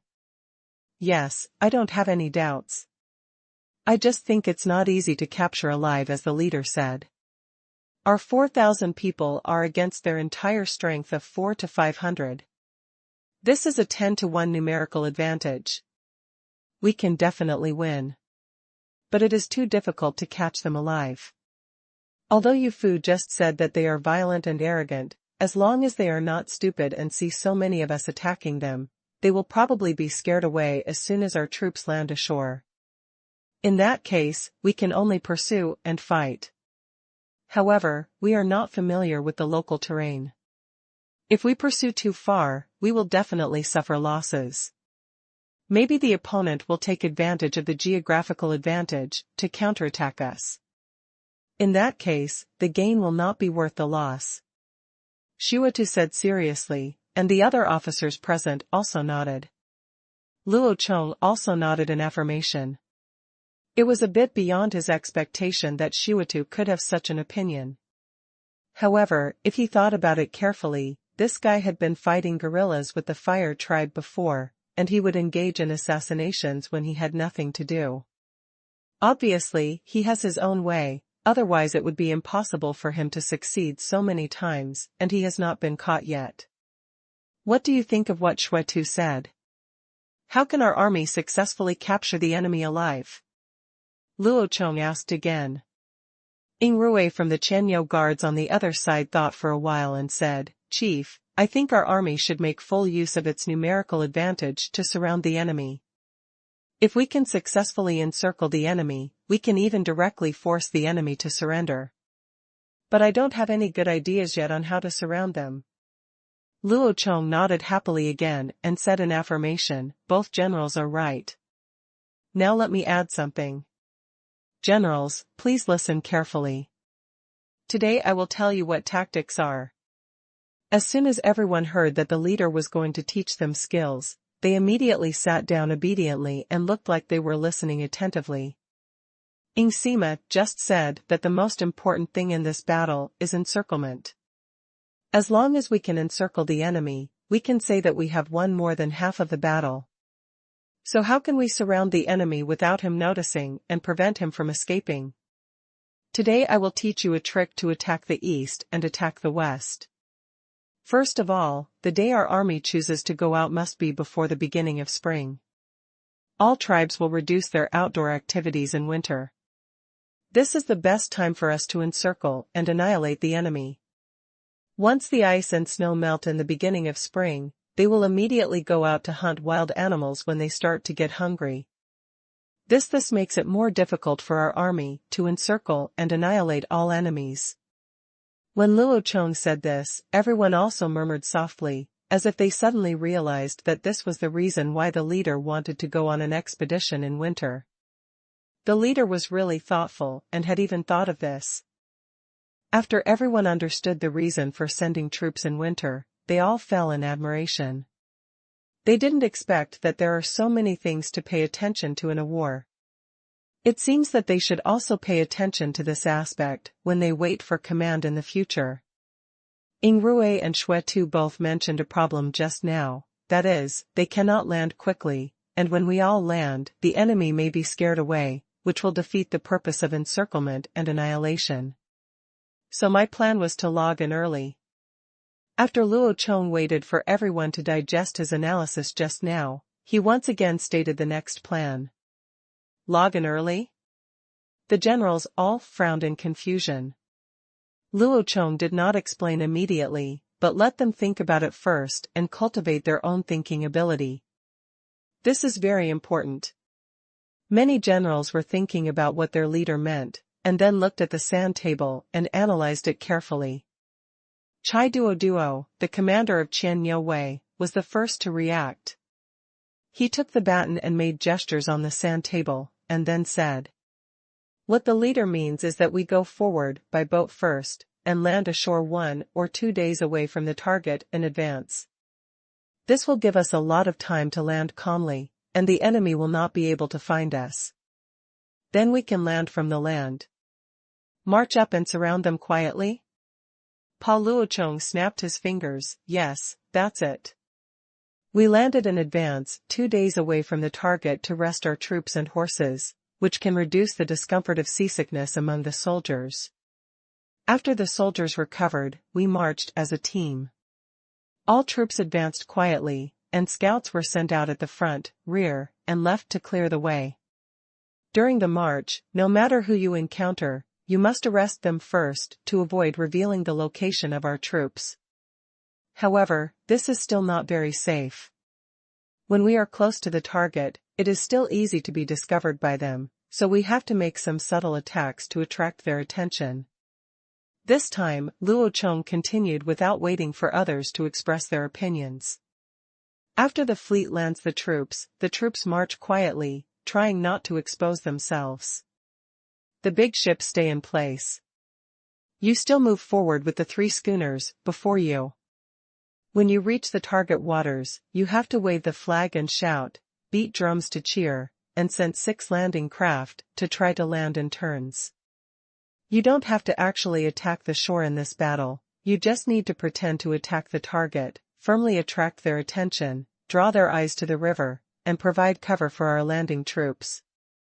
We must let them create the illusion that you are seeking revenge for what happened last time. Finally, after the landing troops completed the encirclement, we used our numerical advantage to drive them to the river. At this time, Yofu, you also need to land all the manpower, and at the same time, bring our troop transport ships over and let the big ships deploy. They filled the whole river and scared me to death. If they don't surrender at this time, then don't say anything, and just do it. We have a 10-to-1 superiority in troops and better equipment than them. If we can't win, then you don't have to be this person. An officer. Luo Chong finished his battle plan in one breath, and everyone couldn't help but praise it. Such a perfect plan. If they can't win and surround them, then it's like what the leader said, he is not qualified to be the leader. This officer. The leader's plan is so good that we will definitely be able to successfully surround them. Don't worry, leader, we Chanyo Guard will guarantee to complete the mission this time. Chai Duo, as the chief military officer, immediately raised his hands in agreement with Luo Chong's plan. The same goes for our Huben guards. Xuetu was not very good at talking, but he just reconsidered and expressed his agreement with the plan. Luo Chong looked at the confident expressions of the 2 military officers at the guard station and immediately nodded, then patted the table and stood up. Order. All the generals in the walla tent stood up together, and there was a neat, scraping sound from their armors. The 1,000 Nyo guards, Tiger guards, and Ben guards listened to the order, and the entire army immediately gathered, took all the baggage, and set off immediately for the expedition. Next, I will lay out the march route. Our army will immediately break camp and set off. Qingshu guards will be in front, and scout units will be sent to clear the way. Huban guards will follow, and scout units will be sent to both wings to reconnoiter the situation at any time and report any findings immediately. Our army must arrive and station outside Fomagwan City this evening. We will break camp at dawn the next day and go to station outside Madian County. On the third day, we will arrive in Danshan County and station outside the city. On the fourth day, we will station outside Hanyang City. On the fifth day, we will cross the river to Ruyang County. Stationed outside the city, march to the outside of Sidong County on the 6th and 7th, and arrived outside Luoyang County on the 8th and 9th. We arrived at Weishan County Pier from the 10th to the 13th and were stationed here for 10 days. The logistics department supervised the production of dry food for the whole army for half a month. The other combat units cooperated with the fleet to train on and off the ships, as well as the lifestyle on the ships. The army, after 10 days of training, they officially set off on the ship. No. Everyone in the big tent shouted loudly. But then, Shuatu became confused about Luo Chong's order, so he listened to him ask. Chief, why don't we choose the nearest route to go directly to Weishan County, instead of going around so many places? Wouldn't this delay our army for a long time? Luo Chong smiled and looked at the generals present and stretched out 3 fingers. I have 3 purposes for this arrangement. The first is to train the soldiers' marching ability. Because our army has not yet had a serious long-distance march, in order to avoid combat errors, we will practice it in advance. Secondly, because everyone has not been home for several months, this time we camped in various places in the Han tribe for 1 night, which relieved everyone's homesickness. By the way, we could say goodbye to our families before setting off for the expedition, and also allowed our relatives to see each other. Take a good look and remember your heroic appearance. Third, because the current ships have not been built yet, and it will take at least a month before they are all completed. Even if everyone arrives, it is impossible to get all the ships immediately. Therefore, instead of just waiting like this, it is better to take a walk around each city first, so as to strengthen the power of our army, show the strength of the Han tribe to the people everywhere, and make them feel more at ease. When everyone heard the leader's arrangement, they were speechless. They quickly stood up and agreed, and then returned to their own troops and began to arrange for the soldiers to pack up and leave camp. Breaking out of the camp does not really mean dismantling the camp, but just packing up supplies and equipment. The facilities of this military camp are so complete and so large, but Luo Chong also plans to use this military camp to house people from the Jiang clan.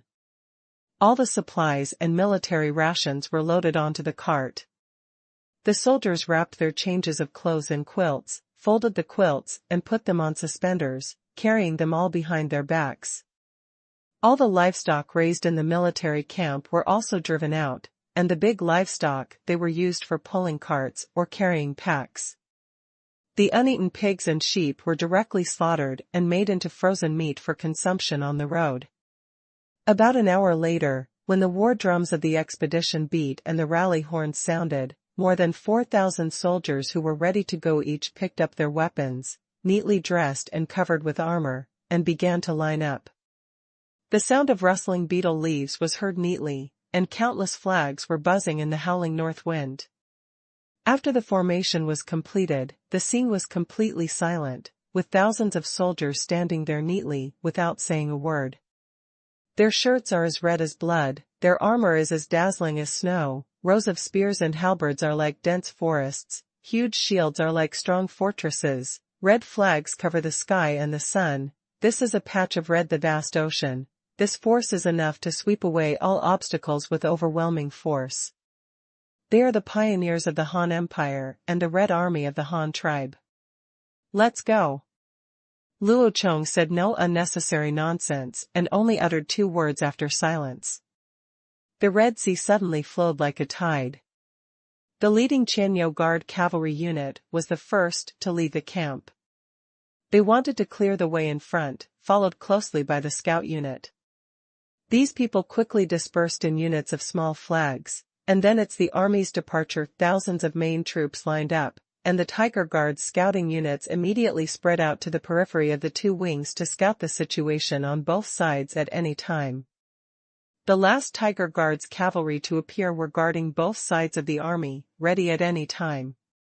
Drive away, invading enemies. Having learned this kind of marching formation, in this era, there is no need to worry about losing unless the general himself makes a mistake and fails to coordinate the marching plan. Logically speaking, when an ancient army marches, as long as there are enough scouts and spread far enough, there will be no failure at all. If the scouts are still ambushed 30 miles ahead of the central army, it only means that the enemy fell from the sky, but this is impossible. Luo Chong followed the army all the way. Whenever he was stationed outside a city, Luo Chong would visit the local city in person and lead the people in the city to review the soldiers, boosting the morale of the local people and letting them know how powerful his tribe was. The combat power of the Han tribe, especially the newly joined tribesmen, is not only a deterrent to them, telling those tribes not to cause trouble, but also telling them that the Han tribe is not afraid of any strong enemies, and they can rest and recuperate with peace of mind after joining the Han tribe. Luo Chong's trick was indeed very effective. People everywhere felt extremely honored when they saw their husbands and children joining the army. It was their pride that their family members could serve in such an iron army. Moreover, when the common people saw the army with new equipment, it aroused the enthusiasm of those young children to serve as soldiers. They all shouted and asked when the tribe would recruit troops again, what were the conditions for recruiting troops, and whether they would have a chance at that time able to join the army. The result is naturally negative. The Han tribe cannot afford to support so many retired troops now. The cost is too high. If you still want to join the army, you can only recruit additional soldiers unless the veterans are disabled and retired. The army marched all the way east. On the night when they were stationed outside Hanyang City, Luo Chong went home to sleep for one night, to see his 2 wives, and promised them that he would return as soon as he put these soldiers on the ship, and he would definitely be able to just in time for them to have a baby. When the army marched eastward outside Luoyang County, Luo Chong went to the shipyard to take a look and found that the last building ship was already being painted. After the paint was painted, it could enter the launching and outfitting stage. The person in charge also, he clearly promised Luo Chong that everything would be settled within 10 days and would not affect the army's expedition. Luo Chong nodded and led the army north to Weishan County early the next morning. They would be stationed at the dock on the shore of the lake for 10 days. They would mainly practice getting on and off the ship, allowing the soldiers to familiarize themselves with the environment on the ship in advance and adapt to it. The feeling of sailing will save you the shame of a large number of soldiers getting seasick. There are currently 3 building ships in service, all of which can be used as training ships. Each building ship can carry 800 people, but that includes the number of sailors, so Luo Chong stipulated that each building ship can carry 800 people. There are 700 people, and the extra 100 people are left to the opponent. 3 new sailing ships can directly transport the troops of a guard station, which is terrifying. On the other hand, the soldiers who had just boarded the ship were also curious about the behemoth in front of them. Such a huge behemoth made everyone even more interested and wanted to explore it from top to bottom. Luo Chong did not stop him. Such a visit would help the soldiers quickly grasp the structure of the ship's hull and become more familiar with the surrounding environment. As for those soldiers who were not assigned to the big ships, they were not so lucky and could only train on the previous catch. However, although these ships were smaller in size and had poor load capacity, the number was sufficient. There are more than 20 boats. Even if each boat holds 100 people, it will still be able to hold all the readers. During the intense training, the soldiers did not know how many times they had to board and disembark the ship every day. When they got off the ship, they had to endure the churning feeling in their stomachs and lined up quickly. After lining up, they started to board the ship again. The repeated training made the officers and soldiers feel extreme pressure. Fortunately, just the day before the troops set out for the expedition, the outfitted building ship finally arrived at the dock of Weishan County. This made Luo Chong very excited. There was another big ship that could carry 700 people. During the intense training, the soldiers did not know how many times they had to board and disembark the ship every day. When they got off the ship, they had to endure the churning feeling in their stomachs and lined up quickly. After lining up, they started to board the ship again. The repeated training made the officers and soldiers feel extreme pressure. Fortunately, just the day before the troops set out for the expedition, the outfitted building ship finally arrived at the dock of Weishan County. This made Luo Chong very excited. There was another big ship that could carry 700 people. During the intense training, the soldiers did not know how many times they had to board and disembark the ship every day. When they got off the ship, they had to endure the churning feeling in their stomachs and lined up quickly. After lining up, they started to board the ship again. The repeated training made the officers and soldiers feel extreme pressure. Fortunately, just the day before the troops set out for the expedition, the outfitted building ship finally arrived at the dock of Weishan County. This made Luo Chong very excited. There was another big ship that could carry 700 people.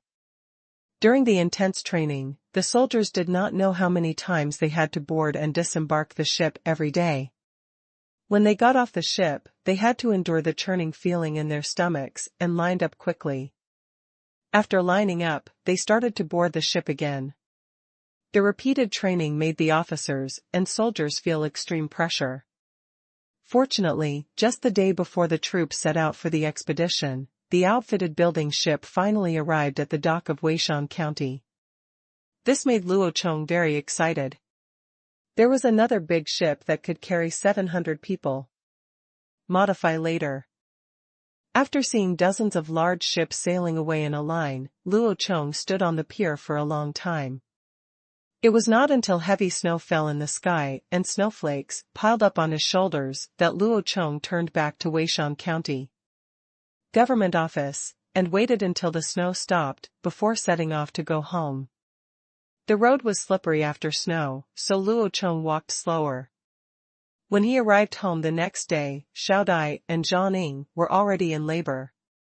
Luo Chong's mother-in-law Shang has been living at home these days, and she and Xiao Dai, Zhang Ning slept together, and Luo Chong lived in the study room opposite, handling some official duties at home, and at the same time looking forward to the birth of the child. After 2 lifetimes, I am finally going to be a father this time. On the 3rd day after Luo Chong arrived home, he received a Flying Eagle letter from Yufu. He first said that the new 3-masted sailing ship was very fast, far exceeding the previous 2-masted sailing ship. At the same time, he also said that the voyage went smoothly. Since we had traveled through it before, the hydrological conditions of this river basin were also well understood, so the fleet traveled day and night. The sailors worked in 3 shifts and did not dock along the way. It only took 1 day and 1 night to reach the newly built Dongxing County in the coal mine, and after 3 days of traveling day and night, we reached the sandbank, where we met the raccoon tribe. Now they are on their way to their destination. The northwest wind in winter is very cold, but the wind is also very strong, and the fleet is in the right wind. All the fleets are moving forward at full sail, and the speed is very fast. It is expected that the fleet will arrive in 4 days. You can reach the landing point. After reading it, Luo Chong immediately wrote back a letter, which simply said, "Pay attention to safety, wish everything goes well, return triumphantly as soon as possible, and report to himself again when he lands. The news that the fleet sailed smoothly gave him some peace of mind, but the labor atmosphere at home became more and more tense. Xiao Dai and Zhang Ning developed abdominal pain symptoms one after another. Based on Luo Chong's understanding of the human body's structure in his previous life, he knew that the pelvis is about to open, which means that the two women have officially entered the labor period. They can't go anywhere at this time and can only wait on the delivery bed. Luo Chong didn't rest either. Instead, he placed Xiao Dai and Zhang Ning in two rooms, one in the bedroom and the other in Luo Chong's room, which also had a fire pit, which was where Luo Chong slept in the past few months. The purpose of this arrangement is to worry that the two of them will not give birth at the same time. When the time comes, one of them will cry like a wolf in pain, and the other will be so scared that he simply holds back and dares not give birth. We really had a baby together, but I was afraid that the house would be too small and too busy by then. Luo Chong also ordered several women to boil water constantly to ensure that hot water is available at all times. In addition, he also prepared a lot of washed old linen that turned white and put it into the pot and disinfected it with boiling water for later use, including for preparing for the children. He gave them silk swaddling clothes and had them stewed with chicken soup noodles. He fed them to the two of them personally so that they could eat well and maintain sufficient strength. Then he began to circle back and forth between the two rooms, comforting this one and comforting them for a while. Encourage that. Inspired by Chong, Xiao Dai and Zhang Ning continued to follow the primitive tradition and asked Luo Chong to give them the most beautiful and precious jewelry that they had accumulated. Although he doesn't quite understand it, Luo Chong is not short of these things, including pearls from oxtail tribute, conches, gold and silver jewelry from the Han tribe, and even translucent bracelets made of antelope horns, as well as some Chinese knot bracelets made by Luo Chong himself. Although they were not expensive things, Luo Chong took them all. These were small gifts he usually gave to the two of them, but now there were a lot of them. Xiao Dai watched Luo Chong help her put a silver bracelet on her wrist, then held Luo Chong's hand and said, "Husband, do you still remember the word infant you taught me?" Luo Chong nodded, put Xiaodia's hand on his face, and said softly, "I remember." "No, you forgot. You told me at the beginning that women have a narrow chance of death after giving birth, so before giving birth, they should wear all their most precious jewelry and dress up beautifully before going to die.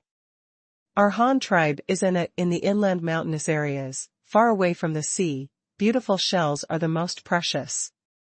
Therefore, the wording for baby is a female character with two shells added to it, and the child born is also called baby. Now I will wear all the jewelry you gave me so that I won't be afraid. Husband, do you think I look good?" Luo Chong nodded fiercely with red eyes. "My Xiao Dai looks good in anything she wears. You won't die. You will definitely be fine. You have to believe me. I am the leader of the Han tribe. When will my words be published, miss? Xiao Dai, you must be strong. If I don't let you die, you must live for me. This is the Emperor's order. No one can resist it, not even ghosts and gods. No one can let you die without my permission. You must live." Seeing Luo Chong being so nervous about herself, Xiaodia's face was filled with happiness. However, the occasional pain in her abdomen made her frown slightly, but she still spoke generously. "Husband, it's time for you to visit Sister Inger. You haven't been there for a long time. She doesn't like to talk.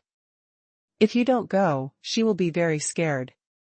Luo Chong nodded slightly, kissed Xiaodia's forehead again, and then turned around and went to the study room opposite. Zhang Ning, who was sitting on the fire bed in the study room, saw Luo Chong arriving and immediately stretched out her arms like a kitten. Luo Chong hurried over and then faced Zhang Ning, with Zhang Ning hugging his neck. "Husband." "Well, I'm here. Don't be afraid, Inger. You'll be fine with your husband here." Luo Chong also whispered into Zhang Ying's ear to comfort her. Well, I'm not afraid. My husband is my savior.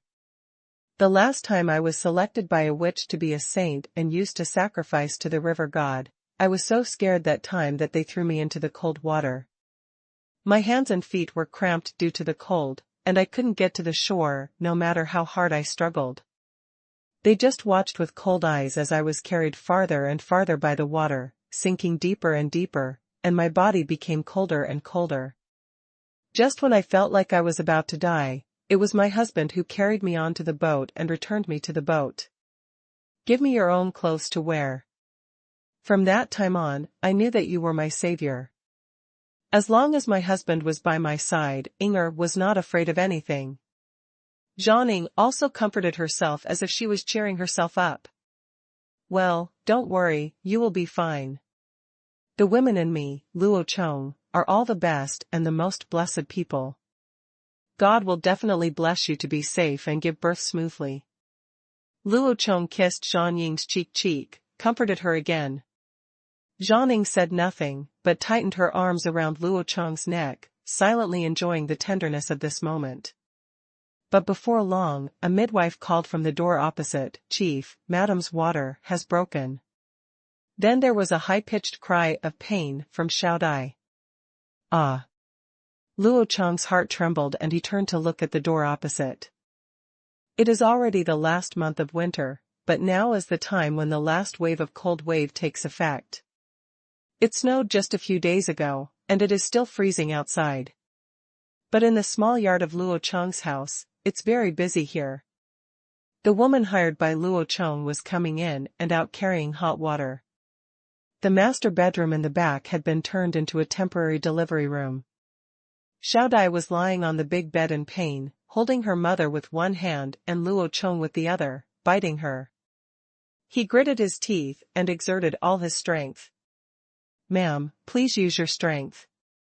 The baby will come out soon. He can already see his head."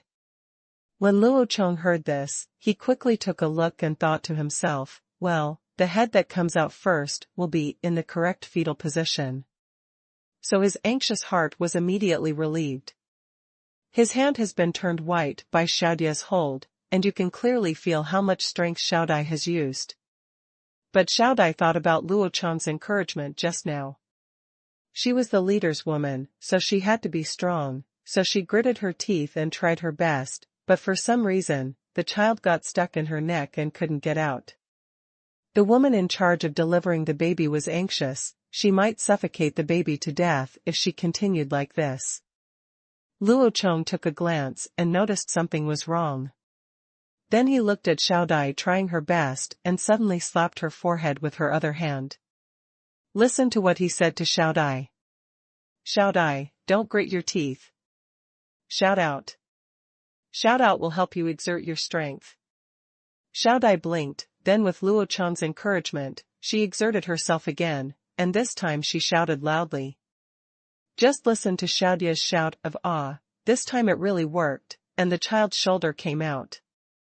Although it was very painful, once the shoulder came out, the rest will be much smoother. Sure enough, in Xiao Dai's case, after 2 more efforts, the baby was finally born smoothly. The baby that had just left the mother's body seemed to feel danger. It closed its eyes and screamed. Then when the umbilical cord was cut, a stream of light yellow urine spurted out from the baby's body, covering up the 2 midwives next to it. Although I was soaked all over, the mother gave birth successfully and everyone was very happy. This is a major event of racial reproduction and the most important thing of this era. The leader, Madam, has given birth to a boy. Well, show me. Xiao Dai said weakly, panting heavily, with a look of joy that couldn't be concealed on her face. However, when Xiao Dai and Luo Chong saw the child, they both felt that it was not their own child, because the child was a bit ugly, the skin was not white, and the hair was not short. The most important thing is that this child she was born with 2 teeth and cried very loudly. At this time, Shang suddenly interrupted the 2 people watching the child's behavior. Don't look at it, go wash it first, give medicine to the umbilical cord later, wrap it with gauze, and then watch it. Xiao Dai, don't be idle, the afterbirth is still not finished, please try harder. Oh, yes, there is still the afterbirth. Just keep pushing. The baby will be fine for a while. Luo Chong cursed himself secretly. He was so busy taking care of the baby just now that he actually forgot to give birth to the afterbirth after giving birth. Fortunately, the afterbirth went smoothly, and Xiaodia's delivery was considered safe. Several women were helping to clean up the messy big bed, and the newborn baby over there was howling again.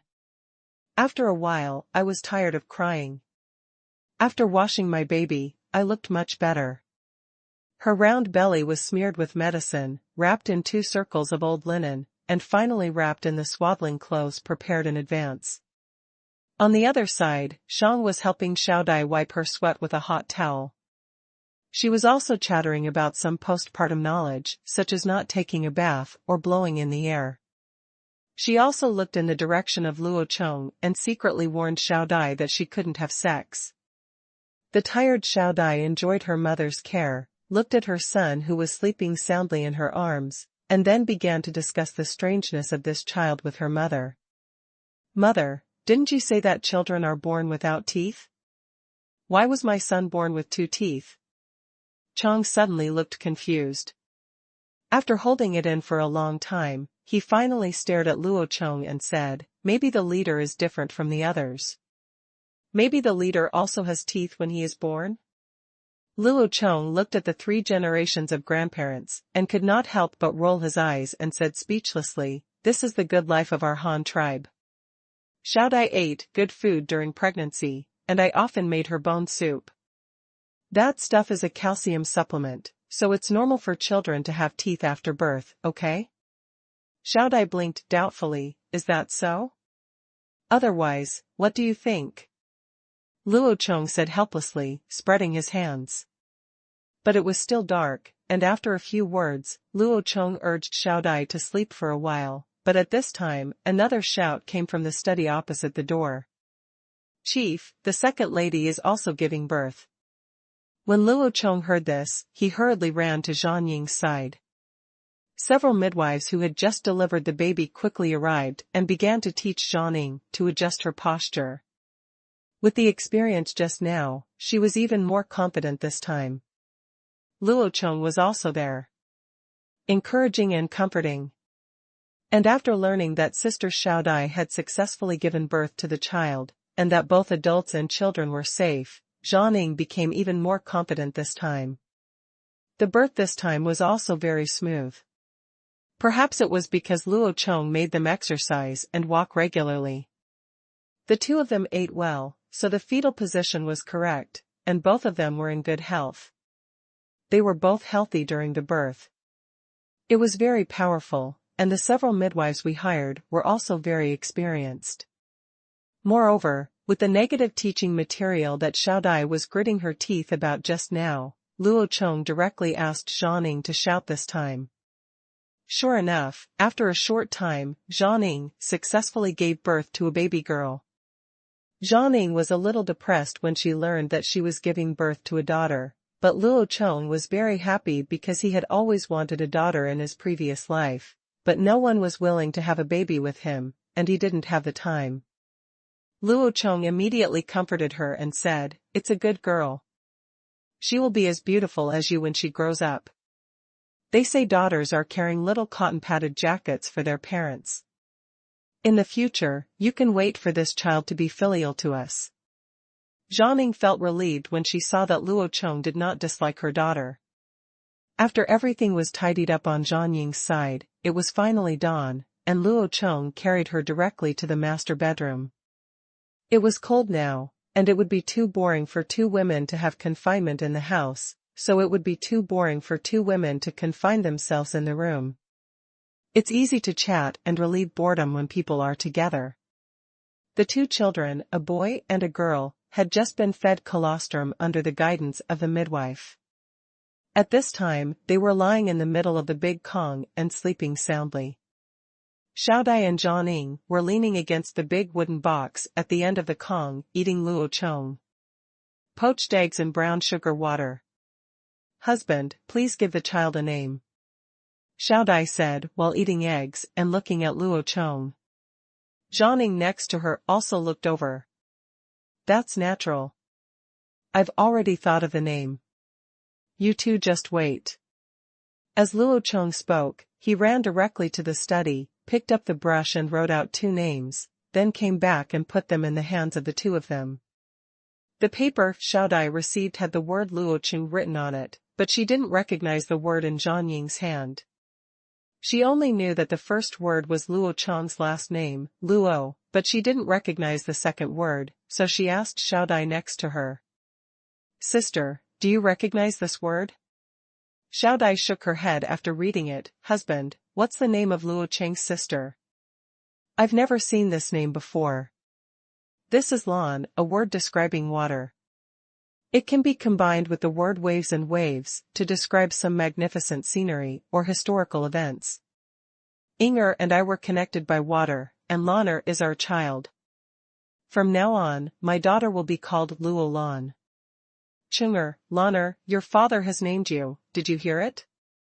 Zhang heard Luo Chong's explanation and said to the 2 children very happily. However, the 2 children were just born a few hours ago. After eating, they fell asleep. When they heard Zhang Ying's voice, they just hummed a few times without giving any face. After the 2 women finished eating the boiled eggs, they both went to bed at Luo Chong's urging. Luo Chong sat at the table and continued to study the planning and layout of the chemical plant while looking at the 2 large and 2 small people on the Kong. It was like this until half-noon, when a clerk suddenly came to the door and called the door. However, he did not dare to enter the back room of Luo Chong's house. He was blocked by a woman at the door. Luo Chong came out after hearing the noise. "Chief, a letter from Flying Eagle just arrived, from Yu Fu." "Oh? Show me." When Luo Chong heard the news from Yu Fu, he immediately took it. The letter was packed in a bamboo tube, and wax was poured on the lid to seal it. The wax liquid also had Yu Fu printed on it. Special seal. Seeing that there was nothing wrong with the seal, Luo Chong directly opened the lid and took out the letter from inside. This letter is not long. It is just a routine report in accordance with Luo Chong's request. The general meaning is that after several days and nights of sailing, the fleet is very close to its destination. However, because it has been too long, Yu Fu is a little unsure of the specific location, so I sent a reconnaissance boat to take a look first. After determining the target location, the fleet moved forward for a while and began to stop and land when it was about 100 miles away from the destination. It was during the day when we landed, and no one was seen on the shore. However, because it was in the wilderness and there was no dock, all the sailboats were too big to dock, so we could only use small landing boats to get there dozens and dozens.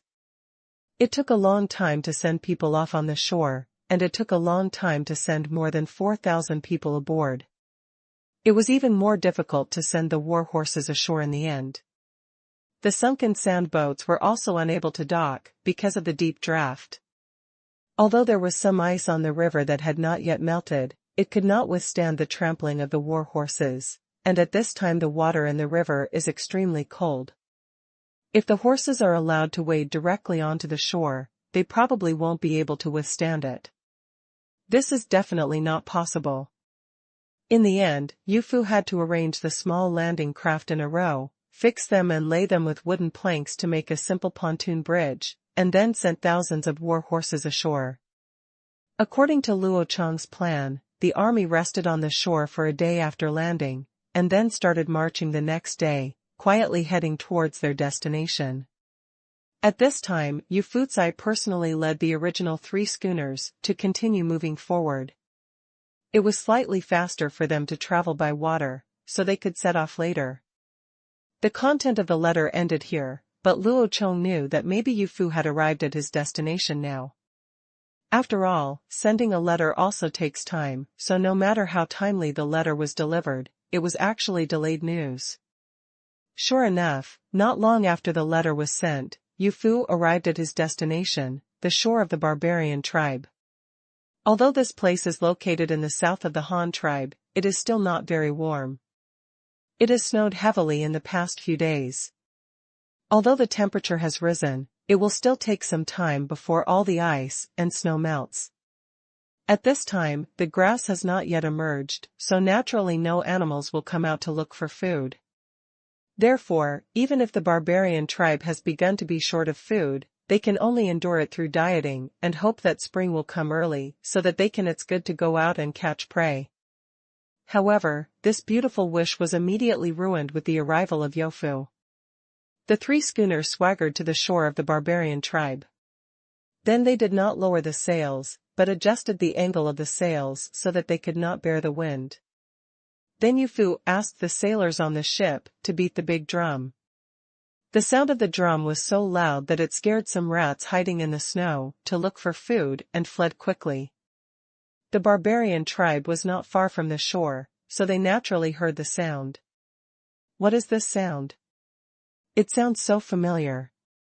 A woman hiding in a stone house to warm herself by the fire asked her man. They had not eaten for a day. Now the tribe members have started 2 days of eating in order to survive until spring. A life of 1 meal a day. Well, it sounds like it's in the direction of the river. Listen to this sound, it's very regular. It was probably made by someone. Maybe it was the people who came out of the water on Strange Things last autumn. They had many good things. Hey, you stay here and wait, I'll go take a look. The man, carefully distinguished for a while, made his own judgment, then took out 2 short spears and a stone axe from the door, and was ready to go out. When the woman heard this, she quickly stopped him and said, "Hey, wait a minute. Eat this piece of dried meat. Only after eating can you gain strength." The man turned around and frowned for a while, then finally took the piece of dried meat and started to chew it quickly. Although it is not something you can eat casually, if you eat it and you can gain something in a while, then it is still a good deal. You no longer have to worry about food. After finishing the small piece of dried meat in a few seconds, the man took his weapon and went out. But as soon as he went out, he found that many people in the tribe had come out with weapons, and everyone walked towards the river in unison. After walking a few steps, we found the 3 ships we saw last fall, and this time they stopped blatantly, and kept making loud noises to provoke them. What were they doing? Leader of the tour group, those guys are out. They are out and coming towards us. A lookout who climbed on the mast reported loudly. When Yofu heard this, he immediately became happy and immediately ordered the 3 sailboats at the same time. Every ship will put down the landing craft for me. Send one over to test it first. Be careful to raise the shield. We are just fainting. We must do it. Avoid unnecessary casualties. 200 to 300 people from the barbarian tribe soon came out. They slowly gathered together, holding various weapons in their hands. Among them, the leader of the barbarian tribe, Ju, also held 2 weapons seized last time. Knife ran over. When they came to the shore, they immediately saw 3 sailboats lowering the landing craft, as well as Han tribe crew members standing on the boats and beating drums. Some of the crew members were holding wooden boards, steel knives in their hands, and some were holding cold lights. Flashing spears, shouting loudly, gathered at the side of the boat, looking at the shore with fierce eyes, as if they were ready to launch a massive attack at any time. Ju immediately had a bad feeling. The last time he clashed with these people, his tribe had all the advantages in terrain and numbers, but was beaten so badly by the other side. This time, he saw that the other side was about to launch a massive attack. What should we do?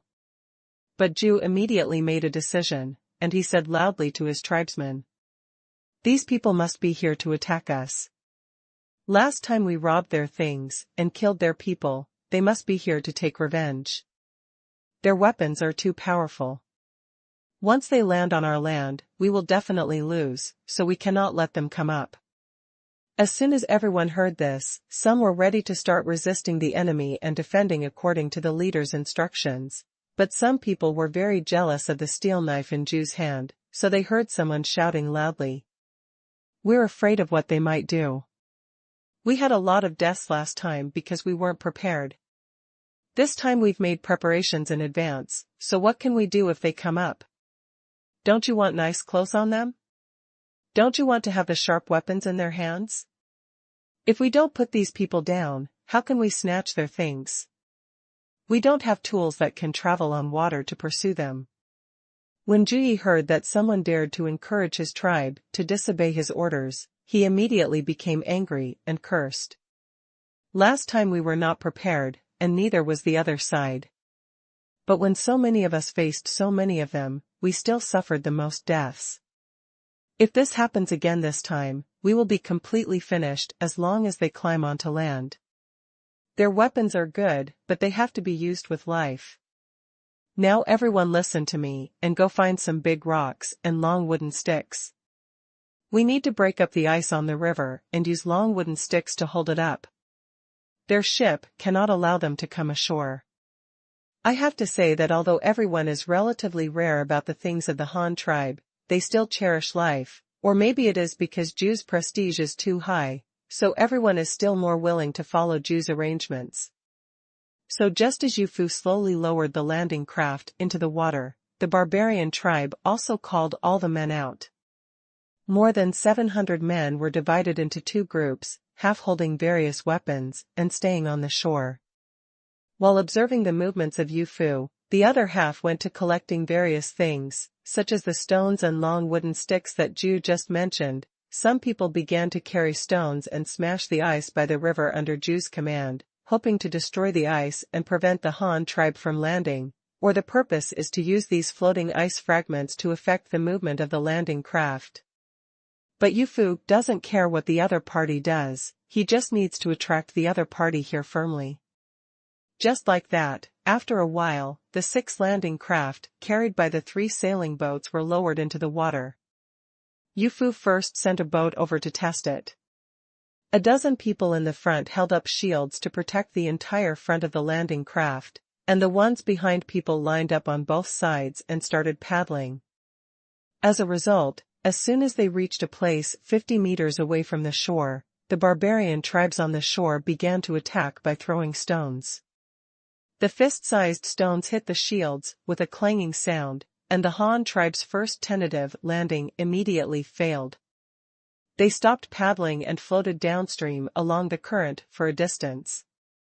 Only after they were out of attack range of the barbarian tribes did they turn around. Head back to the side of the ship. The barbarian tribes on the shore immediately burst into cheers, celebrating that they had repelled the first attack of the Han tribe. But before they could be happy for long, Yu Fu's second round of testing came immediately. Another ship approached the shore according to the method just now and prepared to land, but this time Yu Fu also prepared a second ship. While the enemy was throwing stones to attack the first ship, the ship went around to the downstream, separated by 500 meters, and prepared to attack and land. The barbarian leaders gathered together and discovered this situation, and quickly sent some people to intercept the second ship. However, by the time they arrived, dozens of people on the second ship of the Han tribe had already boarded the ice near the shore. As soon as he saw the enemy troops coming over, he immediately jumped back on the boat and rowed back. At the same time, the first boat also heard the golden sound of retreating troops, and began to retreat calmly under the enemy's flying stones. In this way, the two sides were going back and forth, and the fight was lively, but no one was injured or killed. Ju commanded the clansmen to stand on the shore and defend themselves, and continued to destroy the ice on the shore to create ice floes. However, Yofu took advantage of the 6 landing craft and sent people forward in batches to harass the enemy in turn. Taking a breather, on the contrary, I can make delicious food here. Everyone takes turns, and when one group is tired, they change to another group, and they have a great time. Under the cover of Yu Fu, the large troops who landed in advance were also marching quickly and stealthily. Chai Duo and Shuatu kept Luo Chong's orders and combat policies in mind. In addition to the main force, they spread the rangers and scouts very far away. There were 5 or 6 people active every 3 or 4 miles, forming a huge sheet outside the large army. Protective barrier. In the late winter and early spring, many surrounding tribes began to suffer from famine. The food stored last autumn had been almost eaten. Therefore, most of the weak tribes were forced to start looking for food in the ice and snow. They either climbed up trees to dig out food, squirrel nests, or forming a hunting group for an experimental hunt. But what they never expected was that not only did they not find food this time, but they also encountered many strange people, which caused them to suffer unforeseen disasters. Because in Luo Chong's action plan, this march is a top-secret mission. If you want to sneak in behind the enemy without anyone noticing, you must not let anyone know their existence. Therefore, no matter who you meet along the way, everything must be arrested first to prevent them from leaking the news. In this way, many people from nearby small tribes who came out to look for food were digging in the snow when they suddenly discovered a group of people in strange attire. They were wearing thick red cotton-padded jackets and black hard animal skins on their upper bodies. I have never seen any weapons before, but one thing is the same, they are definitely good weapons. Some people came up and knocked them down without saying a word, and tied them up in a few seconds. Their movements were very skillful and their cooperation was very tacit. Some were specifically responsible for attracting attention, while others suddenly took action and knocked them down. Immediately afterwards, another person took a rope and wrapped it around his hands and feet twice, and then he couldn't move. These people don't speak when they act. They don't ask you who you are or what they do. After dealing with these people, the scout team will leave one person to watch them, and then send a reporter report the news later, and the remaining people will move on. The several tied people kept struggling. At this time, each tribe was short of food. They didn't know who caught them, but they were probably the legendary cannibals. They might not be able to survive. They will be killed and eaten in a moment, so these people who are caught are very frightened. One of the scouts was responsible for guarding the 5 captured savages. One of the 5 was a young girl. Their mouths were all tied with hemp ropes. They could not speak loudly and could only make inarticulate sounds. Whining sound. The soldier took out the military shovel hanging from his waist and swept it on a fallen tree trunk. Then he sat on it and took out a palm-sized dough cake from his arms. He cut it open with a dagger and stuffed it inside. I picked up 2 slices of pickled sausage and started chewing them. These scouts are different from the large army. They have a huge amount of activities, so they have the most supplies. At the very least, they receive preferential treatment in terms of food rations, and carry dry food with them. The little scout was just there, munching on the pancake, and the people who were arrested were drooling when he saw it. So he hesitated for a moment, passed the half of the pancake he had eaten forward, and said, several people said, "Do you want to eat?" A few people didn't respond, but the girl nodded. She was really hungry, and the food in the tribe had long been scarce. As a woman, naturally she was not as important as the men who could hunt and protect the tribe, so she was given the food. There was very little food, so I had no choice but to go out to find some food. Even if I finally found it, I wouldn't share it with myself. When the little scout saw her nodding, he went around to the back and untied the rope around her mouth, but still did not let her go. Instead, he held the cake for her to eat. The girl didn't say anything, and immediately started to bite into the pancake. The cold pancake was very chewy and very filling, which was especially good for fighting hunger. The 2 slices of sausage sandwiched in the middle were salty, greasy, and a bit spicy. But it is very delicious when eaten with bread, and can effectively replenish energy and salt for soldiers. The girl choked after taking a few mouthfuls. She had never eaten such delicious food. She really didn't understand where these people came from and why they were caught. But now she can eat such delicious food. something, she felt it was worth dying immediately. You eat slowly, there is only so much anyway, and no one is trying to snatch it from you. Although I still have it here, it is all my own food, and I really can't give it to you. The little scout said while taking it. He took out his own bamboo kettle and gave the girl water. After the girl finished eating the cake, she became honest. Although her mouth was not tied, she was very quiet and did not make any noise. The little scout took out another half of the cake from his pocket and continued to eat while talking. When I was a child, I was similar to you now.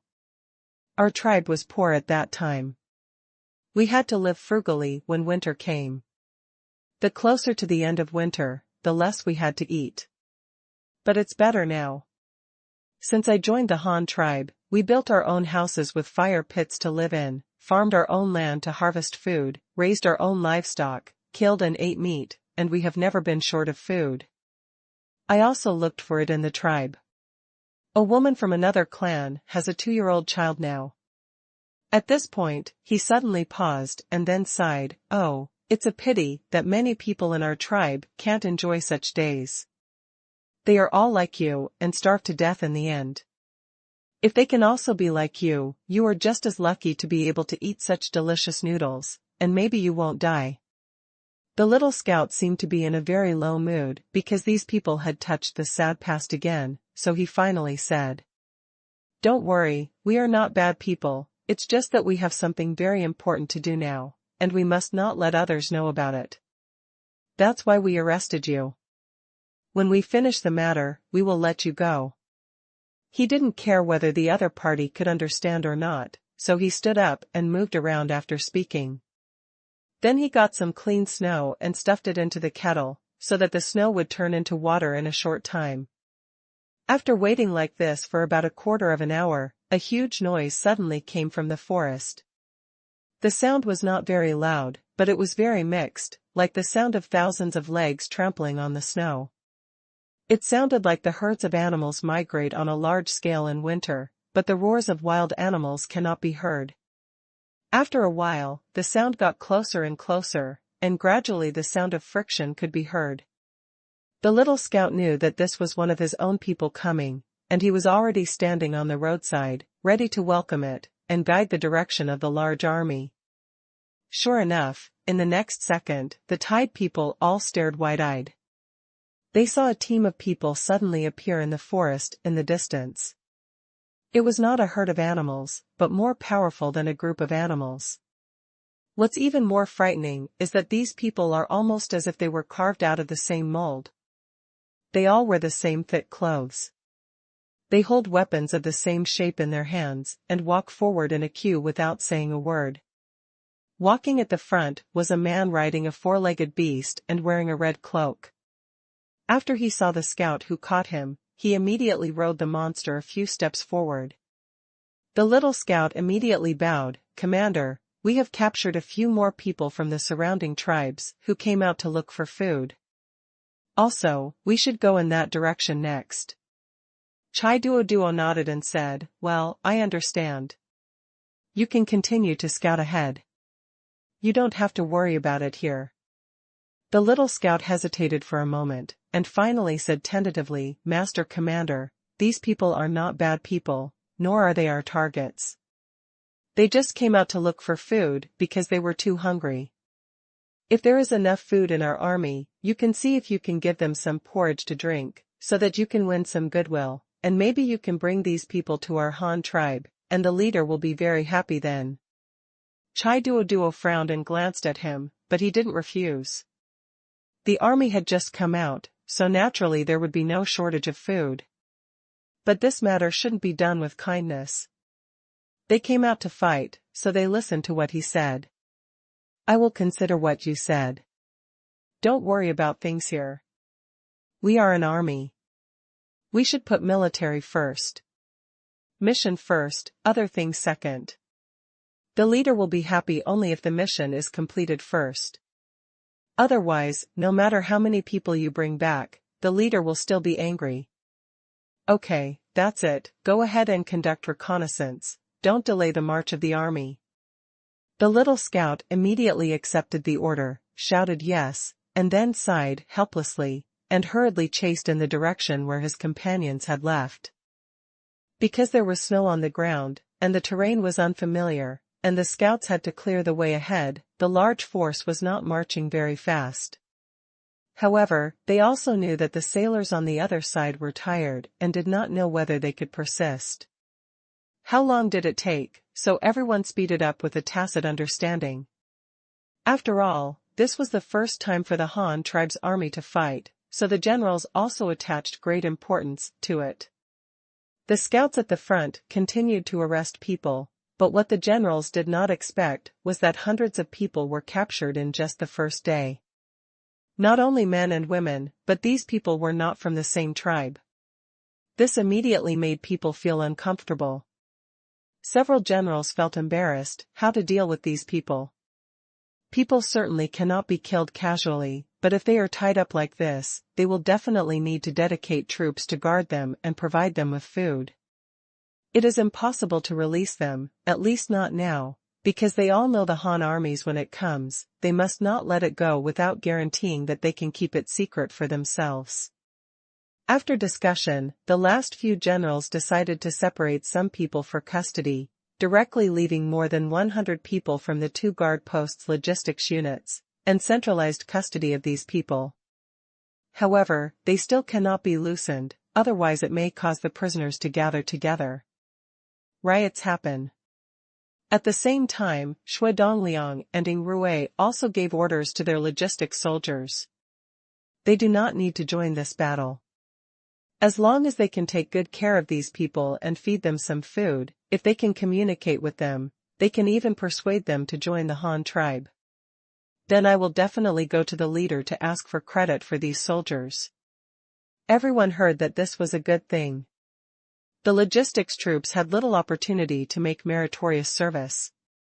If they could make meritorious service through this incident, they would not have to go to the front line to fight. That would be great. So they gathered these people together, tied up most of them, and only loosened 1 or 2 prisoners from each force. Then they fed the prisoners through them, explained the Han tribe's action, and finally began to persuade these people.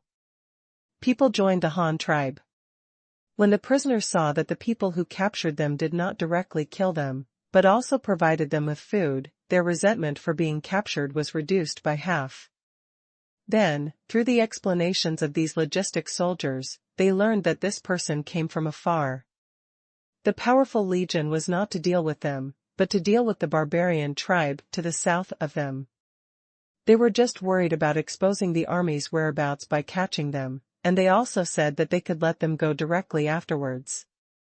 This time everyone was even happier, but soon some people began to be uncooperative. They were not worried about themselves, but worried about their own tribe. After all, those who could run into the snow to find food at this time were already poor. If they can't go back for a few days, the children in the tribe may starve to death, which they don't want to see. At this time, the fake blind man and the logistics soldier spoke. He made gestures to several leaders who came out to hunt. Our Han tribe can provide you with enough food, but if you want food, you must join our Han tribe. Our Han tribe has many ways to produce food. When you come to us, as long as you are not lazy and are willing to work hard, you can easily feed your family.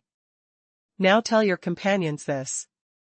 If you are willing, I can give him some food and let him go back now, and we will also send someone to follow him. If you dare to lie, our army will kill you when we come back. It's just you can choose for yourself now. After saying this, many people did not respond. After they thought for a while, they began to chatter to their companions, and then began to discuss with each other. After a while, a group of people took the lead in making a decision. Is what you said true? If we join your tribe, can we have food? Asked a very young but very thin man. Of course, our Han tribe is so powerful, of course I won't lie to you. You have also seen our army. These men are only a small part of our tribe. If our tribe does not have enough food, how can we feed so many people? I'm going to fight specifically. The fake blind man gestured again to explain. The young man nodded after hearing this. He had seen all those armies that had just passed by. They were very powerful. Just like the man in front of him said, the warriors of other tribes were more than the entire population of his own tribe. The reason why this young man was able to make the decision was mainly because he was the leader of the tribe. His tribe was not big, with less than 100 people. The food stored in the previous autumn had been exhausted, so he had to lead people to find food.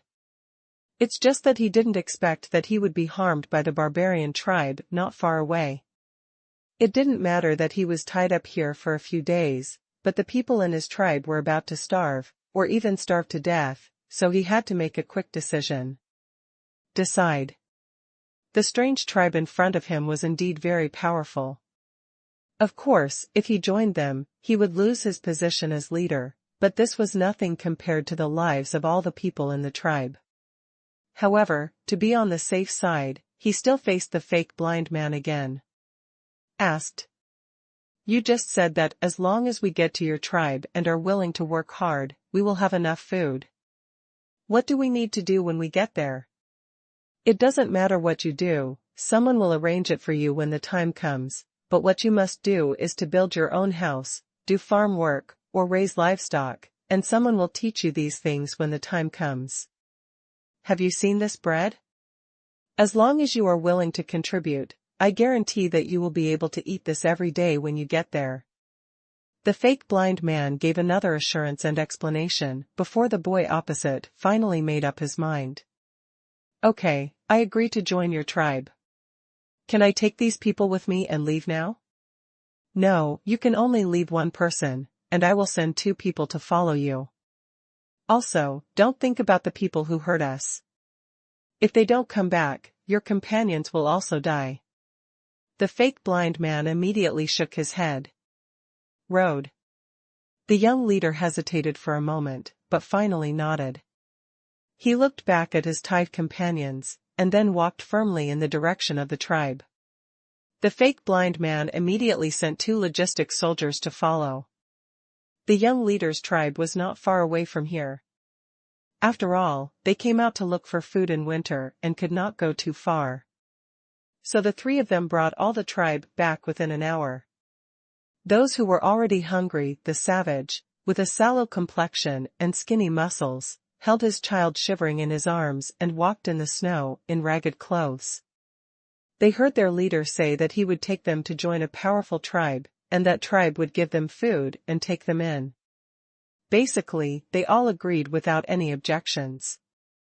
The days at the end of winter were the most difficult. They could no longer endure a life of only a few days to eat. If they could live a better life, then why not join other tribes? Seeing their cooperation, the fake blind man immediately had his companions untied, and then asked some logistic soldiers to take off their quilts and wrap them in these people.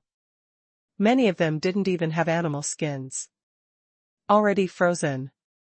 Then the fake blind man got another big pot, directed a few soldiers to dig a smokeless stove on the ground, shoveled some clean snow and put it in, and began to boil water for these people to cook, including snow water, rice, and smoked food. The sausages were quickly stewed into thick meat porridge and distributed to the newly joined tribe. The savages who had not eaten for a long time wolfed down the bowls and licked them clean, but because they were afraid of spoiling their stomachs, the fake blind man did not dare to give them more food. But as soon as the scene of sharing porridge appeared, many people who were still hesitating could not sit still and expressed their agreement to join the Han tribe. It was not that these people were not firm enough, but because everything could be fake, but the Han tribe, but their strength and food are real. They have seen the army of the Han tribe, and now they have also seen how they distribute food to the new people. There is nothing to hesitate about anymore. So many people began to volunteer to contact the tribes. The fake blind man still followed the method just now. He only released 1 person from each tribe, and then sent 2 people to follow. Because he was worried about insufficient manpower, he also temporarily recruited the young man just now. The leader took the young men of his own tribe to help guard the prisoners. Soon, those who had gone back to contact also came back one after another. Some small tribes came directly to join the army, while others called the elders or leaders of their tribes, because they did not have the power to make decisions. Come and take a look, and then the fake blind man will continue to negotiate with them. There are even more bizarre ones, because they are worried that the leader of their tribe will not agree with them joining the Han tribe, so they go back and kill their leader directly. Or they told the leader that they found something to eat outside, but they couldn't get it back and needed help. Then they took their whole family out and secretly joined the Han tribe. The fake blind man doesn't refuse anyone who comes. As long as someone comes, he will immediately have someone set up a pot to cook porridge for them to eat. Don't worry about food. Although they don't bring much here, there is plenty in the big boat behind. If these are not enough, if so, those cargo ships can return to the tribe at any time to load another batch of supplies. The fake blind man believed that as long as it could increase the population of the Han tribe, the leader would never be stingy with a small amount of food. The efforts of the logistics soldiers were not in vain.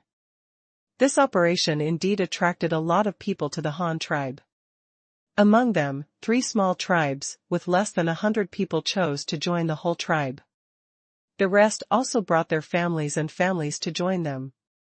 However, the number of people was limited. There were not many people. There were only about 200 to 300 people in total. In addition, there were some who led half of the population to defect from their own tribes, and then came to join the Han tribe. By the evening of that day, the total number of people who came to seek refuge, including prisoners, had exceeded 1,000, but 300 to 400 of them were still tied up. However, with such a large population, more than 100 people who only relied on logistics soldiers were still tied up. Very difficult to manage. So the fake blind man sent someone to catch up with the large army and report the situation here, requesting that the newcomers who were willing to join be sent to the Han tribe's big boat parked by the river. That boat could hold 700 people, and these the 600 to 700 people who came to seek refuge, were just right. The news was quickly sent to several generals, which surprised them. They didn't expect that the more than 100 logistics soldiers actually got the job done, but it was a good thing to recruit more people, so after several discussions, they immediately agreed to the fake blind man's plan. The messenger was sent to leave a large ship to transport these people back to the tribe. At the same time, he also ordered all the remaining ships to start moving towards the target river basin to participate in the encirclement and suppression operation there, because after a day and a half of trekking, the large force was very close to the barbarian tribe. At this time, notify the fleet in advance so that everyone can appear together when the encirclement is finally encircled, without giving the enemy any chance to escape. And those who chose to join the Han tribe took advantage of the last ray of sunset before dark and were sent to the big boat by the river. After all, it was so cold and they were short of food and clothing. The tents, cotton-padded clothes, and quilts provided by the logistics where there are not many. If they are allowed to spend the night in the wild like this, many people will definitely freeze to death by tomorrow morning. Although the cabin is not very warm, it can at least be sheltered from wind and rain and can be used as a temporary residence. The young leader among them was half expecting and half nervous. He didn't know whether the decision he made today was right or wrong. But when he came to the river and saw the huge thing parked in the middle of the river, it was. I really saw the strength of the Han tribe. Are these all made by the Han tribe? The young leader asked in amazement a small logistics flag officer who led them. Yes, these are all made by our Han tribe. We came here from far upstream in these boats. You must obey the arrangements in a while. We will send a big boat to take you back to the tribe. When the time comes, you need to work to support yourselves, the small flag officer of the logistics soldier introduced. As soon as he said this, more people began to marvel at the power of the Han tribe. Let's not talk about how this thing is used. The fact that the Han tribe has the ability to make such a large man-made tool can already explain everything. But he's still doubtful. Only this one can fit all of us? Of course, you are far away now. When you get up there, you will know how big it is. The flag officer explained impatiently, and then began to send signals to the sailors left on the ship. 3 landing craft were quickly dispatched to pick up the people, and they were loaded into the cabin in batches of hundreds of people. Then he quickly raised his sail and turned around, turning towards the upper reaches of Luyang River. After receiving the order to continue heading south, the remaining dozens of large and small sailing ships also began to converge towards the main battlefield. At this point, the Han tribe's encirclement of the barbarian tribe has initially formed. As long as everything goes smoothly, then this mission will be considered done. In the last month of the long winter, in the early morning of the 3rd day after Qianyu and Hubenwei landed, the 2 main forces had successfully moved to the periphery of the target area and were temporarily lurking, patiently waiting for the attack signal from the fleet. This time, the target barbarian tribe was exhausted after 2 days and 2 nights of constant harassment, and there was not much food left. They were already in a state of dieting because of food stress before, and wanted to save money and survive until spring. However, after the wanderers came to attack them, they could no longer save, and they had to eat more so that they could survive. All men should maintain sufficient physical strength, otherwise if the 2 sides really fight, they will probably suffer a loss if they are hungry. In the past 2 days, the barbarian tribes have been vigilant at all times. They destroyed the ice on the river during the day, created ice flows that affected Yofu's landing, and also allocated manpower to prepare a large number of stones to use as weapons. At night, the already tired and hungry barbarian tribe could not get a rest, because Yofu had been relying on his large number of people and ships, dividing the crew into several groups, taking advantage of the darkness to take turns to carry out night attacks, and also not to mention, due to the carelessness of the barbarian tribes, they were actually successfully landed a few times by Yofu at first. However, they did not hesitate to fight when they went up. They usually captured 2 or 3 prisoners and left immediately. The forced barbarian tribes had no choice but to send people to light bonfires along the coast and send people to guard them in turns. As a result, they burned a large amount of stored dry firewood. These people were not as well prepared as the Han tribes. They lacked food and clothing, and their houses were far away. It was also quite far from the river. On cold nights, they could only sleep in the open space by the river. There was not even anything to block the wind, but they had to stay here all the time in order to deal with Yofu's sneak attacks at any time. During the day on the 2nd day, Yofu also asked 3 sailboats to approach the river bank, then tied several prisoners captured yesterday to the mast, and whipped them severely with whips, making them scream miserably. Yelling, they crazily attacked the barbarian tribes mentally and morally, and when they finally beat these people black and blue, they also cut off the big toes of these captives under the eyes of the barbarian tribes, and used a red-hot iron to mark them with a permanent indelible mark. Lost slave mark. Such atrocities made the crew members very relieved. Just a few months ago, their brothers were brutally killed by the enemy here. This time they finally got revenge. And Yufu's behavior was even more irritating than the sneak attack and harassment. They all clamored to rescue these people. Even their leader Ju could no longer suppress the rebellion of the tribe. But at this time Yufu ordered 3 sailboats to return to the middle of the river. The angry warriors of the barbarian tribe screamed on the shore and used various means to attack the Han tribe's sailboats, but they could not even touch them. Arrive. Anger and failure are often followed by huge mental blows. They don't have a boat, so they can only stay on the shore to defend themselves passively. Watching their tribesmen being captured and tortured, they can't save even if they want to. For a time, the entire barbarian tribe, a depressing atmosphere, began to pervade the makeshift camps. However, this frustration and helplessness could not save them. Youfu's harassment continued. Occasionally, if someone was caught, they would be tied to the boat and beaten up. The warriors of the barbarian tribe had been suffering from both physical and mental torture for 2 days. On the morning of the 3rd day, their eyes were already covered with bloodshot eyes, and they looked very depressed and tired. Just when they thought that Youfu would sneak attack again, the 3 sailboats in the middle of the river suddenly stopped moving. This made the 2 eyes look like pandas. I can't understand it anymore. What are they going to do? Just when the barbarian tribe was in a state of confusion, thinking that Youfu could no longer endure it and was preparing to retreat, things developed beyond their imagination. A ketch as big as Youfu and the others was moving forward with full sail and quickly approaching here. This shocked the barbarian tribe. It turned out that they were not retreating, but were continuing to increase their troops. Those who saw this scene, the faces of the barbarian warriors, turned dark immediately. Only 3 ships came and they were already overwhelmed. Now that another one came, wouldn't it be even more difficult for them to defend?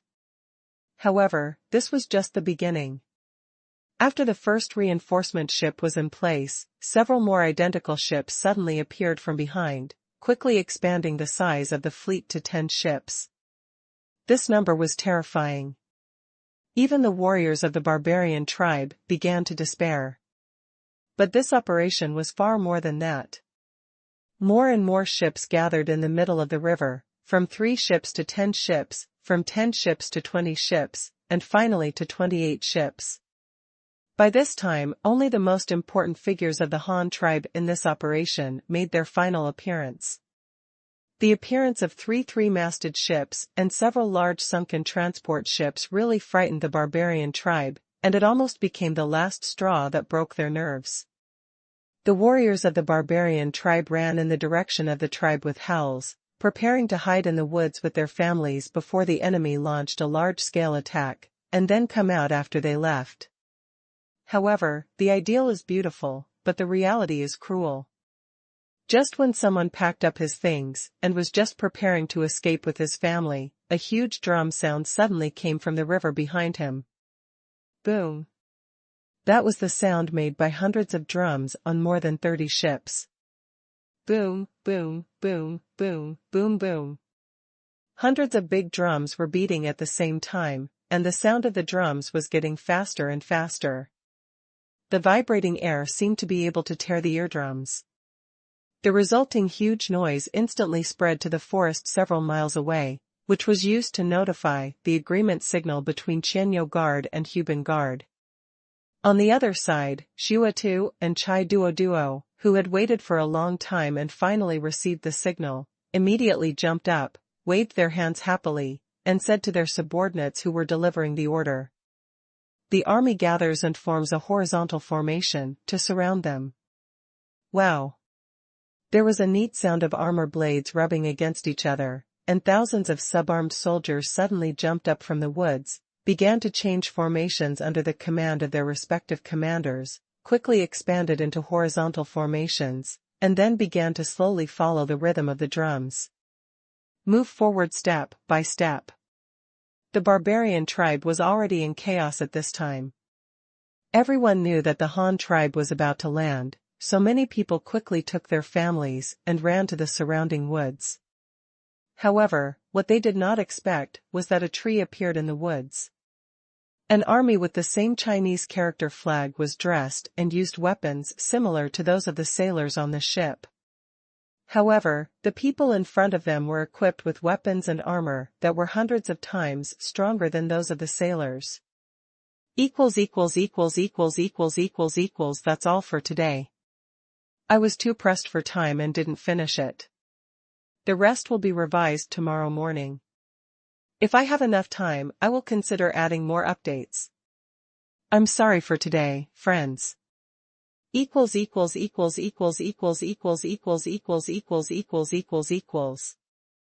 at this time, Youfu ordered 3 sailboats to return to the middle of the river. The angry warriors of the barbarian tribe screamed on the shore and used various means to attack the Han tribe's sailboats, but they could not even touch them. Arrive. Anger and failure are often followed by huge mental blows. They don't have a boat, so they can only stay on the shore to defend themselves passively. Watching their tribesmen being captured and tortured, they can't save even if they want to. For a time, the entire barbarian tribe, a depressing atmosphere began to permeate the makeshift camps. However, this frustration and helplessness could not save them. Yofu's harassment continued. Occasionally, if someone was caught, they would be tied to the boat and beaten up. The warriors of the barbarian tribe had been suffering from both physical and mental torture for 2 days. On the morning of the 3rd day, their eyes were already covered with bloodshot eyes, and they looked very depressed and tired. Just when they thought that Yufu would sneak attack again, the 3 sailboats in the middle of the river suddenly stopped moving. This made the 2 eyes look like pandas. I can't understand it anymore. What are they going to do? Just when the barbarian tribe was in a state of confusion, thinking that Yufu could no longer endure it and was preparing to retreat, things developed beyond their imagination. A ketch as big as Yufu and the others was moving forward with full sail and quickly approaching here. This shocked the barbarian tribe. It turned out that they were not retreating, but were continuing to increase their troops. Those who saw this scene, the faces of the barbarian warriors, turned dark immediately. Only 3 ships came and they were already overwhelmed. Now that another one came, wouldn't it be even more difficult for them to defend? However, this was just the beginning. After the first reinforcement ship was in place, several more identical ships suddenly appeared from behind, quickly expanding the size of the fleet to 10 ships. This number was terrifying. Even the warriors of the barbarian tribe began to despair. But this operation was far more than that. More and more ships gathered in the middle of the river, from 3 ships to 10 ships, from 10 ships to 20 ships, and finally to 28 ships. By this time, only the most important figures of the Han tribe in this operation made their final appearance. The appearance of 3 three-masted ships and several large sunken transport ships really frightened the barbarian tribe, and it almost became the last straw that broke their nerves. The warriors of the barbarian tribe ran in the direction of the tribe howling, preparing to hide in the woods with their families before the enemy launched a large-scale attack, and then come out after they left. However, the ideal is beautiful, but the reality is cruel. Just when someone packed up his things and was just preparing to escape with his family, a huge drum sound suddenly came from the river behind him.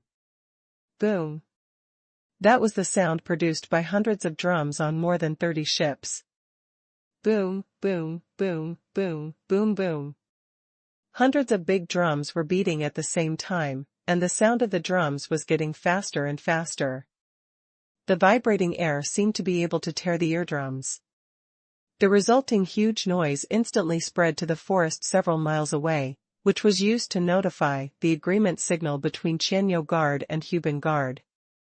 On the other side, Shuatu and Chai Duo, who had waited for a long time and finally received the signal, immediately jumped up, waved their hands happily, and said to their subordinates who were delivering the order. The army gathers and forms a horizontal formation to surround them. Wow! There was a neat sound of armor blades rubbing against each other, and thousands of sub-armed soldiers suddenly jumped up from the woods, began to change formations under the command of their respective commanders, quickly expanded into horizontal formations, and then began to slowly follow the rhythm of the drums. Move forward step by step. The barbarian tribe was already in chaos at this time. Everyone knew that the Han tribe was about to land, so many people quickly took their families and ran to the surrounding woods. However, what they did not expect was that a tree appeared in the woods. An army with the same Chinese character flag was dressed and used weapons similar to those of the sailors on the ship. However, the people in front of them were equipped with weapons and armor that were hundreds of times stronger than those of the sailors. Just when the barbarian tribe was in a state of confusion, thinking that Yufu could no longer endure it and was preparing to retreat, things developed beyond their imagination. A ketch as big as Yufu and the others was moving forward with full sail and quickly approaching here. This shocked the barbarian tribe. It turned out that they were not retreating, but were continuing to increase their troops. Those who saw this scene, the faces of the barbarian warriors, turned dark immediately. Only 3 ships came and they were already overwhelmed. Now that another one came, wouldn't it be even more difficult for them to defend? However, this was just the beginning. After the first reinforcement ship was in place, several more identical ships suddenly appeared from behind, quickly expanding the size of the fleet to 10 ships. This number was terrifying. Even the warriors of the barbarian tribe began to despair. But this operation was far more than that. More and more ships gathered in the middle of the river, from 3 ships to 10 ships, from 10 ships to 20 ships, and finally to 28 ships. By this time, only the most important figures of the Han tribe in this operation made their final appearance. The appearance of 3 three-masted ships and several large sunken transport ships really frightened the barbarian tribe, and it almost became the last straw that broke their nerves. The warriors of the barbarian tribe ran in the direction of the tribe with howls, preparing to hide in the woods with their families before the enemy launched a large-scale attack, and then come out after they left. However, the ideal is beautiful, but the reality is cruel. Just when someone packed up his things and was just preparing to escape with his family, a huge drum sound suddenly came from the river behind him. Boom. That was the sound produced by hundreds of drums on more than 30 ships. Boom, boom, boom, boom, boom, boom. Hundreds of big drums were beating at the same time, and the sound of the drums was getting faster and faster. The vibrating air seemed to be able to tear the eardrums. The resulting huge noise instantly spread to the forest several miles away, which was used to notify the agreement signal between Qianyu Guard and Huban Guard. On the other side, Shuatu and Chai Duo, who had waited for a long time and finally received the signal, immediately jumped up, waved their hands happily, and said to their subordinates who were delivering the order. The army gathers and forms a horizontal formation to surround them. Wow! There was a neat sound of armor blades rubbing against each other, and thousands of sub-armed soldiers suddenly jumped up from the woods, began to change formations under the command of their respective commanders, quickly expanded into horizontal formations, and then began to slowly follow the rhythm of the drums. Move forward step by step. The military merit promotion system has greatly stimulated these soldiers. You must know that most of them are here for this. At this time, the order for a military assault has been issued, and there are only so many enemies in total. Why not rush up to grab the merit station? Are you waiting for the pie to fall? So when the order was issued, more than 4,000 soldiers from the 2 guard posts of the Han tribe rushed forward in an instant. As the first echelon of counter-assault, the sword and shield soldiers are not far behind, and one of the sword and shield soldiers, General Flag Jiandun, is even more crazy. He holds a large solid wood shield with a bull pattern in his hand and faces it headlong. The enemy crowd rushed over, wearing heavy armor. The inertia of the charge is enhanced, and the strong shield is like a crazy bull charging through the enemy formation. It doesn't even have to swing the wooden stick in its hand. It will directly knock people away, and everything it passes by is like being hit by a solid iron bullet. It was as if he had to cut a bloody path. When the warriors under Jiandun saw how ferocious their commander-in-chief was, their morale immediately soared. More than 50 young and strong soldiers gave full play to the mad cow spirit of Qian Yue, carrying their shields and rampaging around, killing enemies one after another. Knocked away, knocked over. Zhu Yi, the leader of the barbarian tribe, was immediately dumbfounded. He originally thought that he could concentrate his superior forces to break through, but he didn't expect that the Han tribe actually gave up the siege and started a counterattack tactic with him. He defeated his vanguard echelon.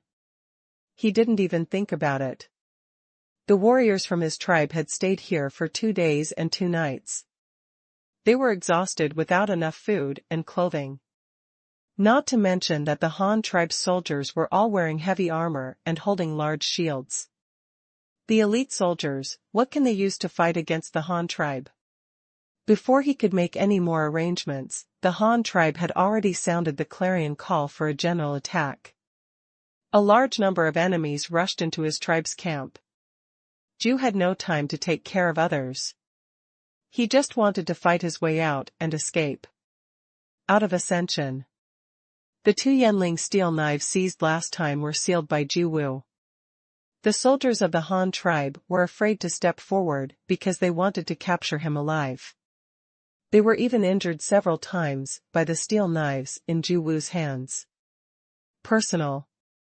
But at this moment, a small flag officer of the halberdier held a 4-meter-long halberd in his hand and rushed over from behind Zhu with a scream. The iron halberd in his hand pierced Zhu's side in one go. At the lower back, the blood-red spear tip emerged from Zhu's abdomen. His whole body was shocked, and he swayed on the spot as if he had lost his soul. Finally, he stabbed 2 steel knives into the ground to barely support himself. Then the flag officer of the halberdiers shouted loudly, "This man is the leader of the enemy. Kill him without leaving any survivors alive." The surrounding soldiers were shocked when they heard the words, and thrust their spears and iron halberds at Zhu one after another. Zhu, who was waving his steel sword arrogantly just now, was instantly stabbed into a gourd of blood by dozens of spears and halberds, and was struck by a blow. The circle of halberdiers stood in the air, their eyes looking towards the sky filled with confusion and fear, and finally they gradually lost their energy. With the death of the leader of the barbarian tribe in the battle, other young and strong barbarian tribes who were still resisting. Under the absolute superiority and crazy attack of the Han tribe army, they all chose to surrender, or fled backward, or were captured. More than 700 people, except for a few of the young men who were killed on the spot, most of them were captured. In the end, only more than 1,000 women and children were left shivering and retreated to the river. However, during the battle between the 2 sides on the shore, hundreds of landing craft from the fleet had successfully landed. Hundreds of sailors operating the ships, holding simple spears and hatchets, or bamboo hats and rattans, blocked the last retreat of these women and children. As the fighting in the large army gradually subsided, except for some soldiers who were holding captives at the back, the rest of the soldiers continued to approach. Finally, the 2 lines joined forces and surrounded the nearly 2,000 women, children and remaining soldiers of the barbarian tribe on the shore. On the beach. Those who surrender will not be killed. Several generals standing at the front shouted to the people in the encirclement at the same time. Those who surrender will not be killed. When the other soldiers heard the general shouting, they also repeated it, but what they couldn't figure out was whether these women and children were considered military meritorious. If they were forced to surrender in this way, would they be? Not too simple. The women, children and remnant soldiers in the center of the encirclement saw that they were tightly surrounded and had no hope of escape.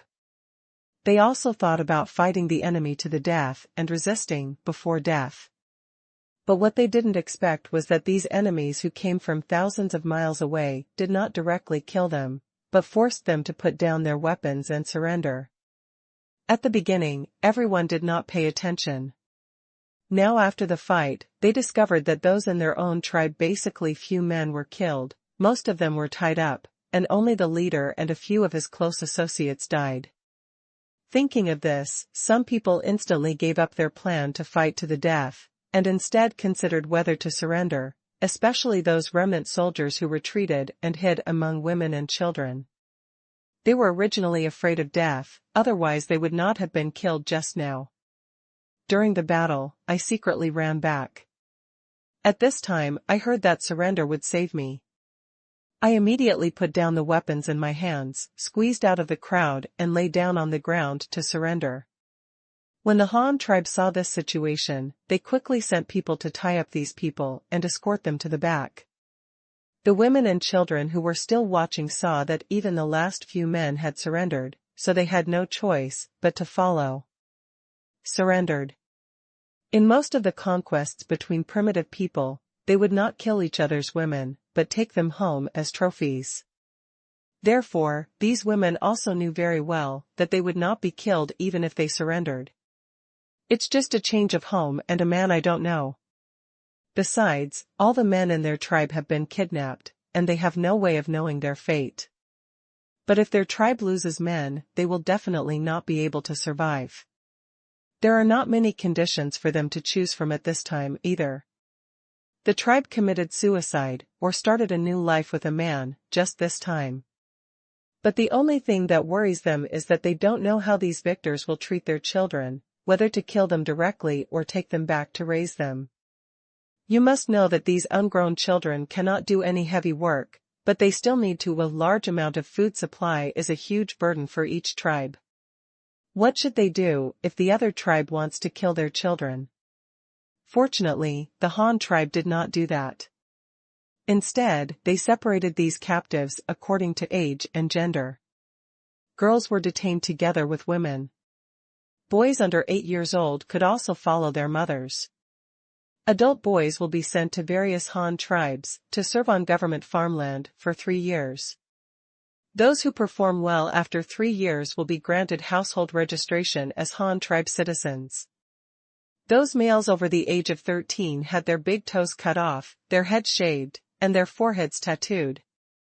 They became lifelong slaves of the Han tribe and spent the rest of their lives on various large construction sites or mines. The matter of the prisoners was quickly dealt with. After a 3-party meeting between Qingshu Guard, Huban Guard, and the leader of the fleet, Yu Fu, they first issued a battle report to Luo Chong to report the victory, and then asked about the army's next move and suggestions for the handling of those captives. When the news was sent to Luo Chong, he was still changing diapers for his 2 children. Luo Chong, a first-time father, was so happy that he moved his office directly to his home. He would go over to check on his children from time to time, even if the 2 little guys slept from morning to night every day, completely ignoring his biological father. Unfolding the letter paper and seeing the battle described above, Luo Chong nodded seriously and began to write a reply to them. The reply contained a lot of content. First, he praised them for their bravery in fighting and their spirit of living up to the trust, and then ordered the Tiger Guards to use the barbarian tribe's residence as a temporary camp, set up camp on the spot, and treat the wounded in the battle. If there were any disabled people, they would be healed. You can ride later, the ship returned home.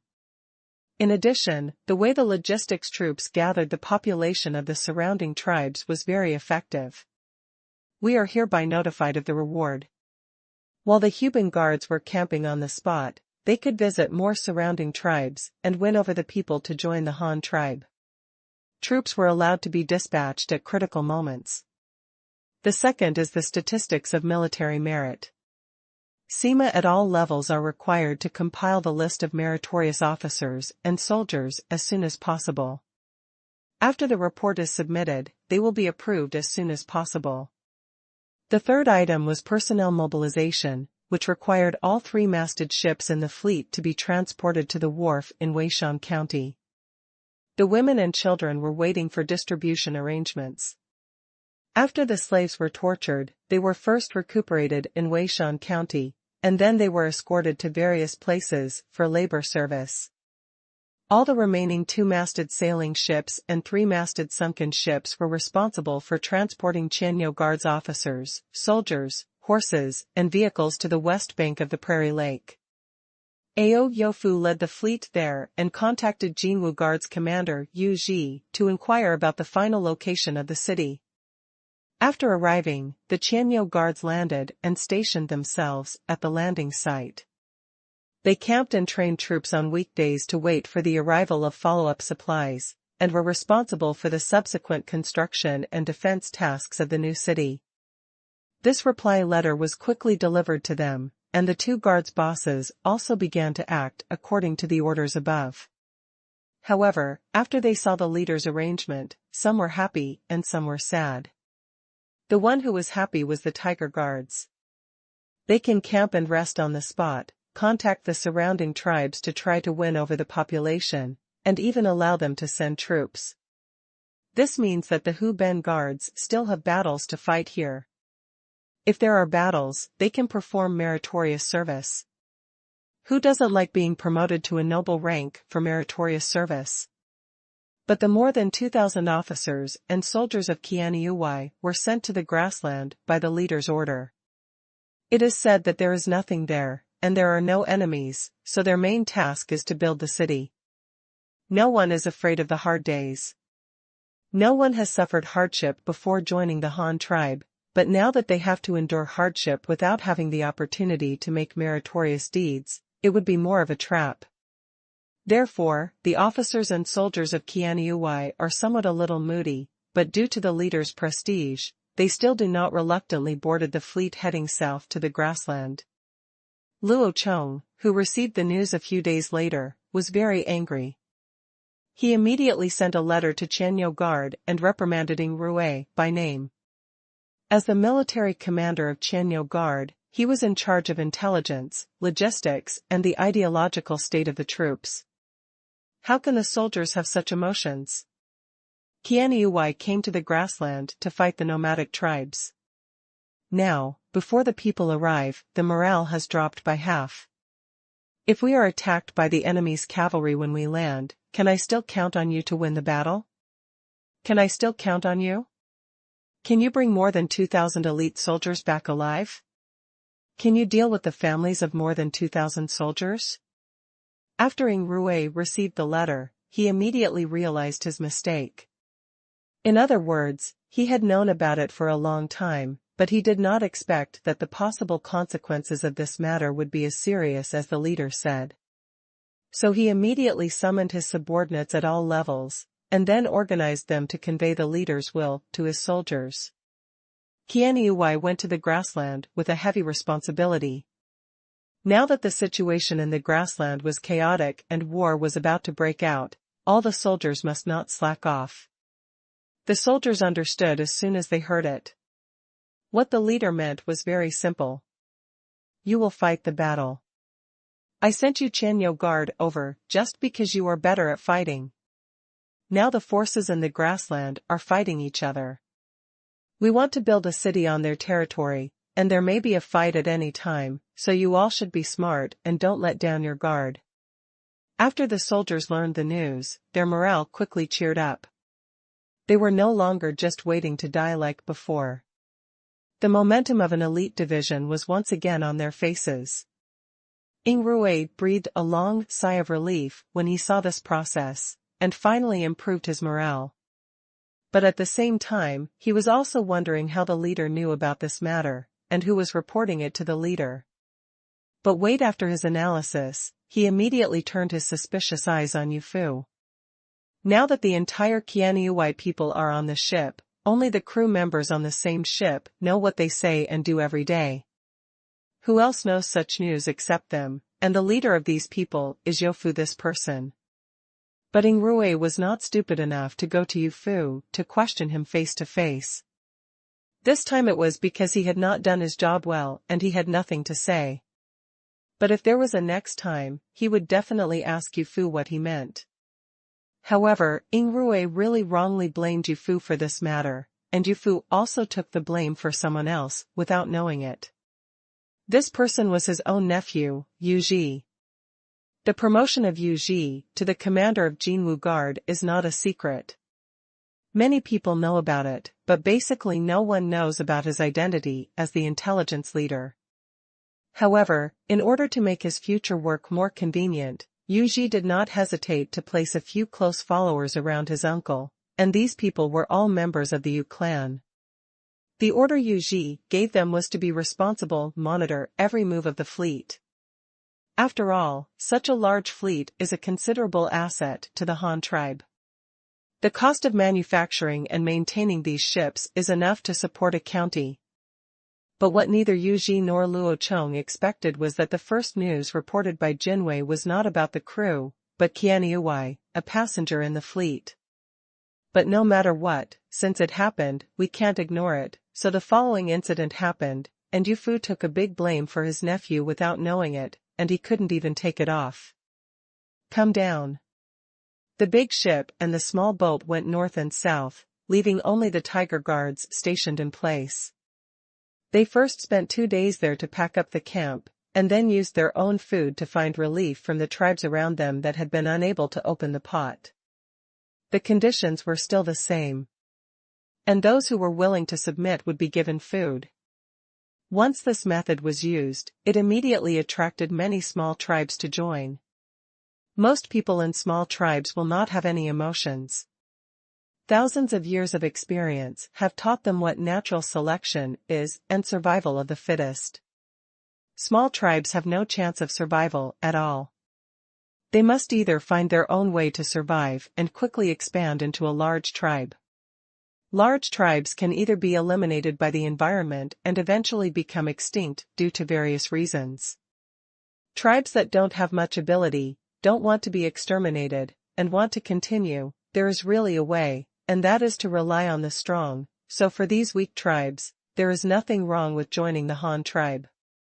For the Han tribe, the more such tribes the better, and absorbing these local tribes will not only gain their population, but also gain a faster understanding of local resources, climate conditions, and other key factors, which will provide the basis for subsequent. The Han tribe played a very good role in the development of various places. For example, this time, the Han tribe got something from a tribe named Papa. It was not an important mineral, but this kind of thing was more important than the ore to the current Han tribe.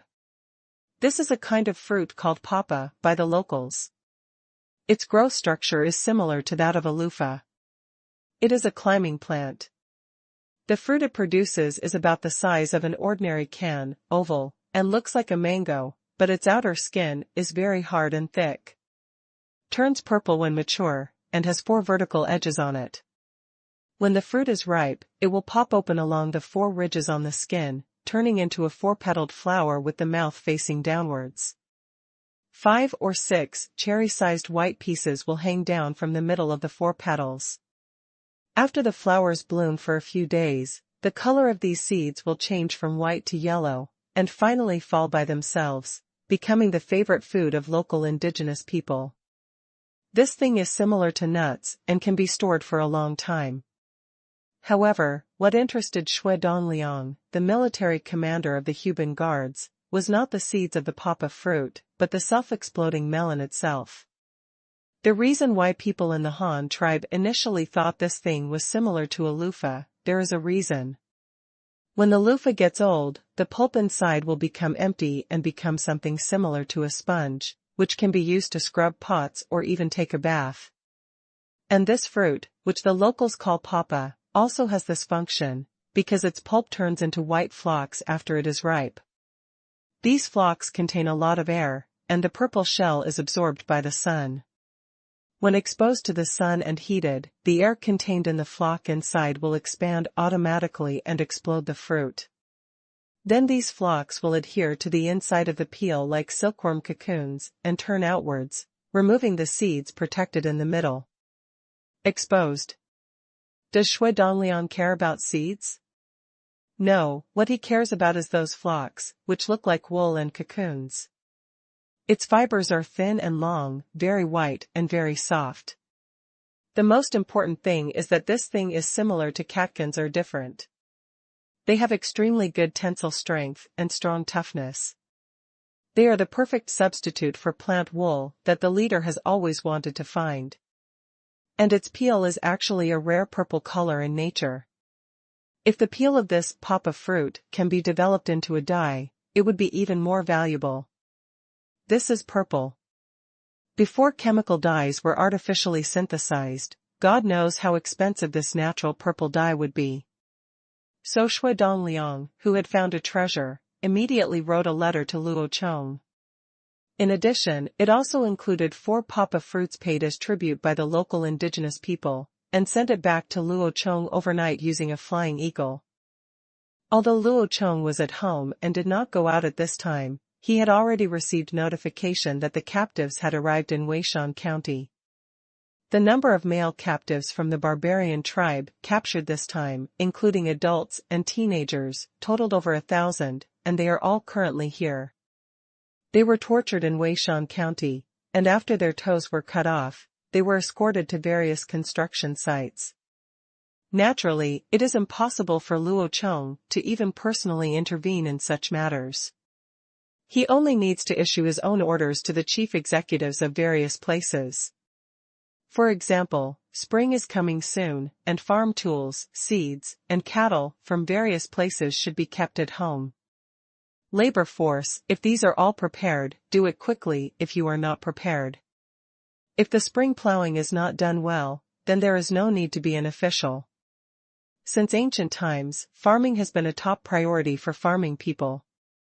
The Han tribe is a large tribe based on agriculture, and this kind of thing will never be forgotten. As for this year's spring sacrifice, Luo Chong left it to Jiang Xian to preside over.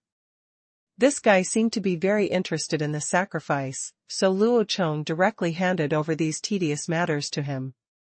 When the time came, he only had to show up for the sacrifice. Just show it off.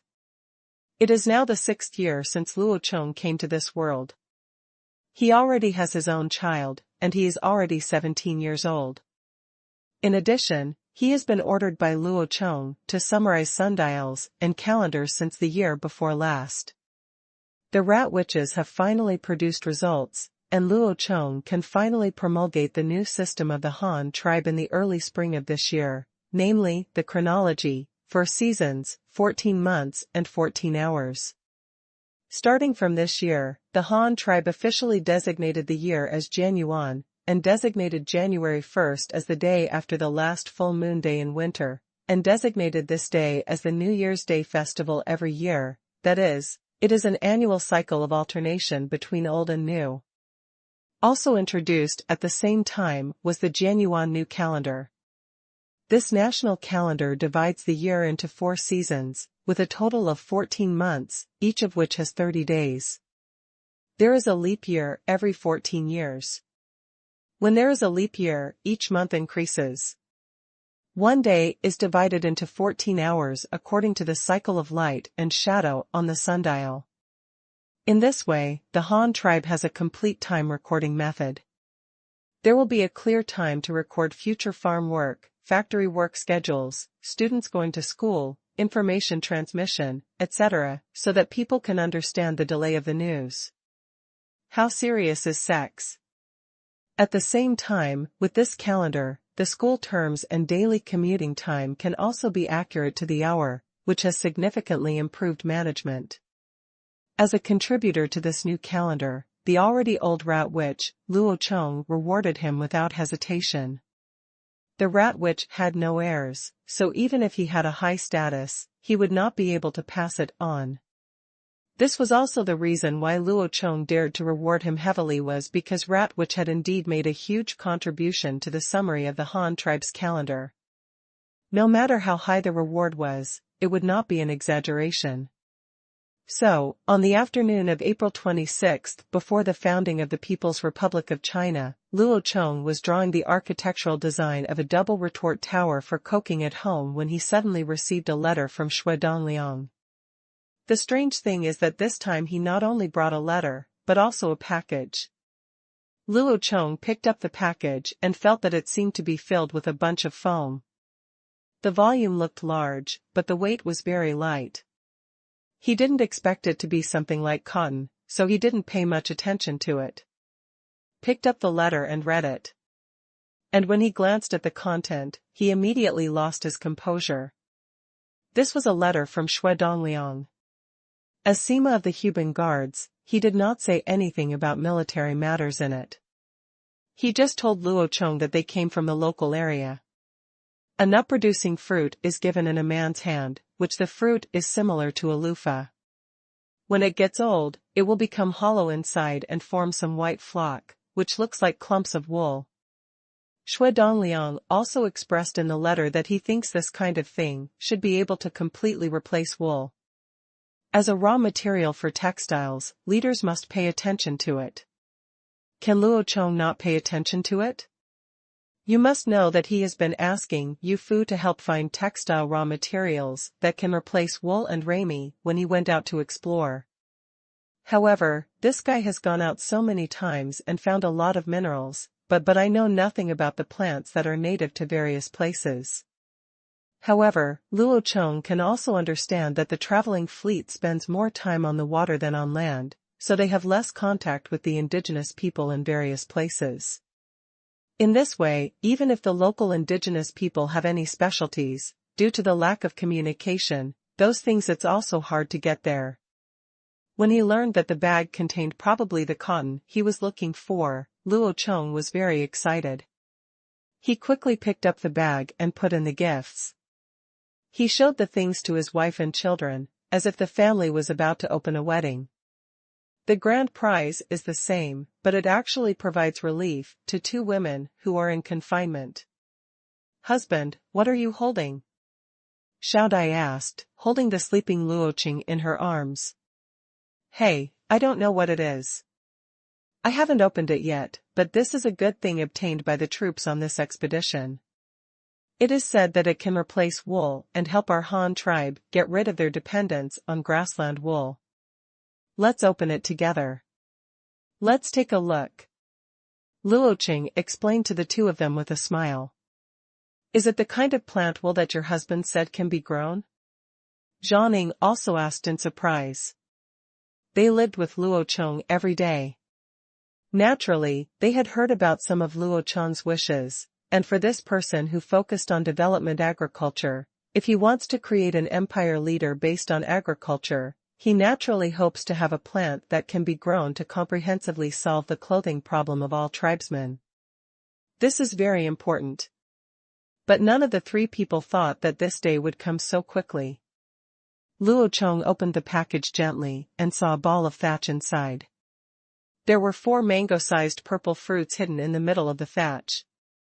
The beautiful color immediately made Zhang and Xiaodia's eyes light up, and Luo Chong, but his eyes were immediately locked on the cracks in the fruit shell, and some soft white fibers had already poked out of the cracks.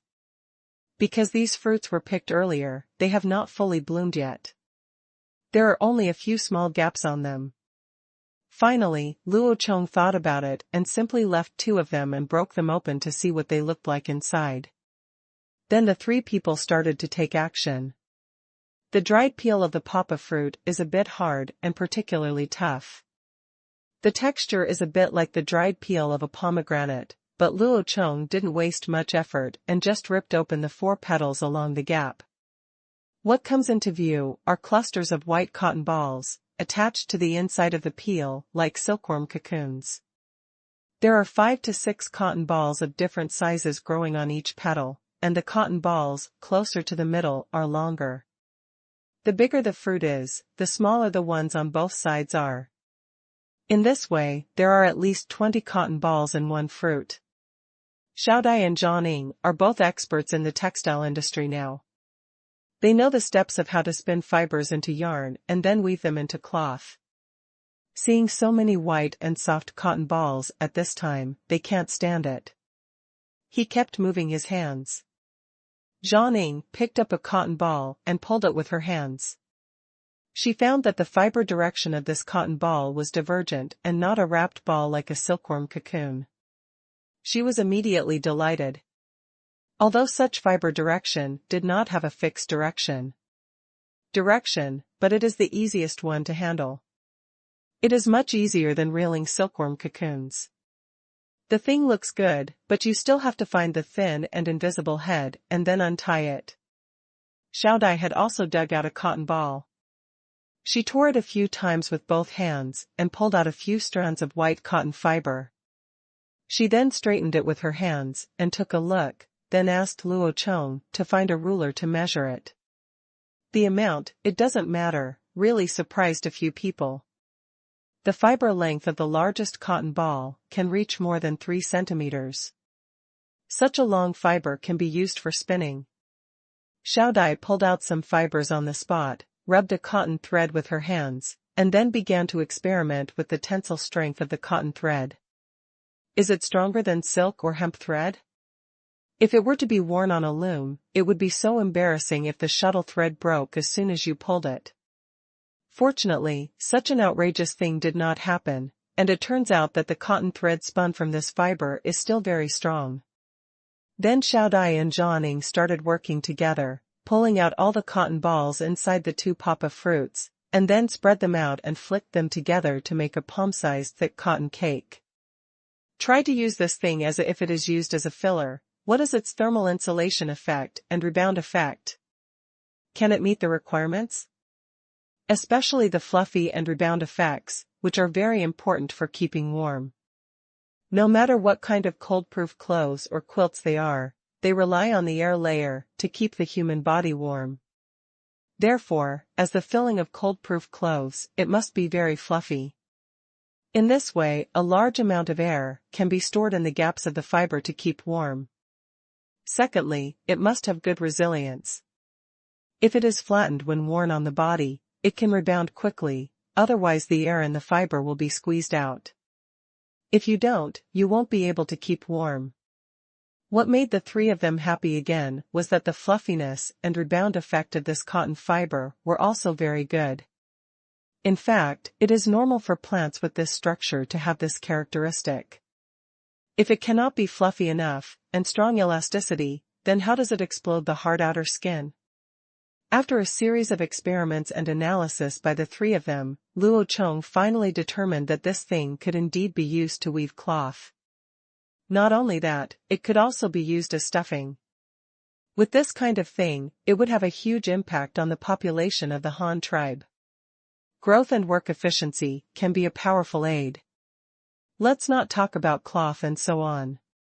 Just the fact that it can be used as stuffing to keep out the cold is enough for the entire Han tribe to say goodbye to animal skins forever. In this way, the saved animal skins can be made into more after being tanned. Leather goods, or high-end fur. Moreover, the emergence of a large number of cotton-padded clothes will change the situation where the Han tribe cannot do anything in winter, thus improving the work efficiency of the Han tribe. The most important thing is that as long as these cotton-padded clothes come out, it will be of great help to the Han tribe to continue to expand their territory to the north. Otherwise, if it is too cold, there is nothing Luo Chong can do. I'm just a few hundred words away, so I'll refresh it tomorrow morning. Sarue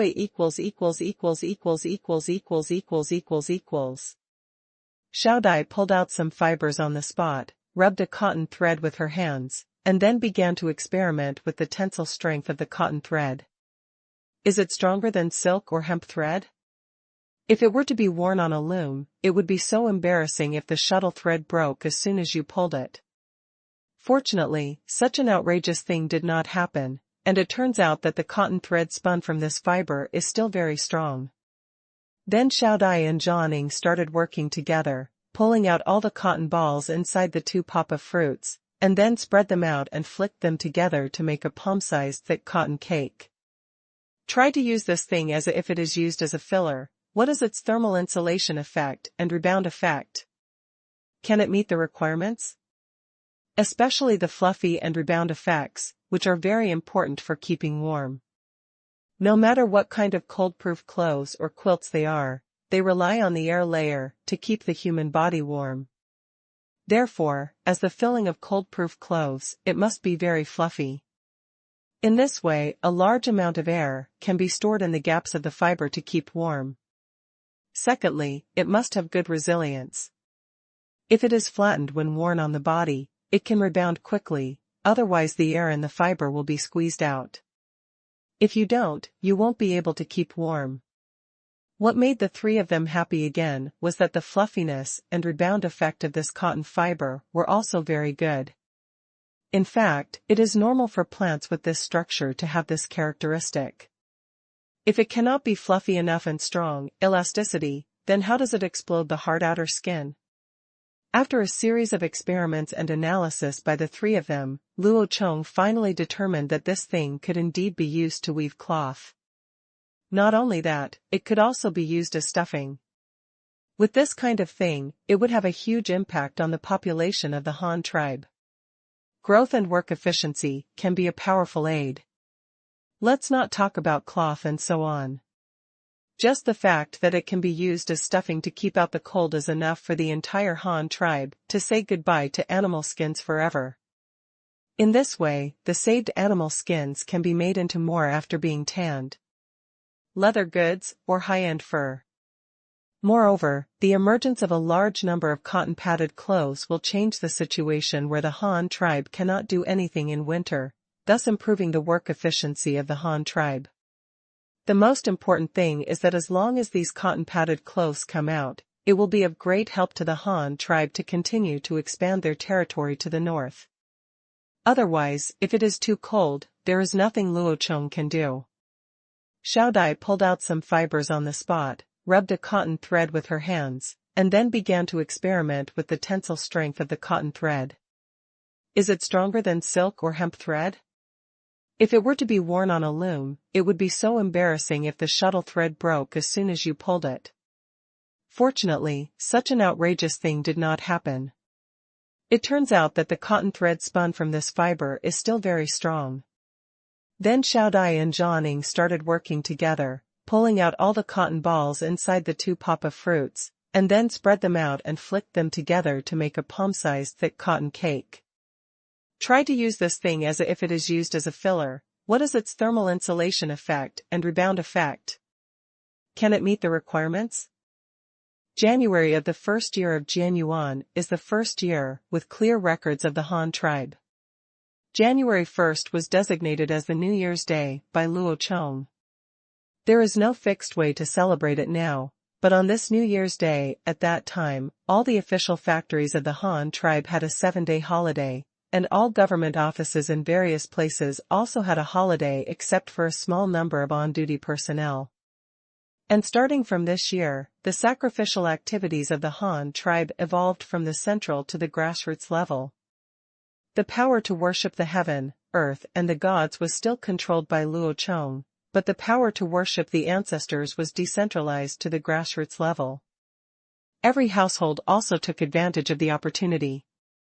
During the long holiday, people began to worship their ancestors, or elders, who have passed away. Since sacrifices are required, food is naturally indispensable, so the Han tribe also began to spontaneously kill pigs and sheep on New Year's Day. People used pig and sheep heads as sacrifices to worship their ancestors, and the remaining meat was made into various delicious foods, and some marinated the meat and ate it slowly, but in general, I still ate more meat than usual these days.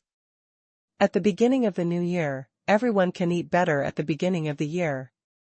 They also hope that they can be healthy and have more strength during this year, so that they can work more and gain more in the future. After eating and drinking for a few days, everyone took advantage of the last 3 days of the festival to nervously prepare various farm tools and seeds. After the festival, the temperature has begun to rise steadily. It is a good time for spring plowing, and there is a lot of work. No matter how busy you are, you can't delay farming, which is a top priority for the Han tribe.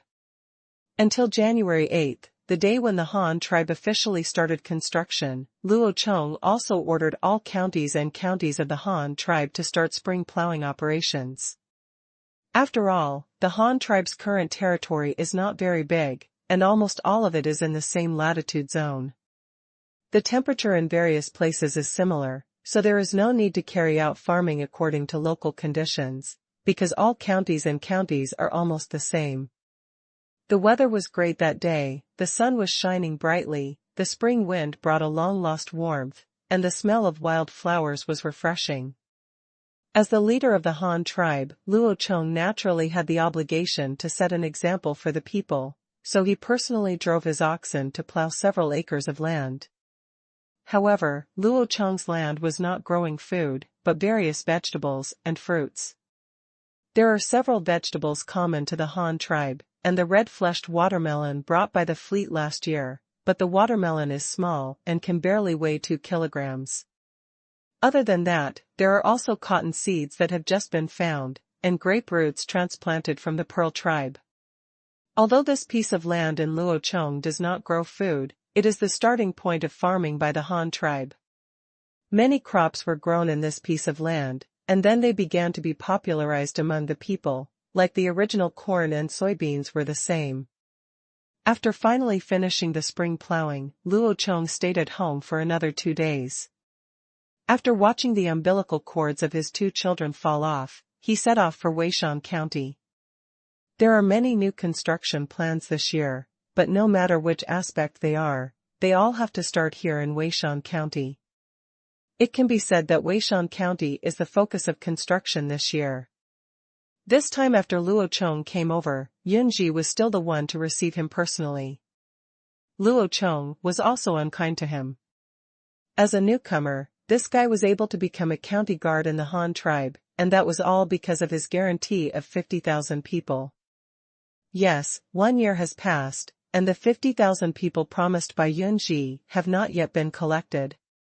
Naturally, Luo Chong will not be polite to him. It's been a year now. How far is it from the 50,000 people you promised? How long will it take to gather them all? Yunji had already guessed that Luo Chong would ask this, so he was not nervous, and just said what he had prepared. Chief, there are now more than 28,000 people in Weishan County. However, at the end of last year, the leader recruited many people from here to serve as soldiers, so the number is less than 30,000. As for when the task will be completed, I estimate it will take at least half a year. Yes. Luo Chong nodded, and then suddenly said to Yunji, then take your time. The most important thing in this matter is stability. There is no need to be so anxious. Your methods can be gentler. We are people who can obey, not slaves who have their toes cut off. I hope you can understand. Oh, by the way, you have to draw up a list this month. I am going to transfer 3,000 households from Weishan County to the west of you to form Xingang County. The relocation announcement says this, it is free. Houses are allocated, tax-free in the first year, half tax-free in the second and third years. Each household will receive 2 antelopes and a small cart for free. The household should be under 35 years old and bring direct, minor children. Sign up as soon as possible. The migration period is February 1st. Luo Chong said smoothly that he had already thought of a plan, but Yunji became anxious as soon as he heard this. He finally used the 50,000 people as a bargaining chip to get a county guard position. He also wanted to use the 50,000 people. He wanted to strengthen his power and become the most powerful county of the Han tribe, but now the leader wants to move 3,000 households away with just one word. This is 3,000 households, not 3,000 people. Since the leader is talking about households, that means that the heads of these 3,000 households must bring their families there. There are at least 3 or 4 people in a household. 3,000, this is equivalent to directly moving away more than 10,000 people. The entire Weishan County has to move half of its population. Yunji's hard work for a year is basically in vain. Luo Chong beat him back to the state before liberation. How could Yunji, who wanted to become bigger and stronger, agree to such an order, so he immediately shied away. Chief, are these 3,000 households too many? Our Weishan County is also a new county? Luo Chong, as if he didn't hear his complaint, just replied lightly, 3,000 households is indeed a lot, but you can really take it out, can't you? And my population relocation is not just for you, other counties will also provide some, but not as many as you. Their locations are all old territories of the Han tribe, and there are no people around except themselves. But it's different here. Didn't you say that you can bring back more than 20,000 people in the first half of this year? You have the ability to replenish and recover, but they don't. Besides, you are constantly absorbing the population, and the population in one county is almost over 30,000. Do you know how many resources are needed to support such a large city? Not to mention food and so on. Do you know how much we need to increase just for ironware and the like? How much does it cost? It is impossible for the Han tribe to only increase its population without increasing its output. Otherwise, in a short time, as the population of the Han tribe increases, we will only regress from our current glory to the age of savages. That's why we need to build a new steel county. Only by building this place, the new talents you bring back will have tools and farm tools to use. Otherwise, do you still plan to let them continue and burn farming? After hearing Luo Chong's explanation, Yunji had nothing to say. He could only hold his nose and admit the matter. No matter what the leader's intentions were, the leader's reasons were indeed very sufficient. As the population increased, the demand for iron tools will also increase. You can't just take advantage of it without contributing.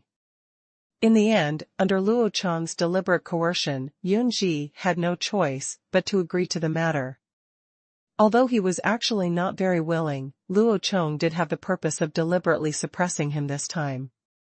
Look at the excuses Yunji told him after coming here this time.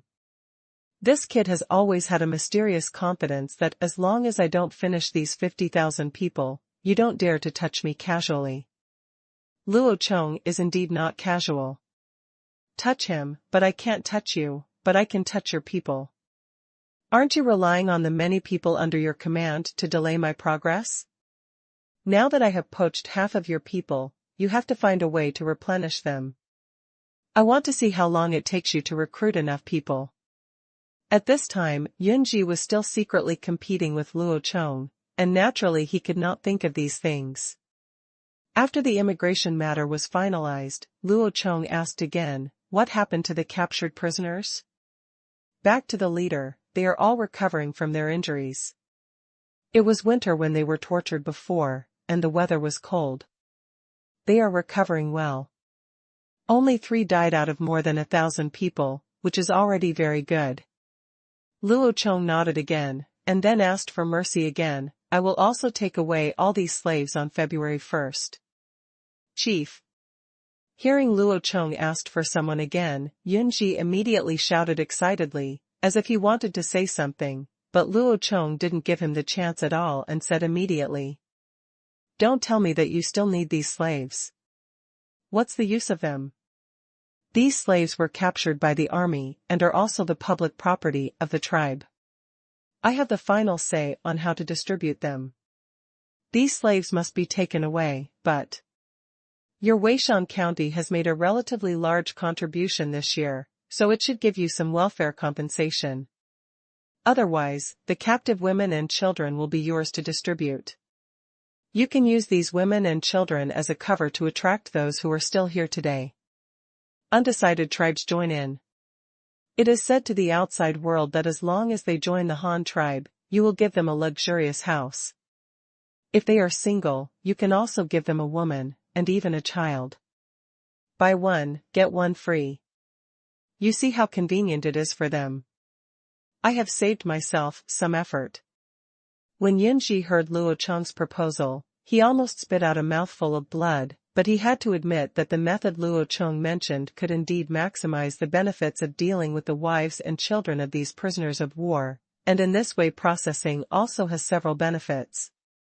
Firstly, it can attract foreign people to join the Han tribe, which strengthens the strength of the Han tribe. Secondly, by passing on the wives and daughters of these prisoners of war to newcomers who have just defected, this is to transfer their hatred towards the Han tribe. Finally, it is an exchange of interests.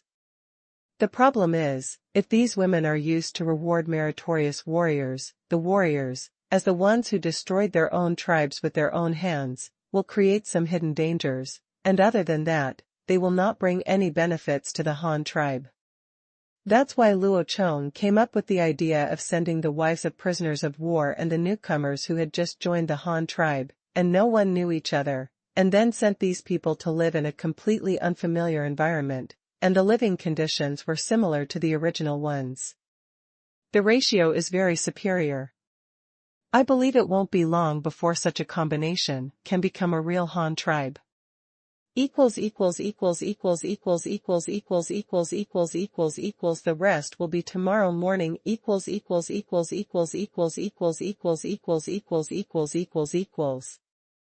Don't tell me that you still need these slaves. What's the use of them? These slaves were captured by the army and are also the public property of the tribe. I have the final say on how to distribute them. These slaves must be taken away, but your Weishan County has made a relatively large contribution this year, so it should give you some welfare compensation. Otherwise, the captive women and children will be yours to distribute. You can use these women and children as a cover to attract those who are still here today.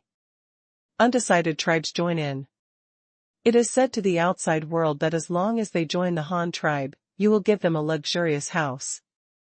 If they are single, you can also give them a woman, and even a child. Buy one, get one free.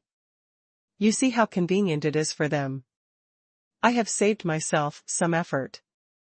When Yunji heard Luo Chong's proposal, he almost spit out a mouthful of blood, but he had to admit that the method Luo Chong mentioned could indeed maximize the benefits of dealing with the wives and children of these prisoners of war, and in this way processing also has several benefits. Firstly, it can attract foreign people to join the Han tribe, which strengthens the strength of the Han tribe. Secondly, by passing on the wives and daughters of these prisoners of war to newcomers who have just defected, this is to transfer their hatred towards the Han tribe. Finally, it is an exchange of interests. The problem is, if these women are used to reward meritorious warriors, the warriors, as the ones who destroyed their own tribes with their own hands, will create some hidden dangers, and other than that, they will not bring any benefits to the Han tribe.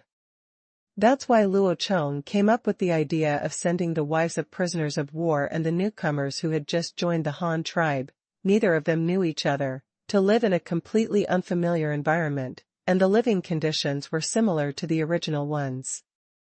The ratio is very superior. I believe it won't be long before such a combination can become a real Han tribe. Don't tell me that you still need these slaves. What's the use of them? These slaves were captured by the army and are also the public property of the tribe. I have the final say on how to distribute them. These slaves must be taken away, but your Weishan County has made a relatively large contribution this year, so it should give you some welfare compensation. Otherwise, the captive women and children will be yours to distribute. You can use these women and children as a cover to attract those who are still here today. Undecided tribes join in. It is said to the outside world that as long as they join the Han tribe, you will give them a luxurious house. If they are single, you can also give them a woman, and even a child. Buy one, get one free. You see how convenient it is for them. I have saved myself some effort. When Yunji heard Luo Chong's proposal, he almost spit out a mouthful of blood, but he had to admit that the method Luo Chong mentioned could indeed maximize the benefits of dealing with the wives and children of these prisoners of war, and in this way processing also has several benefits. If the main building in Qingshu County is the steel plant, then the rails in the steel plant are definitely the focus of this construction. In the metallurgical process of the Han tribe, the blast furnace is only the most basic mineral extraction step. It is responsible for smelting iron ore into molten iron, but it cannot make steel, so the molten iron needs to be transported in a huge crucible. Going under the fan, it was very difficult to do this step in the past. First, the temperature of the crucible was too high. Second, the weight of the crucible was too large. Ordinary roads or cars could not bear such a heavy weight. If this matter were put into modern times, it would definitely be hoisted with gantry cranes or other tools. However, such technical difficulty is even more difficult for the Han tribe to achieve today, so Luo Chong came up with something like rails and planned to build it in the blast furnace. A rail track is laid between the fan and the fan to transport the crucible containing molten iron. There are many advantages to placing the rails here. The first is that it has a greater load-bearing capacity than ordinary roads. After all, the wheels are stuck on the entire rails, and there are many sleepers laid under the rails. Each layer of the structure plays the role of reducing the local pressure of the wheel. Even if it is used to carry a crucible weighing several tons, there is probably no problem. In addition, because the rails are relatively heat-resistant, they are also a very suitable choice for transporting high-temperature crucibles. The last point is Luo Chong's little thought. He wanted the people of the Han tribe to be exposed to things like railways as early as possible. Even if there are no steam locomotives now, and they are not officially used in transportation, at least he should let these people know. Oh, it turns out that roads can still be used in this way. Compared with ordinary roads, what are the benefits of railways? First, plant a seed in the hearts of the people, so that even if the technology of the Han tribe has not developed to that point before I die, and also left hope for the emergence of railways in the future. However, Luo Chong is still confident in this regard. Even if he cannot do this, he believes that his children can eventually build the train. After Luo Chong discussed with Dolly about building a steel mill, he still asked him to build houses for residents as soon as possible, as well as city walls, streets, government offices, banks, schools, and other public facilities. He would also send people to help him in this regard. And said that a new group of slaves will be mobilized next month. After arranging all this, Luo Chong returned to his home in Hanyang City with peace of mind. A month later, the two children had already opened their eyes, and their waking hours had become longer every day. Finally, they and Luo Chong had the opportunity to meet. In this way, Luo Chong was working as a nanny at home, researching things to entertain children every day, and at the same time commanding the construction tasks of various Han tribes through remote control. On this day, just when Luo Chong had just assembled the shaker sent from the carpentry workshop and completed the rattle he ordered to build, news finally arrived from Yu Ji, who had been out for almost 3 months. The Flying Eagle biography stated that he had successfully received the Qianyo Guards officers who arrived by boat, but they did not land directly at that time. Instead, Yu Ji boarded their boat and led the fleet southward. After a day's water journey, they finally landed on a rocky shore and prepared to build a city here. According to Yu Ji's introduction, there is also a sketch he specially drew of the spheres of influence of all parties, as well as the general terrain of the area along the lake. This area is located relatively south of the west bank of the lake, but it happens to be between Maodun and Surutu, the junction zone in the middle of the sphere of influence. Taking this position as the dividing line, the Surutu territory in the north is obviously larger, but it is relatively arid and barren. Although the Modu territory in the south is small, there is an underground river flowing from the big lake, so the south the water plants are more abundant, and there are some forests that can provide them with wood and fuel. Even in the south of the Great Lake, there are some tribes living between the lakeside and the bay. They do not rely on grazing to live, but live a settled life of fishing, hunting, and gathering wild fruits. The populations of these tribes are more hardworking, and their combat effectiveness is also lower. Not low, but because the place where they live is not suitable for raising horses, their mobility cannot be compared with Moton. After several raids by Moton, they have now completely crawled at Moton's feet and become his exploits. His partner is also Ma Zai's younger brother. The place that Yu Ji chose is located in the middle of the two forces. The shore here is covered with rocks, and the water level on the shore is relatively deep. It is suitable for building a deep-water dock to dock large ships. There is also a forest covering an area of dozens of hectares on the south side of the bank, most of which are dominated by shrubs and trees. According to the locals, these woods are where the grassland underground river flows. Along the underground river, in some places the surface is covered by woods or lush vegetation, and in other places the water overflows the ground, forming ponds and lakes of various sizes, nourishing countless pastures and livestock on the grassland. Choosing the location to build the city here is more in line with the requirements given by Luo Chong at the time. Firstly, it meets the needs of the dock, secondly, there are trees that can provide fuel, and thirdly, it is on the edge of two forces, and can deal with both of them. Suppression and co-optation by any party will be extremely convenient for manipulation in the future. And it also has great benefits for the development of commerce. The first is that it is located in the middle of the two forces. Any party coming to trade will not be interfered by the other party, and will not be blocked economically by the other party. It is relatively free. Secondly, it is not far from the bay, so I thought it will also be more convenient to communicate with the Xian tribe in Zhudao. The Han tribe can rely on this city as a base to gradually extend its hands to the Xian tribe. When the time comes, it will not matter if he does not agree, because once they are close, the Han tribe can directly leave him alone and win over the subtribes below him. In addition, there is the issue of cultivated land mentioned by Luo Chong. Because it is close to water sources, and there are quite a few forests, it is possible to cultivate some fields near the lake and around the forest. If you don't want to do this, you can also dig artificial fields yourself. Water is diverted from rivers for irrigation, but this project is relatively large and may not be completed within a year or two. There is no clear limit on the building area left for this city. Yufu did discuss this land area issue with Su Ritu before, but now the Han tribe has chosen the city site at the boundary of his sphere of influence. It's hard to say anything, because even if you ask him to manage this land, he may not be willing to come. To be precise, this land should be regarded as the relaxation zone between Maodun and Suritu.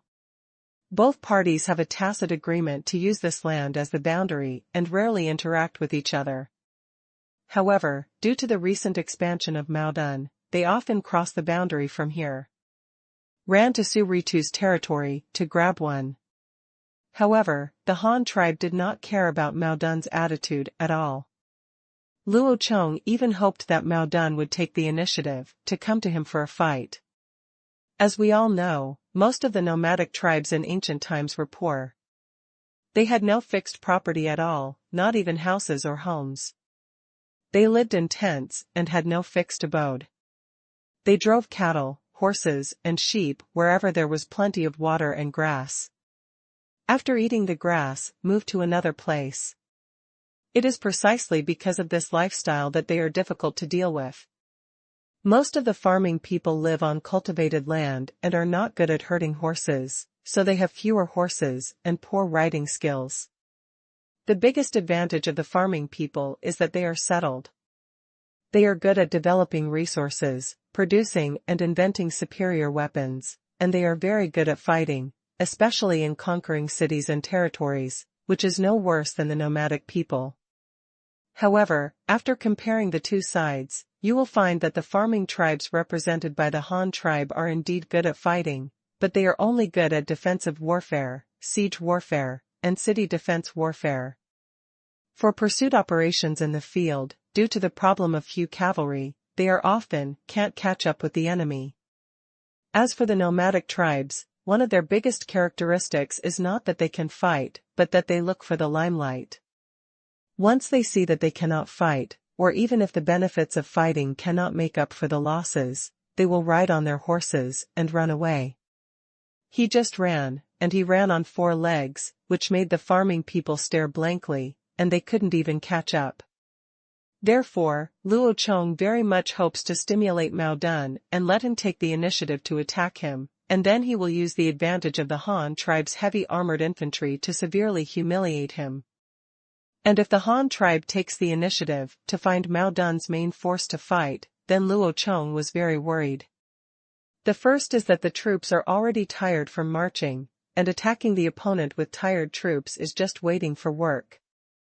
Unless Luo Chong's head is flooded, and there is a high possibility that Maodun will not fight to the death with the Han tribe, this is not in line with the nomadic people's behavior. With a wolf mentality, if I can rob you again and again, why do I have to risk my life with you? Therefore, Luo Chong estimated that once the Han tribe took the initiative to attack strategically, Mao Dan would probably run away immediately, and then hang the Han tribe's infantry from a distance. When these infantry were tired, they would rush up and take a bite. This is the wolf pack's tactic, a tactic that is in line with the interests of the nomads. There will definitely be a fight. There will definitely be a life-and-death battle between the Han tribe and Mao Dan. It's not because of anything else, but because this guy is still withholding the payment for tens of thousands of cattle and horses from the Han tribe. If he doesn't give him any money, look at the color, he will get worse in the future. But how to fight is up for debate. Luo Chong's plan is to transfer all the troops there first, then build the city while training the cavalry, and first use diplomatic means to urge Mao Dan to pay for the cattle and horses as soon as possible. He can take the initiative to hand over the cattle and horses. It's best to come out, and it would be even better if he can take the initiative to attack. If he doesn't surrender, he will have to choose another opportunity to fight. I hope that the cavalry of the Han tribe will also come in handy. Therefore, after receiving the news, Luo Chong immediately contacted Yu Fu and asked him to take the fleet back to search for some small tribes on the grassland that had done business with the Han tribe, the kind with only a few hundred people. Or it would be best to just have one family of savages, see if you can conquer some directly, and then arrange for these people to live in the new city, and recruit a group of young men from them as a temporary cavalry team to help the Han tribe fight the war. The other thing is to wait for Yu Fu to return to the previous settlement of the barbarian tribe, pick up the fleet that came to replenish supplies and tools, and then send the soldiers of the Hu Ben Guard to Yu Ji, so that they can join the Qian Niu Guard and maintain enough troops to defend Mao Dan. He also ordered these people to build the dock there first. As for the construction of the city, Luo Chong had to go and see it in person. In fact, Luo Chong had already made plans on how to build this grassland city, but he had not made any on-site measurements, so he could not make a final decision. In Luo Chong's vision, this city should have multiple layers of defense mechanisms to deal with various encounters that may occur. First of all, there must be a large dock that can berth a large number of ships at one time, and even allow the city to be completely destroyed at once. Everyone evacuated. Moreover, this dock must be surrounded by city walls that extend into the deep water area to prevent nomadic tribes from coming to rob ships or goods. Then extend the pier and the city wall to the shore, to form an inner city that can be connected to the pier. The inner city is mainly composed of a large number of warehouses, residences, bank vaults, administrative offices, barracks, and schools. A road is built directly leading to the pier. Strict precautions must be taken here. It was strictly guarded and only allowed in and out by the Han tribe's own residents or merchants. Then, an outer city is built around the outside of the inner city. The outer city is mainly divided into two major areas, east and west.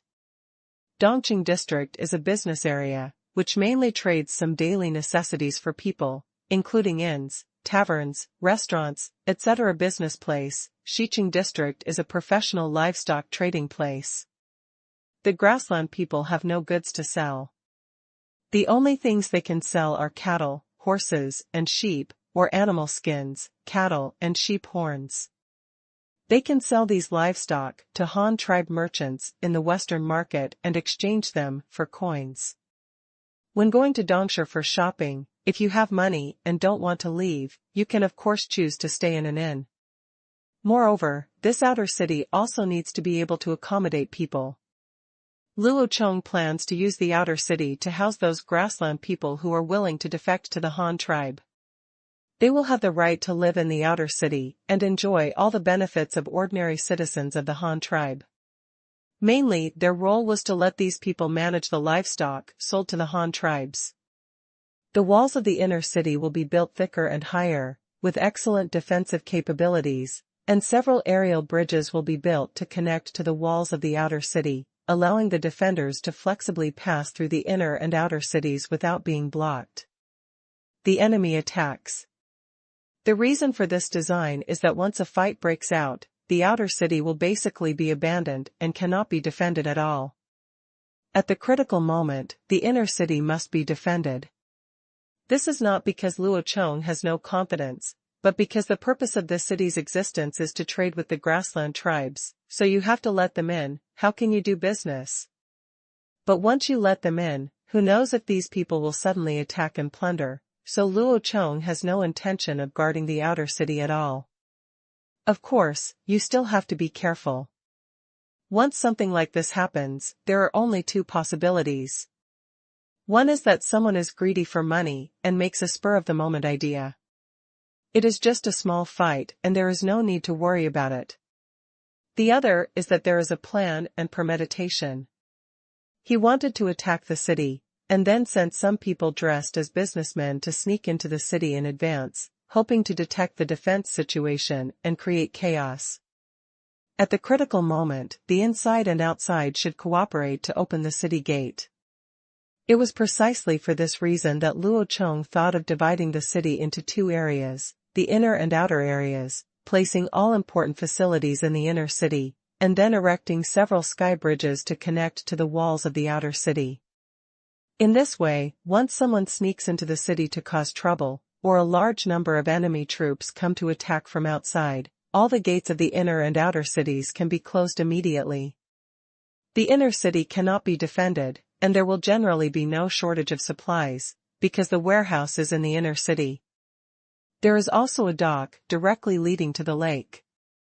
People inside can also evacuate by boat at any time, and supplies and reinforcements from outside can also be replenished by boat at any time. The troops in the inner city can also be quickly deployed through the overhead bridge between the two city walls. Taking advantage of the inner and outer city walls, the entire outer city area can be turned into a super large urban city. No matter how many enemies sneak in, he will be able to fight inside and outside. Under the attack of two layers of city walls, they died without a place to die. In addition, outside the city walls of the outer city, several wall towers must also be built, so that people can attack enemies clinging to the walls from the sides inside the protruding bunkers, making the entire city defense truly effective. No defensive blind spots. Suspended overpasses are also easier to build. Whether they are cable-stayed bridges, beam bridges, or arch bridges, the Han tribe has the manufacturing technology. After all, such bridges are not big and are built on flat ground, so the construction difficulty is much less. After confirming the construction plan of this new city, Luo Chong also began to prepare to go there in person. He first coordinated some construction tools and craftsmen, and then took these people and materials to Weishan County and took a newly launched building. The ship and two sinking-type cargo ships set off to the grassland together. The captain and sailors in charge of operating the ship had all traveled this route, so there was nothing to worry about. In this way, in January of the first year of Jianyuan, Luo Chong finally arrived in person at the grassland. This was the first time for Luo Chong, as the leader of the Han tribe, that he had established business relations with the Han tribe for more than 3 years. However, before Luo Chong arrived, with the arrival of spring, the temperature began to rise steadily. Those nomadic tribes who had gone to other pastures to spend the winter began to move to the spring and summer pastures near the lake. Naturally, there were also the tribe included Modu and Suritu. Suritu had known for a long time that the Han tribe was going to build a city in the grassland, so he didn't make a fuss. He just kindly blamed the Han tribe for not building a city in their own territory, as he said last year. Of course, Suritu is just talking. No one wants their territory to be occupied by others in vain, and the place chosen by the Han tribe now makes him particularly satisfied. This is equivalent to the Han tribe taking the initiative to build for Suritu.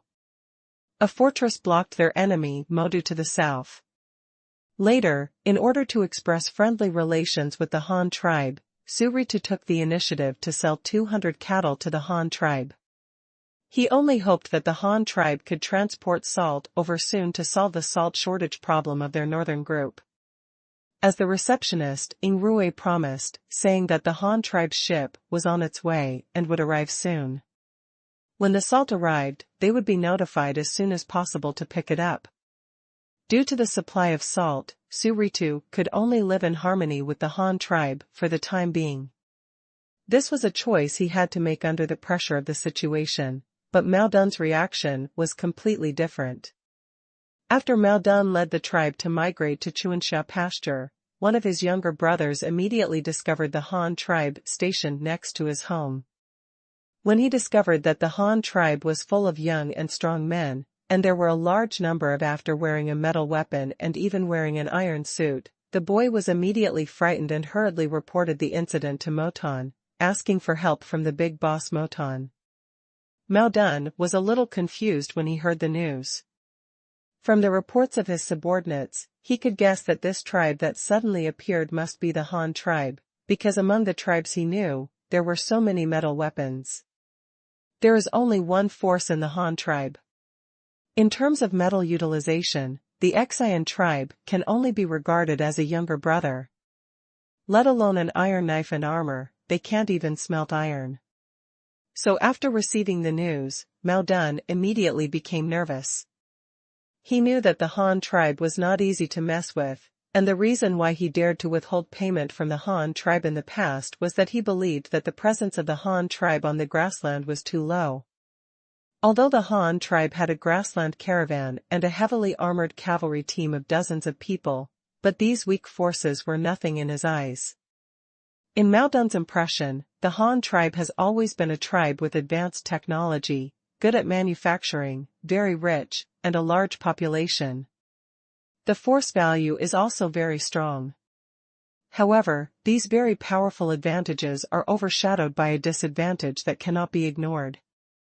Yes, that means the Han tribe is too far away from the grassland. Therefore, this also determines that it is impossible for the Han tribe to send a large number of warriors to the grassland, which is why Modu was so unscrupulous and dared to openly seize livestock belonging to the Han tribe. Another reason that made Mao Dun feel confident was that he was very cunning. Regarding the seizure of payment for goods from the Han tribe, Mao Dun Shizhong never said anything like "I won't give it," nor did he openly challenge the Han tribe. He just shied away from saying that these cattle and horses were provided to the Qian tribe as payment for goods. It can only be handed over to the people of the Qian tribe to receive it. If the Han tribe wants it, they can only go to the Qian tribe. Anyway, he is not responsible.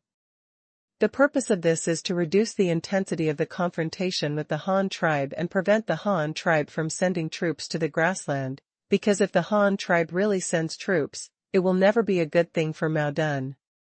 Whether it is against him or the Qian tribe, he will be punished. Cause losses. So now Mao Dun suddenly heard that the Han tribe had sent troops, and he was very nervous about it. He didn't know what the Han tribe wanted to do, whether it was to target himself, to fight the Qian tribe, or for something else. So Moton, driven by curiosity, quietly came to the Qianhui camp and scouted the outskirts of the camp under the guise of grazing every day. After observing for a few days, he found that he couldn't understand it even more. The clothes and weapons and equipment of these people make them look like elite soldiers. However, these elite soldiers do not engage in production all day long. They neither farm nor herd cattle. They do not go out to fight. Instead, they build houses by the lake and wooden walls, constantly improving their camp, and it seems that they have plans to stay there for a long time. Not only that, the attentive Mao Dun also found that these Han tribesmen built many houses, which did not look like they lived there themselves. Maybe others would come over too. Sure enough, after waiting for a few more days, another group of people came to Modu. Those were the Tiger Guards who had just sailed south. These people were dressed basically the same as the Qianyu Guards, and they also carried the banner of the Han tribe. However, the other flags were different, so Mao Dun judged that these people should belong to the same Han tribe. The two armies, and there were actually more than 4,000 in number, really shocked him. Another thing that surprised Mao Dun was that these Han tribe warriors did not travel long distances from the land, but came from the big lake on a huge beast that could float on the water. This made him puzzled. How on earth is it done? Did the Han tribe have a new route and way to reach the grassland? And looking at their incredible transportation capabilities, will the Han tribe increase trade with the grasslands in the future? If this is the case, what impact will it have on yourself? Will the Han tribe continue to increase their troops in this way? They have sent so many soldiers, are they ready to attack the target? Who are their targets? A lot of questions popped up in Mao Dun's head, but what he was most concerned about was whether the Han tribe would hit him. Fortunately, the arrival of these people did not cause any changes. Although the number of soldiers doubled, they continued to improve their camp and then began to use the newly brought things to build docks. This inexplicable behavior made Mao Dun a little crazy. He was completely confused by the actions of the Han tribe. He didn't know what the Han tribe wanted to do. Did they plan to live here forever? As time went by, Mao Dun watched the Han army's camp become stronger and stronger, but these elite soldiers had no plans to go out. This made him very panic, as if he was waiting for the judge to judge him. Just like the sentence was pronounced, he was eager to know the purpose of the Han army. In the midst of such panic, finally one day in early February, Modu saw another fleet of Han tribe ships. This time there were not many ships, only 4, but each of them was a 3-masted ship. One of them, one building ship, carries people, and the other several ships are loaded with tools and supplies. What made Modu most curious was that among the people sent by the fleet this time, there was a young man who seemed to have a very high status. The young man was dressed in black and red robes, with a purple gold crown on his head, and a handle hanging from his waist. The long sword was even sheathed. When he got off the boat, a large number of soldiers came out of the barracks to greet him. They were vaguely protective. Even the leaders of the barracks, wearing red cloaks, gave him a kneeling military salute. Such a high-standard welcoming ceremony made Modu unable to help but wonder, who could this person be? For such a young man, who still has such a high status in a super-large tribe like the Han tribe, could he be the legendary leader of the Han tribe? Mao Dun was immediately shocked by his idea. However, Luo Chong, who had just arrived in the grassland, was not as leisurely as Mao Dun. After experiencing the scenery of the grassland, Luo Chong quickly lost the novelty of this place. He had also seen the grassland in his previous life, and it was not much different from here. So I'd better get down to business first. In the evening, Luo Chong held a meeting with several of the main people in charge in the big tent to arrange the next tasks for everyone.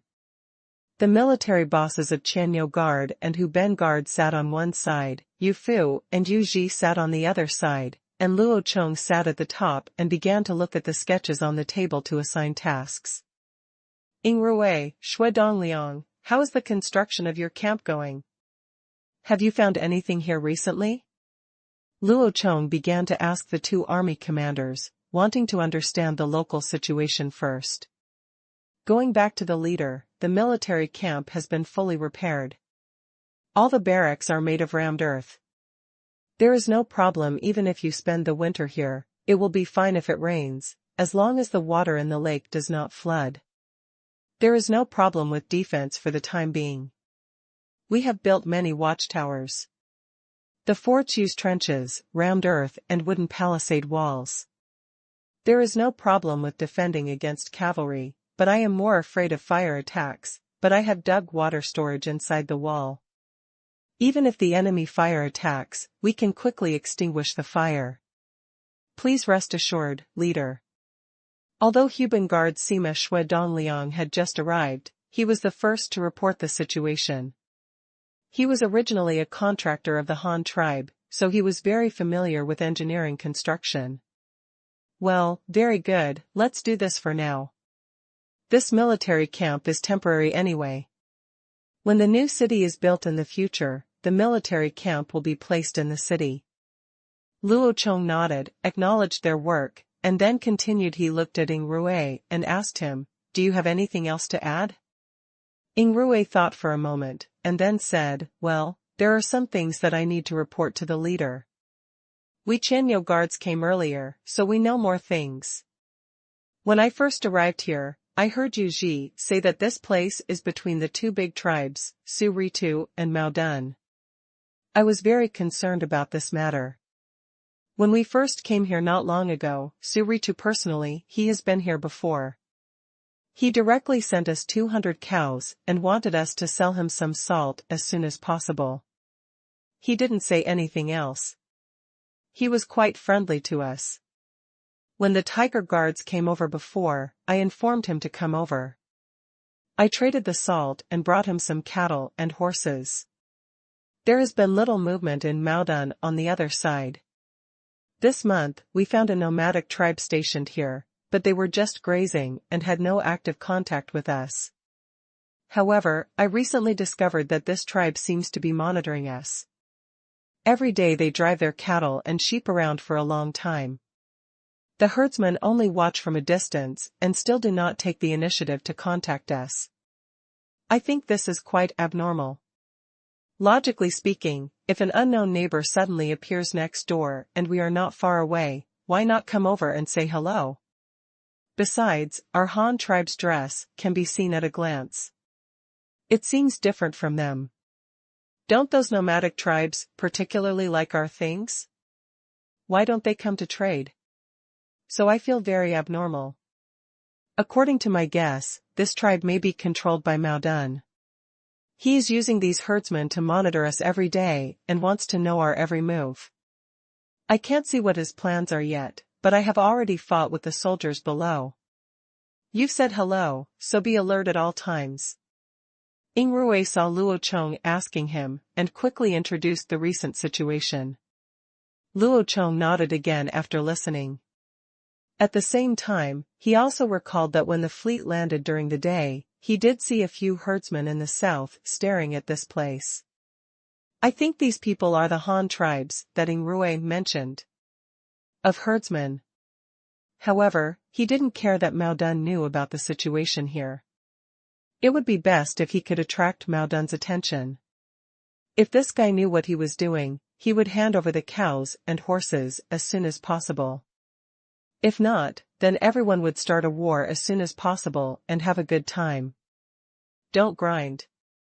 Then, Luo Chong looked at Yu Fu and asked again, "What are the arrangements for the fleet now? When will you go back?" When Yu Fu heard the leader's question, he quickly replied, "Back to the leader. After the tools are unloaded this time, I will send some boats back with the cattle and horses. As for myself, I want to go back first and tell them the locations of the new copper mine, salt mine, and sandbank. After completing the handover, I will continue to lead the fleet south along the Luyang River to explore further places. Try to come back before the next Chinese New Year. In addition, I will leave a few ships here. Based here in Qingshu, they will be mainly responsible for exploring the situation of the entire grassland lake, as well as the unfamiliar land on the east coast of the lake. They can also be used to evacuate materials from Qingshu at critical moments. Personnel. Well, you did a good job, but you have to hurry up on these things. Tell people clearly the addresses of those new minerals as soon as possible. If you continue to go south, you should set off early. Don't forget to include them when exploring. It's time to return, otherwise you won't be able to come back in time for the new year." Luo Chong nodded in agreement, and then gave Yu Fu some instructions. Yu Fu cupped his hands and responded, "Don't worry, leader, I will calculate the return time and promise to bring the fleet back before the new year." Well, I can rest assured that you can do things. If you need anything, just ask for it and I will do my best to protect it for you. Okay, Yu Ji, it's your turn. Based on the information you have, tell us about Su Ritu and Mao Dun, as well as the envoy and the Xian tribe. After everyone finished reporting, Luo Chong asked Yu Ji again, who was in charge of the intelligence department. Yes, back to the leader. According to the news I got recently, Su Ritu has not changed much at the moment. After his battle with Mao Dun last year, Su Ritu is now armed with about 400 heavy armored cavalry, but they also use the rough leather armor has a lot of contact with our caravans, so the style looks similar to our previous cowhide armor. This 400-man armored soldier is also equipped with stirrups, which are made of rattan, grass and hornwood. They are of various kinds and very crude. Only a few people have such things as high-bridge saddles, which are very scarce. The weapons used are mostly bows and arrows, as well as spears or stone axes. However, he has created this cavalry just for self-protection. It is mainly used to defend against Mao Dun. Now that he bought white salt from us, he is very honest.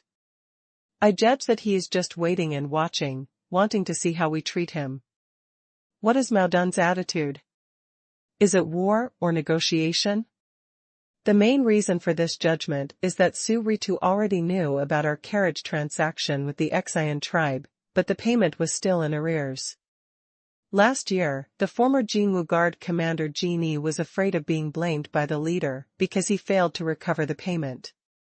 Therefore, more than 2,000 cattle and horses were traded with the caravan's goods and Su Ritu's camp. Su Ritu probably learned about this from Jin Yi at that time. When everyone in the big tent heard Yu Ji mentioning Jin Yi, everyone's expressions became uncomfortable. The generals of the two guards were a little angry. They all knew that the leader sent them here just to recover the payment. Yo Fu, on the other hand, glanced at his nephew Yoji with some worry. Just after the last commander of the Jinwu Guard died, the leader awarded this position to his nephew. He couldn't figure out whether this was a good thing or a bad thing. Luo Chong's face was a little dark. This genie failed more than he succeeded. He didn't get the money back, and he still yelled everywhere. He really embarrassed the Han tribe. Yu Ji saw that Luo Chong had no reaction, so he continued to report, about Motan, I recently got a piece of news. They also just migrated back to the spring and summer pasture last month, which is the southern area along the lake. However, not long after Modu arrived, he left his station with a few people. His whereabouts are unknown now, and no one knows where he is now. But according to my analysis, if he really comes back here, he must have heard the news that our Han army has arrived next to him. He disappeared at this time. I think there are two possibilities, or he is afraid that we will cause trouble for him, hid directly, or were near us. Yu Ji began to continue his analysis. Near us? Before Luo Chong could ask anything, Ying Rui frowned and asked, suddenly. That's right. Didn't Ying Sima also say that the small tribe next to us has been monitoring us recently? As far as I know, this tribe is also under Modu. His is such a small tribe, and its total population is smaller than ours. There are so many troops. Does he have the guts to come here and spy on us every day? Isn't he afraid that we will beat him? And Mao Dun disappeared at this time, so if he was not hiding, he must be in the tribe next to us. He came to personally inspect the situation of our army so as to plan for his future actions, but how I will do it, I haven't thought about it yet. Yu Ji looked at everyone looking at him with doubtful eyes, so he explained. Luo Chong nodded after listening, affirming Yu Ji's analysis, and thinking that what he said made sense. However, Luo Chong did not comment on this, but asked about the situation of the mission and the Qingshu tribe. The contact between the mission and me is very stable now. We exchanged a letter a few days ago. There is no danger to the mission there now. The leader of the Qingshu tribe has not made things difficult for them. It is just that the negotiation for land supply has been delayed. There has been no progress so far. When Ambassador Bestia asked about the car payment, they used Mao Dun as a shield. For the time being, the mission had no good solution. After hearing the leader's question, Yu Ji reported again. However, Luo Chong sneered when he heard this, and then ordered without thinking. Send a letter to Bestia and tell him what I said. Let him show the momentum of the Han tribe. Our 4,000 troops have already settled on the grassland. Let him tell the commander-in-chief the news. You can exaggerate a little. Well, let's just say that we have 10,000 elite soldiers, and we can destroy the caravans and warehouses arranged by the Qingshu tribe on the grassland at any time, and even land on Bamboo Island, so that the Qingshu tribe must pay for the goods at the end of this month, otherwise they will bear the consequences. In addition, tell Bestia that there is no point in saying this. Don't they, the Qingshu tribe, like our carriages? Then let Bestia find a way to burn a few of them in public, and then build momentum among the people of the Qingshu tribe and talk about their carriages. The commander-in-chief refuses to pay for the goods. Our Han soldiers may land on Bamboo Island at any time to teach him a lesson. Don't be afraid. Feel free to put pressure on the Qingshu tribe boldly. Even if the mission is captured, we will forcefully land on Bamboo Island to rescue them. When everyone in the tent heard this, their expressions suddenly turned serious, and they all looked solemn. Everyone knew that the leader was getting ruthless, and their army might really go to war at any time, but the leader would not take such a thing seriously. Just kidding. Yes, I will send this letter later. Yuji also stood up immediately, cupped his hands to Luo Chong with a serious face, and responded loudly. Luo Chong waved his hand to ask him to sit down, and then continued to make arrangements. You still have many things to do. Not only do you need to contact the mission, but you also need to send someone to contact Moton. Isn't he hiding from us? Then you might as well pretend not to know and send someone directly to his tribe to tell him. Just say that our Han tribe has sent troops to the grassland, and let him pay the price immediately after receiving the news. Stop making trouble for me with the Qingshu tribe. Since they swallowed the Qingshu tribe's sea salt, they must pay the price, otherwise the Han dynasty, the army will send out troops immediately, and they will surely trample his pasture and kill all his young men, cattle, and sheep. If you don't believe it, let him try it. Also, you can send some smart and capable people from the caravan to recruit some small tribes for me. For example, the Qianyang tribe you always mentioned before is good. In short, just select some people who are not large in number, have low status, and have a rough life. The kind of small tribe that lives very hard. Just tell them that our Han tribe will be stationed in the grassland in the future. Now is a good time to join the Han tribe. If we come to our Han tribe, we will ensure that they live a good life. In the past, they refused to join. After all, they considered the difference between nomadism and farming and were afraid that they would not be able to adapt to our living habits. But it is different now. We are also on the grassland. They can still graze here after they come, and it is the best pasture. Even if it's not, I can still get them the best pasture. Just tell them the exact words. It was only then that everyone realized from Luo Chong's words that the Jinwu Guard was not simple. The Jinwu Guard commander was the commander of the leader's imperial guards, but now he was sent to manage the grassland caravan. Not only that, everyone also discovered that the task given to Yu Ji by the leader can be described as vertical and horizontal. Although it is only a small caravan, it is like a diplomatic envoy, responsible for contacting various forces, but also to grasp the main trends of these forces.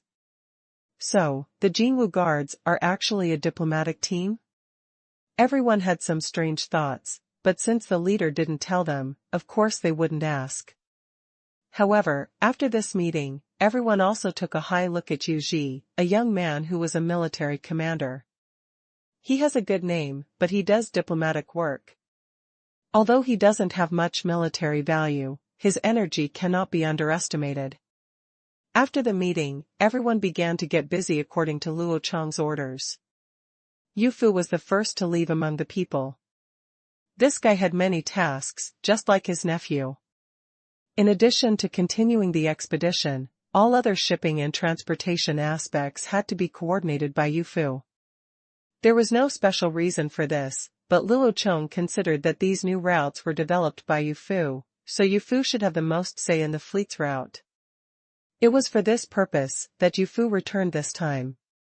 Luo Chong asked him to take the fleet, starting from the Great Lake, first going back along the Luyang River, and then turning around at the intersection of the Chaoyang River. The fleet headed against the current to the direction of Hanyang County. But the ship stopped right on the way, and its real destination was the virgin forest called Juma County by Luo Chong. The reason for doing this is because I have no choice but to do it. The grassland here is really too poor. It can be described as a lack of materials. The construction of the new city requires a lot of wood, but the local area cannot provide it. There are indeed woods here, but they are all. They are some unformed trees and shrubs, which are fine for daily use of firewood, but cannot be used for construction, so the wood can only be transported from afar, otherwise there will not even be enough firewood for making bricks. Luo Chong had no choice. Now there was no shortage of craftsmen, people, and tools. However, they only lacked materials. However, everyone had already arrived, so it was impossible to be idle, so Luo Chong began to organize people to dig trenches. Take soil from the spot and ram it to build the inner city. The inner city designed by Luo Chong is not a closed city, but a shaped city defense, except that its opening extends to the depths of the lake, forming a shipping terminal and road city wall. Special structure. And due to the functional requirements of the inner city, all the warehouses, banks, government offices, schools, barracks, and residences it requires must be installed inside, so the inner city alone occupies a very large area. This is a rectangular structure. City within a city. The upper opening of the type corresponds to the dock area, followed by the warehouse area. This layout is for loading and unloading, and the warehouse is closer to the water and easier to prevent fires. Further down, past the storage area, is the residential area. It is mainly a living area for inner-city residents. Some residences are distributed here in the form of independent courtyards and suites. There are supporting living facilities around the residences, such as public bathhouses, toilets, farmers' markets, restaurants, hospitals, and other buildings. Next to the residential area is the school. The school does not need to be too big, but it must also meet the needs of tens of thousands of people attending school together. This is mainly used to educate the nomadic tribes who have defected to the school. Luo Chong really intends to take them. If they are assimilated, then teaching them Chinese characters and Chinese culture is an indispensable method. Further out from the school is the government district. This is not only the administrative center of the new city, but also some other public facilities are located here, such as the bank headquarters building, the bell and drum towers that tell the time, etc. The last one close to the city wall is the barracks. This is the place where troops are stationed in the inner city. The area must not be small. All barracks must meet the garrison needs of 10,000 troops. However, there are no cavalry here. They are mainly city defense troops. This set of layout immediately expanded the area of the inner city infinitely. Finally, when Luo Chong lined up these things one by one, he discovered that the entire inner city was actually 600 meters wide and 2 kilometers long. This inner city is equivalent to more than 3 cities in Luyang County, and is twice as big as the capital of Ruyang County, which is currently the largest. However, Luo Chong finally came up with this plan. Although it was a bit big, this place was a place with thoroughfares in all directions. It was too small to accommodate these people. There were not only Han tribesmen here, but also local grassland tribes. Even the Xian tribe will settle here all year round in the future. So many foreigners are watching here. They may not be able to see the real central city of the Han tribe, but in this border city far away from the center of the Han tribe, they must feel a majestic force, allowing those who the small tribes did not dare to provoke the Han tribe easily. This is the facade of the Han tribe and a business card of the Han tribe, so the building must not only be big, but also good enough, so that people can see the advancement and power of the Han tribe at a glance. In addition, the inner city is already so huge, so the outer city must be boundless. It is said that a city of 3 miles has a city of 7 miles. According to the current layout, the outer city is actually equivalent to the city wall of the inner city, and it is also the outer city. Merchants, residents, and trading place. However, even though it is gushed, the city wall still needs to be built. There is no rush for this. As long as the inner city is built first, the outer city can be built slowly. Anyway, this is not a project that can be completed in 1 or 2 years. After the planning was completed, Luo Chong immediately began to make arrangements, asking people to measure the land, dig soil, and ram the city wall, and directly included the current military camp into the city site. The place where the soil was quarried was in the trench outside gushed. Of course, it is a trench now, and it will become an artificial moat when it is dug out. Therefore, Shui Dongliang, who had experience in organizing large projects, became the commander-in-chief of the project without hesitation. As the leader, Luo Chong naturally could not be the contractor himself. He only needed to have an overview of the overall situation, and then just watch everyone working. Work while waiting for news from all parties. At this time, Bestia, who was far away in Bamboo Island, was also looking at the letter he had just received in a bamboo building in Qingshu Valley. The letter was written by Yu Ji, but it had the leader's seal stamped on it, indicating that the letters above the words were indeed the leader's order, and Bestia had no doubt about it, because just from the domineering and outgoing aura between the lines, he knew without a doubt that these were the leader's original words. Others simply did not have the guts or the confidence to say it. Such crazy words. But now the leader ordered him to burn the car and the letter and put strong pressure on the Qingshu tribe. Is this really what he should do? Will the Qingshu tribe really imprison or directly kill the Han tribe's mission? Bestia held the letter in silence for a long time, causing everyone in the room to frown. Finally, when Bestia saw the shining golden scepter, the small embossed characters on it deeply stimulated him. Anyone who offends a strong man will be punished, no matter how far away he is. Now I feel ashamed of my trust in the leader and my mission. Since the leader gave the order today, it doesn't matter even if he dies. With the entire Han tribe supporting us, I don't believe that Chief Qingshu really dares to do anything to us. Sample. That night, Bestia summoned the guards from the mission and discussed the plan together in his small building, including where to hijack the car, how to confront the Qingshu tribe in the end, how to protect the rest of the mission, and finally formulated several plans based on the situation. The emergency plan was whether to surrender and wait for the leader's rescue, or to kill the leader of the Qingshu tribe and run away.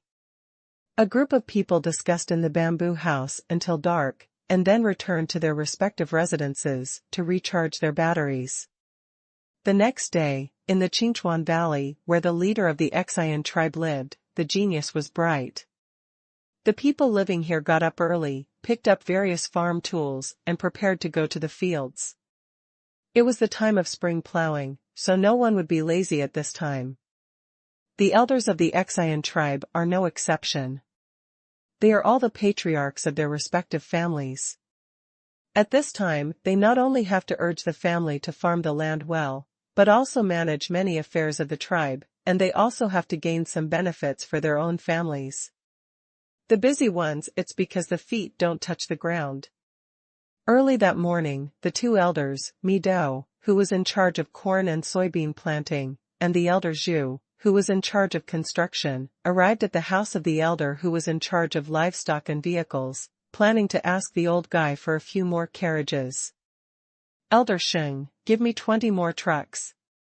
I have serious things to do. It's the time of spring plowing. I use these trucks to pull manure. Can you bear the delay in spring plowing?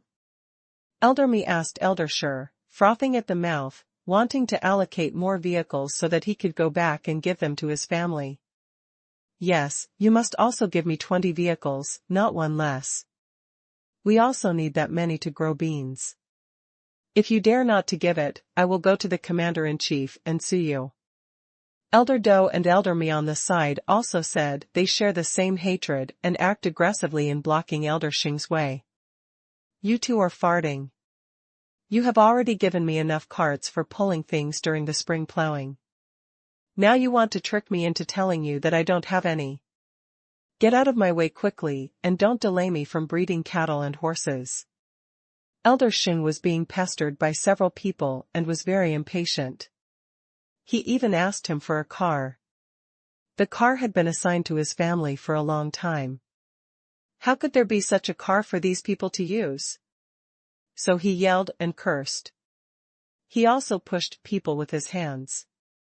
However, just as he pushed the two away, another person blocked his way. I said to Elder Xing, they have enough cars, but mine is not enough. The commander-in-chief asked us to build him a big house like that of the Han tribe. I really need horse-drawn carriages on the construction site to pull earth and stones. You originally agreed to allocate 200 vehicles to my construction site, but now I only see 70 vehicles. If you continue to delay like this and delay the construction period, can you afford the consequences? Elder Zhu, who was in charge of the construction, said very angrily. After speaking, he glared at the two elders, Mi Do next to him. He couldn't help but curse in his heart. These two old people who only care about benefiting their own family. Before the vehicles used for official business were distributed enough, they began to fish for their own homes. Such people should really be sacrificed to heaven and let God punish their souls and turn them into cart-pulling animals in their next life. Hey! Mr. Zhu, why do we have enough cars? Don't talk nonsense. We know that you are short of cars, but we are both in need. Don't make trouble here. I'll tell you. Elder Mi on the side saw Zhu. The elder stared at him unkindly and immediately threatened him. Elder Xing, who was surrounded by the three of them, was now as big as two heads, and was about to be annoyed by them, so he quickly shouted to several people. You three, get out of my way. Do you still want the car? Upon hearing this, the three of them immediately looked at him. What, you old guy are willing to give it? Didn't you just say you didn't have it? Whatever I said, you must have taken it to your own home. Elder Do also began to ridicule him. Elder Xing's beard trembled angrily, and he said angrily, stop talking nonsense to me, and if you continue to frame me casually, I won't even give you a wheel. After saying this, he saw that Elder Do still wanted to reply, so he shouted sharply again. Shut up. To be honest, I only have 30 cars here. I can give them to you, but it's up to you how to divide them. Hearing that Elder Xing was willing to compromise, Mi Do and the two stopped arguing with him, so they both looked at Elder Zhu again. I say Xiao Zhu, it's okay for the three of us to have 10 cars. This number is easy to calculate. It's not a big deal. You two already have enough cars. Don't think I don't know. The cars you want now are actually for your family. Don't say that I don't give you two-face. I want 20 of these 30 cars, and you two will share the remaining 10 cars equally. If you don't agree, I will report the matter to the commander-in-chief and let the commander-in-chief make a decision. Elder Zhu looked at the two of them with contempt and threatened without flinching. You. Elder Mi was so angry at his words that he didn't know what to say. What are you doing? Just say a word if it's okay. If not, we'll go to the commander-in-chief for comment. Elder Zhu still showed no sign of weakness. The two elders, Mi Do, immediately gave up.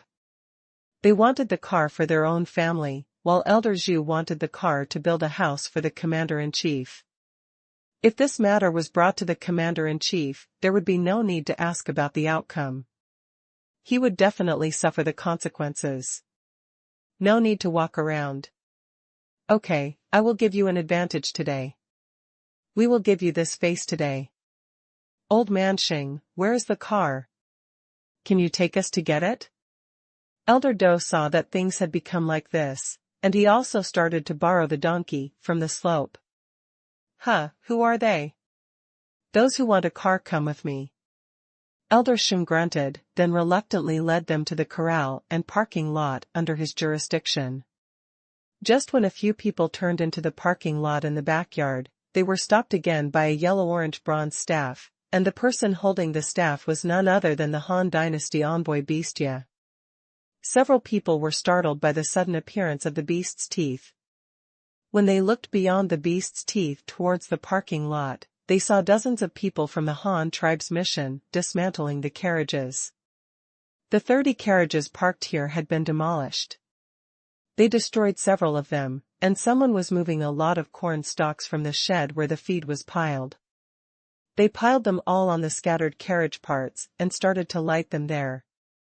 The 4 of them were stunned. Han envoy, what are you doing? Why are you destroying our carriage? Oh, tell them to stop, this carriage cannot be burned. When the leader of the group, Elder Chong, saw this scene, he was horrified and shouted. When Bestia heard what he said, he suddenly sneered. Instead of telling the envoy to stop, he sneered. Your carriage? Did you pay for it? Where are the oxen and horses you promised to pay for? It's been half a year. Since you are still unwilling to pay for the goods, why do you say that this carriage is yours? So the carriage here naturally still belongs to you. Our Han tribe.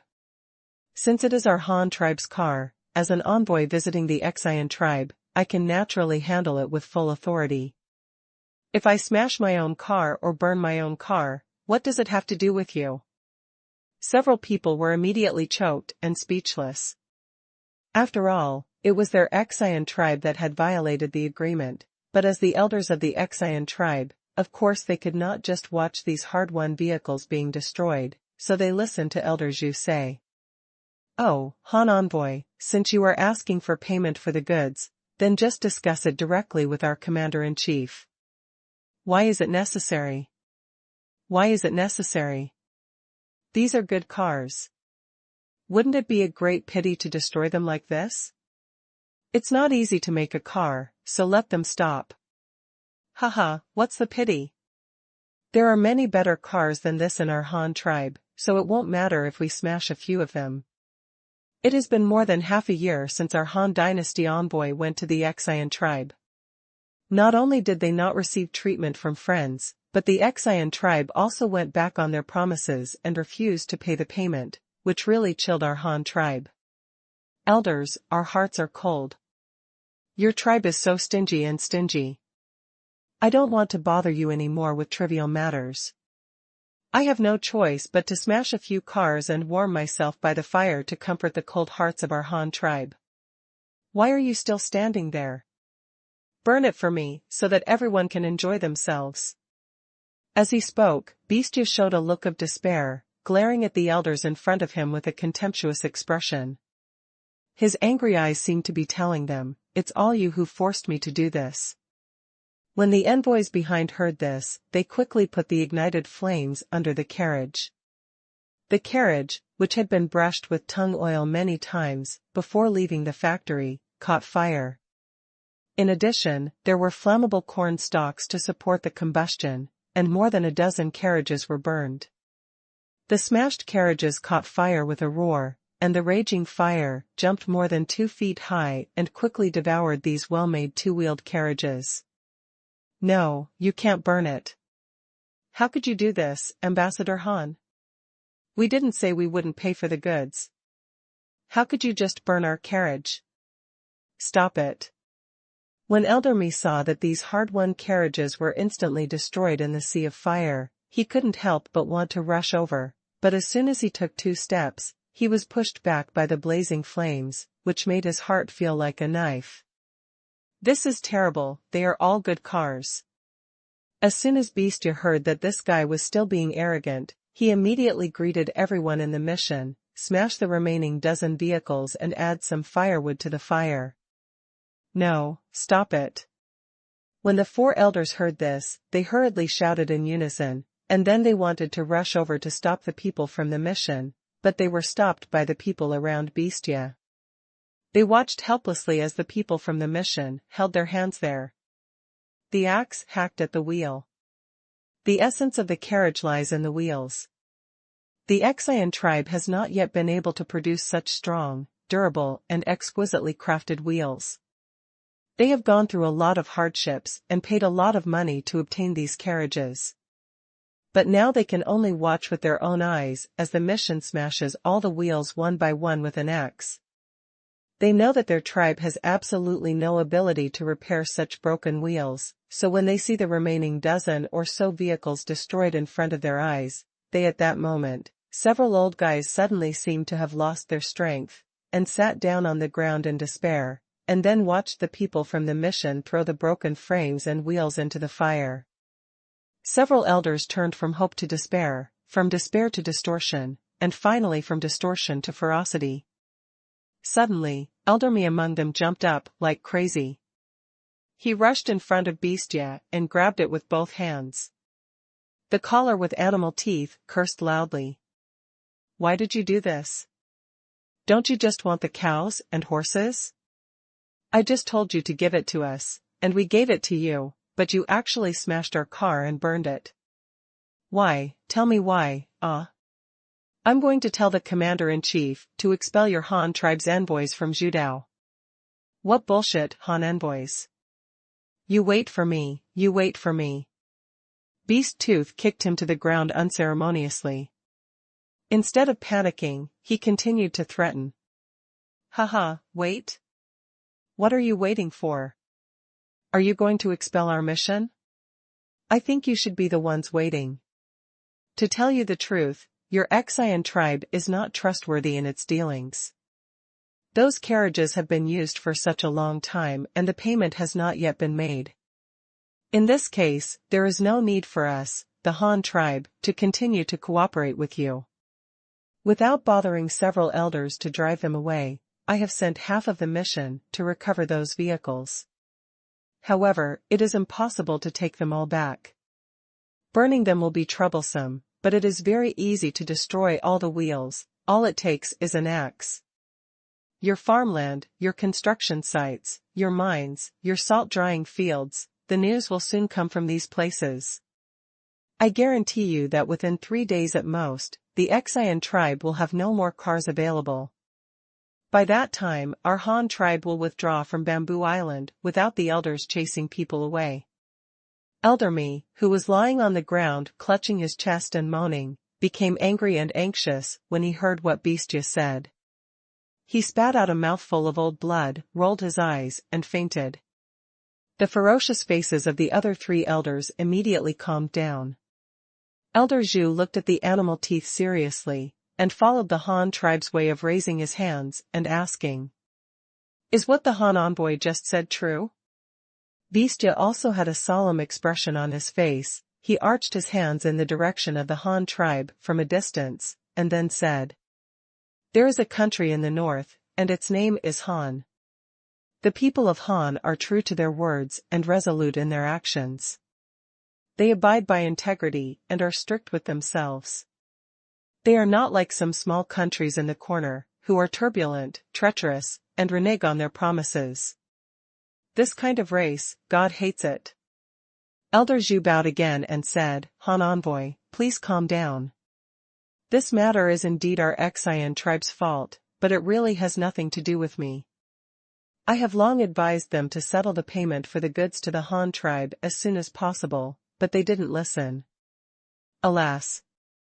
I also ask the Han envoys to raise their noble hand and suspend the destruction of the carriages. Don't act on impulse. I will go to the commander-in-chief immediately and persuade him to pay the full payment for the goods to your tribe." After Elder Zhu finished speaking, he glanced helplessly at Elder Do and Elder Sheng, then turned around and left angrily. He walked to Elderme, who was lying on the ground pretending to be dead, and kicked him bitterly. He was kicked and a mouthful of blood spurted out on the spot, and he almost died. Bestia also felt that the development of this matter was a bit unexpected. He did not expect that among the elders of the Qingshu tribe, there were actually people from the Han tribe. In fact, what he didn't understand was that among the top 10 elders of the Qian tribe, there were actually some who were loyal to the Han tribe, including Elder Shang Niuwei, who was brave and pioneering, good at learning, and humbly asking for advice. The other one was the one who just took the initiative to apologize to Bestia. Elder Zhu. Elder Zhu is in charge of the construction of the Qian tribe. He has studied various buildings deeply and has a spiritual pursuit comparable to that of a scholar. However, Elder Zhu has become obsessed with the things introduced by the Han tribe many times in the past few years. The culture of the Han tribe. The writings of the Han tribe, calligraphy and paintings on ceramics, printed books, and even microscopic city models, all of these things fascinate the Elder Zhu, especially the architectural models of the Han tribe. From these exquisite and magnificent buildings, it also made him feel the profoundness of Chinese culture. Therefore, among the elders of the Qian tribe, Elder Zhu has become a very rare pro-Han faction. He is very keen to learn everything about the Han tribe. He even supports the Han tribe's permanent residence in the Qian tribe with both hands and feet. As for providing a piece of land for the mission, he was the first to agree. In Elder Zhu's opinion, there would be no problem for the Han tribe to live with the Qian tribe all the time. If possible, he would actually prefer to go there. Han tribe life. Therefore, he was very unwilling to see the relationship between the two parties developing like this, which was why the scene just happened. The Qian tribe attaches great importance to this batch of carriages, so no one is willing to lose them. When Elder Zhu went to admonish the commander, Elder Dou and Elder Sheng also looked at Bestia and the others helplessly, and then said nothing. The two men carried the unconscious Elder Mi and hurriedly caught up with Elder Zhu, wanting to go to the commander to discuss countermeasures together. But Bestia, who was still showing off his power just now, quietly breathed a sigh of relief when he saw them leaving, and immediately led the envoy back to the residence arranged for them by the Qian tribe. He nervously organized a defense to be on guard against any attack at any time. A fight is possible. Making such an arrangement was not out of necessity, but out of necessity. Of course, he knew that the best decision now was to take the people away quickly, otherwise the Qian tribe might be furious at any time while they were still in the residence. The commander-in-chief sent people to surround him, but he couldn't leave. Although he had just threatened several elders of the Qian tribe, saying that he had sent people to destroy cars all over Zhudao, this was not the case. Bestia had indeed sent out more than half of his people, but these people were only outside the valley now. Just hiding it, not going anywhere. Yes, he was bluffing just now. The leader's order is very clear, which is to put pressure on the Qian tribe, let them recognize their identity as soon as possible, force them to settle the payment immediately, and not try to make enemies of the Han tribe. This will not benefit them at all. So Beast Tooth smashed those 30 cars, just to exert pressure, rather than actually smashing all the cars. That would only intensify the conflict between the two sides, and it would not be of any benefit to the Han and Qian tribes. The Han tribe did not. If we don't really want to go to war with them, why go to war when things can be resolved diplomatically? Doesn't it cost money to fight, and won't people die? It will only waste national power. What the Han tribe needs is development, not blind militancy. Even if there are some wars, they are wars for development. Just like this war against the barbarian tribes, the real purpose of sending troops is to obtain slaves, that is, labor force. To put it bluntly, it is still for construction. In other words, even if Beast Tooth really wants to destroy all the 1,000 carriages, it is basically impossible. Since the mission landed on Bamboo Island, they have been restricted in the valley by the Qian tribe. Their control of the entire Bamboo Island, the geographical environment and population distribution are completely unknown. The only understanding I have is from what I heard from the people in the valley. It cannot be used for action planning at all. Therefore, the dozens of people sent out by Bestia could only have a blank look when they came out of the valley. They didn't recognize each other wherever they went, let alone smashed cars all over Bamboo Island. Moreover, there were only 60 of them. It's not enough to complete such a plan and let them smash cars everywhere in the Qian tribe's hometown. Is it because they don't die fast enough? The real plan for this operation was actually for Beast Tooth to lead 40 people to the corral in the valley and smash all the carriages in that parking lot, in order to put pressure on the Qian tribe and force them to the negotiation table. The other 60 people hid directly outside the valley. Their mission was to hide and wait. He hid himself well and created the illusion that the mission really went to various places to smash cars, putting pressure on the top officials of the Qian tribe. Wait for Bestia's actions, and pay attention to the subsequent developments. If Bestia and the others are arrested, the remaining people must find a way to rescue them, and at the same time, they must send news back to the leader to let him know what happened to the mission. If Bestia and the others were directly killed by the Qian tribe, it would mean a complete break between the Qian tribe and the Han tribe. The hidden 60 people would quietly move to the hidden bridge in the strait, waiting for the ebb of the tide to carve out a bloody path. Try your best to return to the Han tribe and let the leader take them to take revenge. It can be said that Bestia's plan this time was perfect. He used the lives of 40 people as a bet to force the top officials of the Qian tribe to sit down for negotiations. No matter what attitude the Qian tribe took in the end, he could guarantee that he would have a backup plan, even if it was the worst. As a result, he was also sure that someone in the mission would be able to return to the Han tribe, even just one person. Therefore, Bestia, who had arranged all the escape routes, was now very calm, and swaggeringly led the people back to their residence, waiting for the senior officials of the Qian tribe to come. Qingchuan Valley is named after a clear spring. It is the source of fresh water for the entire Bamboo Island. Mastering this place is equivalent to mastering the entire Bamboo Island. Therefore, this is also the political and cultural center of the Qian tribe and the residence of the generals of the Qian tribe in the past. Just next to a flat land under construction halfway up the mountain in the valley, a 2-story green bamboo building is also located here. In the bamboo building at this time, Elder Zhu, who was running all the way, was shouting something with the commander, with a red face. "General, if you don't pay off the cattle and sheep for the Han tribe, our carriages will really not be able to be saved, and the Han tribe's envoys will also withdraw. This will definitely be a huge crisis for us. The loss will be a waste of opportunities for the development of the Qian tribe. It will be even more difficult to have such an opportunity in the future." Elder Zhu was so anxious that he stamped his feet on the spot, making a loud bang on the bamboo floor of the bamboo building. Elder Dou and Elder Xing were also standing nearby, but they did not speak or express any opinions. He did not express his position, but just wanted to wait quietly for the outcome of this dispute. The commander-in-chief of the Qian tribe also had a headache when faced with the rebuke from Elder Zhu.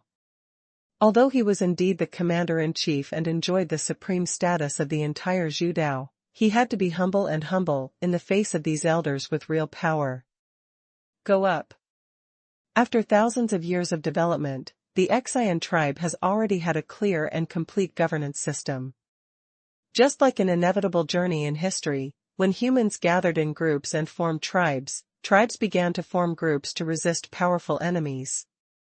In the tribal alliance, leaders such as the leader of the alliance emerged. However, the earliest leadership succession was passed down through the abdication system. To put it bluntly, whoever has the ability in the entire country and the people's voice is the highest, the old leader will give up his position to the new person. Dayu was elected as a leader by the people because of his merits in controlling floods, and then he established the Xia dynasty. But when Dayu was old, he wanted to pass the throne to a person he liked, but that person was not willing to be the king. Ran away directly, which was very embarrassing. Moreover, the people of the Xia dynasty at that time were not interested in this person. On the contrary, the eldest son of Dayu, under the influence of his father, led people to do good things for the country at a young age and became the most popular successor. In this way, Dayu's eldest son inherited his father's throne, giving birth to the budding inheritance system of eldest son. But this kind of abdication system is not suitable for a farming civilization. If the root of the abdication system is that whoever has the ability becomes the boss, then there will definitely be many people who are not convinced. You say you are awesome, and I say I am awesome.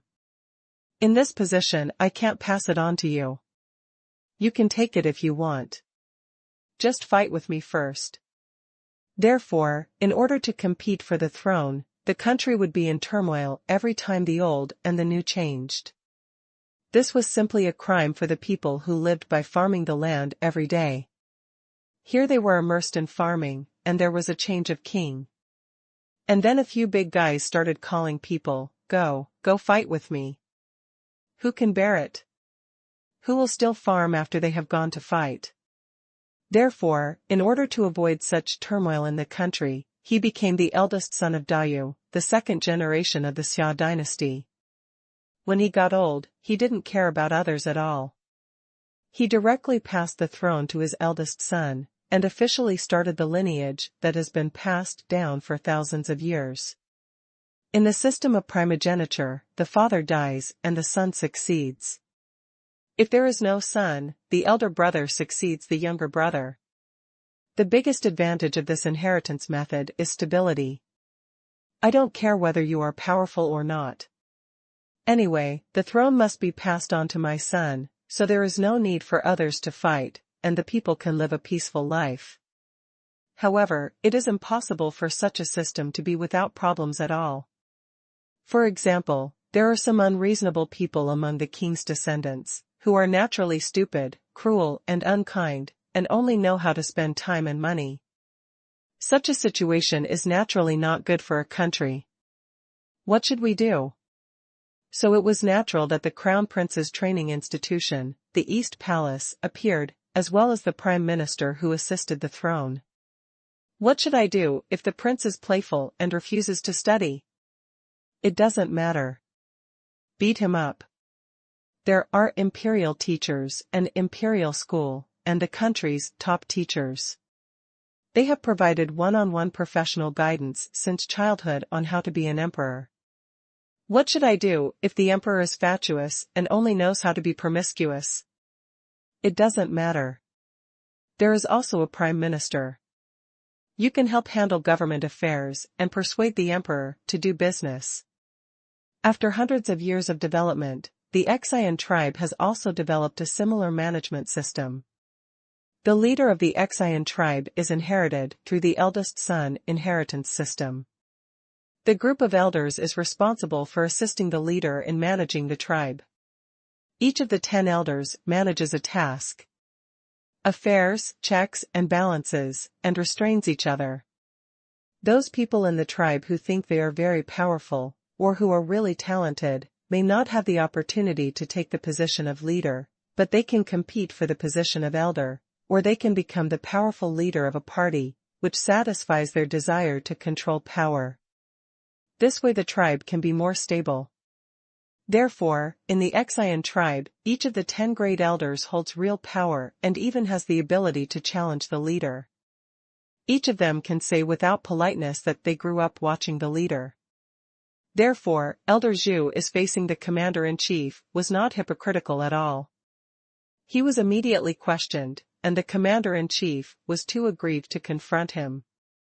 It was really uncomfortable. However, facing the pressure from the Han tribe's mission, he still said angrily, "Is this because I don't want to settle the payment for them? It's because our Qingshu tribe can't afford so many cattle and horses now. Our own cattle and horses are all useful, how can we give them to the Han tribe? There are plenty of those trading with the grassland. Didn't we agree to give it to them directly from the grassland, but the fact that Mao Dun doesn't give it has nothing to do with us." Da Tongling ran around in circles angrily and defended himself. But now the Han envoy has asked his people to smash the cars. We can't just watch the loss of these vehicles. We hope that the commander-in-chief can give an idea immediately, even if it is to say a few soft words to the Han envoy. Let them stop first. Let's take action first. Elder Zhu was also very helpless and had no choice but to suggest this. Speaking softly? Why? Our Xian tribe's population is not much smaller than that of their Han tribe. What can they do to the Xian tribe? When the commander heard what Elder Zhu said, he immediately jumped to his feet and cursed. After all, he was also the leader of a large tribe with a population of nearly 100,000. How could he speak softly to an envoy from a tribe similar to his own, let alone an envoy? Even if the leader of the Han tribe comes, he will never bow his head. But after venting, he calmed down. Swearing could not solve the problem at hand, and he had to find a way. So he asked several elders, "Are you really sure those envoys went to smash cars everywhere?" Elder Zhu hummed unhappily, "I don't know. Anyway, that's what the Han envoy said just now, and the Han envoy also said that the people of the Han tribe keep their word and do what they say. Since he said so, it must be really." After listening to Elder Zhu's words, the commander looked at the two elders, Dou and Xing, next to him and motioned for them to answer. "The two of us came back late just now. We sent Elder Mi to Zhu, the witch doctor, before coming here. When we came here, we also went to see where the Han envoy lived. There was indeed no one there. The guard at Taniguchi also said he didn't look. When people go out, I think it must be those people who sneaked out. If they do such a thing, they will definitely not let us know in advance." Elder Xing, who had been standing silently, also said at this time. Hearing what a few people said, the commander became even more angry. He pointed at a few people and cursed, "Then what are you doing here? Why don't you send people to inform various places, to stop the Han tribe's envoys first?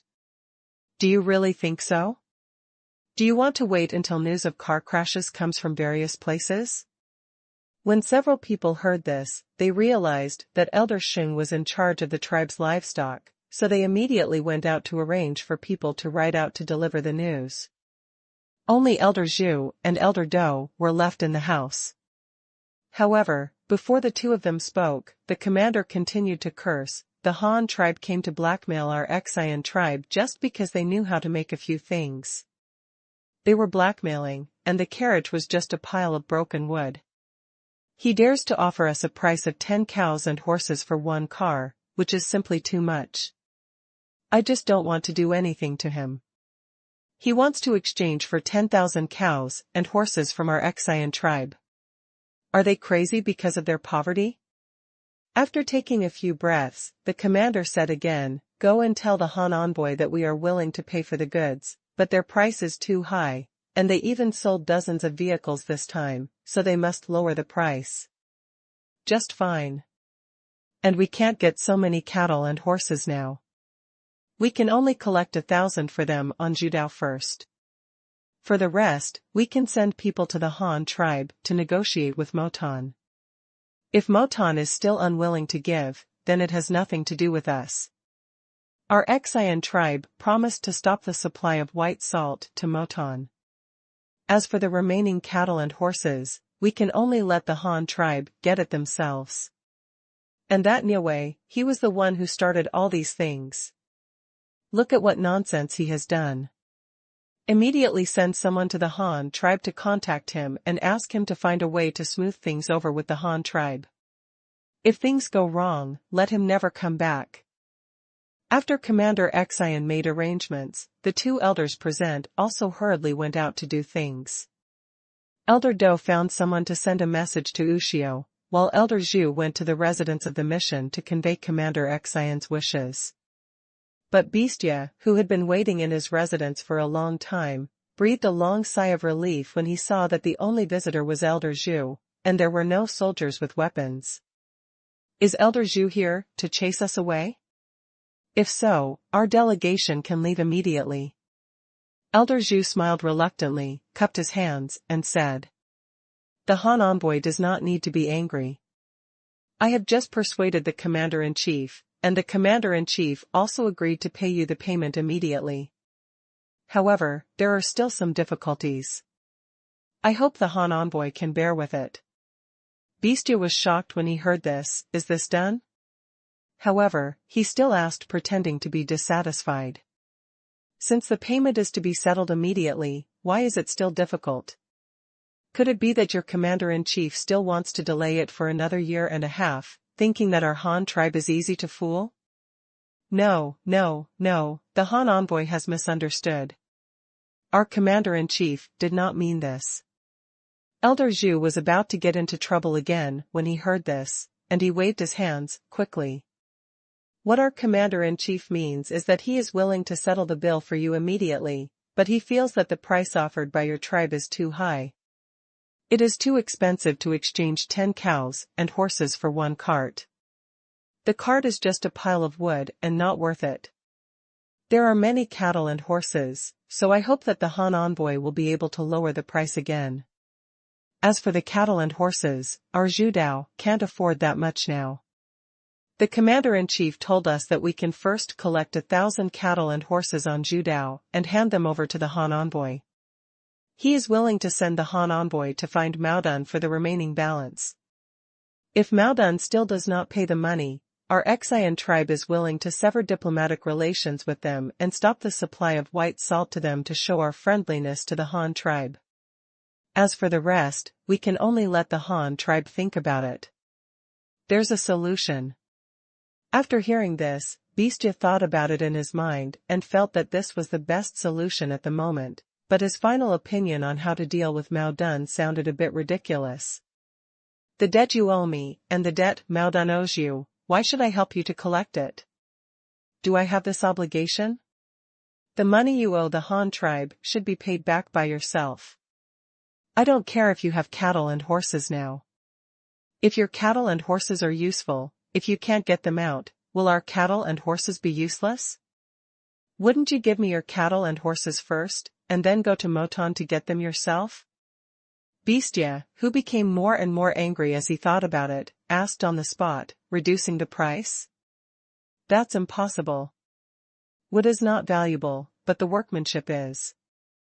The wood needs to be steamed, boiled, and dried. There are so many complicated processes. There you go, your Xian tribe said you wanted 1,000 vehicles, but we made them for you without saying a word. How much manpower and material resources were wasted? Don't we need to support these workers, their families, and children? Besides, you agreed to this price in the first place. We didn't force you to ask for it at that time. Now that you've agreed, now you're saying it's too expensive. Why did you go there earlier? If you thought it was too expensive, don't ask for it in the first place. Moreover, the payment you should have made long ago has been delayed for half a year, which has caused huge losses to our Han tribe. It is good that I did not let you compensate the interest, but now you are actually letting me make it cheaper. What do you think? Elder Zhu, you are also a sensible person. You know how useful these chariots and horses can be. What a role these 1,000 chariots or 10,000 cattle and horses can play in our Han tribe, and how many great things can be accomplished.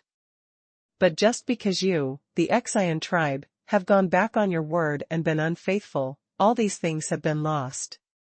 Do you know how much damage this has caused to the Han tribe? Therefore, it is impossible to reduce the price, not even if 1 cow or horse is missing. After hearing this, Elder Zhu also understood. He really had never thought about this problem before. Now that Beast Tooth calculates it like this, the losses to the Han tribe are really huge. So he continued to ask tentatively. If you don't lower the price, you won't lower the price.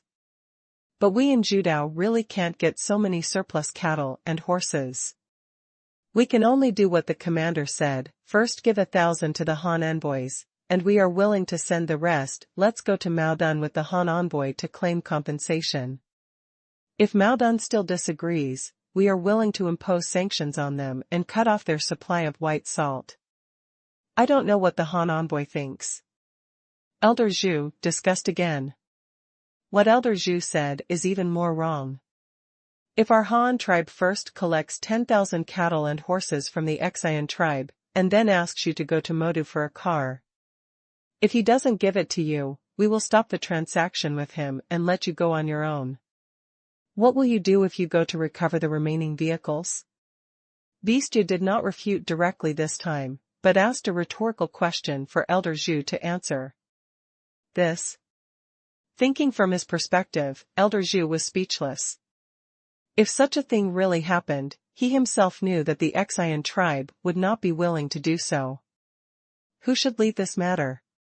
No one would be satisfied with such a result. Thinking of this, Elder Zhu couldn't help but greet Maoduan's ancestors in his heart. However, the matter at hand still had to be solved, so he continued to ask Beast Tooth. In the opinion of the Han envoy, how should this matter be resolved? Beastia thought about it for a while. Under the current situation, it was unrealistic to bypass Mao Dun and ask the Qian tribe to directly provide 10,000 cattle and horses. If he persisted in insisting on it, the two sides would only be in a stalemate and make no progress in the matter. It will only worsen the relationship between the two parties, and if there is no action after 2 days about tricking them into smashing the car, the secret will definitely be exposed, and it will be even more troublesome then. So he thought for a while and said, if you, the Qian tribe, really want to maintain the relationship between the two parties, then you must show sincerity and don't put the responsibility on Moton. What I mean is that not only will the price of the goods not be reduced, but you will also have to pay half a year's arrears. As compensation, I ask you to add an additional 20% of the number of cattle and horses on top of the original payment. When Elder Zhu heard that Beast Tooth was raising the price for them at this time, he immediately wanted to say something. Even if you lower the price, we won't be able to get that much. Now if you add another 20%, we won't be able to get it anymore, but he hasn't waited yet. He opened his mouth, but Beast Tooth reached out to stop him, and then continued. The additional compensation is what you should give. Think about it, if these 10,000 cows and horses had arrived in our Han tribe half a year ago, they would have given birth to thousands of cubs in such a long time, even if the gestation period of the cows and horses was not so long. It's short, but if I only ask for an increase of 2,000, it's not too much.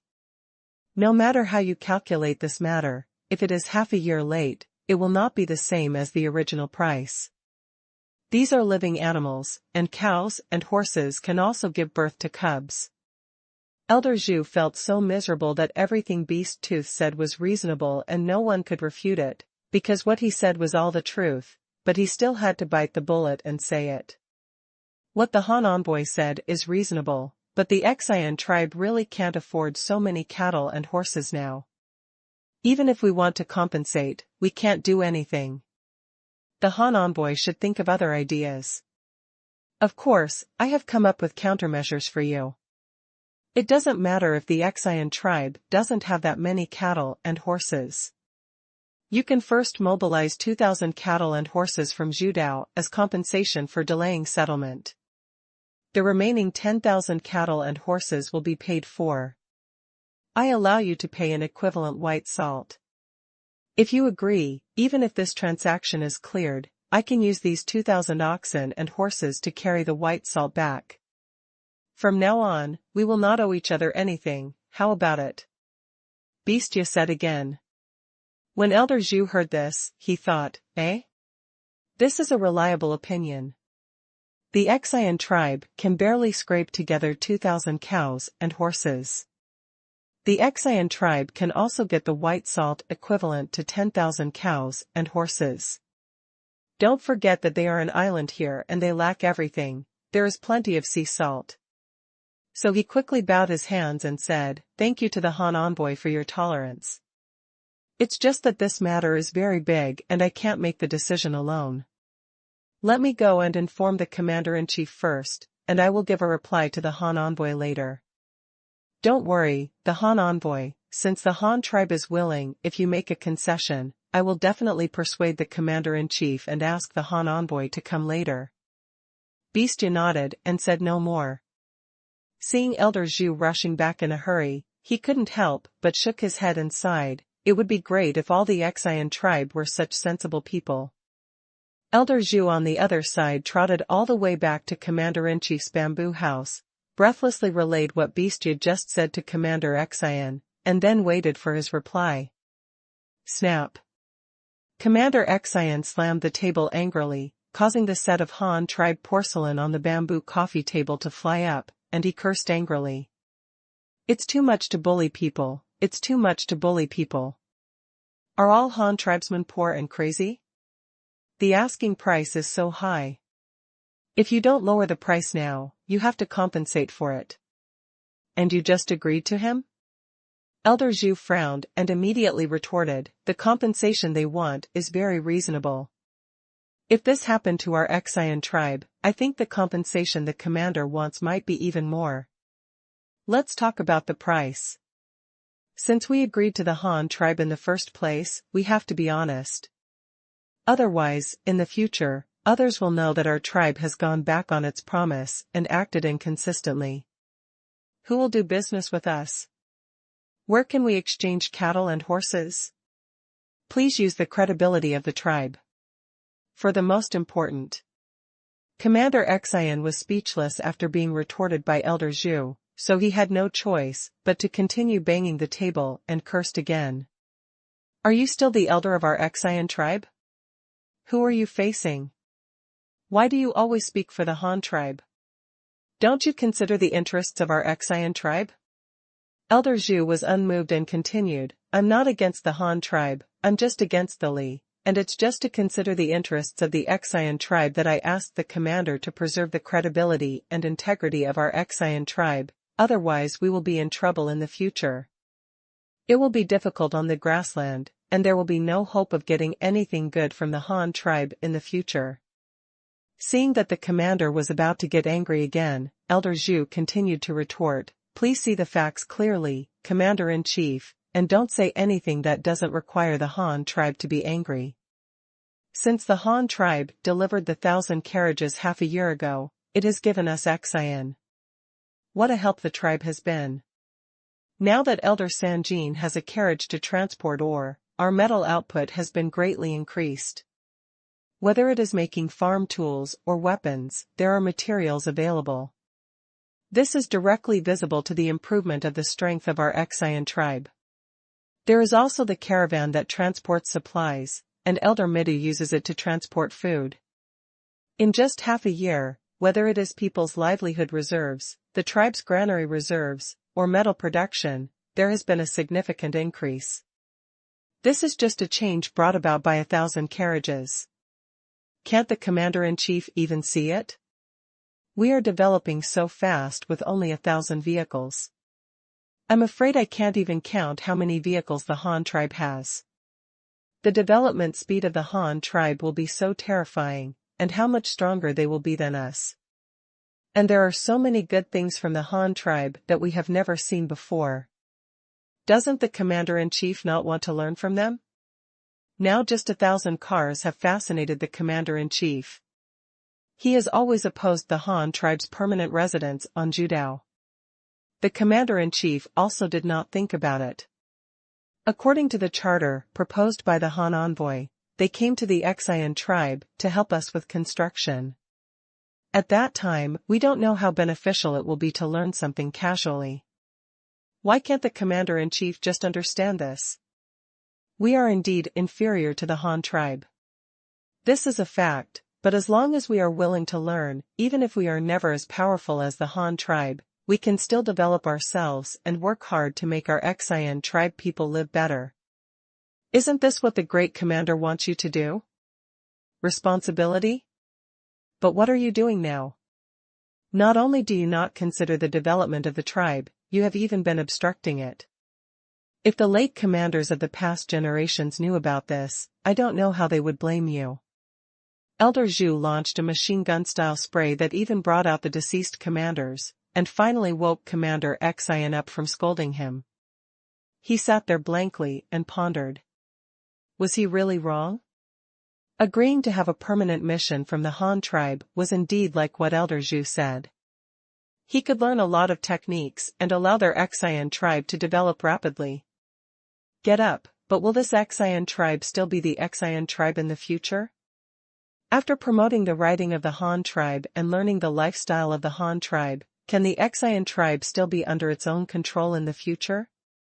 To be honest, Commander Qian still looks far ahead. He believes that free pies will not fall from the sky. Even if they do fall, they will be highly poisonous. Why are the Han tribe so keen to help Zhu Dao? What benefits does it have for them? What benefits does it have for them? Is there no conspiracy in this? He wouldn't believe it even if he was killed. It's just that the elders of the tribe are either controlled by selfish desires and only know how to get benefits for their own families and never care about the future development of the tribe, or they are like Elder Zhu who have been blinded by the benefits provided by the Han tribe. You can't see the sharp knife hidden behind this piece of fat. He suddenly collapsed weakly, as if he had resigned himself to his fate, and said feebly, "For this transaction, let's follow the method of the Han envoys. Give them cattle and horses, pay the rest with white salt, and let their team go back. As for the permanent mission in the future, I still hope that the Han envoys can face it in person, come and talk." Elder Zhu was overjoyed and nodded immediately. The commander-in-chief finally made a wise decision. Commander Xian smiled bitterly and said, "I hope this decision will not send the Xian tribe into the bottom of the sea." Elder Zhu was full of confidence at this time. He looked at Commander Xian firmly and said, "Don't worry, Commander, we are just learning from the Han tribe. The Xian tribe will always be the Xian tribe. Even if we learn things from the Han tribe, we will still be the same, ourselves."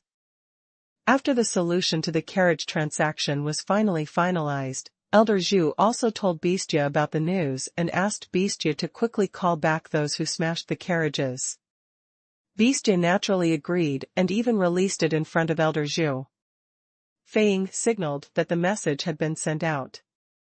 Beastia really sent a message to those 60 people, but the content could not be what he told Elder Zhu.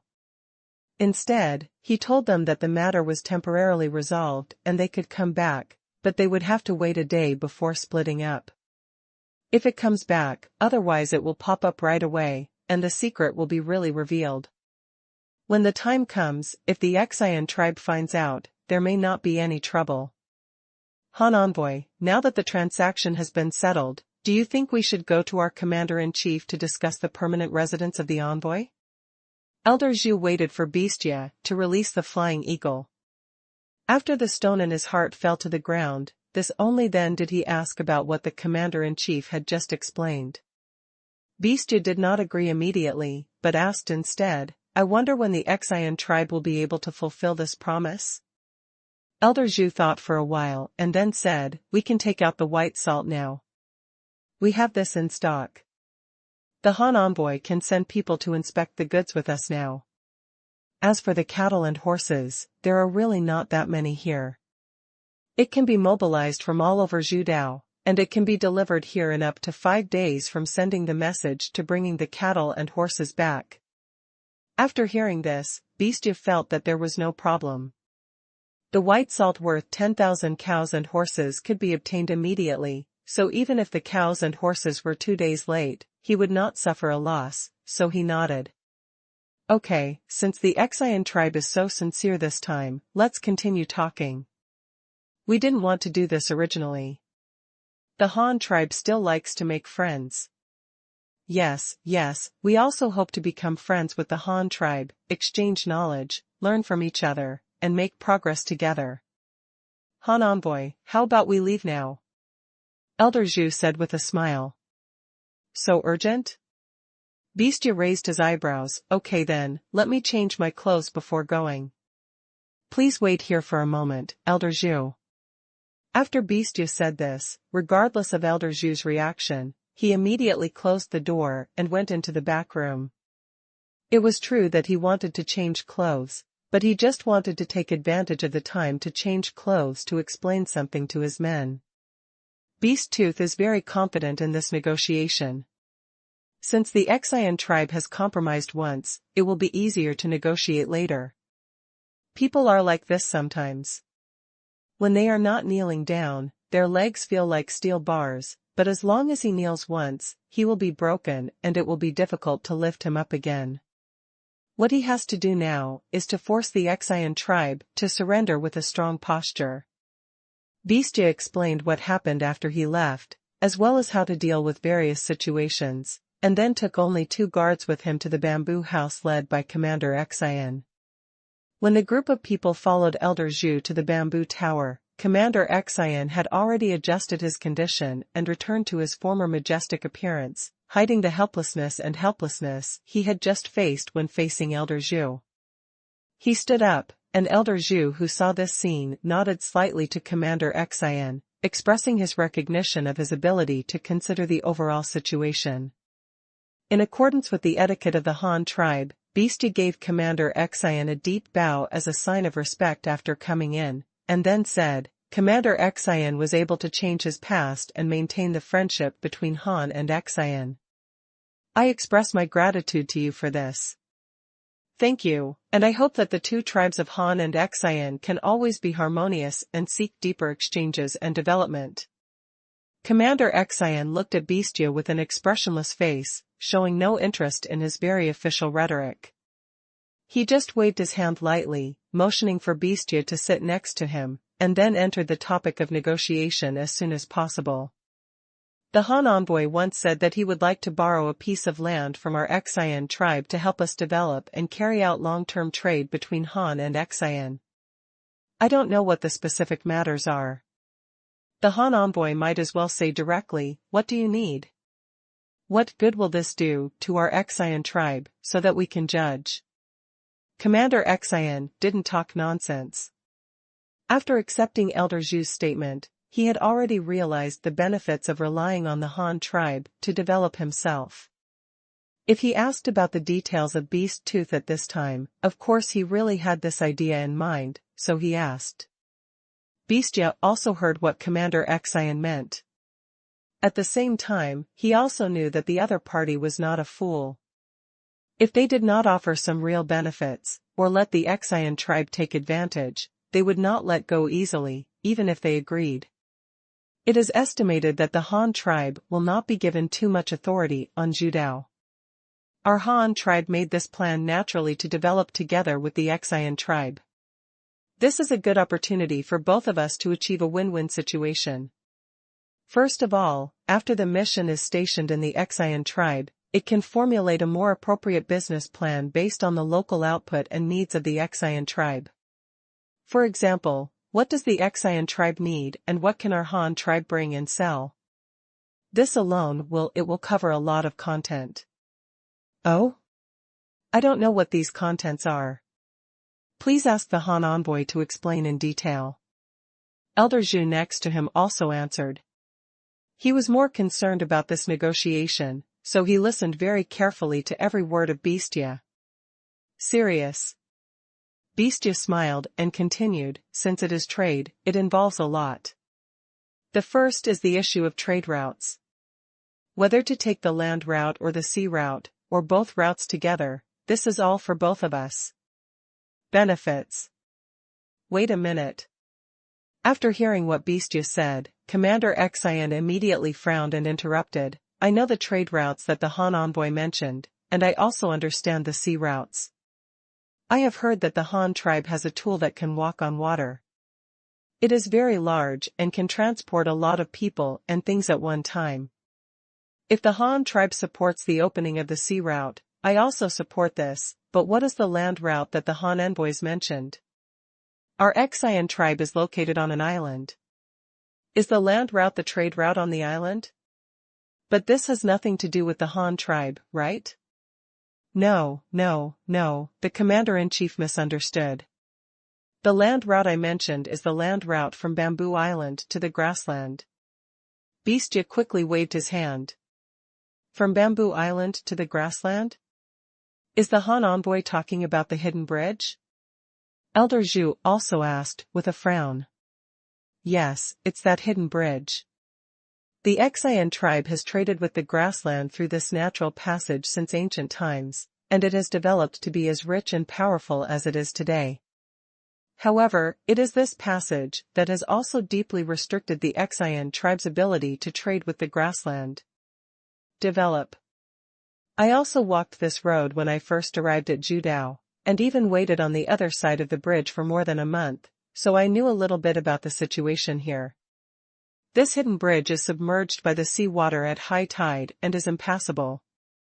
It is barely passable at low tide, but the time it is exposed to the sea is very short, only a day and a half at most, and because the hidden bridge has been soaked in sea water for a long time, the above it is covered with moss and inhabited by many aquatic animals. It is filthy, bumpy, and extremely slippery. It is impossible to drive through it. It can only be passed by pack horses. It is also very dangerous. Even pack horses often fall and break their bones and tendons. Fold. With all due respect, your tribe has not repaired such a lifeline related to the development of Judao for hundreds of years. It is really a big mistake. If our Han tribe encountered this situation, this lifeline would have been opened long ago. Beastu began to speak shamelessly. Elders Xian and Zhu frowned after hearing this. Would tribal leaders like them not know the impact of this road on Judao? How is it possible? Of course they have thought about building roads, but what about the technology? They have no ability to build it. They need tools but not tools, and they need technology but not technology. More importantly, who is building this road for? The purpose of building the road is naturally for the development of the Qian tribe. Once the road is built, the sea salt from Judao can be sold and more resources can be obtained for Judao. However, if the strength is not enough, what if it becomes a passage for nomadic tribes to plunder Bamboo Island? Isn't that inviting wolves into the house? The benefits are not obtained, and the enemy is also lured to the door of the house. Is it a loss for me? Elder Zhu was in charge of the construction of the Qian tribe, and was naturally very interested in what Beastu said, so he took the lead in asking. Is it possible for the Han tribe to build such a road for the passage of a large number of vehicles and horses? Of course, our Han tribe built countless cities and ditches, so what does such a road mean? I had observed the topography of the hidden bridge when I came here. This hidden bridge is made entirely of rocks and has been extremely strong after countless years of seawater erosion. There is no problem in building a road on it. Moreover, this hidden bridge is not very long, only 30 kilometers at most, but it is also very wide. Although it is rugged, it is relatively flat overall. The narrowest part on it is hundreds of meters wide, and the wide part can even reach 2 kilometers. Such a large platform, not to mention building roads, even building a city is not difficult, and the technology is fully supported. Beast Tooth once again preached the benefits of this road to the two of them. Commander Xian is still a little worried and hesitant. If such a road can really be built, it would be good. Although he does not know the famous saying, if you want to get rich, build a road first, it does not mean that he does not understand the importance of transportation. Importance of development. Han Envoy, if this road can be built, it would be a good thing. However, we are worried that if the road is built in the future, not only will it not allow Judao to develop, but it will also usher in enemies. Those nomadic tribes on the grassland are not easy to get along with. They are a group of strong men with no fixed abode, and if they knew about the wealth of Judao, they would probably come and plunder it. After hesitating for a long time, Commander Xian finally expressed his worries, but there was another sentence he didn't say, which was that the Han tribe was as unreliable as the grassland tribe. Who knew if the Han tribe would come to rob them after the road was built? But Beastu just smiled again, and then continued, I think the commander's worries are a bit unnecessary. Don't forget, this road was built by the Xian tribe. Could it be that the Xian tribe still can't control it? Apart from anything else, if a checkpoint is set up on this side of the road, who will be able to break in without your consent?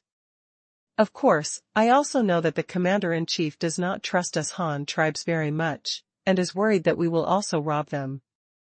Plunder Bamboo Island, but I don't think it's necessary at all.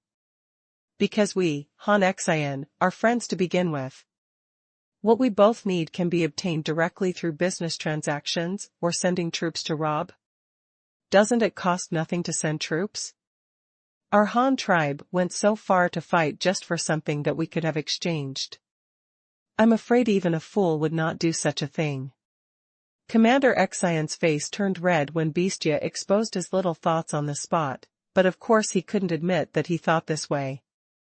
Then he thought about what Bestia said for a moment, and found that there was some truth in it, so he agreed to go with him.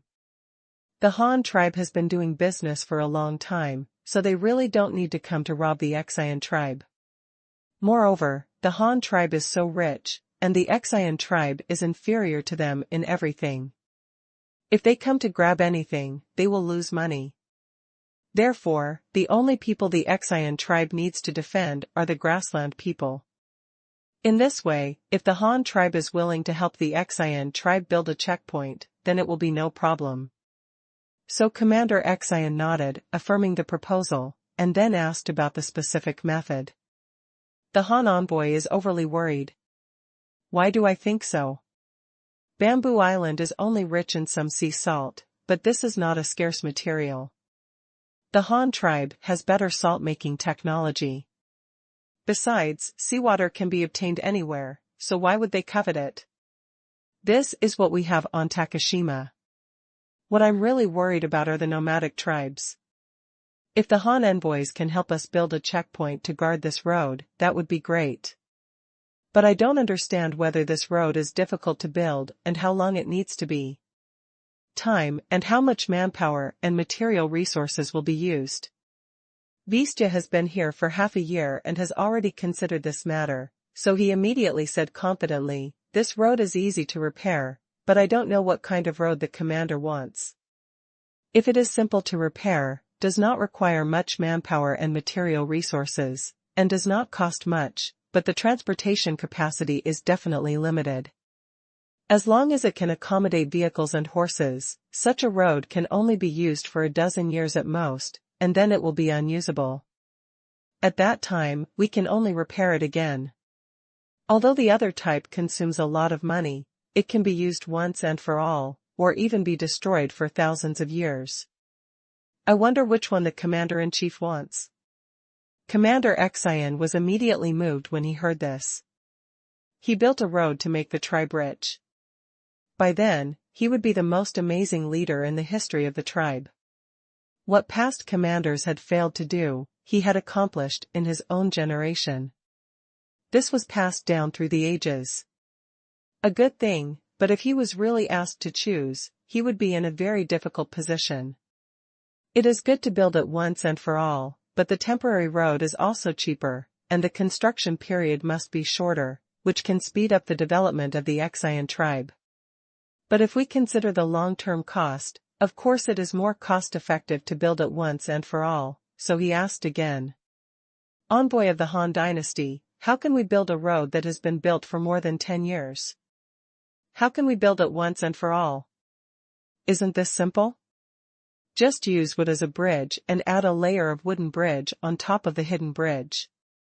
The advantage is that the construction period is short, but it cannot be disabled. If it is done once and for all, it is to directly raise the overall height of the hidden bridge to expose it to the sea, using soil, sand and gravel as raw materials. You can do it once and for all.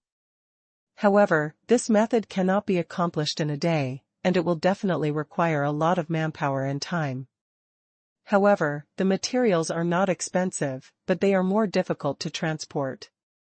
I wonder which one the commander-in-chief wants." Commander Xian hesitated as soon as he heard this. It was simply a wooden frame, but it was not strong when he thought about it. If it caught up with the sea wind, it would be overturned in just one wave. But once and for all, he could directly raise the overall height of the hidden bridge. To expose it to the sea. Just by listening to it, you can tell how big the project is. It is more than 40 miles long, and it is almost as big as a mountain. Elder Zhu was originally engaged in construction, and he understood it as soon as he heard it, but he felt that both of them were difficult. It was unrealistic to make a wooden bridge that could withstand waves. The weight of the wood was there. Those who can resist will be damned. It would be even more difficult to directly raise the concealed bridge. The amount of the project is unimaginable. The most important thing is that there is no construction period. There is only 1 or 2 days of low tide time every month. If you want to raise the concealed bridge to above the sea, I'm afraid I won't be able to finish it in the next life, and the manpower and material resources required will have to be mobilized by the tribe. Elder Zhu thought for a while, and whispered to Commander Xian for a while, and finally decided to build a road once and for all. Building a wooden bridge is simple, but such a large project requires a lot of resources, especially wood. If it won't even last 10 years, so building it every 10 years will probably not be enough even if all the trees on Bamboo Island are cut down. Han Envoy, after all, the wooden bridge is not a long-term solution. It is better to build it once and for all. However, the amount of the project is so huge, and the construction period is really too short. With the strength of the Xian tribe, I am afraid that it will not be built for decades. Can the Han Envoy have any countermeasures? Elder Zhu asked. Elder Zhu is only worried that the rising tide will affect the construction period. How difficult is this? We only need to build 2 sea-blocking dams to keep the sea water out. Beastia said confidently. Sea-blocking dam? Commander Xian asked, somewhat confused. That's right, we just need to take advantage of the ebb and flow of the bridge to build a sea-blocking dam, or high wall, on both sides of the hidden bridge to keep the sea water out. In this way, when the tide rises again, the middle will become if there is a ravine without water, then we can fill it with earth and rocks day and night, pull it with carts and carry it with oxen, and in a year or 2 at most, we can fill it with a road to the sky. As Beastia spoke and gestured, Commander Xian and Elder Zhu suddenly felt enlightened and their eyes were filled with stars. Yes, it turned out that it was still possible to do this, but they had not thought of it before. But when they thought about it carefully, they understood. Because I don't even have the skills to build these 2 sea-blocking dams. Time is so short, how can we build a high wall that can block the power of sea water? Isn't this nonsense? So Elder Zhu had no choice but to ask again, Envoy of the Han Dynasty, I don't know how to build this dam to block the sea. If you use rammed earth to build a wall, earthen walls are most vulnerable to flooding, so it will definitely not work. If you use huge rocks, let's not say whether there are so much, can it be moved? But the stone also has gaps and cannot stop the sea water at all. If it is a wooden wall, does it have such a huge support? It will be washed down by the sea water. Beastia looked at the 2 of them with raised eyebrows, feeling that he had overestimated their intelligence, so he explained helplessly. This dam is very easy. The soil will indeed fall apart once soaked, but we can lock the soil and use sacks to make bags of sand and soil, and then use sandbags to pile up 2 dams. If you feel that the sandbags are not enough, if it is strong, you can also put a large net on the outside of the sandbag. If you repeat this several times, no matter how big the waves are, it will not be able to overturn it. After hearing this, Elder Zhu immediately slapped his thigh and said happily, the Han Dynasty envoy is really a clever idea. If so, this road can be built in 2 years. But Commander Xian nodded, and then shook his head, I'm afraid it's not that simple. For example, the 2 dams mentioned by the Han envoy, how many sacks are needed? Our Xian tribe doesn't have that many at all, and there are digging tools, earth-moving vehicles, etc.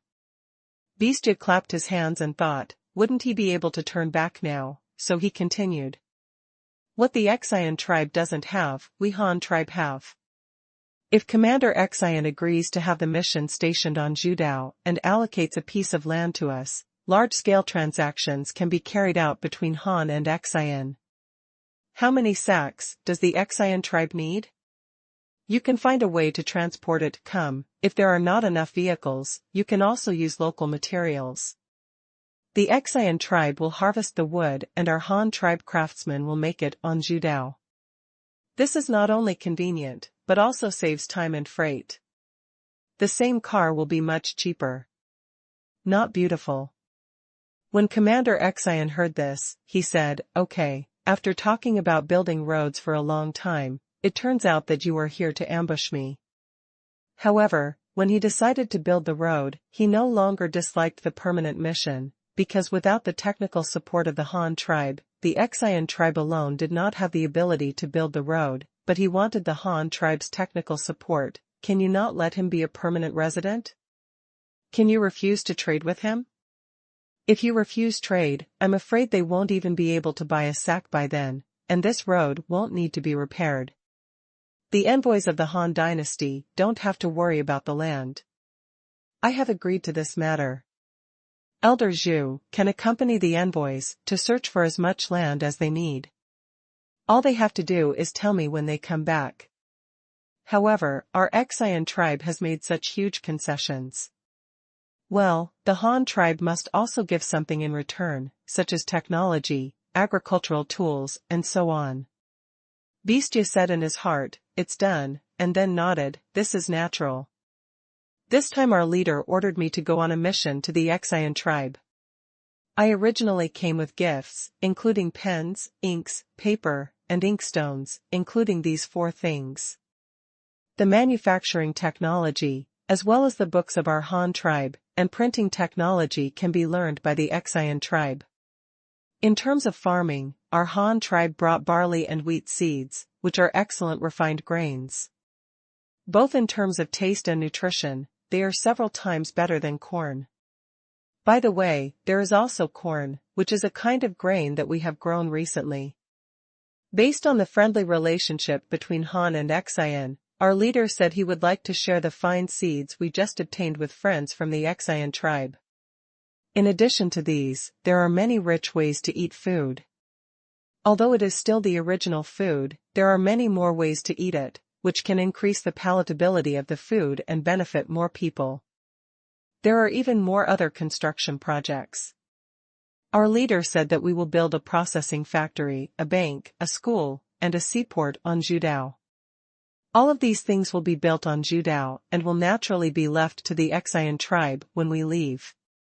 In addition, regarding the processing plant, my mission hopes to recruit local people from Takedao to build it. After it is completed, workers can also be recruited from the local area. This will not only promote the local economic development of Takashima, but also teach workers skills to the maximum extent, so that they have also learned how to make those products. As for whether the Qian tribe will let these people produce things by then, it will be up to the commander-in-chief. This can be regarded as a kind of technical support from us. Oh? I wonder what technologies there are, and what can our Qian tribe do on our own? Of course Commander Qian is very fond of the good things from the Han tribe. If his own tribe can also produce these good things, then of course it's better. There are many more, such as ceramic crafts and weaving crafts. With these two, the people's livelihood of the Qian tribe can be improved several times, so that everyone on the entire bamboo island can have clothes and can afford porcelain bowls instead of they are still eating out of bamboo tubes, Beastje introduced immediately. Commander Qian almost stood up when he heard this. He didn't care about ceramics. The Qian tribe can also make simple pottery. Although the entire bamboo island can't afford metal utensils, pots and bowls are still available in every household. If just upgrading to porcelain was of little practical significance, but weaving made him very interested. Although the winter here on Judao is not as cold as that of the Han tribe, people still need to wear clothes no matter how warm it is. This is for hiding their shame.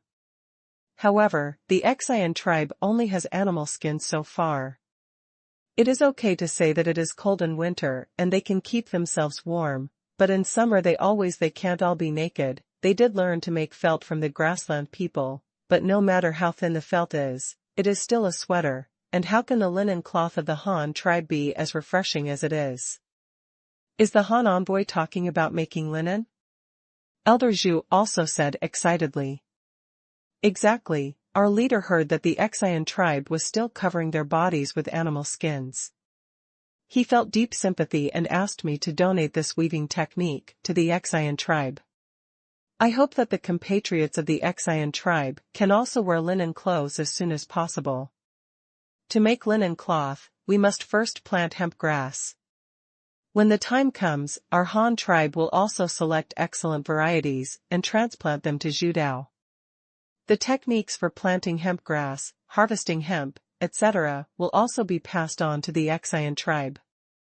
Beastia said very generously that he had heard these things from the leader a long time ago.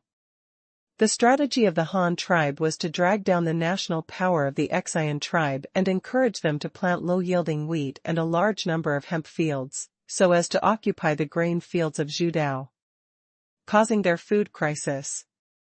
The mission of the Han tribe can win the hearts and minds of the people of Zhudao by spreading advanced technology here. In short, they want to convey a concept to the people of Zhudao. The Han tribe is advanced, the Han tribe is rich, and the Han tribe is here to help you. Whatever the Han tribe does is for your benefit.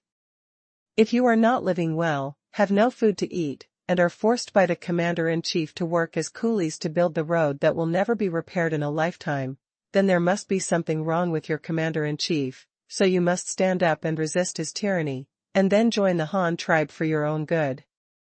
As for paying for some low-end technology for this, it is nothing at all.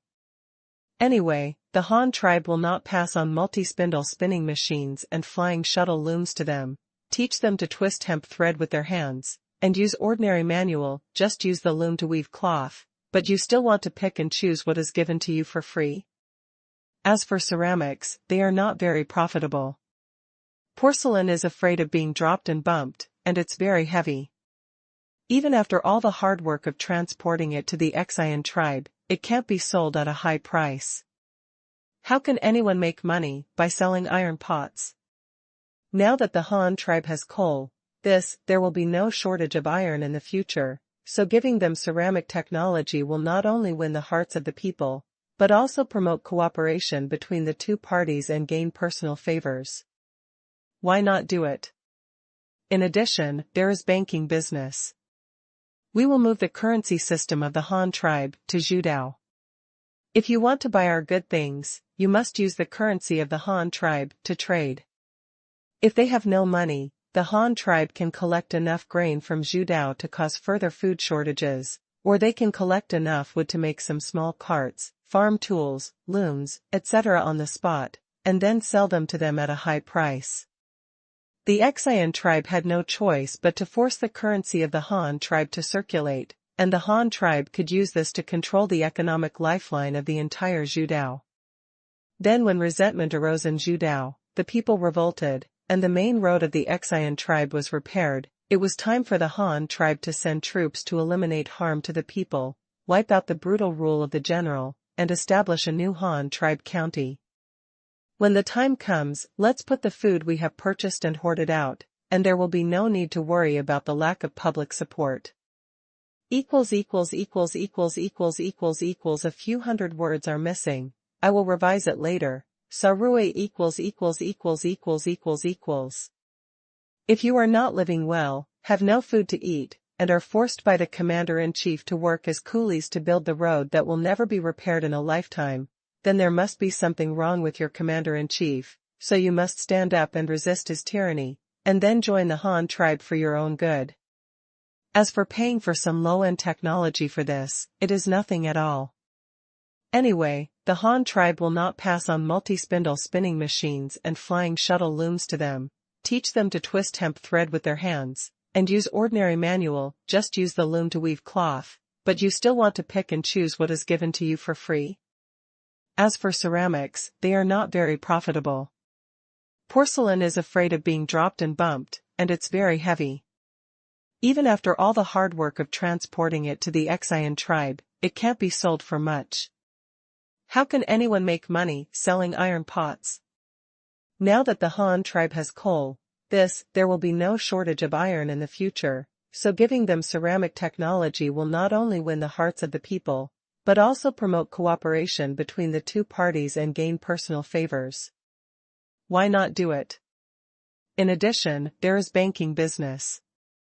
We will move the currency system of the Han tribe to Zhudao.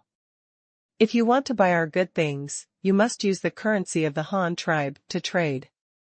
If they have no money, the Han tribe can collect enough grain from Zhudao to cause further food shortages, or they can collect enough wood to make some carts, farm tools, looms and other items on the spot, and then sell them to them at a high price. The Qingshu tribe had no choice but to force the currency of the Han tribe to circulate, and the Han tribe could use this to control the economic lifeline of the entire Zhudao. Then when resentment arose in Zhudao, the people revolted, and the main road of the Qingshu tribe was repaired. It was time for the Han tribe to send troops to eliminate harm to the people, wipe out the brutal rule of the general, and establish a new Han tribe county. When the time comes, let's put the food that we have purchased and hoarded out, and there will be no need to worry about the lack of public support. If they have no money, the Han tribe can collect enough grain from Zhudao to cause further food shortages, or they can collect enough wood to make some carts, farm tools, looms and other items on the spot, and then sell them to them at a high price. The Qingshu tribe had no choice but to force the currency of the Han tribe to circulate, and the Han tribe could use this to control the economic lifeline of the entire Zhudao. Then when resentment arose in Zhudao, the people revolted, and the main road of the Qingshu tribe was repaired. It was time for the Han tribe to send troops to eliminate harm to the people, wipe out the brutal rule of the general, and establish a new Han tribe county. When the time comes, let's put the food that we have purchased and hoarded out, and there will be no need to worry about the lack of public support. Outside the military camp of the Han tribe on the grassland, thousands of soldiers, except those standing guard, were doing daily drills, running, shooting arrows, and a few cavalry came to the grassland to have fun and gallop to their heart's content. The cavalrymen of the Tiger Guard and the Chenyo Guard stood on each side, sometimes chasing each other and shooting arrows, and sometimes they would engage in confrontation exercises with sabers charging into the formation. The fighting was very exciting. Yuji had been sent by Luo Chong to receive the white salt and collect some information on various aspects. However, on this day, a man whom Luo Chong had not seen for a long time came to him again. In the distance to the north of the military camp, the sound of galloping horses came from far and near. Soon, thousands of knights appeared on the distant horizon and rushed towards us. They were men and women, old and young, and drove a large number of knights. The cattle and sheep arrived in front of the military camp after a dusty journey. The leader, a man with tied hair, immediately got off his horse and bowed respectfully in front of Luo Chong. Ling Feng pays homage to the leader. Get up, Ling Feng. I haven't seen you for a long time. How have you been in the caravan these days? When Luo Chong saw that it was Ling Feng who had defected to the Han tribe before, he immediately greeted him enthusiastically. Helped him up. Thank you for your concern, Chief. I am familiar with the grasslands and have lived a good life in the caravan. I heard news from home when I met the commander of the caravan a few days ago. My 2 children are now in school. Shuijing, with my salary, I still have fields and livestock at home, and my life is going very well. Ling Feng said with a smile on his face, as if he had just received the news from his family. Well, that's good. It's really hard on you people who are wandering outside. Luo Chong patted his shoulder and said with emotion. Without hard work, we can be proud of being able to contribute to the development of the Han tribe. Although we people don't have much ability, we know that as long as we listen to the leader's arrangements and do what we should do, our Han tribe will become stronger and stronger. Ling Feng also said with great admiration for Luo Chong. Okay, you are worthy of being a loyal and brave man of our Han tribe. What about you this time? Going back to the leader, the newly appointed tour commander arrived at the caravan a few days ago. He ordered us, the original prairie people, to go everywhere to find small tribes we are familiar with and persuade them to join the new prairie city of the Han tribe. Therefore, I went to find the Qianyang tribe that I was familiar with before. Their leader had also admired our Han tribe for a long time. After listening to my solicitation, he specially led his tribe to join us. Ling Feng explained while pointing to the crowd behind him. Oh? Good job. It turns out they are members of the Qianyang tribe. I have heard about it for a long time. I wonder who their leader is? Luo Chong had actually seen the young man at the front. He was Qianyang Ili, the leader of the Qianyang tribe. The reason why he said this was just to get him to take the initiative to come and pay homage to him. Ling Feng understood as soon as he heard it, and quickly called Ili from behind to come over and pay his respects. Ili was obviously prepared, perhaps because Ling Feng had taught him in advance, so after dismounting from his horse, he quickly came to Luo Chong, bowed down respectfully, and said in broken Chinese, Ili, hello, leader, I am willing to take my tribe and join the Han tribe and obey the leader's orders. Okay, please get up quickly. If you can take the initiative to join the Han tribe today, I will definitely not let you down. From now on, you can live here with peace of mind. I guarantee that your tribe will have no worries about food and clothing and live a better life. The days were 100 times better. Seeing that this guy had a good attitude, Luo Chong quickly helped him up kindly. Ling Feng immediately translated Luo Chong's words into prairie language and told Ili. Ili obviously only learned that one sentence in Chinese. After listening to Ling Feng's translation, he started to babble again, and then bowed to Luo Chong again. Ling Feng directly translated, Chief, he said that he is grateful to the leader for accepting him and his people. From now on, he will be loyal to the leader. However, his people are short of salt now. Can the leader provide him with some first? He is willing. In exchange for livestock. Luo Chong nodded, of course there is no problem, and they have just arrived here. I can provide them with some free white salt as a gift for joining the Han tribe, and an iron pot for each household. This will be done after registering the household registration later. Then we can collect them based on their household registration, and let them settle here first. Ling Feng also immediately translated Luo Chong's words. Ili expressed his thanks again and praised Luo Chong's generosity, and Luo Chong also smiled and accepted it. After meeting Luo Chong, Ili returned to his tribe and told them the good news, which immediately aroused cheers from the tribe. Everyone's first impression of the Han tribe was generally very good. Later, Ling Feng led the Qianyang tribe to pitch a tent and build a simple corral not far from the military camp. Some young men began to ride horses to scout the surrounding pastures and arrange grazing areas for each household. The women, they took the children to sort out the things they had just moved in, and squeezed some cow and goat milk to make cheese and other foods. Luo Chong arranged for Ying to register their household registration, distribute white salt and iron pots and spoons, and count their cattle, sheep, horses, and other properties. Of course, it was just a count so that Luo Chong could have an idea. It was impossible for him to count them. It is unrealistic for all these people's property to be returned to the tribe. There is no arable land here, so people live on these livestock. Without livestock, what will you let them eat? However, Luo Chong also discovered a very serious problem. Now the defectors are here, but how to arrange them is a problem. It is still a long-standing problem.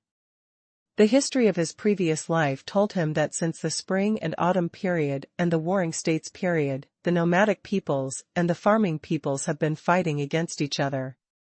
They have been fighting and conquering each other for thousands of years. However, they still cannot be effectively compatible. Until modern times, except for a few fixed large buildings. Outside the city, the herdsmen on the grasslands still live as they did thousands of years ago, with no fixed settlements and moving around with their cattle and sheep. Otherwise, it is not called an autonomous region. It is really difficult to govern. This involves the issue of survival mode. There were times in history when there were mutual conquests. During the Han Dynasty, when the country was strong, it directly drove the nomadic Xiongnu westward, but it only drove them away and did not emigrate to the grasslands. Permanent occupation, because no food can be grown on the grasslands and the people cannot survive. In the Yuan dynasty, nomadic peoples took over the central plains, returning farmland to grazing everywhere, turning good farmland into pastures for grazing. The people in the central plains who had relied on farming for generations could only starve to death. This is the contradiction caused by the different survival models of the two sides. But if modern technology is so advanced, food can always be grown on the grassland. Luo Chong definitely believes this, but why are there still nomadic herdsmen? Everyone, can't you just settle down and live your life? It really doesn't work, because you don't need the good grassland and have converted it into farmland. Then doesn't your country need to raise cattle and sheep? How much cattle, sheep, fur, and beef and mutton are required by the country every year? Are they all raised in centralized confinement? This is simply impossible. Take the current Han tribe as an example. Let's not talk about whether existing food can be grown on the grassland. Don't the Han tribe need grassland to raise cattle, horses, and sheep? It must be needed, and the amount of demand is still huge. The Han tribe needs a large number of cattle to cultivate farmland, and also needs excellent horses to form its own cavalry. Transportation is also indispensable. So many livestock are kept in captivity? It is said that a 1,000-mile horse cannot be trained in the courtyard, and Luo Chong believes this. Horses are animals born to run. Even if they are kept in captivity, they can still survive, but horses raised in captivity will never be able to run on the grassland. Horse, there is no doubt about it.